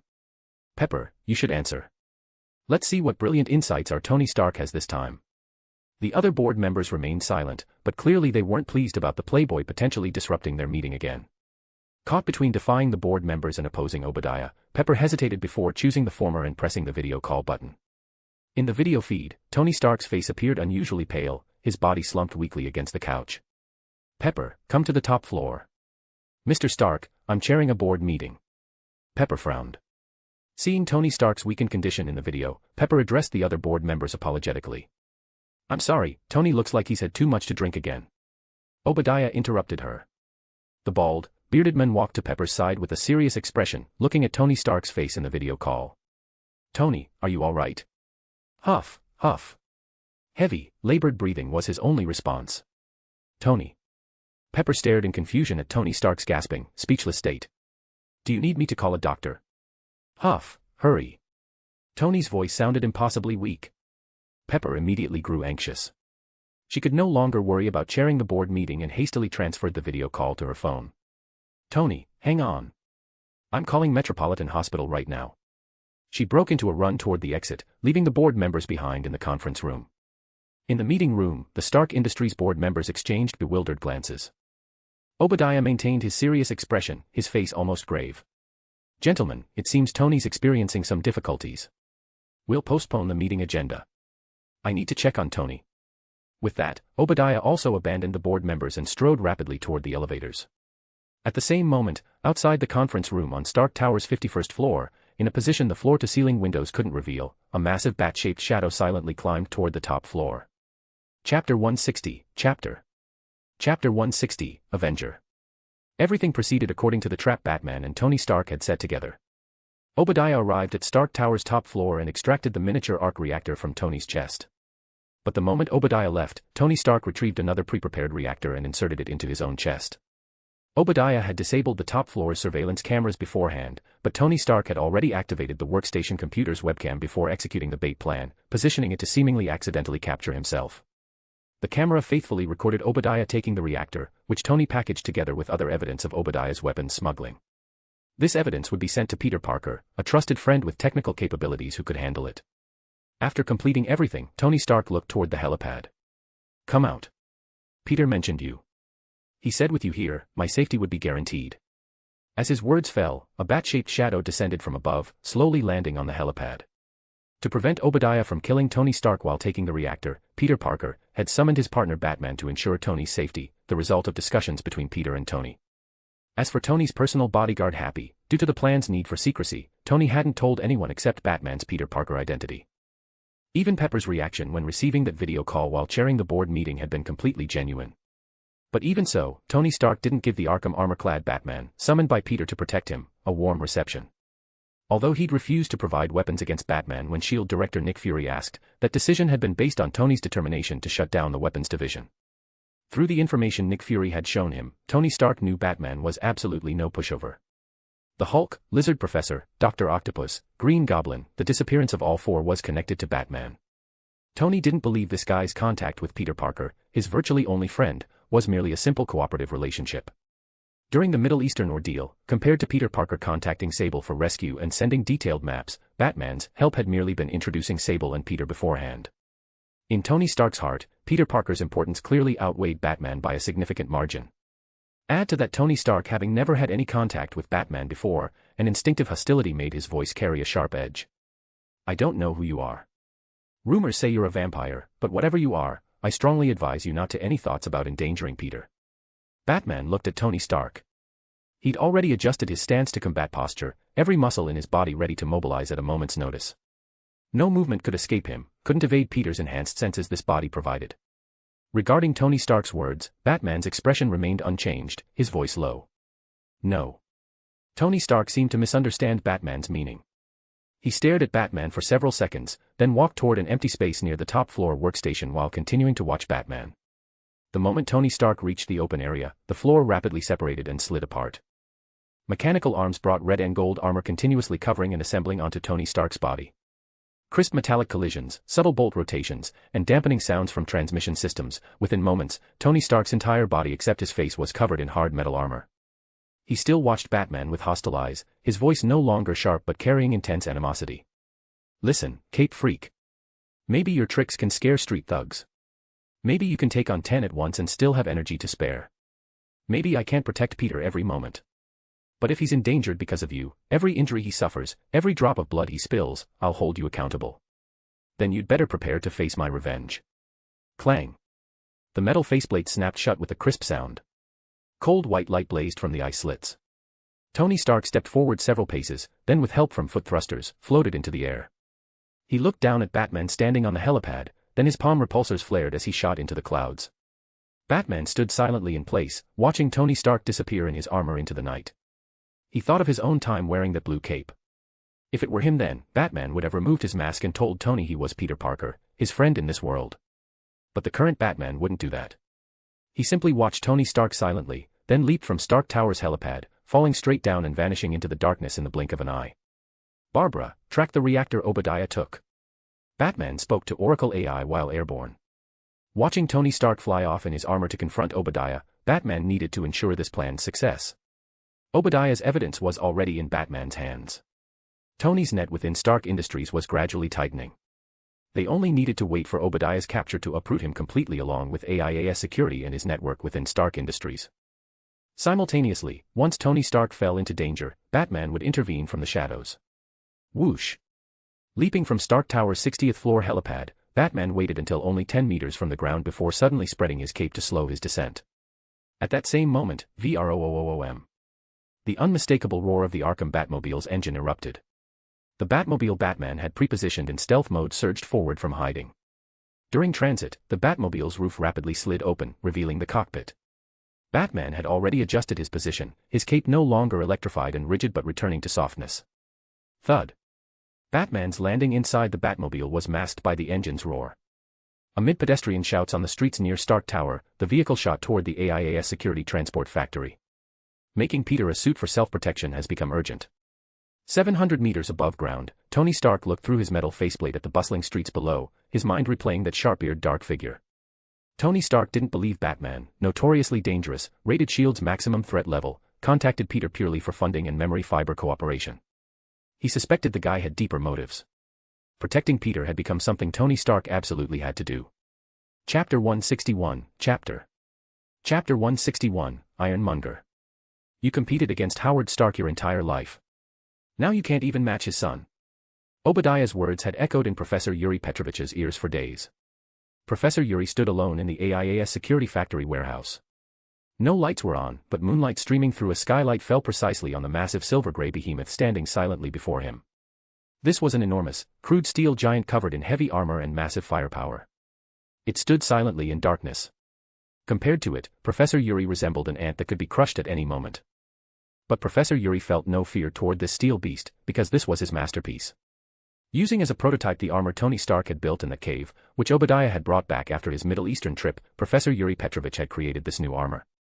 He desperately wanted to wear this armor himself and compete against his old rival Howard Stark's son, Tony Stark. But looking at the dark energy port on the armor's chest, Professor Yuri sighed. Professor Yuri had exhausted all his abilities to replicate and upgrade that Mark I from the cave, but the power source problem remained unsolvable. The hollow cavity in the armor's chest was reserved for that miniature arc reactor Yuri simply couldn't manufacture no matter what. This was the result of Professor Yuri's compromise with Obadiah. He wasn't Tony Stark, he couldn't build a miniature arc reactor. But creating armor that could be powered by such a reactor wasn't too difficult. Now the armor was finally complete. Professor Yuri stared somewhat obsessively at this massive war machine. But just as Professor Yuri was admiring his creation, the harsh sound of tires scraping pavement came from outside the factory. Professor Yuri withdrew his gaze from the silver-gray steel beast, rapidly stuffing pre-packed blueprints and materials into his backpack, then silently slipped out the back door under the moonlight. From the moment Obadiah had jabbed his finger into Yuri's chest while cursing him out, Professor Yuri had prepared to run. If I don't leave now, I'll be deeply bound to Obadiah. When he falls, I fall with him. Professor Yuri thought. Shortly after Professor Yuri departed, Obadiah, who'd driven from Stark Tower, lowered his voice and called into the warehouse. Yuri. Yuri. His voice echoed through the warehouse. By the moonlight streaming through the skylight, Obadiah's brow furrowed, he saw no sign of Yuri inside. Beep. Obadiah pulled out his phone and dialed Professor Yuri's number. A crisp ringtone quickly sounded in the warehouse. Obadiah strode closer and found Professor Yuri's phone casually abandoned in a toolbox. A note lay beneath the phone. Obadiah picked it up, nothing written on it except a crudely drawn but quite expressive middle finger gesture. Signed, Yuri Petrovich. Professor Yuri had clearly fled. Shit. Fuck. Russian bastard. Obadiah spun in place several times, unable to suppress his irritation as he cursed at the empty air. He'd rushed back specifically to have Professor Yuri Petrovich personally disassemble this miniature reactor, analyze its principles, and replicate it. But with Yuri gone, no one available in the short term could do this work. Obadiah immediately fell into a difficult position. It seemed whatever he did next would be wrong. Precisely at this moment, a voice clearly amplified through speakers, carrying a trace of electronic synthesis, rang out above the AIAS security weapons transport factory. Stain. Tony Stark, wearing his armor, had arrived at the factory mere minutes after Obadiah. When did Tony discover this factory? How does he know I'd come here after taking the reactor? His reactor was taken, why did he arrive so quickly? A string of questions nearly burst from Obadiah's heart, and simultaneously, the answers surfaced. Tony knew in advance that AIAS security was under his control. He knew what I was doing here. Even tonight's reactor theft was deliberately staged. Obadiah's face twitched. He knew he'd probably stepped into a trap without realizing it. His every move had likely fallen into Tony Stark's snare. Obadiah was quite familiar with Tony Stark's voice, but hearing it now felt so strange, as though Tony Stark had become a completely different person after returning from the Middle East. Obadiah Stane, you're surrounded. Raise your hands and come out of the warehouse. Outside, Tony Stark's amplified voice continued shouting. A vicious expression flashed across Obadiah's face. 30 years. I supported him the entire time, transforming Stark Industries from an ordinary factory into an international arms dealer. Without my operations, this company would be nothing. His genius only becomes useful through my management. Obadiah clenched his fists and spoke in a low voice while gripping the miniature arc reactor in one hand and removing his obstructive coat with the other, walking toward the silver-gray steel armor Professor Yuri had built. And now, with one statement about closing the weapons division, he wants to claim the company entirely for himself. I gave him the company. I gave him everything. Now it's time for him to return it to me. Obadiah struggled to climb into the cockpit, then violently jammed the reactor from Tony's chest into the Ironmonger's reserved energy port. VRRRRRR. The massive silver-gray armor instantly activated. Its eyes blazed with terrifying white light. This steel beast had come alive. Hydraulic rods on the armor's rear shoulders, legs, waist, and arms extended and contracted with the armor's movement, tremendous power spreading throughout its entire body. Ha ha ha ha. Ha ha ha ha. Obadiah released twisted, gleeful laughter from inside the cockpit, piloting the armor as he charged from the warehouse. Above the factory, Tony Stark hovered in his red and gold Mark III armor. He knew Obadiah was hiding in the warehouse below. The tracking system on the arc reactor Obadiah had stolen clearly displayed its location. After shouting some trash talk, while waiting for Obadiah to surrender or preparing to storm the warehouse and drag him out, Tony Stark's gaze shifted toward a shadowed area. He kept feeling like Batman's figure lurked there. Jarvis, was that my imagination? I thought I saw a dark shape there, Tony Stark asked. Yes, sir. That was your illusion, Jarvis AI said. There's nothing there. Tony Stark felt something wasn't quite right, but before he could think further, crash. A massive steel figure burst through the warehouse wall. Ironmonger had arrived. Chapter 162, Chapter 162, The Necessity of the Batplane. Obadiah piloted his massive silver-gray armor, clashing violently with Tony Stark's red and gold suit. Ironmonger's enormous bulk moved like a mobile fortress. Every strike carried enough force to demolish steel and concrete. Each step left deep craters in the ground as the armor continuously attacked Tony Stark's Mark III. Micro-rockets, missiles, machine gun rounds poured forth in a frenzy. Obadiah's Ironmonger matched exactly what Batman had predicted. Obadiah and Professor Yuri Petrovich had piled on materials based on the Mark I prototype. Aside from large-scale weapons requiring separate launchers, even a sniper rifle had been mounted on Ironmonger's back. Not to mention Gatling guns, Ironmonger carried 3 of them, distributed across his left and right hands plus left shoulder. Ammunition belts extended from inside the armor, splitting into 3 feeds for the 3 guns. Ironmonger's right shoulder carried no gun. Instead, rows of micromissiles lined that position, currently launching in rotation toward Tony Stark. Since Tony Stark couldn't possibly stand still letting Obadiah shoot at him, he moved with considerable fluidity through the air and across the ground, dodging bullets while frequently counterattacking. Perhaps Tony Stark had sensed Batman hiding in the shadows observing. His every movement seemed designed to show off his suit's functions and firepower. Whoosh! Tony Stark and his Mark III swept past near Batman's hiding position. Ironmonger's machine gun fire followed immediately. Facing the machine gun barrage, Batman remained perfectly motionless in the darkness. Every bullet missed him by inches. With Peter Parker's dynamic vision and reaction capabilities combined with Batman's experience, the instant bullets left the barrel Batman could determine whether they'd hit him. During that sweep, after confirming no bullets would strike him, Batman hadn't moved at all, even when the closest round grazed past his ear. Batman's not hiding there. Tony Stark frowned at the bullet-swept area before darting toward another location while counterattacking Obadiah from the air, returning fire with several micromissiles. Tony's trying to warn me not to act rashly by displaying the armor's firepower. He knows I'm on scene but doesn't know my exact position. In the darkness, Batman silently watched Tony Stark's flight trajectory. Tony's armor resembles Blue Beetle. No, he's more like Lex Luthor. Except Luthor's suit uses electricity while Tony's relies on the chest reactor. From his combat patterns, his weapons have adjustable power settings plus energy attacks. Charge time correlates directly with power. The emitted beams have strong impact force and high temperature characteristics, but currently show no penetration capability, can't punch through Obadiah's armor. The chest also contains an impact beam emitter. Tony Stark's intention had been intimidating Batman through displays of power, but he didn't realize Batman was silently recording every detail about his armor. Flight speed unknown. Flight ceiling unknown. The moment that thought formed, Tony Stark's Mark III had already ascended skyward. Ironmonger slowly rose after him. The two flew one after another toward high altitude. Their battlefield shifted from the ground factory to the heavens. Barbara, record the data. Batman looked up at their gradually shrinking forms, addressing Oracle AI. WEEEEOOOO. Mere seconds after they ascended, urgent sirens wailed. Even experienced New York police faced 2 people climbing higher into the night sky completely helpless. The officers could only cordon off the factory area, preventing curious crowds from entering while waiting for the aerial combatants to descend. Altitude exceeded 1,000 meters. Batman watched Obadiah's form shrink to a tiny speck. With Peter Parker's body, plus the Batmobile and Venom Robin's help, my operational range extends to maximum 500 meters altitude. Beyond 500 meters falls outside my combat zone. The Batplane must be completed as soon as possible. Batman silently calculated Tony Stark and Obadiah's ascent speed, feeling anxiety about something beyond his control. He had to complete his Batplane quickly. Fortunately, geological surveys of Hoffman Island had finished. Construction modifications had already begun. Batman had purchased that island, though New York government records still called it Hoffman Island. In Batman's mind, the island had been officially renamed Bat Island.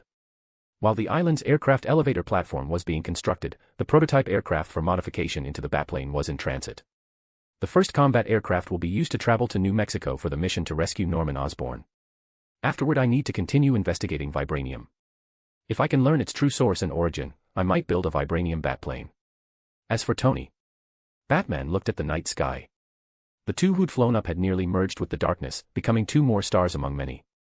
They'd climbed nearly 5,000 meters, beyond Peter Parker's naked eye limits in darkness. But Peter Parker's limits weren't Batman's limits. Through the Arkham armor and bonding with Venom, through those white eyes blazing to life again, Batman once more clearly saw Tony 5,000 meters away. Tony was now engaging Ironmonger in aerial combat, flying while continuously exchanging blows. Tony's armor carries no close combat weapon systems. Batman continued analyzing instinctively. He believed Tony Stark was decent at his core, even capable of becoming Peter's friend.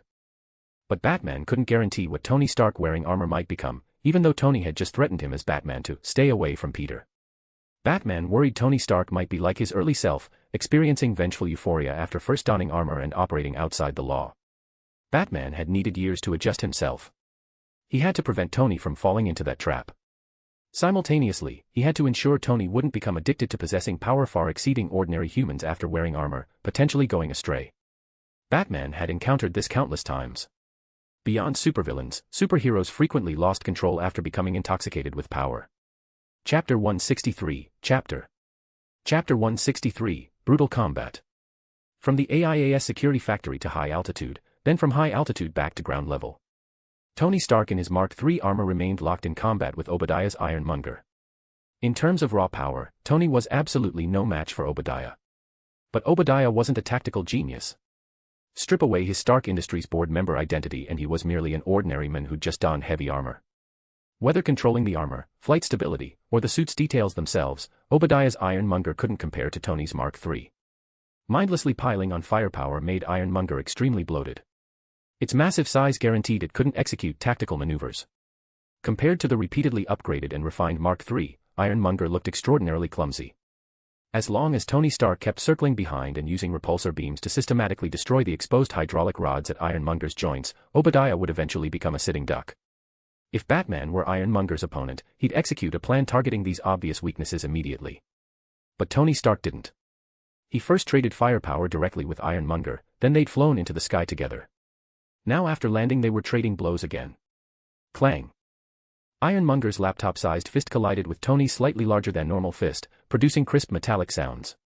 Sir, if we utilize Mark III speed advantage and attack those exposed components, we could win within 10 minutes, Jarvis AI said. Jarvis, do you know how to truly defeat an enemy? Tony Stark said. Strike where they're most proud. Tony Stark wasn't stupid. He'd chosen to confront Obadiah's Ironmonger head-on not merely to defeat the steel armor but to defeat the men inside. He'd make Obadiah clearly understand the gulf between them. Whether arc reactors, steel armor, or combat methods, Tony would prove he surpassed Obadiah by more than one level.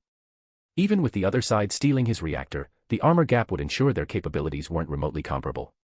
Their battlefield returned to the AIAS security factory interior. As warehouse roofs and walls were demolished by their combat, various weapons Obadiah had hidden here became exposed. From machine guns to missiles, even various explosives filling entire warehouses, virtually every weapon Stark Industries produced was represented here. Tony Stark even saw all the Jericho missiles his company had manufactured but not yet sold. They lay quietly in warehouse after warehouse. The Stark Industries logos were prominent and glaring, burning into Tony Stark's rage. Mark III's fists clenched. Tony Stark raised his fists and hammered them frantically against Ironmonger's body. The metallic clanging rang continuously. He's venting, not fighting. Batman silently watched Tony. Batman clearly judged that most of Tony Stark's attacks were hitting Ironmonger's thick armor, creating only noise and sparks with minimal actual damage. From returning from the Middle East until now, Tony Stark had maintained emotional stability. But seeing Stark Industries weapons appearing here with his own eyes, his fury finally erupted. Compared to Tony Stark's anger, Obadiah laughed loudly, his voice filled with mockery and satisfaction. Harder, Tony. Hit harder. Just like when you threw tantrums breaking toys as a child. Look at these. He grabbed Tony Stark's Mark III with one hand and slammed him into the ground, pointing at the weapons exposed by the destroyed warehouses. This is our family legacy. The foundation of the empire your father and I built together. You think shutting down factories makes them disappear? No. They're right here, waiting to be used. Stop being childish, Tony. If we don't produce weapons, someone else will. Rather than letting the dangerous instability rest in others' hands, we should control it ourselves, like we've always done. Stop being stubborn, Tony. Your brain plus my operations, Stark Industries will become the largest arms dealer. Your father would be proud because you preserved his weapons empire. A missile launched from Obadiah's shoulder, blasting Tony Stark skyward before he crashed heavily back down. His anger has blinded him. Jarvis can see the weaknesses, but Tony refuses to accept it. Batman watched Tony rise from the rubble and charge recklessly toward that massive figure again, his attack patterns virtually unchanged. This was an emotion-driven, inefficient war of attrition. Unless Tony Stark encountered danger or Obadiah lost the ability to resist and faced execution by Tony, Batman had no intention of intervening. He'd come here only to prevent these two scenarios.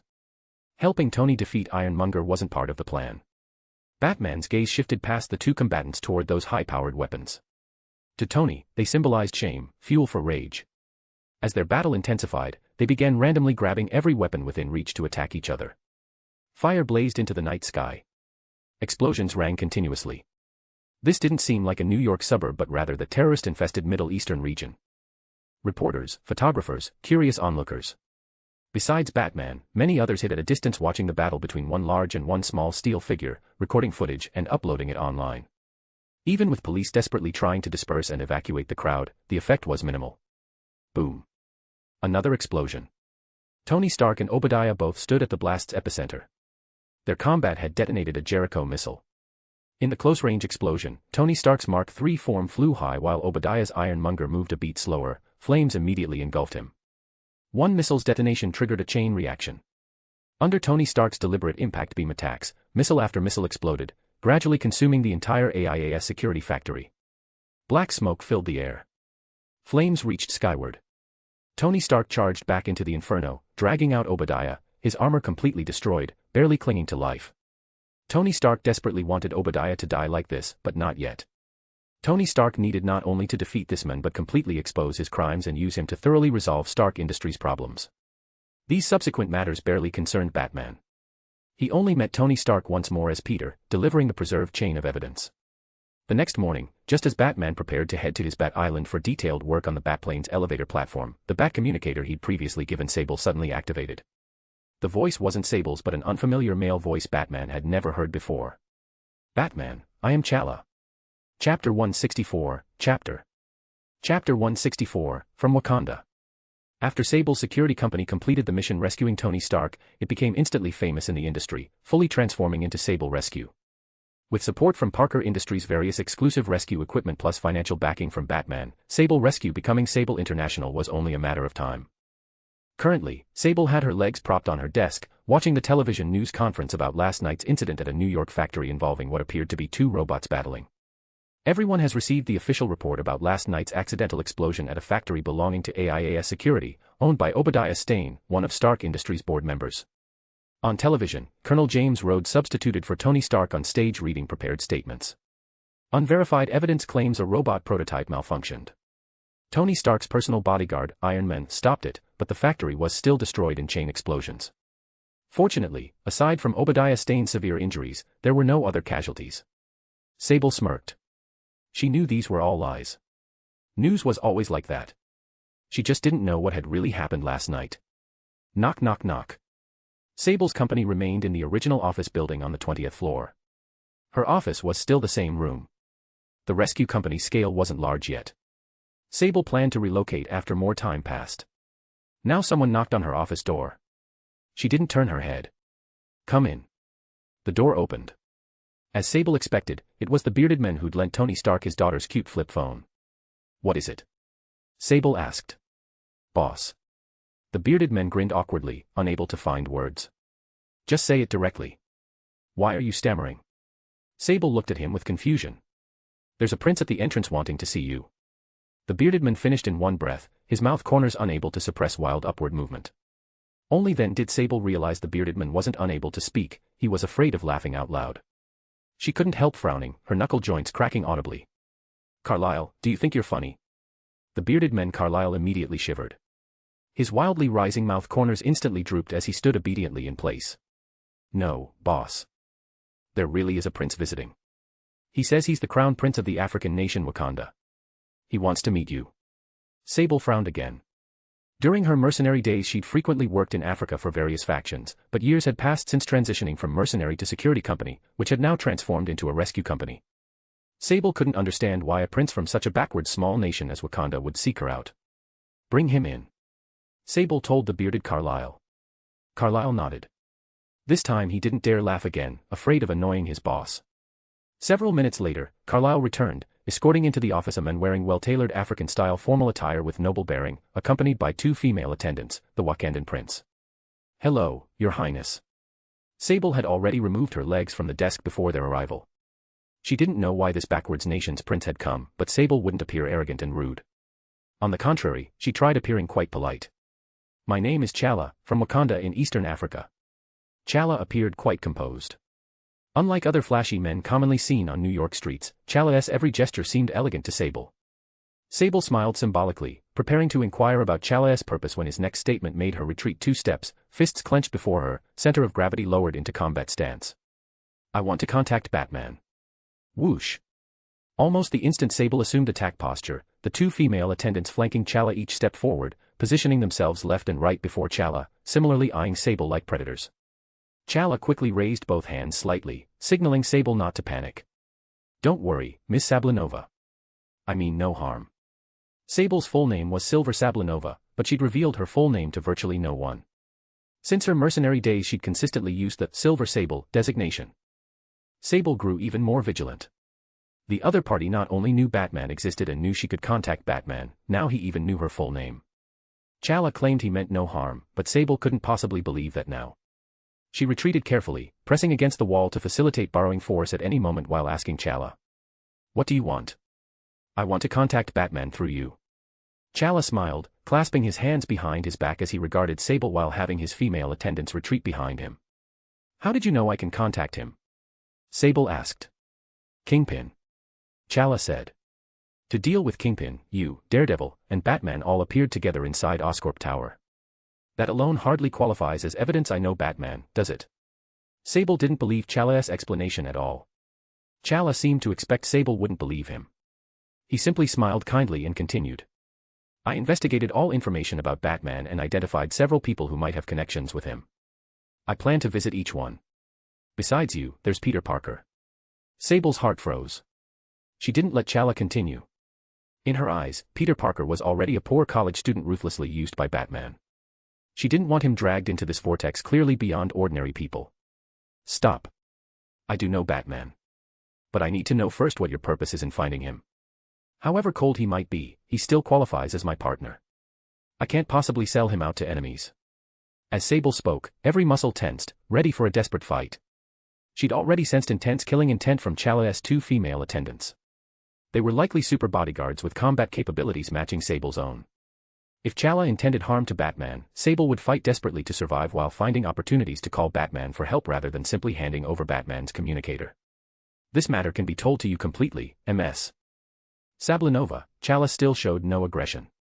"Batman purchased a mineral, a treasure of Wakanda. I need to bring it back. That's all." Sable looked at Chala. "Correct," Chala said.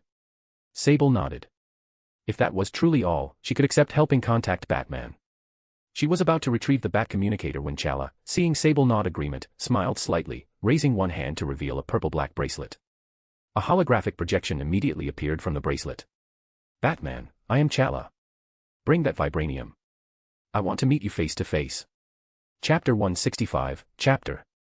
Reviews and Power Stones PLSSS. Chapter 165, The Prince of Wakanda. Venom curled contentedly in its habitat, watching Batman work with quiet fascination.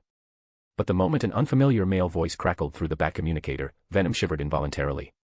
For the first time, it saw something dangerous flash across Batman's eyes, a razor-sharp intensity that hadn't even surfaced during their battle with Anti-Venom. Venom shrank against the corner of its containment unit, extending a single tentacle to scratch its head in confusion. One question dominated its simple thoughts. Who's Anti-Venom again? Robin. Batman's gaze shifted to the habitat. Guard this place. Stay alert. Okay, Dad. Venom chirped its agreement reflexively, continuing to puzzle over its earlier question. It didn't even notice when Batman vanished from the Batcave. Batman hadn't rushed to Sable's rescue company for a face-to-face meeting. His first response wasn't compliance, it was calculated retaliation. Oracle AI immediately seized control of Silver Sable International's internal security network, including surveillance for the entire building. Batman had installed this backdoor during their first meeting, a casual demonstration of his technical capabilities that had gone unused until now.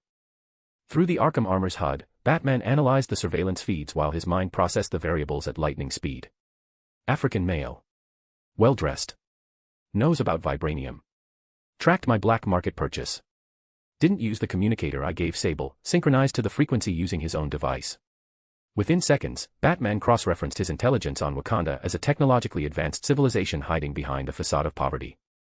Barbara, run facial recognition against Wakandan nationals. I need everything on this individual. On it, Bruce. The Oracle AI's response was instantaneous. With Batman's precise parameters, the search completed in under 20 seconds. T'Challa. Crown Prince of Wakanda. Son of King T'Chaka. Oxford doctorate in physics. Used the alias Luke Charles while dating Nicole Adams. Multiple scholarship awards, all donated. Documented conflict with student Kamal Rakim. T'Challa is the only recorded Wakandan citizen to receive education outside the country's borders. Batman absorbed every detail, including comprehensive profiles on T'Challa's 2 female escorts. Only then did he respond to the prince's message. You hacked into my private communication frequency.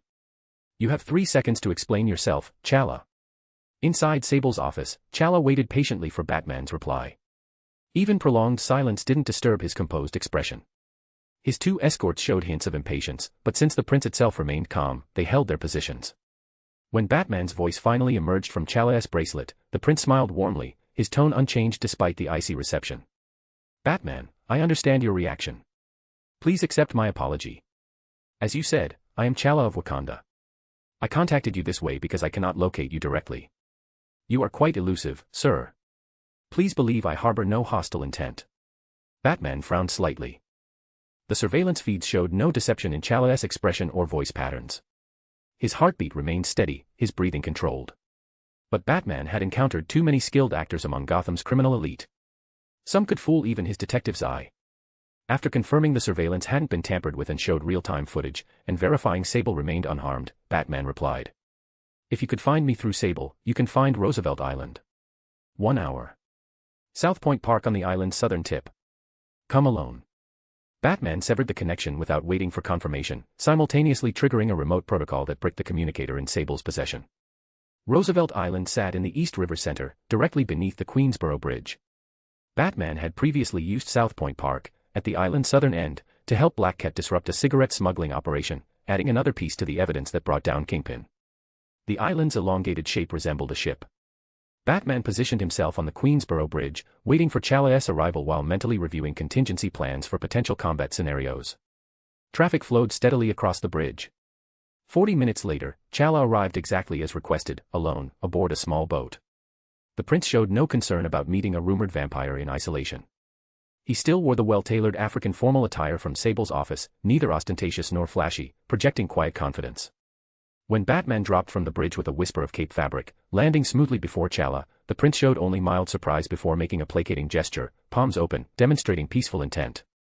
Batman, I must again apologize for my presumptuous contact method. T'Challa placed one hand over his heart, bowing deeply with unmistakable sincerity. Were it not a matter concerning my nation's very foundation, I would never commit such an intrusive act. He clearly understood that directly contacting Batman through Sable had crossed boundaries, his choice of intrusive acknowledged the violation. Batman remained motionless, noting that T'Challa had removed even the bracelet he'd worn at Sable's office. No weapons. No equipment. After dealing with Gotham's endlessly creative criminals, Batman found T'Challa's complete lack of hostility almost disorienting. He couldn't actually be here just to retrieve vibranium, could he? Facing Batman's statue-like silence from 5 meters away, T'Challa smiled gently. The metal you purchased, we call it vibranium. It is the cornerstone of our civilization and a secret we must protect. Its presence on the black market represents Wakandan negligence. Batman interrupted. Before I acquired it, that vibranium sat on the international black market for a full week. Yes. Exactly correct. T'Challa's expression showed rueful acknowledgement. I discovered it the day after it appeared. But rather than immediately retrieving it, I intended to use it for reverse tracking the seller. The asking price was substantial. I assumed it would remain secure on the black market. I didn't anticipate your purchase. I carry no weapons or electronic devices. Right now, I'm simply a man requesting the return of his family's heirloom. I'm asking for your understanding. Chapter 166, Chapter 166, Anti-Batman Protocol. Batman remained silent, reaching into his utility belt to withdraw the vibranium.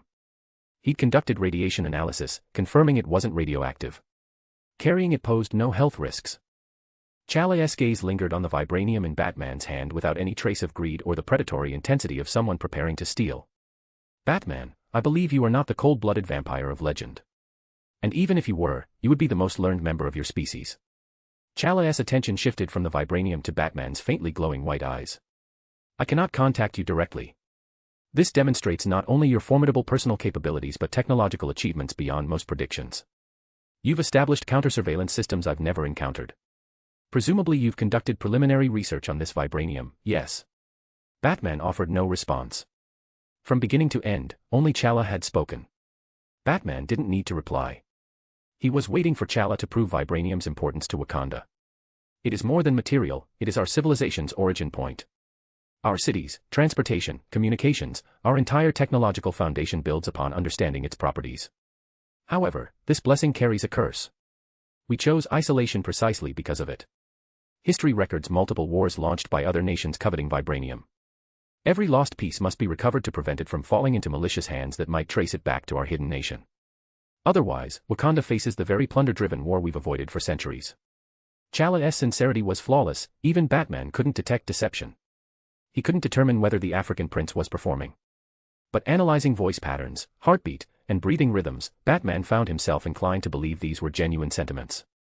By Gotham standards, this was the moment when the other party should produce a hidden weapon. But Chala made no such move, continuing his verbal appeal. This is also my personal request. This vibranium was lost less than a year ago, a failure of our guardianship, a debt our royal family must repay. Retrieving it allows me, as prince, to restore my family's honor and fulfill my ancestors' legacy. Therefore, I request you return it to me. Chala paused. Seeing Batman's exposed jaw reveal no expression whatsoever, even his patient temperament showed hints of anxiety. Yet he maintained composure, voluntarily ceding control. Of course, you may refuse. But based on my research, you consistently combat criminals and eliminate dangers. Given your understanding of power and responsibility, you will make the correct choice. Chala made no mention of consequences following refusal. Those were last resort measures he had no intention of using as leverage. Batman finally spoke, tossing the vibranium to Chala.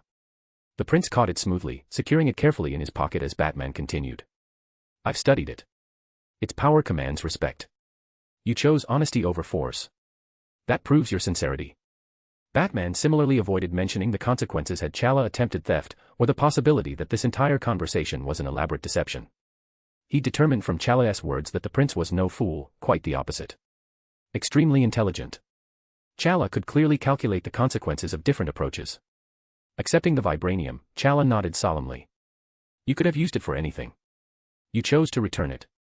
This sense of honor, I will remember it. Wakanda will always remember this friendship. Batman studied Chala. The prince's demeanor remained impeccable, unchanged even after securing the vibranium. Therefore Batman abandoned his cold, adversarial stance, considering briefly before responding.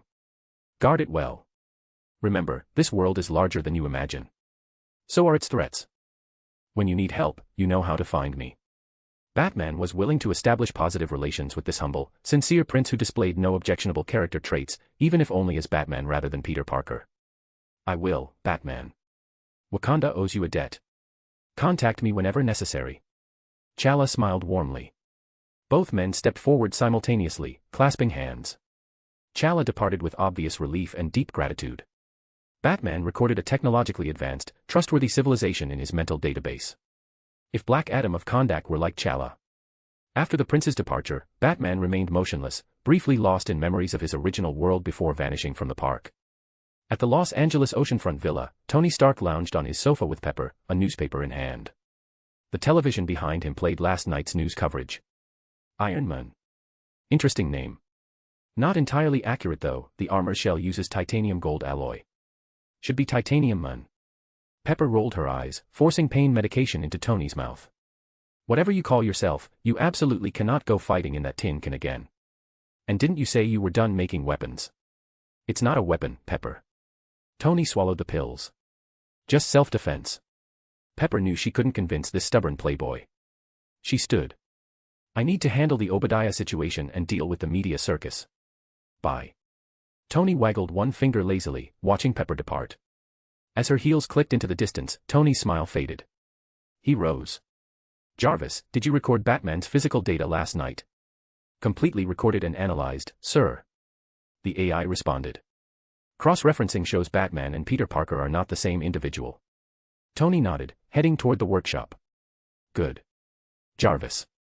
Design armor based on Peter's measurements. Designation, Rescue Mark I. Simultaneously initiate the anti-Batman armor protocol.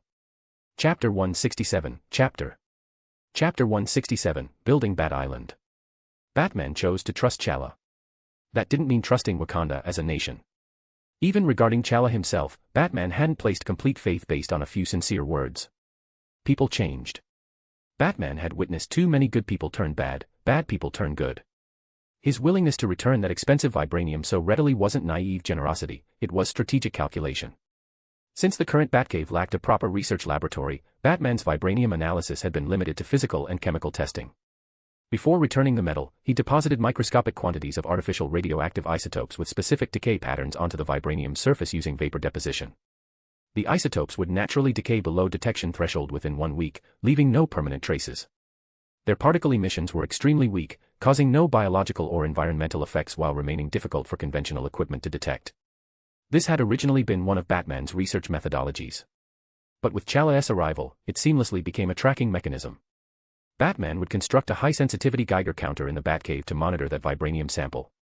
If T'Challa's movements contradicted his statements, Batman would immediately deploy the soon-to-be operational Batplane for interception. Even if T'Challa proved trustworthy and returned the vibranium to Wakanda, Batman would use the isotope decay tracking to further analyze the nation's technological capabilities. Multiple objectives achieved. That finger-sized vibranium sample couldn't manufacture a Batplane anyway. Batman had traded money for deeper intelligence on Wakanda. On Roosevelt Island beneath the Queensboro Bridge, Batman didn't linger. After confirming T'Challa hadn't returned to harass Sable, he headed for Bat Island. Construction had already begun. Though the island now belonged to Batman and Anti-Venom had purified all accumulated viruses and toxins, ordinary New Yorkers still viewed this place as the nightmare it had been, a hellscape of corpses, addicts, needles, and drugs. Compared to the so-called haunted houses in various boroughs, this real-world viral contamination inspired far greater dread. This meant no construction workers would voluntarily set foot here. Perfect for Batman's purposes. He'd converted all construction equipment to Oracle AI-controlled systems. The AI executed Batman's precise specifications with mechanical perfection. Simultaneously, island construction proceeded on 2 fronts. First, a sprawling manor designed to deflect attention, its layout almost perfectly replicating Wayne Manor from Batman's original world. It occupied the island's central area, Batman's designated personal zone. Directly beneath the manor, extending down to underground caverns, lay the second construction project, a Batcave several times larger than the surface structure. Beyond the Batplane's launch platform, Batman had designed an underground garage for his inevitably expanding Batmobile fleet. Training zones. Medical facilities. Bat submarine dock. Independent power systems. Alfred AI server arrays. Central command center. Safe houses and secure detention cells. Intelligence monitoring station.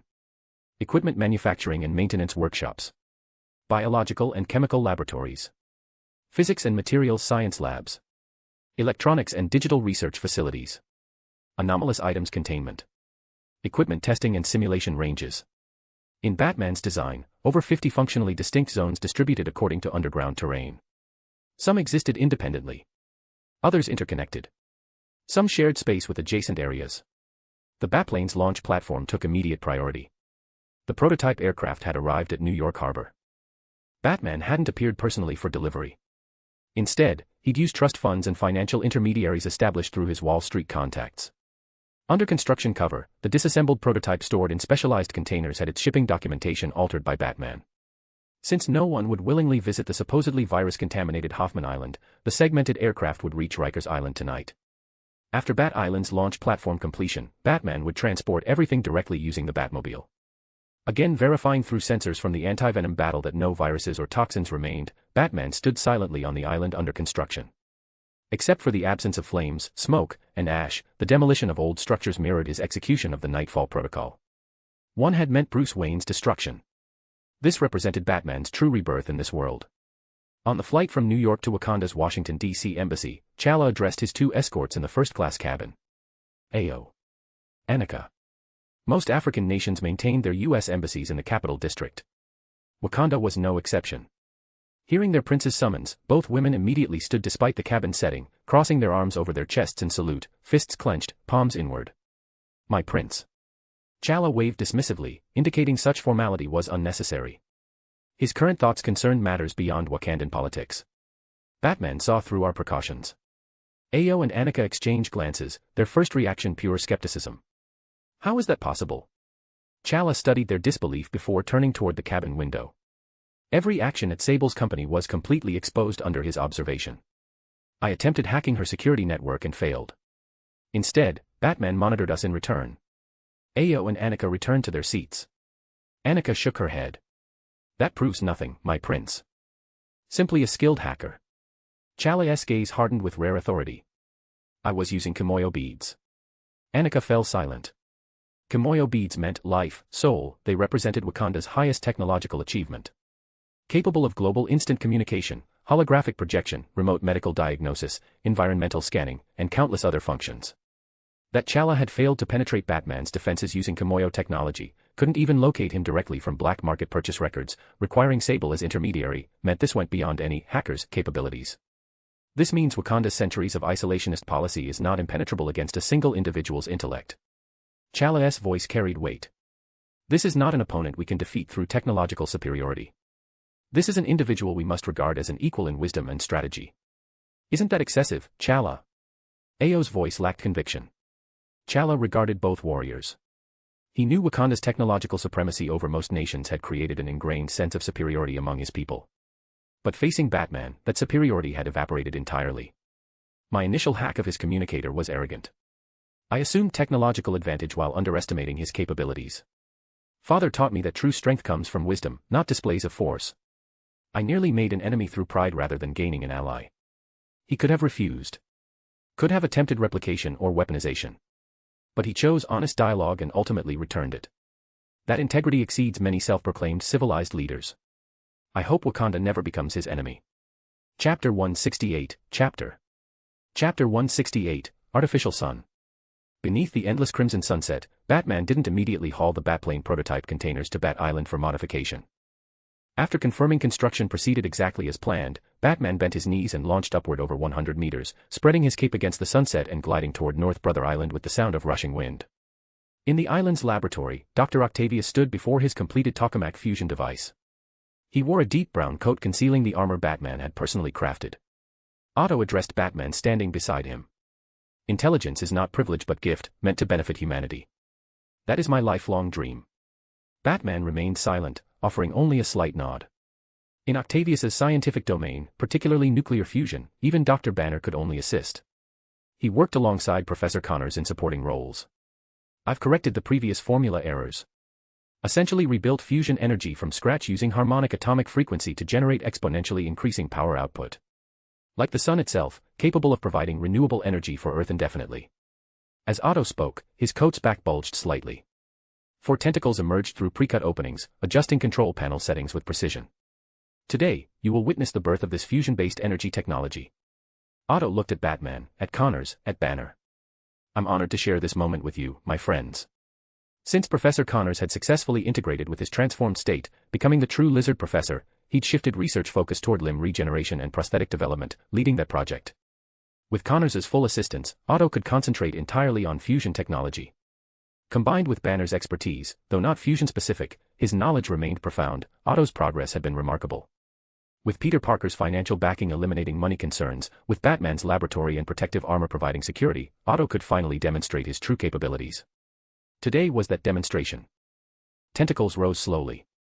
3 controlled the tokamak device. 1 gripped an artificially synthesized radioactive isotope sample created on the island.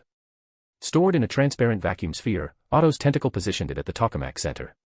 The doctor donned protective goggles against potential eye damage. The device's superconducting coils generated intense magnetic fields, forcing charged particles to rotate along field lines, preventing the fuel from contacting the container and causing cooling or destruction.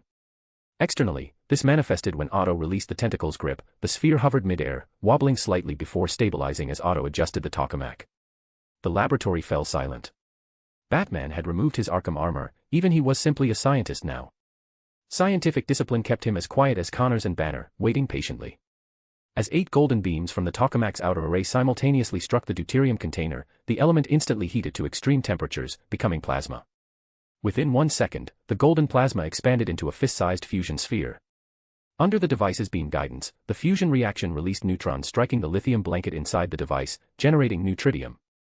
At this stage, the golden fusion sphere had expanded to half a meter in diameter. The tokamak ceased projecting beams, instead stabilizing the fusion reactor in position. It rotated suspended in midair like a miniature sun, radiating light and heat. Otto's tentacles replaced his hands, reaching through the tokamak to virtually caress the fireball. Golden light reflected in his dark glasses. His expression hovered between tears and laughter. The sun's power, in my palm. His life's ambition realized, Otto's breathing grew ragged. The light was too beautiful. He experienced dreamlike disorientation, staring without blinking as if fearing it might vanish the moment he closed his eyes. Time passed. The sun had set. Night blanketed New York. But a new sun rose on North Brother Island, witnessed by 3 scientists and Batman. It remained extraordinarily stable. Otto's repeated testing confirmed no risk of losing control. The only remaining challenge was converting this virtually limitless solar energy into usable power. At this stage, Batman quietly relaxed. His contingency plans for fusion reactor failure hadn't been necessary. Since arriving in this world, Batman had prepared countless unused plans.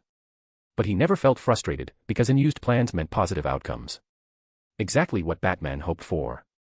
Otto staggered slightly, using tentacles to steady himself rather than collapsing ungracefully. He turned toward Batman, toward Connors and Banner, his face showing profound relief. I succeeded. With your help. Banner smiled humbly, genuinely happy for Otto. Connors stared at this miraculous achievement, fists clenched. Not from jealousy, but determination. If Otto had realized his dream by creating stable fusion, Connors would achieve his own vision of a world without physical disability. Unfortunate Peter couldn't witness this.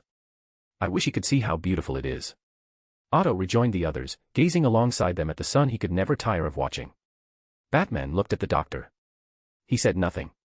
But internally, Batman had already responded. He will see it, Doctor. Whether as me or as Peter. Chapter 169, Chapter 169, Batman and Venom Robin. Dr. Otto Octavius had successfully achieved stable nuclear fusion on North Brother Island. Now Batman would need to collaborate with him as Peter Parker, commercializing this clean, virtually limitless energy source for practical applications across every sector imaginable. Unlike Tony Stark's arc reactor, Otto's technology operated fundamentally differently.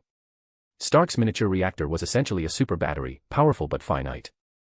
Back in that Middle Eastern cave, Tony had calculated his first-generation prototype could power the Mark I armor for only 15 minutes of operation. Granted, the Mark I's abysmal energy conversion rate had wasted 99% of that power. Since returning from the desert, Tony had upgraded both the reactor and his armor, improving maximum output, balancing stable power delivery, and optimizing energy conversion efficiency. But at its core, Stark's arc reactor remained a battery, albeit an extraordinary one. More critically, the miniature reactor's portability created a severe vulnerability. Mass production would inevitably lead to weaponization.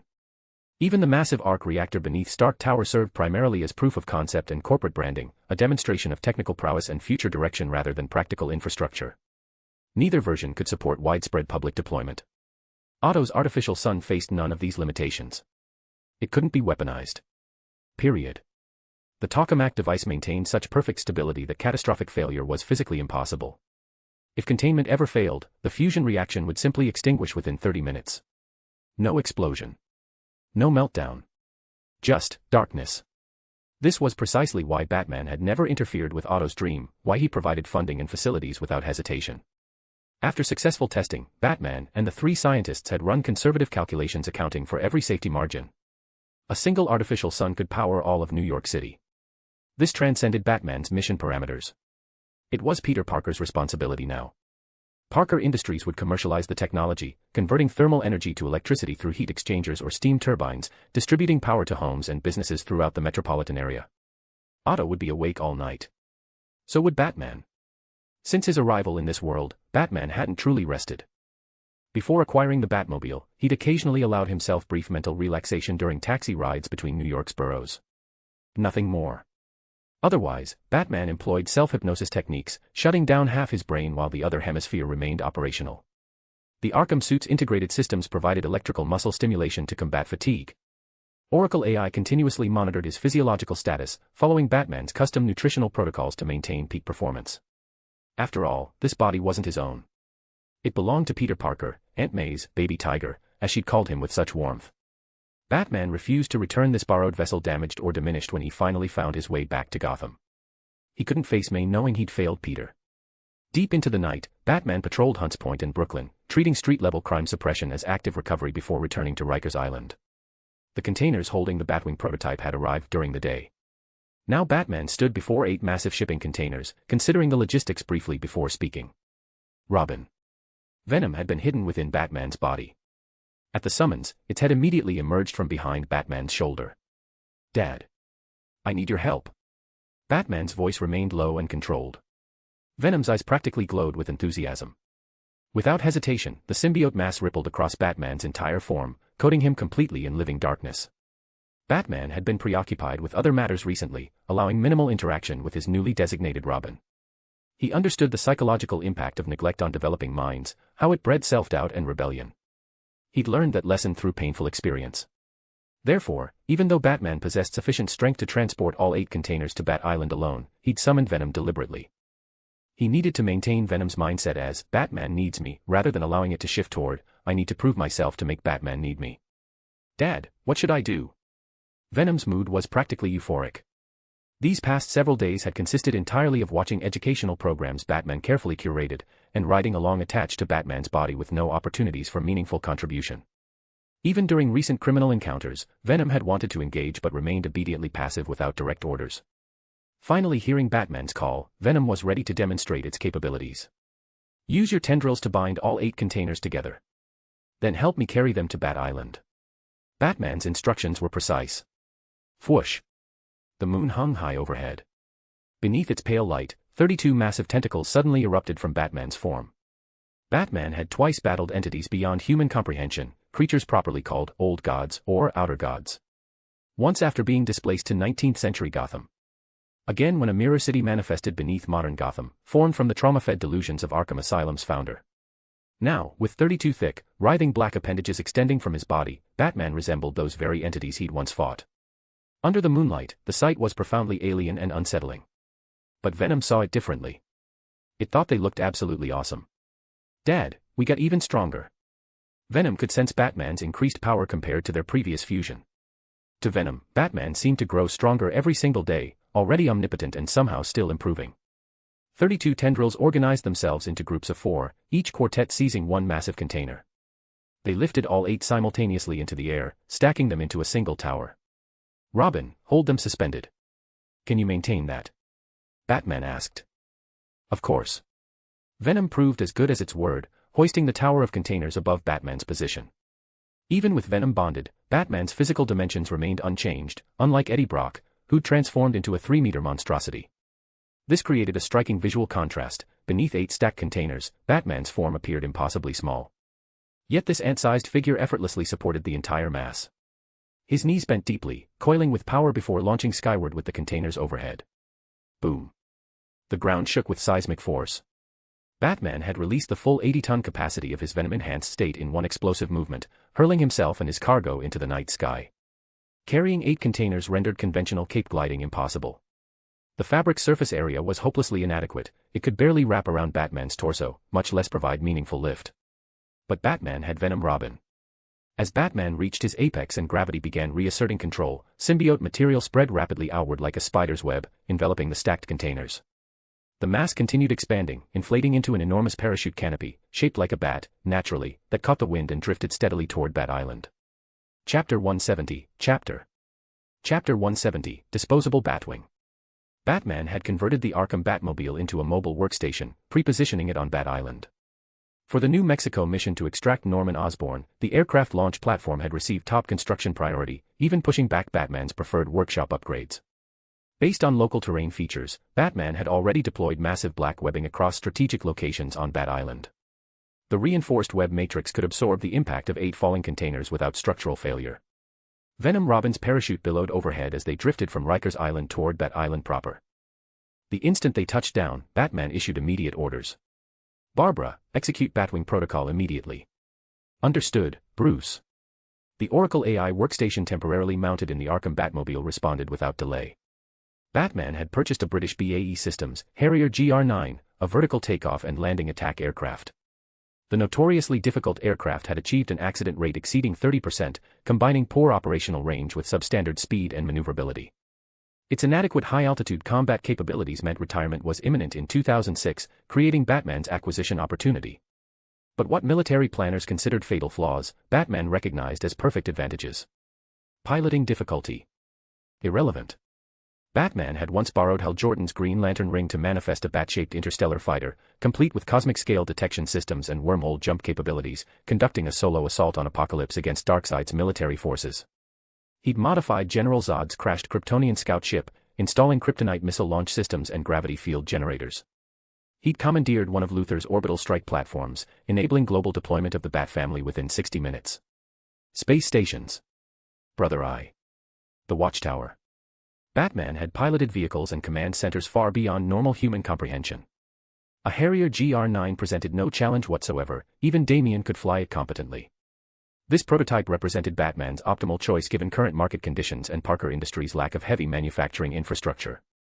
Eventually, he'd build purpose-designed Batwings from the ground up. But the Harrier's vectored thrust nozzles were exactly what Batman needed, vertical takeoff and landing from Bat Island without requiring conventional runways. That single feature had driven the selection. Its all-metal semi-monocoque construction offered extensive modification potential. Low radar cross-section design and spacious internal volume completed the package. As a temporary Batwing, it was adequate. But Batman wasn't satisfied with adequacy.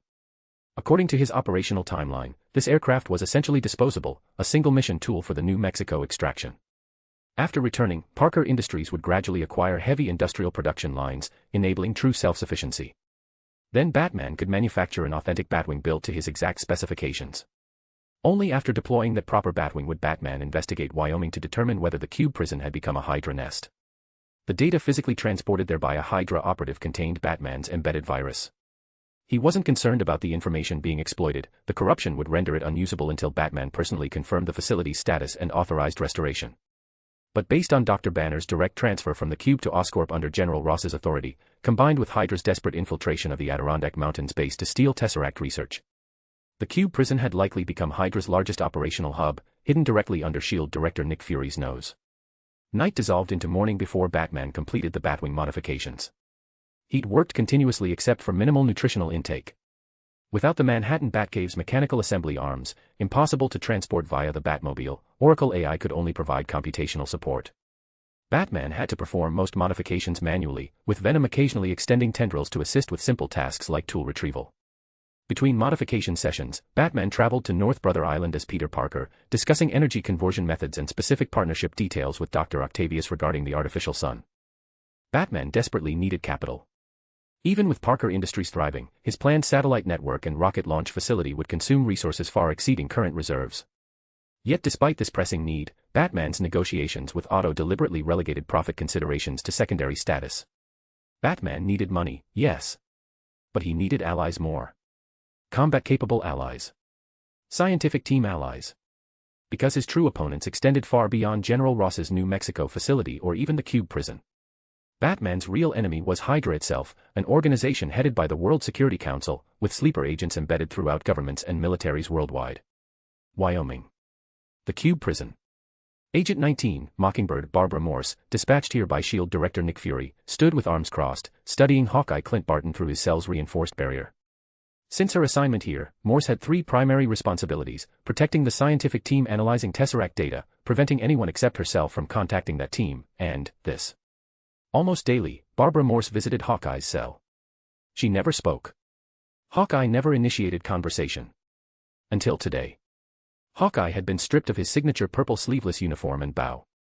Now he wore standard orange prison coveralls, hands and feet shackled, with an electronic collar blinking green around his neck. "You want to escape?" Morse finally broke her silence. Hawkeye looked up slowly, expression neutral despite the restraints. "You and I both know nobody's ever escaped the Cube." His voice was rough from disuse, nothing like the confident tone he'd carried when arresting Banner with Black Widow in Dharavi. "Correct," Morse acknowledged. "But there's been one instance of a prisoner leaving with assistance. And you personally arrested him." Hawkeye's gaze sharpened. "You mean Dr. Banner?" Morse offered no confirmation or denial. Banner wasn't a criminal. Hawkeye looked away, studying his feet. Initially, I followed Director Fury's stated objective, inviting Dr. Banner to participate in gamma radiation analysis of the Tesseract. That was my mission brief. Even when I shot him with that tranquilizer arrow, it was purely precautionary. I needed contingencies if he transformed into the Hulk. I never imagined he'd be transferred to this prison. Hawkeye had never disclosed to anyone what Banner had whispered during his brief cube imprisonment. SHIELD. General Ross. Dr. Banner. Shadowy manipulators. Coded instructions from the World Security Council. From the moment Black Widow had framed him and he'd been locked in the cube, followed immediately by Banner's helicopter extraction, Hawkeye's suspicions had crystallized into near certainty. Those suspicions made him distrust everyone, even former colleagues like Agent 19. Chapter 171, Chapter 171, SHIELD Transaction. Nick Fury, you mentioned Batman during our last conversation. I'd like to discuss him further. Inside his California oceanfront villa, Tony Stark reclined in a specially manufactured zero-gravity chair, addressing SHIELD director Nick Fury through the video screen before him. On screen, Fury smiled like a cunning fox, as though he'd anticipated this exact inquiry. Oh. You want to discuss that? Sure, no problem. But as an intelligence exchange, I'll need one of your armors. Tony nearly exploded before catching himself. He'd never told anyone about becoming Iron Man in the Mark III.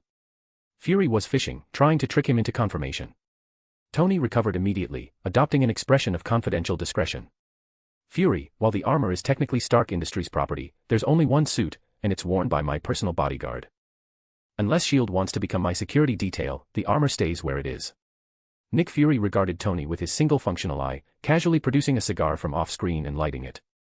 As SHIELD director, Fury had dispatched Agent Phil Coulson to investigate Tony's Middle Eastern escape the moment he'd returned to New York. Though Coulson's repeated meeting requests had been declined, SHIELD intelligence had gathered useful information regardless. Tony had built crude steel armor in the cave to facilitate his escape. The prototype for Obadiah's Ironmonger had been based on Tony's original design. And the second armored figure battling Ironmonger at the AIAS security factory was almost certainly Tony Stark himself. But Fury wouldn't confront Tony directly with this knowledge. Instead, he deployed a more strategic offer. Tony, I mentioned previously that SHIELD urgently requires advanced weaponry to protect this world, to prevent powerful individuals like Batman from operating beyond legal accountability. If you're willing to share certain armor technology with SHIELD, no, I don't need the full suit. Just specific systems. For example, those repulsor beam impact capabilities your bodyguard demonstrated. In exchange, I can grant you access to Tesseract research. Fury knew Tony would be tempted. The Tesseract was intimately connected to Howard Stark's legacy. Since its Arctic recovery, Howard Stark had been a core research team member. His energy studies on the Tesseract had directly inspired the arc reactor theory beneath Stark Tower. That theoretical framework, later realized by Tony, had enabled the miniature reactor that saved his life in that Middle Eastern cave. Even now, Howard Stark's research notebook remained archived in SHIELD's classified database. Fury puffed his cigar. Tony's mouth opened slightly, he had no taste for cigars himself. Instead, he rose and poured himself a drink at the bar. Glass in hand, Tony took a careful sip, forehead creasing with contemplative lines. He said nothing, simply drinking while Fury continued talking. Your decision to stop manufacturing weapons, personally, I respect that choice. But as SHIELD director, I find it disappointing. Unlike Batman's cold brevity, Nick Fury could talk endlessly when momentum was with him. Since you're asking about Batman, I assume you also recognize the threat he represents. Short of deploying large-scale military forces, he remains a sword of Damocles hanging over everyone's heads within urban environments. From a practical analysis perspective, your bodyguard, Iron Man, wouldn't stand a chance against Batman beyond simple flight superiority. If Batman ever targets you specifically, who besides SHIELD could possibly stop him? Moreover, Batman isn't. Tony's headache intensified. He raised one hand urgently. Stop, stop, stop. I can provide SHIELD with certain technologies, excluding the arc reactor itself. In exchange, you give me everything SHIELD has on Batman. Fury had been waiting for exactly that response. He scratched his bald head with the hand holding his cigar, face showing the satisfied smile of a successful predator. Tomorrow I'll arrange transport to bring you offshore. Click. Fury terminated the video call immediately, leaving Tony Stark frozen in place with his drink barely touched. Offshore waters. The helicarrier. SHIELD agent Black Widow Natasha Romanoff watched Nick Fury's repeated chuckling after ending the call. She swept her crimson curls behind one shoulder. You're certain about bringing that playboy here? To one of the world's most classified facilities, the SHIELD helicarrier. Don't question my judgment, Black Widow. Fury's tone brooked no argument. With 80% certainty that Iron Man was Tony Stark, combined with Howard Stark's deep SHIELD connections, Fury knew recruitment was essential. Even if he couldn't acquire the armor's core technology, having Tony Stark, acknowledged genius engineer and mechanic, provide systems like flight capability or power generation made the exchange worthwhile. Moreover, sharing Batman intelligence with Tony cost SHIELD nothing while subtly positioning Stark as aligned with SHIELD objectives. This doesn't make sense. No matter how we calculate it, there's errors everywhere. Wyoming. The Cube Prison. The scientific team assigned to analyze Tesseract data was collectively losing their minds, and their hair. They still couldn't identify the problem's source. Even the fundamental parameters are corrupted. Forget about weaponization. A middle-aged researcher with suspiciously thick hair for his position rubbed his eyes wearily. Agent 19, Mockingbird Barbara Morse, sat in a chair near the research station, chewing gum casually. She was the most relaxed person in the Cube's hidden laboratory. She'd heard the team complain about corrupted Tesseract data countless times over recent days. Someone had clearly sabotaged the information. Especially the gamma radiation parameters. Not just the newest research from the Adirondack Mountains base, even previously verified SHIELD data had been altered beyond recognition. Yet extracting information from that heavily fortified facility had been nearly impossible even with Black Widow and Hydra operatives coordinating the human courier method. And the result was corrupted data regardless. This meant weaponizing Tesseract principles would be delayed indefinitely, until the next data theft opportunity. That wouldn't happen for at least a year or two. But Fury had demanded functional weapons within months. The mission was impossible. Unless they could locate that gamma radiation expert. Dr. Bruce Banner. Chapter 172, Chapter 172, Batwing and Batman's Venom Wings. Batwing modification complete, Bruce. On Bat Island, the Oracle AI workstation temporarily mounted in the Arkham Batmobile issued its alert. Batman had finally finished converting the British-manufactured vertical take-off attack aircraft into a functional Batwing, though it would only be good for one mission. During the modification work, Batman had even found time to construct a Batsicle, now stored in the Batwing's cargo bay. North Brother Island's issues are temporarily resolved. Silver Sable's rescue company has Alice handling coordination. Oscorp has been quiet lately. After Obadiah's downfall, Tony Stark ripped out Stark Industries' internal routes and cleaned out AIAS security along with them. Batman mentally reviewed his ongoing plans. Current unresolved matters, Norman Osborn in New Mexico. The Cube Prison in Wyoming, now a Hydra facility. That Level 8 SHIELD agent Garrett, still lurking within the organization. Hydra operatives embedded in the World Security Council. None of these problems could be solved overnight. Batman would handle them one step at a time, following his carefully constructed plan. The good news was that Dr. Octavius's fusion reactor clean energy project had succeeded. Parker Industries transforming into Parker Group was now just a matter of time. Once sufficient capital accumulated, Batman would launch the Homecoming Protocol, establishing Parker Group as a legitimate scientific enterprise, then partnering with SHIELD to gain close access to the Tesseract for research. He'd also use Parker Group's resources to attempt building multiversal-level instruments, trying to find a way back to Gotham. Before implementing those plans, Batman had one pressing matter to address. He tapped his shoulder. Venom's small head immediately squirmed out from behind his back. Dad. Robin, your symbiote form can shapeshift freely. Does that include wings? Batman asked. I'm not sure. I haven't tried that yet, Dad. Venom sounded uncertain. Then it seemed to realize what Batman was suggesting. The symbiote grew excited, stretching its neck to bring its head directly in front of Batman's face, nuzzling its forehead affectionately against Batman's stubbled chin. Dad, maybe we could try. Let's do it. Batman said. The time was early morning, 2 days after Chala had come to reclaim the vibranium.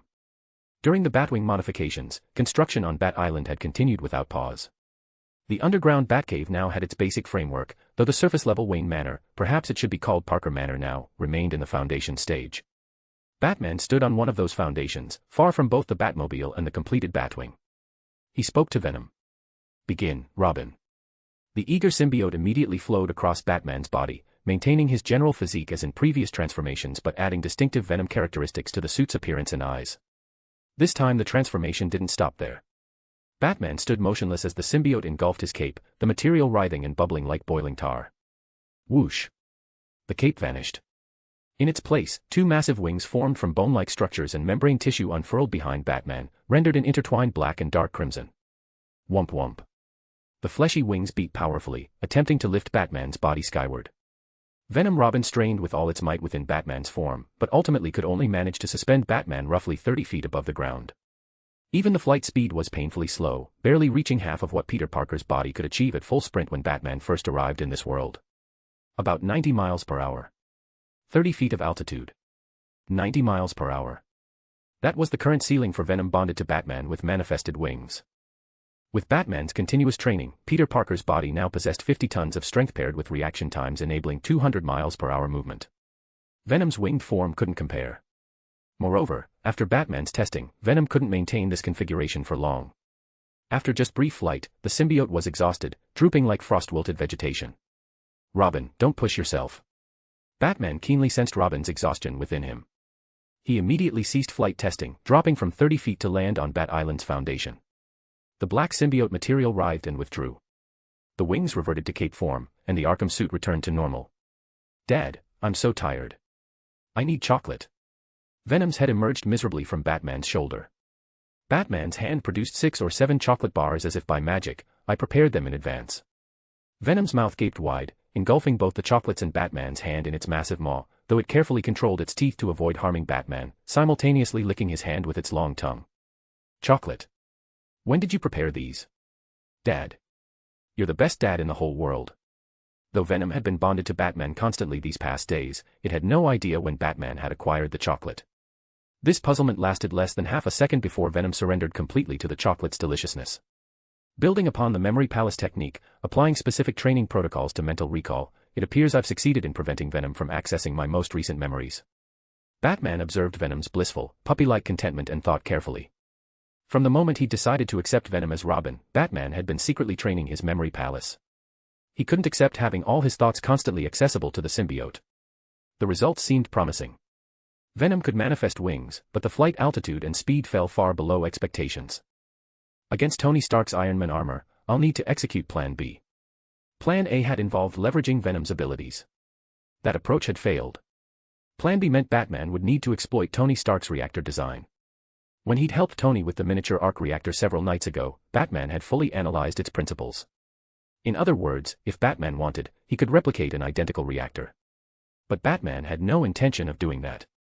Understanding the miniature arc reactor's principles served only to prevent situations where Tony Stark might lose control after acquiring the armor's power. Chapter 173, Chapter 173, Mysterious Package. Batman needed contingency plans for Tony Stark's armor.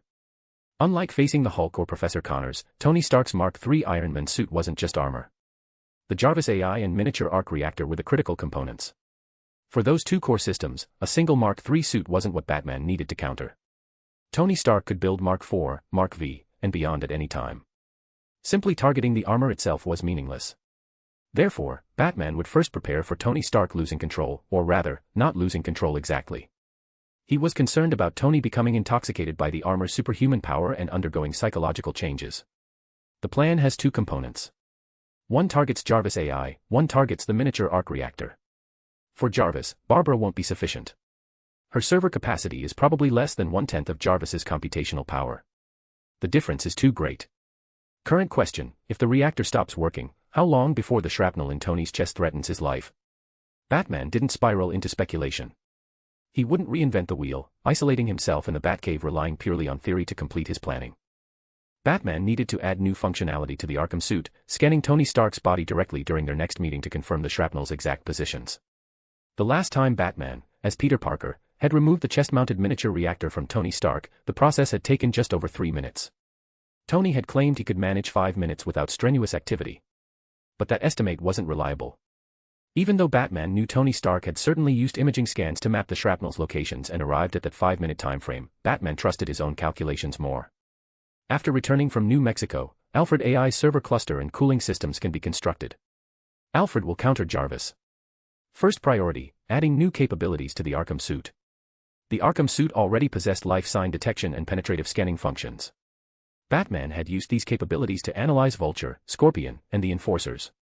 Now Batman needed to upgrade beyond simple body penetration, adding precise analysis of Tony's blood flow, temperature distribution, heart rate, respiratory frequency, and cardiac output. This wasn't particularly difficult.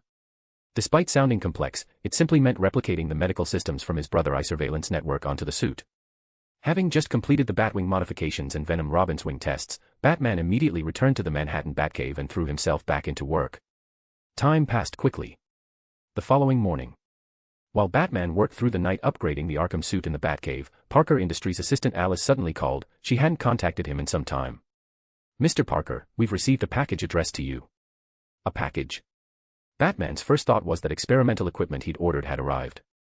When he'd obtained that finger-sized vibranium piece, now reclaimed by Chala, his lack of proper instruments had forced him to analyze the vibranium using only basic physics and chemistry. To thoroughly research vibranium, Batman had ordered various instruments through Parker Industries for the Batcave. Even though the vibranium was gone, Batman hadn't cancelled those orders. The equipment would prove useful eventually. "Store it temporarily at the warehouse and trance I designated separately." Batman resumed Peter Parker's vocal patterns, speaking to Alice. Unexpectedly, Alice hesitated on the other end. "Mr. Parker, the package is only envelope-sized. Whatever's inside seems very light. Should I leave it in your office instead?" "Oh, and the delivery person said this package needs you to forward it to another party, but didn't specify who." Envelope-sized package. Very light. Requires Peter Parker to forward it to someone else. Batman immediately stopped his Arkham suit upgrade work, moving to the Batcave workstation to pull up Parker Industries security footage. The monitors showed Alice standing in the facility holding the package. Alice wasn't lying. This wasn't the experimental equipment Batman had ordered. It was something else entirely. The problem was Batman had never purchased anything small enough to fit in an envelope. All his procurement records were concealed within Parker Industries' industrial orders in multiple batches, with the records subsequently altered to a certain degree. Even the Batwing's prototype aircraft had been acquired this way. Who had mailed him this? Did the sender know Peter Parker was actually Batman, using this method to reveal that knowledge? Instantly, Batman's mind ran through countless scenarios where his identity might have been compromised. But his expression remained perfectly composed. Batman had long prepared plans for identity exposure. As early as his second visit to Aunt May, when she discovered Batman wasn't actually her nephew Peter Parker, he'd nearly executed that contingency plan. Only May's unconditional warmth had convinced Batman to tell her the truth instead. But that exception applied only to Aunt May, and to Professor Connors, whom Batman had deliberately revealed himself to while saving his life. "Leave it in my office. I'll stop by later," Batman told Alice, then hung up and began reviewing security footage to trace the package's delivery time and the person who'd brought it. The trail led directly to Silver Sable's rescue company. Moreover, the package hadn't originated with Silver Sable, she was merely forwarding it to. Batman's suspicions deepened. He handed part of the Arkham suit upgrade to Oracle AI, left Venom in the Batcave's containment habitat with appropriate children's programming and chocolate prepared, then changed into a suit appropriate for the current temperature. Batman drove the vehicle he'd specifically purchased for Peter Parker's public appearances toward Parker Industries. Passing the Parker Tower that Alice had acquired on his behalf, Batman slowed his speed. Parker Tower's construction was progressing normally. The building's exterior required minimal work, just replacing the glass curtain walls with more durable material and renovating everything inside that needed updating. Unlike Oscorp, Parker Industries wasn't a technology company requiring laboratories within the building itself. Batman's Parker Tower served primarily as a public face. The actual production lines were distributed across the factories Harry Osborn had gifted him, plus Batman's original facilities. In theory, this tower represented Batman's third Batcave location beyond City Hall and Bat Island. Across the street, through 4 lanes of flowing traffic, Batman used his enhanced senses to confirm the building's internal construction showed no problems before accelerating toward Parker Industries. Chapter 174, Chapter 174, 3 Gifts. After decades navigating Gotham's underworld and encountering countless alien civilizations across the universe, Batman had honed his ability to read people, even non-human entities. As long as something possessed intelligence, Batman could deduce its nature and psychology from minute details. This was why Batman had been willing to give Dr. Octavius and Professor Adrian Toomes second chances. He judged their fundamental decency despite their temporary lapses. It was also why Batman had immediately unleashed his full strength during his first meeting with Kingpin at Oscorp Tower, defeating him with a single punch and crushing bones, sending a clear message. His selection of the young woman Alice as Parker Industries' assistant, later promoting her to CEO, Chief Executive Officer, similarly reflected Batman's judgment. Batman had no time to personally manage Parker Industries. He spent most of his time as an absent owner, letting Alice handle the majority of operations. Evidence suggested Alice was performing adequately. Though by Batman's standards she still fell short, he was willing to cultivate Alice's skills until she could independently manage Parker Industries without his guidance. But understanding human nature, Batman had simultaneously prepared several contingency plans should Alice prove corrupt or incompetent. Fortunately, Alice hadn't triggered any of those scenarios, and Batman was pleased to leave those plans unused. Now Batman sat in Parker Industries' chairman's office wearing a dark brown suit, while Alice busied herself with the company's many operations. Looking at the envelope-sized package on the office desk, Batman didn't immediately reach for it. Without the Arkham suit's transparency and scanning capabilities, Peter Parker's body's enhanced senses would have to suffice. Not a trap. No danger. Spider sense hasn't triggered. Confirming the contents posed no threat, Batman still didn't touch it. Instead, he removed a small device from his pocket and placed it on the desk. This was technology Batman had created that far exceeded current world standards. It created an absolutely secure signal blocking zone, rendering Batman's communications and actions untraceable by any means. Normally installed in the Batcave, with another unit mounted in the Arkham suit, Batman now deployed it to prevent any electronic device inside the package from broadcasting, specifically to avoid a scenario where this is meant for Batman, but Peter Parker opened it, exposing his dual identity. As for Parker Industries itself, Batman wasn't concerned about information leaks. From patents to production line sources, Batman had already woven plausible cover stories. Ensuring opening the package wouldn't create problems, Batman finally reached for it and tore it open. The outer packaging was crude, simple paper wrapping. But removing that revealed an exquisitely crafted interior box. Purple-black base color with distinctive pale gold patterns along the edges. The box's face bore a panther emblem. Without opening it, Batman identified the package's origin from those patterns alone, Wakanda. They matched the decorative motifs on Chala's clothing during their meeting almost exactly. The box had 3 layers. Each contained an item. At the bottom lay a note with neat, elegant handwriting. The first layer's center held a spherical bead, colored purple-black matching the box, with a plain surface lacking any patterns. The note beneath it read, "One-time communication channel, called a Kimoyo bead. Thank you for your trust and assistance, Batman. When you need my help, use this." Batman recognized this bead. Chala had worn a bracelet made of these beads at Silver Sable's company, using it to intercept Batman's communication frequency. However, this Kimoyo bead had clearly been stripped of most functions, serving only for one-time emergency communication. Batman placed it beside the signal blocker, then opened the box's second layer. Inside lay a chip the size of a fingertip. This contains complete data for biological tissue rapid regeneration gel. Wakandan medical technology. It cannot regrow severed limbs, but dramatically shortens trauma healing time. Chala had written on the note beneath the chip. "When we met, you could have coerced me with force, but you didn't. Regardless of your reasons, I offer you respect and gratitude. I hope this technology provides some assistance." Batman placed this chip beside the signal blocker as well, then opened the box's third layer. The bottom layer contained an irregular silver metal piece roughly palm-sized. "I told my father about you. This is his gift for continuing your research. Please use it carefully." Chala hadn't explicitly identified the metal, but Batman understood perfectly. Vibranium. Far more than the finger-sized piece Chala had reclaimed. The value must be substantially higher. Arranging all 3 items beside the signal blocker, confirming the box contained nothing else and was simply ordinary Wakandan paper construction with no electronic devices in hidden compartments, Batman sat in his office chair and contemplated. Chala, even Wakanda itself, had no obligation to send these 3 gifts. Batman had returned that finger-sized vibranium to Chala not expecting gratitude, simply treating it as payment for intelligence about Wakanda. The world's greatest mind raced through possibilities. 20 minutes later, Batman had determined Chala and Wakanda's motivations. Wakanda detected the isotope markers I left on that vibranium using vapor deposition. They know I don't rely purely on physical force, that I possess significant technological capabilities. Hence the regeneration gel gift. Responding to my science with their science. The Kimoyo bead provides one emergency contact. Based on the capabilities I've demonstrated, Wakanda still believes situations exist that I cannot handle alone. Which means this world is far more dangerous than what I've seen so far. There are threats even SHIELD infiltration cannot reveal. That's another subtext in giving me the regeneration gel. Batman focused on the palm-sized vibranium piece. He knew Chala wasn't exaggerating. The finger-sized vibranium had been stolen according to Chala, requiring recovery. This palm-sized piece represented Wakanda's response to Batman's actions.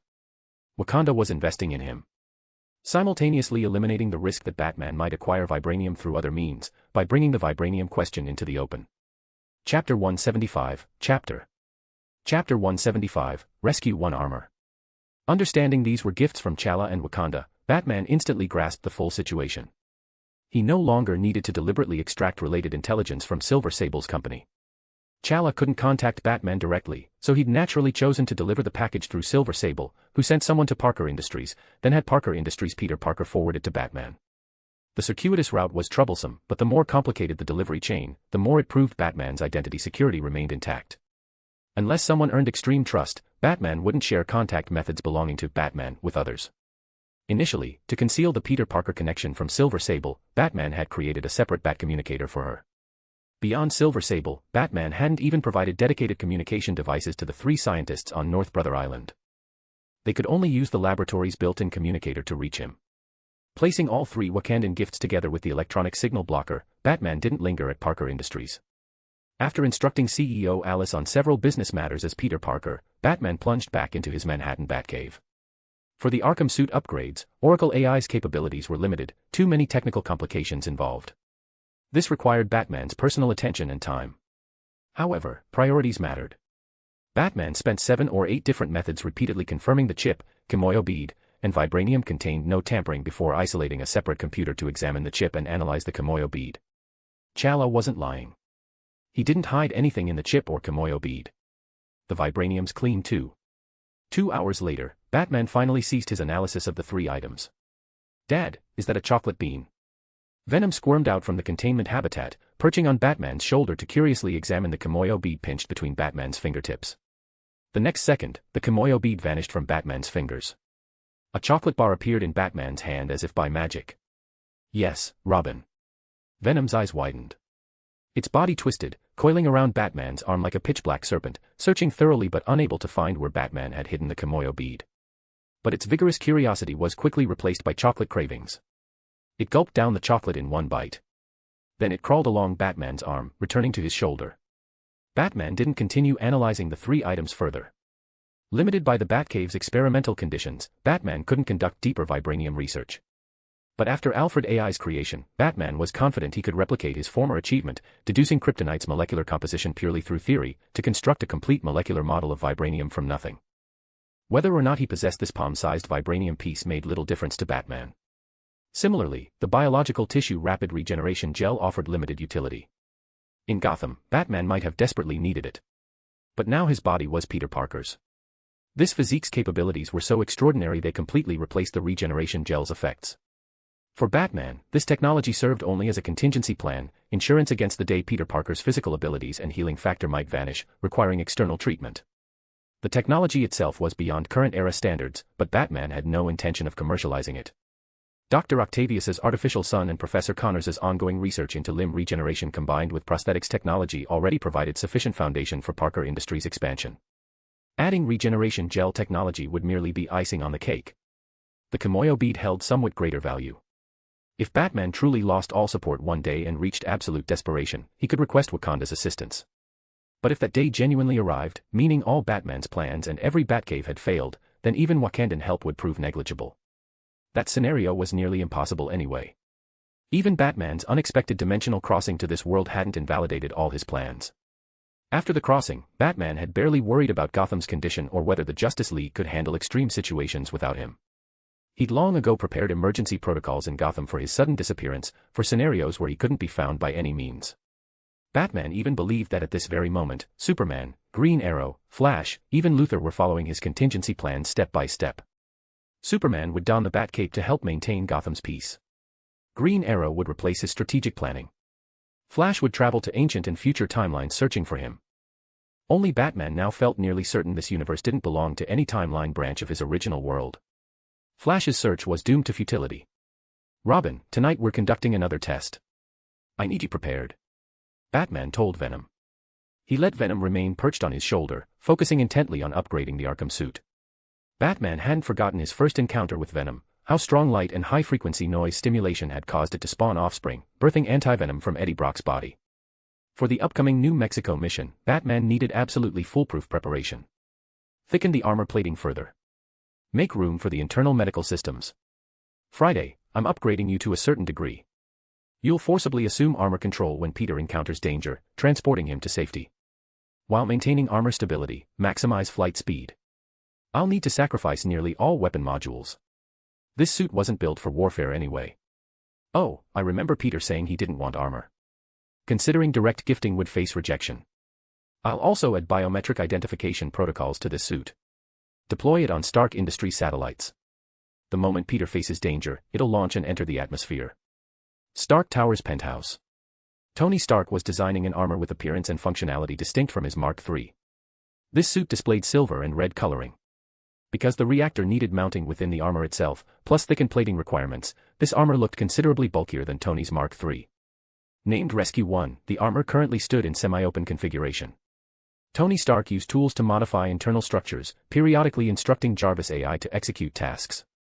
Tony had specifically designed a new artificial intelligence for this rescue armor, naming it Friday. The voice was sampled from a female model Tony had slept with several times. Chapter 176, Chapter 176, Blood Disease. Oscorp's 20th floor, in the laboratory that once belonged to Professor Kurt Connors.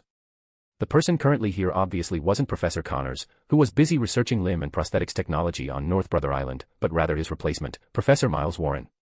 Unlike when Professor Connors occupied this space, when the lab contained various small white mice, reagents, and instruments, the laboratory had now expanded to nearly half the floor's total area. Biological organs floating in glass vessels were visible everywhere, along with a large machine of unknown purpose. This made the laboratory appear somewhat sinister and horrifying at first glance, but for Oscorp, a company built on biological technology, these elements were perfectly normal. Professor Miles Warren, a genius scientist in genetics and cloning who'd previously taught biochemistry at Empire State University, had research directions completely different from Professor Connors. The laboratory's various arrangements reflected genetics and cloning focus. However, today's protagonist wasn't Miles Warren but another biochemistry genius he'd recruited to Oscorp, Professor Michael Morbius. Morbius was simultaneously a doctor who'd achieved exceptional accomplishments in medical fields, the youngest scientist of Greek descent to win a Nobel Prize. He currently sat in a specially manufactured insulated chair, upper body bare, lower body wearing only boxer briefs, slightly curled black hair tied back, face bearing his characteristic melancholic atmosphere. Besides them, Harry Osborn was also present in the laboratory. He looked somewhat worried at Professor Morbius, asking the room's fourth person. Max, based on your professional judgment, this is truly safe. Max Dillon, Oscorp's foremost senior electrical engineer, had been summoned to this laboratory. He was currently attaching various electrode patches to different locations on Professor Michael Morbius's bare body. 100% safe, Mr. Osborn. Max Dillon stated solemnly. Actually, these currents are extremely minimal. They won't cause any pain sensation whatsoever. Harry Osborn looked toward Professor Morbius. When the actual recipient of electric shock therapy nodded calmly while sitting in the chair, Harry finally relaxed. Harry, just treat this as a unique physical examination. No need to worry. Professor Miles Warren smiled reassuringly at Harry Osborn. I'm more concerned about Professor Morbius's physical condition. Harry Osborn said with some worry. From Professor Morbius's first day joining Oscorp, Harry Osborn had learned he suffered from a blood disease entirely worthy of being named after Michael Morbius himself. Harry Osborn refused to watch such an extraordinarily talented top biological scholar die from illness. He'd retained Morbius. Hoping to use Oscorp's biological technology to cure Morbius while also hoping he and Professor Warren would combine their strengths, elevating Oscorp's technological capabilities another level. Professor Warren ignored Harry Osborn's thoughts. He simply stood before a nearby control console, counting down 3 seconds before pressing a button. Harry Osborn's heart immediately tensed. But fortunately, Professor Morbius showed no reaction. His face still bore that unique melancholic quality as he tilted his head back gazing at the ceiling, though this melancholic expression paired with his naked torso created a somewhat incongruous image. Treatment continued for nearly half an hour. The laboratory's heating kept Morbius from catching cold. But when the experiment ended, he still rose quickly from the insulated chair, retreating to the laboratory's corner to dress. Then he urgently used a blood sampler to prick his fingertip, placing the blood sample beneath a microscope for observation. Harry Osborn, Miles Warren, even Max Dillon all watched him somewhat nervously. Though Professor Morbius was silent and reserved, his warm heart and various large and small acts of kindness had already earned him certain reputation within Oscorp. Even Max Dillon, someone who barely interacted with Professor Morbius, hoped to hear good news. But Morbius simply stared at the electron microscope screen, shaking his head melancholically. Failed. Oscorp will spare no effort helping you find a cure for your disease. Harry Osborn immediately stepped forward to comfort him. If Professor Connors were still here, perhaps we could try using his regeneration technology to simply create new blood for you. Professor Miles Warren also consoled Morbius not to lose heart. I'll find ways to locate him during this period. Harry Osborn's lips moved as he started to speak. Seeing the silent Professor Morbius, he couldn't bear to speak directly, instead leaning close to Miles Warren's ear to whisper. It's useless. I've already searched. Beyond Professor Connors occasionally providing temporary regeneration stabilizers to Metro General Hospital, I haven't found any trace of his whereabouts. Gentlemen, if there's nothing else, I'll take my leave. Many matters require my attention. Max Dillon wasn't skilled at comforting others. He directly proposed departure. Harry Osborn nodded, telling Max Dillon. No problem, Max. Though this treatment failed, it still occupied your work time. I'll have finance calculate compensation for you. Max Dillon didn't refuse. He needed money to support his large family. He simply nodded slightly to Harry Osborn with gratitude. Thank you. Deploy all Arkham suit functions. Full analysis and scanning of Tony Stark's body. Over 100 meters from Stark Tower in an empty room within another building, Batman wore the Arkham suit and instructed Oracle AI. Executing immediately, Bruce. Oracle AI responded. A human silhouette rapidly outlined itself in Batman's white lenses. Then came the easiest element to scan, the skeletal structure. Followed by blood vessels. Body temperature. 10 minutes later, an impossibly detailed three-dimensional human figure appeared on Batman's white lenses, more complex than even the most comprehensive medical anatomical diagrams. In this human model's chest cavity location, 3 metal fragments, 2 large, 1 small, were distributed among different veins, constantly attempting to flow toward the heart position with blood circulation. But under the miniature reactor in Tony Stark's chest, they remained magnetically adhered, unable to reach the heart, staying in place instead. Chapter 177, Chapter 177, Balance between two identities. At Oscorp, Warren, Morbius, Harry, and Dillon each departed the laboratory following the failed electric shock treatment, returning to their respective responsibilities. Meanwhile, Batman had removed the Arkham suit and changed into a wool suit he'd prepared in advance. As Peter Parker, he arrived at Stark Tower's penthouse. Batman's first words upon seeing Tony Stark. Tony, take off your shirt. Tony Stark's expression turned peculiar. Excuse me. Your reactor uses palladium core construction, correct? Batman said. After I left the other night, I researched that metal. Tony smiled dismissively, responding with casual indifference, palladium poisoning, right? Relax. As long as I'm not wearing the Mark III flying around 24 hours a day, normal human metabolism handles any potential palladium toxicity. Tony said. My body's completely fine, Peter. Batman appeared to accept this, dropping the subject. He didn't continue demanding Tony remove his shirt to examine the chest cavity area surrounding the reactor. Batman changed topics. Tony, you mentioned wanting to transform the company into a clean energy enterprise. Any concrete plans? Tony Stark poured himself a drink and drained it in one gulp. Initially I wanted to commercialize the miniature arc reactor technology, but Obadiah's betrayal convinced me to postpone that business. What about you, Peter? I heard Parker Industries is preparing to enter the energy sector. Dr. Octavius had created an artificial sun. Parker Industries' energy sector movements couldn't escape Tony Stark's notice, not when he was planning his own company's transformation. Besides, beyond concealing Dr. Octavius's existence itself, Batman hadn't particularly hidden the energy project. Tony Stark knowing Parker Industries' direction was perfectly normal. I'm not here seeking partnership, Tony. Batman said. Peter, you're intelligent. So am I.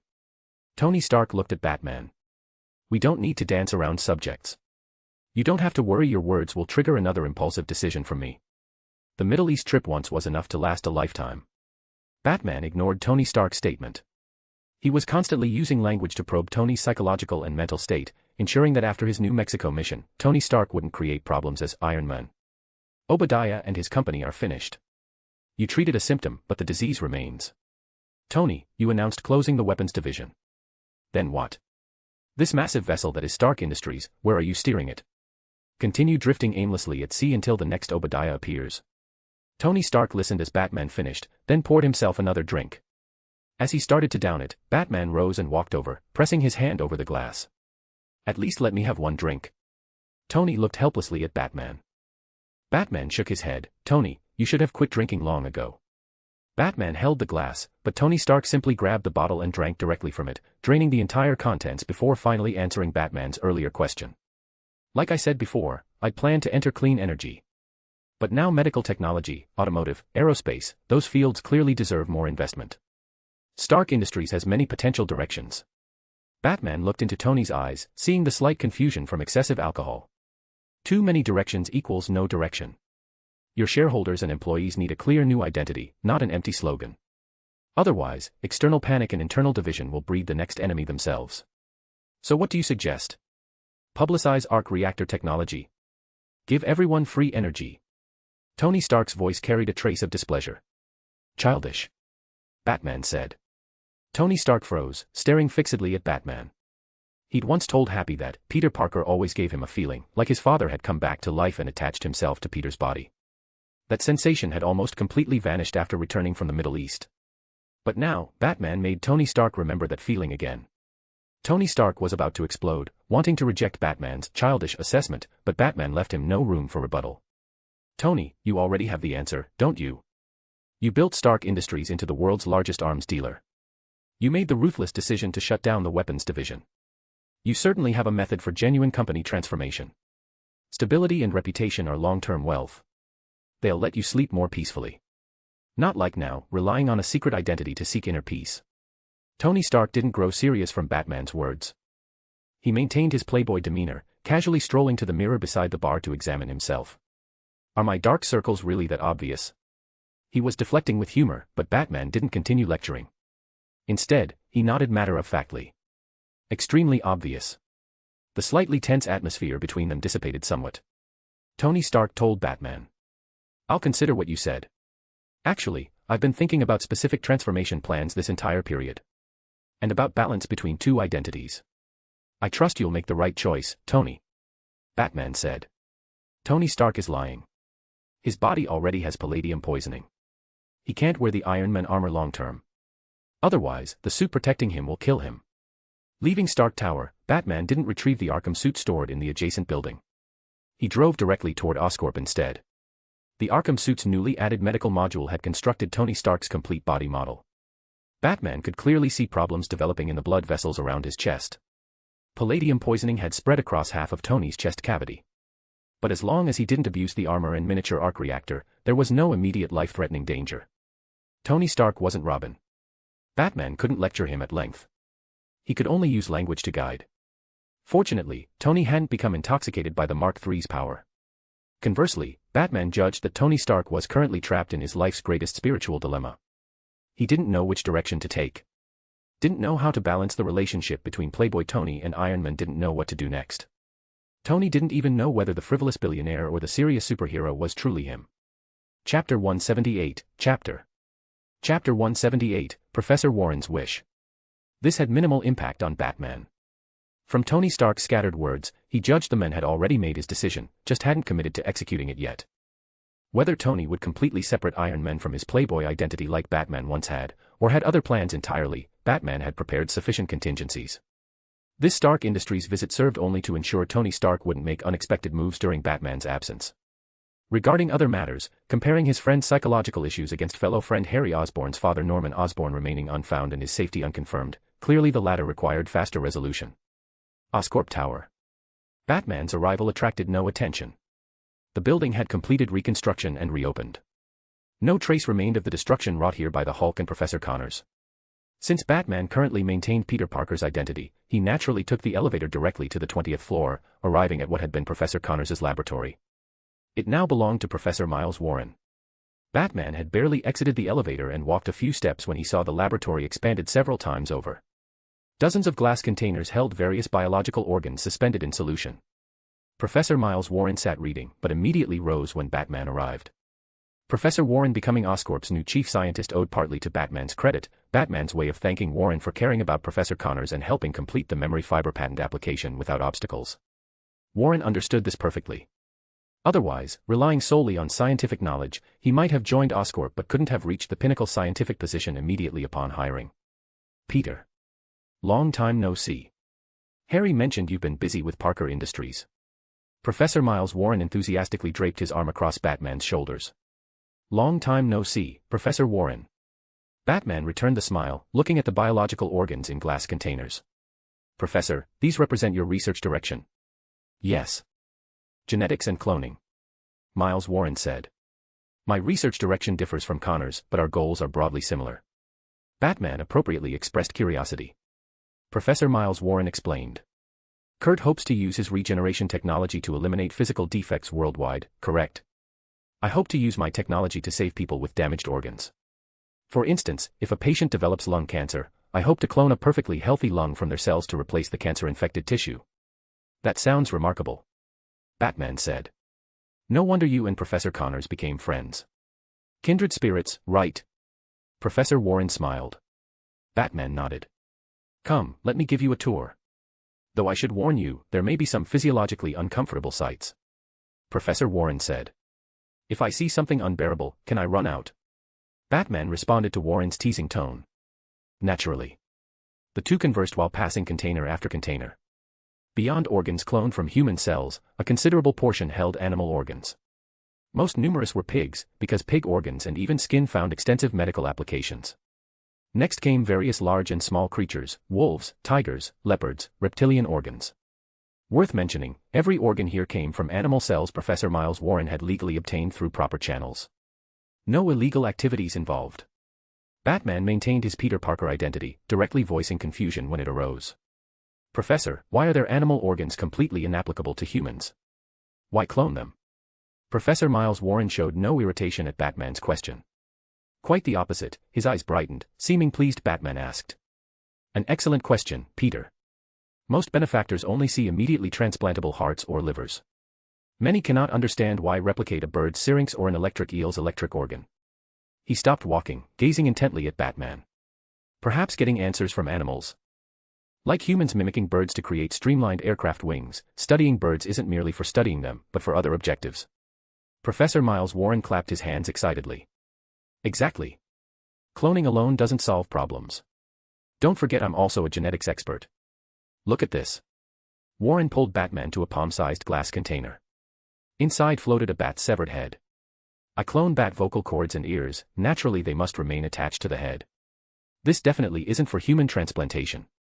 I hope to understand how it generates and withstands such intense ultrasound, from genetic principles. This might teach us how to repair human cochlea permanently damaged by noise pollution, or even develop entirely new, non-invasive internal imaging technology. Like most scholars encountering their expertise, Professor Miles Warren spoke effusively. He pulled Batman to a deep-sea fish bioluminescent organ next, launching into another lengthy explanation. Batman's face never showed impatience. He listened attentively, genuinely interested. Half an hour later, Batman finally took his leave from Professor Miles Warren, riding the elevator from the 20th floor laboratory to the penthouse, Harry Osborn's office. Harry was conversing with the dark-haired, slightly curled, melancholically poetic-looking Professor Morbius. Seeing Batman arrive, Professor Morbius merely nodded acknowledgement. But Harry Osborn immediately opened his arms, embracing Batman tightly. Peter. Unlike Tony Stark, fellow Batman friend Harry Osborn had always been enthusiastically warm. Now he repeatedly patted Batman's chest. Tell me how you trained. How did you get this hard? Peter Parker's body's muscle density made his weight and muscle hardness far exceed normal humans. Silver Sable had once kicked Batman's body, feeling like she'd struck a steel plate. Having grown up in Gotham where virtually no one embraced him after his parents' deaths, Batman had unconsciously ignored this issue. But now he needed to reclaim control over muscle presentation, ensuring that when Harry Osborn or Aunt May embraced him, they felt a normal human body, not a perpetually tense physique even when supposedly relaxed.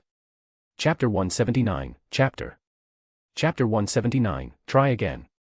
I'm discussing Professor Morbius's condition with him. Harry Osborn didn't want Morbius's relatively private medical situation publicly discussed. He lowered his voice speaking to Batman. Batman nodded without surprise.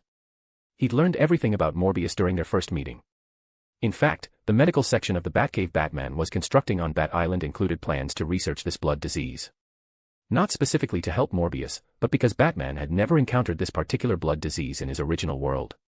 He disliked anything beyond his control, even diseases. Given Lex Luthor's creation of the Amazo virus as precedent, Batman naturally incorporated Professor Morbius's blood disease into his plans. Batman even considered avoiding a repeat of last time, when failing to communicate clearly beforehand had driven Dr. Octavius to desperate measures, donning the tentacles and descending into the sewers. After greetings and several inconsequential pleasantries, Batman seamlessly steered conversation toward Morbius's blood disease. I've reviewed the published literature. Mainstream medicine offers only delay and maintenance, a path with visible endpoints. With your intellect, you'd never accept that. Professor Morbius looked deeply at Batman and nodded without speaking. Actually, mainstream medicine had offered Morbius virtually no help. Nearly all blood disease research and documentation came from Morbius's own self-experimentation and analysis. Batman didn't want to leave for New Mexico only to return finding Oscorp embroiled in another crisis. He needed to stabilize Morbius's mindset before departing. So let's reframe this. Don't view it as a terminal illness. Treat it as a project, an unprecedented, highly challenging research project. Batman offered Morbius hope as much as possible, but constrained by the Peter Parker identity, many things couldn't be stated directly. He couldn't even imprison Morbius on Bat Island for safekeeping. The New Mexico trip might last 1 day, 2 days, or 10 days to 2 weeks.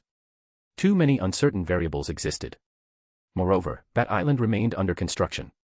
Security detention areas and stasis chambers weren't equipped yet.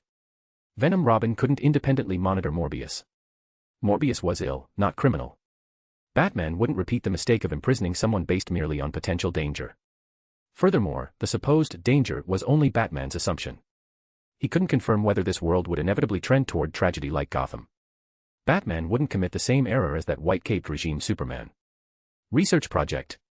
Even the taciturn Professor Morbius couldn't help asking after hearing Batman's words. His temperament resembled a melancholy poet.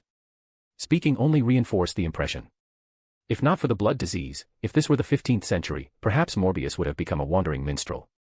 Yes. As you see, I'm a businessman. Batman maintained his Peter Parker persona. Parker Industries needs to expand operations. That requires offering something different from competitors. My plan targets the medical field, starting with your blood disease. I'll build you an independent, highest specification laboratory. We'll exhaust every method to conquer and understand your condition. This will launch Parker Industries into the medical field spectacularly. Harry Osborn's eyes widened, mouth opening speechlessly. Harry understood perfectly how difficult treating Professor Morbius's blood disease would be. On one hand, Morbius was his company's scientist, Harry couldn't refuse Peter to his face. On the other hand, his best friend might invest enormous research costs into this. Harry Osborn stood trapped between them, desperately looking at Batman, hoping to signal his friend to abandon this somewhat absurd idea with eye contact. But Batman remained silent. Instead, Professor Morbius spoke. I've tried all this already. His first sentence rejected Batman's plan. He explained. To treat my blood disease, I once collaborated with top scholars from multiple countries. Ultimately, beyond bankruptcy, I gained nothing. Without bankruptcy, Professor Morbius would have owned his laboratory and company rather than needing Professor Miles Warren's recommendation to join Oscorp. I'm not doubting your abilities, Professor. Batman said, showing no displeasure at Morbius's rejection. Rather, he appreciated that after attempting numerous methods, Morbius remained a normal person rather than becoming a monster like Mr. Freeze. Mr. Freeze was just a pitiful man desperate to cure his wife. Perhaps in this world I can find treatment for him. After returning to Gotham, I might help. Batman thought silently. Morbius lowered his head in silence again. He'd grown accustomed to quiet observation while others conducted heated discussions around him. Batman was indeed conducting a discussion now, just with no one responding. Professor Morbius, you once assembled brilliant minds. But each brought only puzzle pieces from their own fields, each wanting to make their piece largest and most prominent. The result was geniuses arguing over a fundamentally incomplete blueprint, ultimately constructing a lighthouse that couldn't shine. Professor Morbius's head snapped up. He didn't know whether this young man named Peter Parker was guessing or had investigated, but regardless, Peter's words accurately described the situation Morbius had faced assembling scientists to combat his disease. Those scientists had never genuinely cared about curing him. They'd only wanted to extract something from Morbius's blood disease to publish papers, adding brilliant entries to their curricula vitae. They'd been corrupted by academic politics, paper publication and patent rights disputes. Amid those scientists' endless arguments and infighting, Morbius's laboratory had closed. He'd begun years of taciturn silence lasting until now. What exactly are you saying? Morbius leaned forward urgently, eager to hear Batman's thoughts. Batman controlled his facial muscles into a smile. He knew at least during his New Mexico trip, Professor Morbius wouldn't require concern. Parker Industries provides an absolutely pure research environment. No board of directors pressuring results. No peer review questioning your direction. You answer only to yourself. Professor Morbius, forget treatment. Forget disease. Treat it as an unsolved puzzle. Invest your desperation and my resources into studying it. Either we jointly publish a world-changing paper, or we fail together. Will you try one more completely different failure? Chapter 180, Chapter 180, with great power comes great responsibility. Peter, I don't understand. After Professor Morbius departed with expectations for Batman, Harry Osborn looked seriously at Batman in Oscorp's penthouse office. Harry. Batman faced his friend. Harry Osborn walked to the office door, stuck his head out checking both directions, confirmed no one was present, then slammed the door shut and locked it. He quick-stepped to Batman, grabbed his shoulders, and shook frantically. Have you lost your mind? For a scientist neither of us barely knows, you'll exhaust all Parker Industries resources. Even I only have an employer-employee relationship with him. However good the surface appearances, Professor Morbius was merely an Oscorp employee. Bluntly stated, as long as Morbius didn't die inside Oscorp Tower, his life or death barely concerned Harry Osborn, much less the completely unrelated Peter Parker. Batman kept his body relaxed, not resisting Harry Osborn's shaking. Otherwise, even if Harry used maximum force ramming Batman, Batman wouldn't budge an inch. But letting Harry continue shaking wouldn't work. Batman silently counted seconds. After 3 seconds, he immediately reasserted body control, preventing further shaking. Harry, look at me. Batman said calmly. You think I'm performing charity, risking everything to save a dying stranger, correct? Isn't that exactly what this is? Harry was both urgent and angry. No rational person would gamble everything for a stranger. Harry couldn't comprehend Batman's thinking. No. Batman answered decisively. He walked to the massive floor-to-ceiling window, overlooking New York. Everything I do benefits Parker Industries.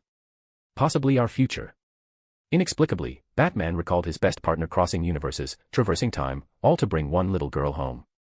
Our future. Harry grew more confused. How did bankrupting themselves for a dying stranger relate to them? But Batman's next words changed Harry's expression. Think about your father, Harry. Batman's words stabbed Harry Osborn's heart. Norman was one of the world's smartest men. But he fell beneath power he couldn't fully control. We witnessed firsthand how terrifying something spawned from a scientist's desperation becomes. Norman Osborn injecting himself with incomplete super soldier serum to become Green Goblin couldn't be hidden from Harry. When Norman had been transferred from Manhattan police custody directly to Ravencroft Institute in the northern suburbs, Harry Osborn had learned everything, except the Batman who defeated his father. Harry's expression froze. His hands gripping Batman dropped limply. Batman's words didn't stop despite Harry Osborn's distress. Professor Morbius's blood disease is an unprecedented black hole. We don't know what it is. Don't understand its principles. Don't know what happens under extreme circumstances. Currently, it affects one person. But what if? What if this disease has an incubation period? What if it suddenly mutates into an airborne virus? What if our competitors, or worse, someone like General Ross uses assets and lies controlling him, transforming this disease into a bioweapon? Harry Osborn recalled that night climbing from 1st to 9th floor, strange beast roars constantly echoing through the stairwell. He shuddered involuntarily. He still didn't know what that thing had been. Not knowing made it more terrifying. But, where are all these what-ifs coming from? Harry Osborn reflexively protested. Though Harry remained somewhat unconvinced, Batman closed his eyes. Not abandoning Harry's persuasion, but recalling fragmented images he'd seen upon first crossing dimensions.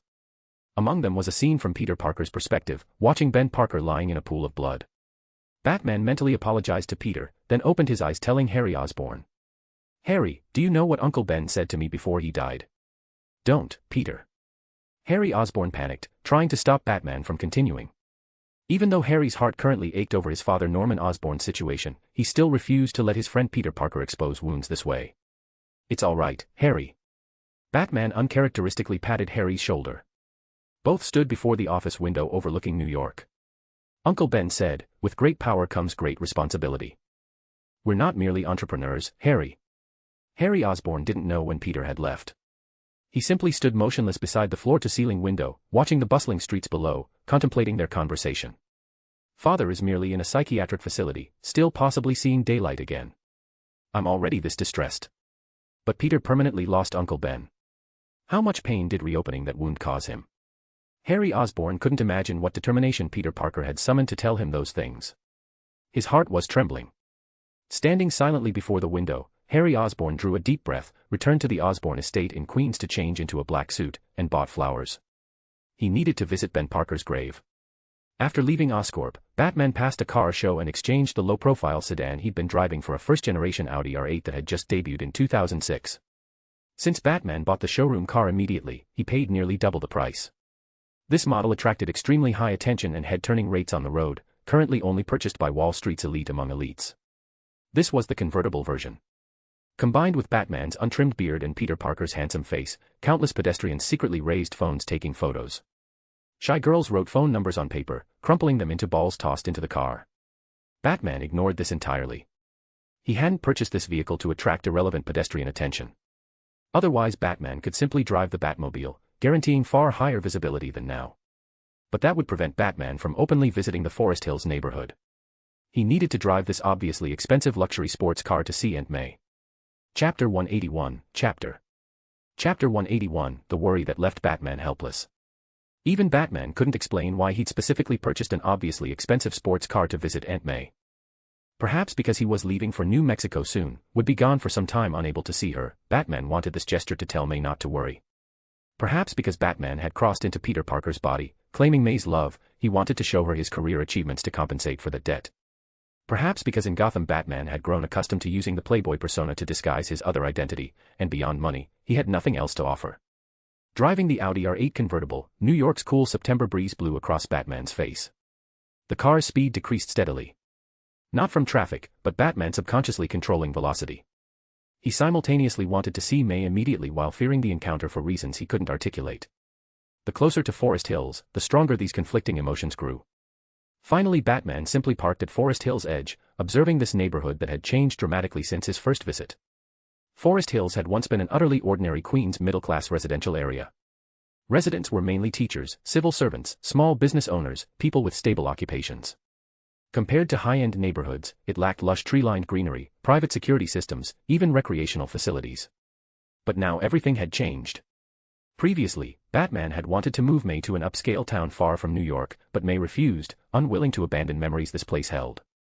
Batman had secretly operated through trusts and foundations, transforming this modest Forest Hills neighborhood. Now it possessed a dedicated library, senior recreation facilities, a Batman-controlled supermarket and high-end private clinic, plus evergreen landscaping and 24-hour security systems. Batman hadn't even told May about owning Parker Industries yet. Worried the elderly woman couldn't accept direct financial support, he'd leveraged the supermarket instead. Located within Forest Hills itself, the supermarket ran constant promotions under the guise of grand opening celebrations, dramatically reducing May's living expenses. The old woman's life no longer struggled. She didn't need to worry about rent or daily living costs. Naturally, May's residence at 20 Ingram Street had long ago been secretly purchased by Batman. The entire Forest Hills neighborhood belonged to Batman's private assets. Batman had even secretly transferred several deposits into May's bank account, though apparently May hadn't checked her balance recently. Batman sat in the car for a long while. Passing pedestrians occasionally gave the vehicle admiring glances. Batman ignored others' thoughts. He was simply trying to gather determination. Finally, at a certain moment, Batman's eyes regained their resolute focus. He pressed the accelerator, entering the neighborhood and heading toward residence number 20.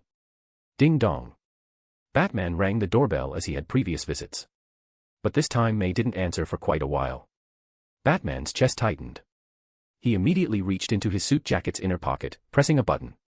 Barbara, access Forest Hills security system. Locate May Parker's position. She's at the Forest Hills real estate office, Bruce. Barbara responded quickly. Batman's confusion deepened. Why would May visit the neighborhood real estate office? Even with Batman's upgrades, the neighborhood wasn't very large.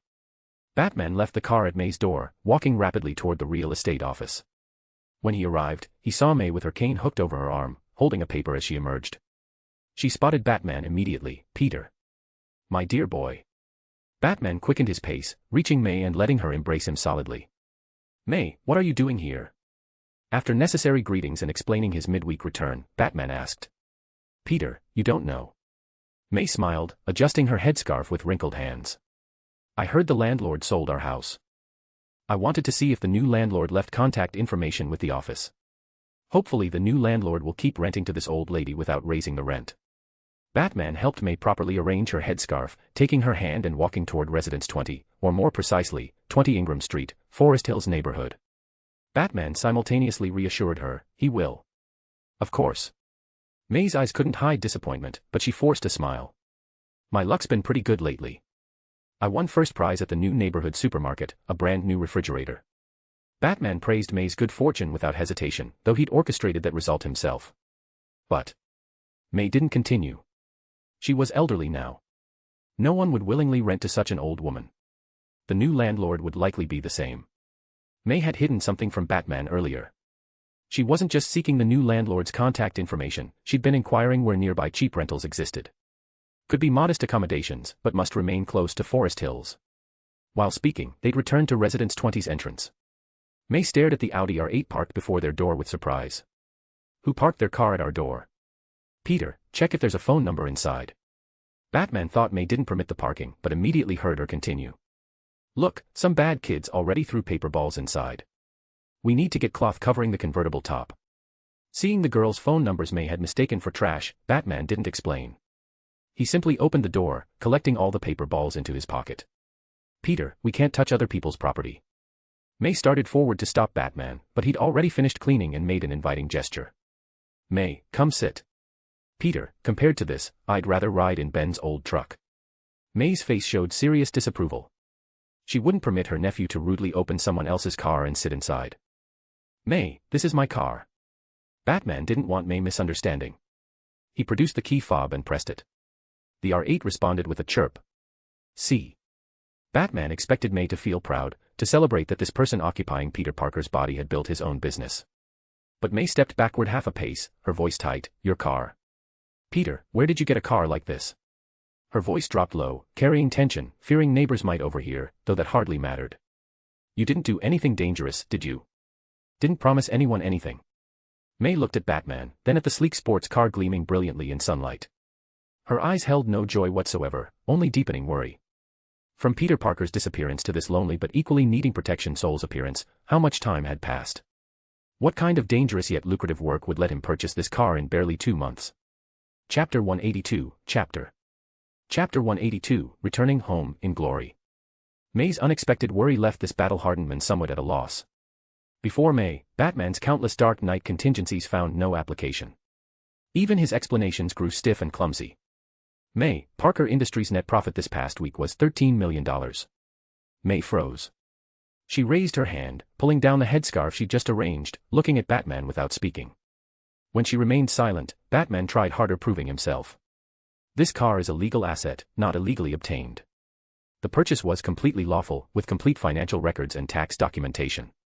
Batman's explanation stumbled awkwardly, lacking the strategic command he possessed battling any enemy. Actually, even Batman didn't understand why he'd specifically purchased a luxury vehicle to visit May. Hearing Batman's explanation, May paused briefly. Then the worry on her face slowly melted, replaced by tenderness mixing heartache and helplessness. May had long ago recognized Batman couldn't lie well, at least not to her. She believed everything Batman said. She sighed, stepping forward to pat Batman's arm gently. Then she cupped his face with both hands, gazing at him with eyes seemingly able to see through to his soul. Her voice's worry faded, replaced by warmth and pride. Oh, Peter, must you tell me about legal assets and net profits? If you'd simply said, May, I'm making money now. I want to drive a nice car and give you comfortable rides, wouldn't I understand that? Batman's lips moved. He was about to explain Parker Industries, from obtaining the first capital with the half-finished antibody serum to how he'd filed patents. But May didn't need those excessive explanations. She believed him. Next time, don't frighten this old ant who doesn't understand business with numbers. May's voice carried gentle reproach and infinite affection. If you want me proud of you, just tell me directly. After speaking, May rose on tiptoe, kissed Batman's forehead, then with a posture accepting his clumsy kindness, carefully and somewhat excitedly settled into the R8's passenger seat. Batman exhaled with relief. Suppressing his emotions, he also entered the car, starting it carefully. He drove May slowly away from Forest Hills, circling New York's bustling streets again and again. Though the streets remained those same streets, the buildings those same buildings, May felt completely fresh fascination. Like an innocent girl, she constantly asked Batman questions. Batman showed no impatience, softly explaining away all May's curiosities.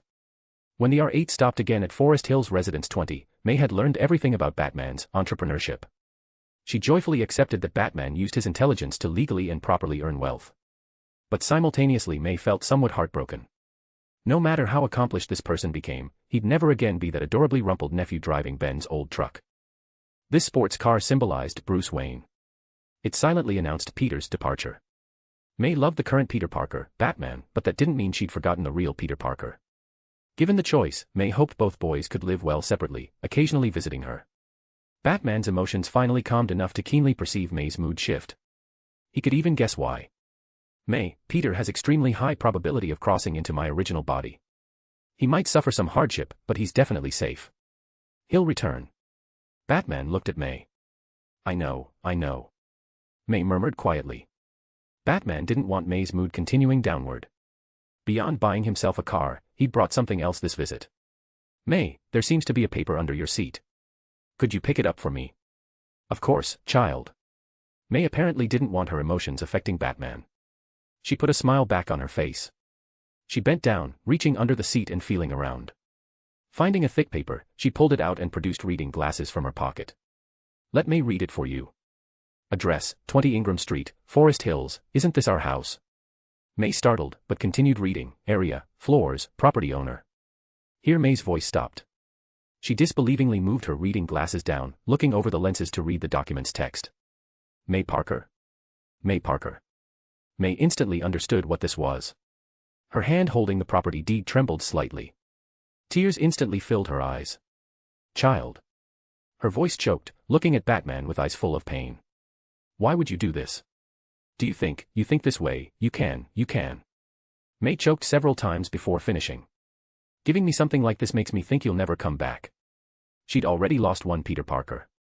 Was she about to lose another Peter Parker now? Recalling Batman driving her around, telling her his achievements, this worry peaked. I don't want it. May shook her head, tears falling. I live here because this place holds Ben and Peter's memories. Not because it's a house I own. May's reaction once again exceeded Batman's expectations. But this time Batman recovered quickly. Precisely because it holds their memories, it must be yours. No one can take it away, not landlords, not time. As long as you're here, Uncle Ben and Peter will always have a home. What about you, child? May wiped her tears, fearing Batman would say he wouldn't visit anymore. From the moment you called me May, you became my family. I've never worried about how you'd care for me, I worry, who will care for you? Batman took May's hand, placing it in his palm. Feeling this wrinkled hand's slight trembling and tension, he consoled. No matter where I am, this place is where I must return. May's worry completely dissolved. She wept uncontrollably. But this time, tears washed away fear and panic. She embraced Batman tightly, no longer because she treated him as Peter's replacement, but because he was Bruce. An intelligent but clumsy second nephew of hers. Chapter 183, Chapter 183, Dad. Save me. That night, after ensuring everyone connected to him in New York had been properly briefed, Batman stood alone on Bat Island. He wasn't comfortable leaving. But every hour of delay increased the danger Norman Osborn faced in New Mexico. He had to move now. The first Batwing constructed in this world had completed its pre-flight sequence.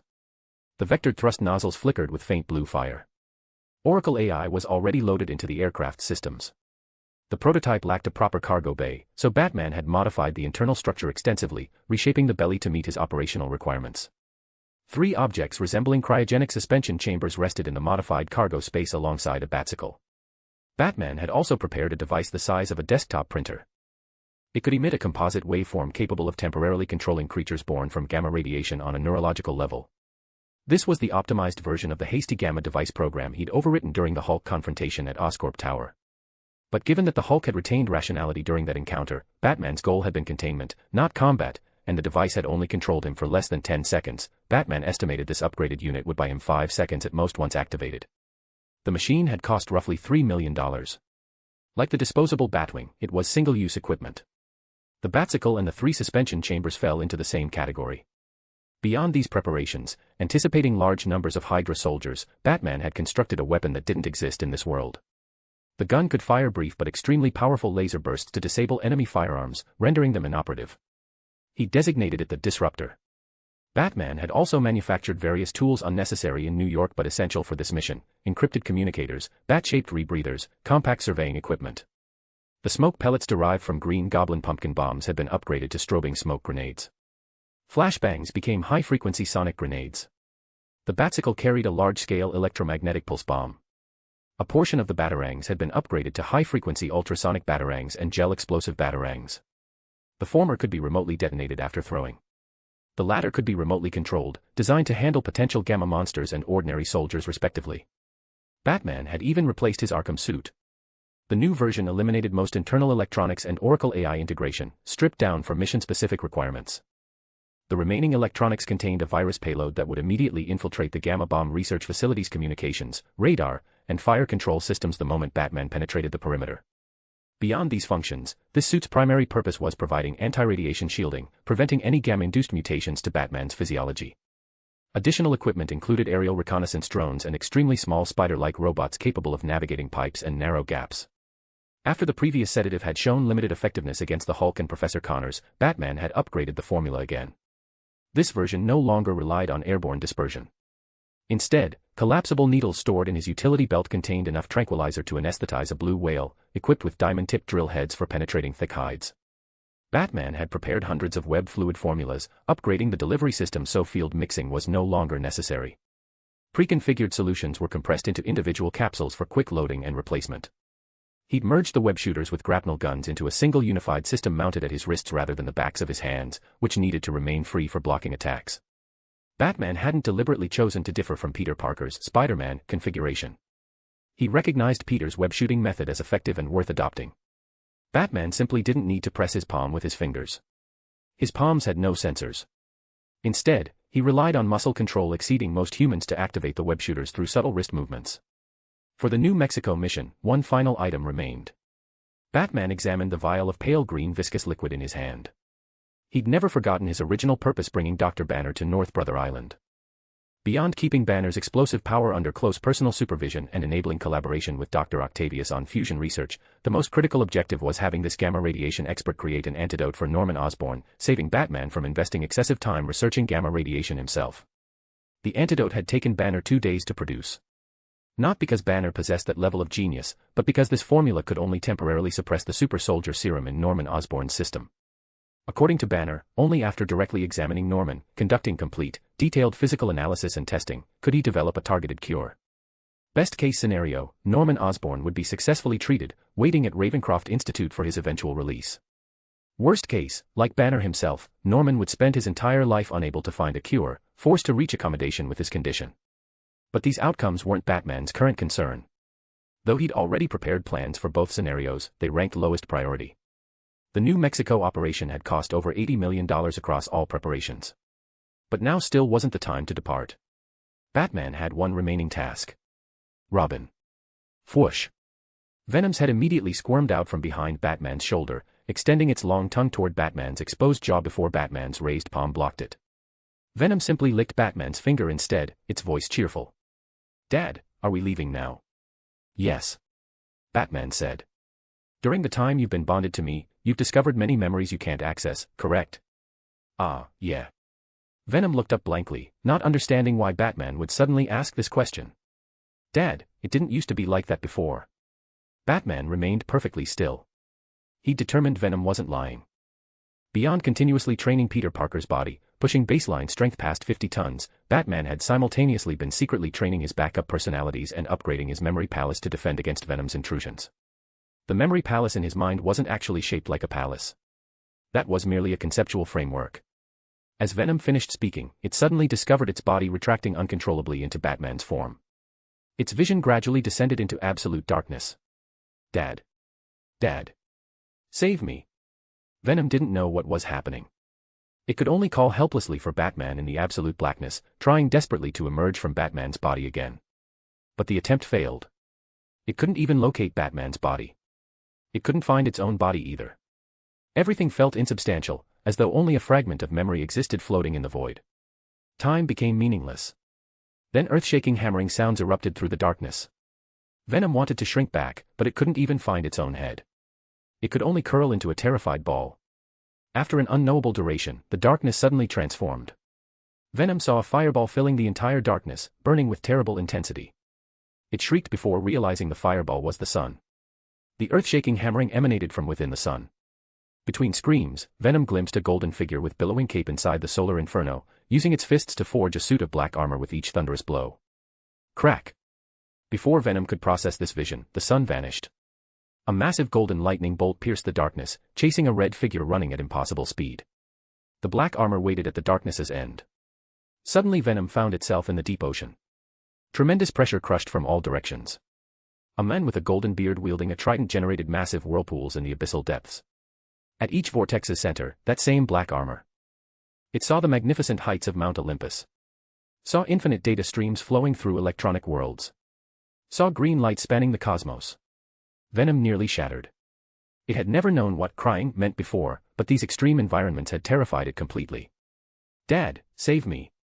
Chapter 184, Chapter 184, Request for Nuclear Strike. What Venom had witnessed in Batman's memory was the Justice League's most powerful members forging the Hellbat armor. Though Batman hadn't personally observed those scenes, for someone capable of resisting Martian Manhunter's telepathy, fabricating a memory wasn't difficult. Batman couldn't risk field testing Venom's stress responses on the eve of departure, couldn't afford the offspring complications and mission delays that might result. Attacking from within the memory palace served multiple purposes. It verified Venom could no longer freely access Batman's thoughts, preventing the symbiote from circumventing his defenses through its alien nature. Simultaneously, it avoided real-world stimuli that might trigger reproduction while testing Batman's memory compartmentalization training. The results were remarkably effective. Venom had been nearly traumatized by the fabricated scene of 6 Justice League founders collaborating on the Hellbat armor. Dad, save me. Dad, where are you? Save Robin. 6 directions. 6 different environments. Each pressure more crushing than the last. Venom was trapped in the center, compressed into a terrified ball. It tried resisting. Tried escaping through what seemed the least threatening route, the electronic world's information streams. But infinite cascades of junk data nearly exploded Venom's consciousness in an instant. Its mind went completely blank. It attempted climbing the seemingly harmless Mount Olympus instead, but the sword-wielding woman atop that peak merely glanced its direction, and Venom collapsed motionless, pierced by her overwhelming battle intent and razor-sharp sword light. As for the deep ocean, the lightning and sun, the green light spanning the cosmos, Venom didn't even bother attempting resistance against those. Just as Venom approached total despair, a voice that brought tears of relief spoke behind it. Robin. Don't be afraid. Behind Venom was the son it feared most. But even so, hearing that familiar voice, Venom whirled around to see Batman standing there, the one it had desperately begged to rescue it. His broad, solid shoulders blocked the sun's light and heat. Even the earth-shaking hammer blows faded to distant echoes. He extended one hand toward Venom collapsed on the ground. I came for you, Robin. Venom didn't hesitate. It lunged into Batman's palm, squirming up his arm, burying itself in Batman's embrace with heaving sobs. Dad. I thought you didn't want me anymore. Wah. Batman cradled Venom, stroking its small head gently. The next moment, the sun, deep ocean, Mount Olympus, electronic world, everything vanished. Darkness reclaimed the space. But this time Venom felt completely safe, knowing it rested in Dad's arms. Then its vision blurred. Even the darkness disappeared. Cool evening wind brushed across its form. Looking up, Venom saw stars in the night sky. In reality, it lay in Batman's palm. Everything moments ago felt dreamlike yet impossibly real. Stars weren't particularly interesting. Venom tilted its head slightly, spotting that infinitely reassuring stubbled jaw, finally processing what had happened. Dad, what was all that? I was so scared. Batman pressed Venom toward his chest. The symbiote immediately burrowed inside, then extended its small head from his shoulder, looking up at Batman. During the day, I told you I needed to run some tests on you. Remember? Batman asked while walking toward the preheated Batwing. Venom's eyes widened. Of course I remember. You said you needed to test something about me. Yes. Everything you just witnessed was a test, designed to observe under what conditions you might spawn offspring. Batman explained. Some explanations were necessary. Excessive mystery only bred distance and suspicion. Batman had learned that lesson long ago. Oh, it was just a test. I thought Dad didn't want me anymore. Venom relaxed with obvious relief, then immediately perked up again. Dad. Were those scenes things you actually experienced? Who were they? They were, oh. Venom could no longer probe Batman's recent memories, but that didn't erase what it had learned before. The one in the sun was Uncle Superman, right? And the ocean one was Uncle Aquaman. And Aunt Diana, should I call her Mom? Robin. Batman interrupted, shoving the throttle to maximum. We're moving out. Roar. The Batwing's tail exhaust flared brilliant blue before quickly dampening to near invisibility. Batman launched directly from Bat Island. Stealth took priority over speed. The vectored thrust nozzles suppressed light and heat signatures as much as physically possible during takeoff. Even so, Batman's modifications enabled the aircraft to achieve extraordinary velocity, climbing at a steep angle toward the sky, vanishing into the clouds within moments. Above the cloud layer, Venom extended its head from Batman's body, gazing with fascination at the large, brilliant moon unobscured by atmospheric interference. Dad, where are we going? Venom suddenly realized it had followed Batman onto the aircraft in a daze without knowing their destination or purpose. New Mexico. To rescue a scientist, or possibly an industrialist, who's lost his way. Batman said. Yay. New Mexico. Dad flies the plane so cool. Want me to try flying it? Unknown waters. The helicarrier. Natasha, report on activity at the New Mexico Gamma Bomb Research Facility. The site's been registering frequent shallow source seismic activity. I suspect Ross and Norman have successfully replicated Hulk clones. Requesting artillery bombardment, Director Fury. S.H.I.E.L.D. Director Nick Fury studied Black Widow Natasha intently, as though committing her features to memory. General Ross once deployed tanks and bomber aircraft against the Hulk. Did he succeed? Natasha shook her head. So we wait. Nick Fury said. Wait for what? Black Widow couldn't understand. There was new intelligence she hadn't been briefed on. Nick Fury smiled enigmatically, offering no explanation. Director Fury, unless I'm mistaken, that facility operates with self-sufficient power and water systems. No external network connections, achieving complete physical isolation by default. Latest intelligence confirms zero civilian presence. Everyone except Norman Osborn is Hydra. Black Widow didn't even glance at Nick Fury's mysteriously smug expression. Her face remained deadly serious. The bombardment I'm requesting is nuclear, Director Fury. Nick Fury froze, staring at Natasha's utterly serious expression. The words escaped before he could stop them. Mother. But before he could finish, Black Widow turned and departed, leaving Nick Fury alone in the command center. He shook his head, settling into the command chair by himself. After a moment, he raised his hand to check his watch. Past midnight already. After brief consideration, Nick Fury immediately summoned Agent Hill. Dispatch a helicopter to Stark Tower. Bring Tony Stark here. Agent Hill's eyes widened. Now. Chapter 185, Chapter 185, Secret Identity. When the urgent phone ringtone jolted Tony Stark awake, he checked the time through bleary eyes, 2 a.m. Tony ignored the unknown number, swiping to reject the call. 2 seconds later, the phone rang again. This time Tony got up, opened the window, and hurled the phone off the cliff, buying himself 5 minutes of peace. 5 minutes later, his bedroom door exploded inward. Agent Hill in Navy tactical gear burst through the shattered entrance. She opened her mouth to speak, but the king-sized bed beneath Tony suddenly collapsed, a cavity opening in its center. Tony's form vanished into the hidden compartment. Sharp, rapid mechanical sounds echoed from below. Agent Hill glimpsed cold white light flaring within the cavity. The next second, Tony Stark hovered in the room wearing full armor. He looked down at Agent Hill, his tone decidedly unfriendly. You need to give me an explanation. Agent Hill stood with hands at her sides, tilting her head slightly to address the Mark III suit.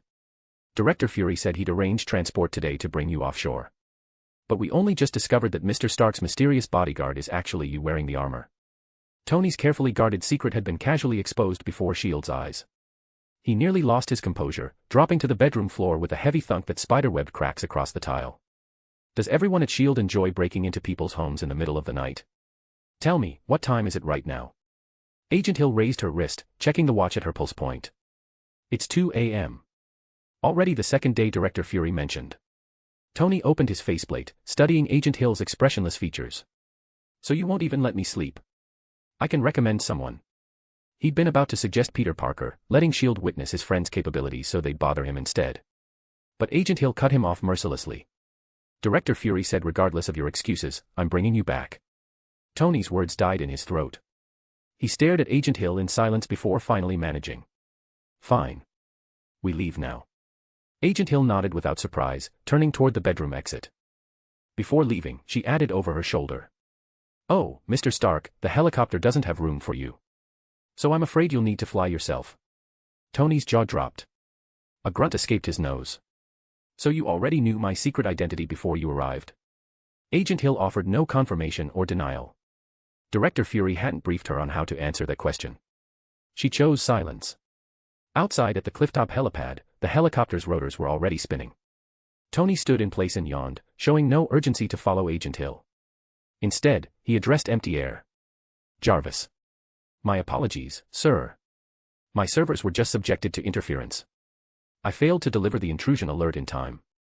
The Jarvis AI responded. Oh. Tony sounded genuinely surprised. After Nick Fury's last silent infiltration of this oceanfront villa, Tony had extended Jarvis's coverage throughout the entire structure.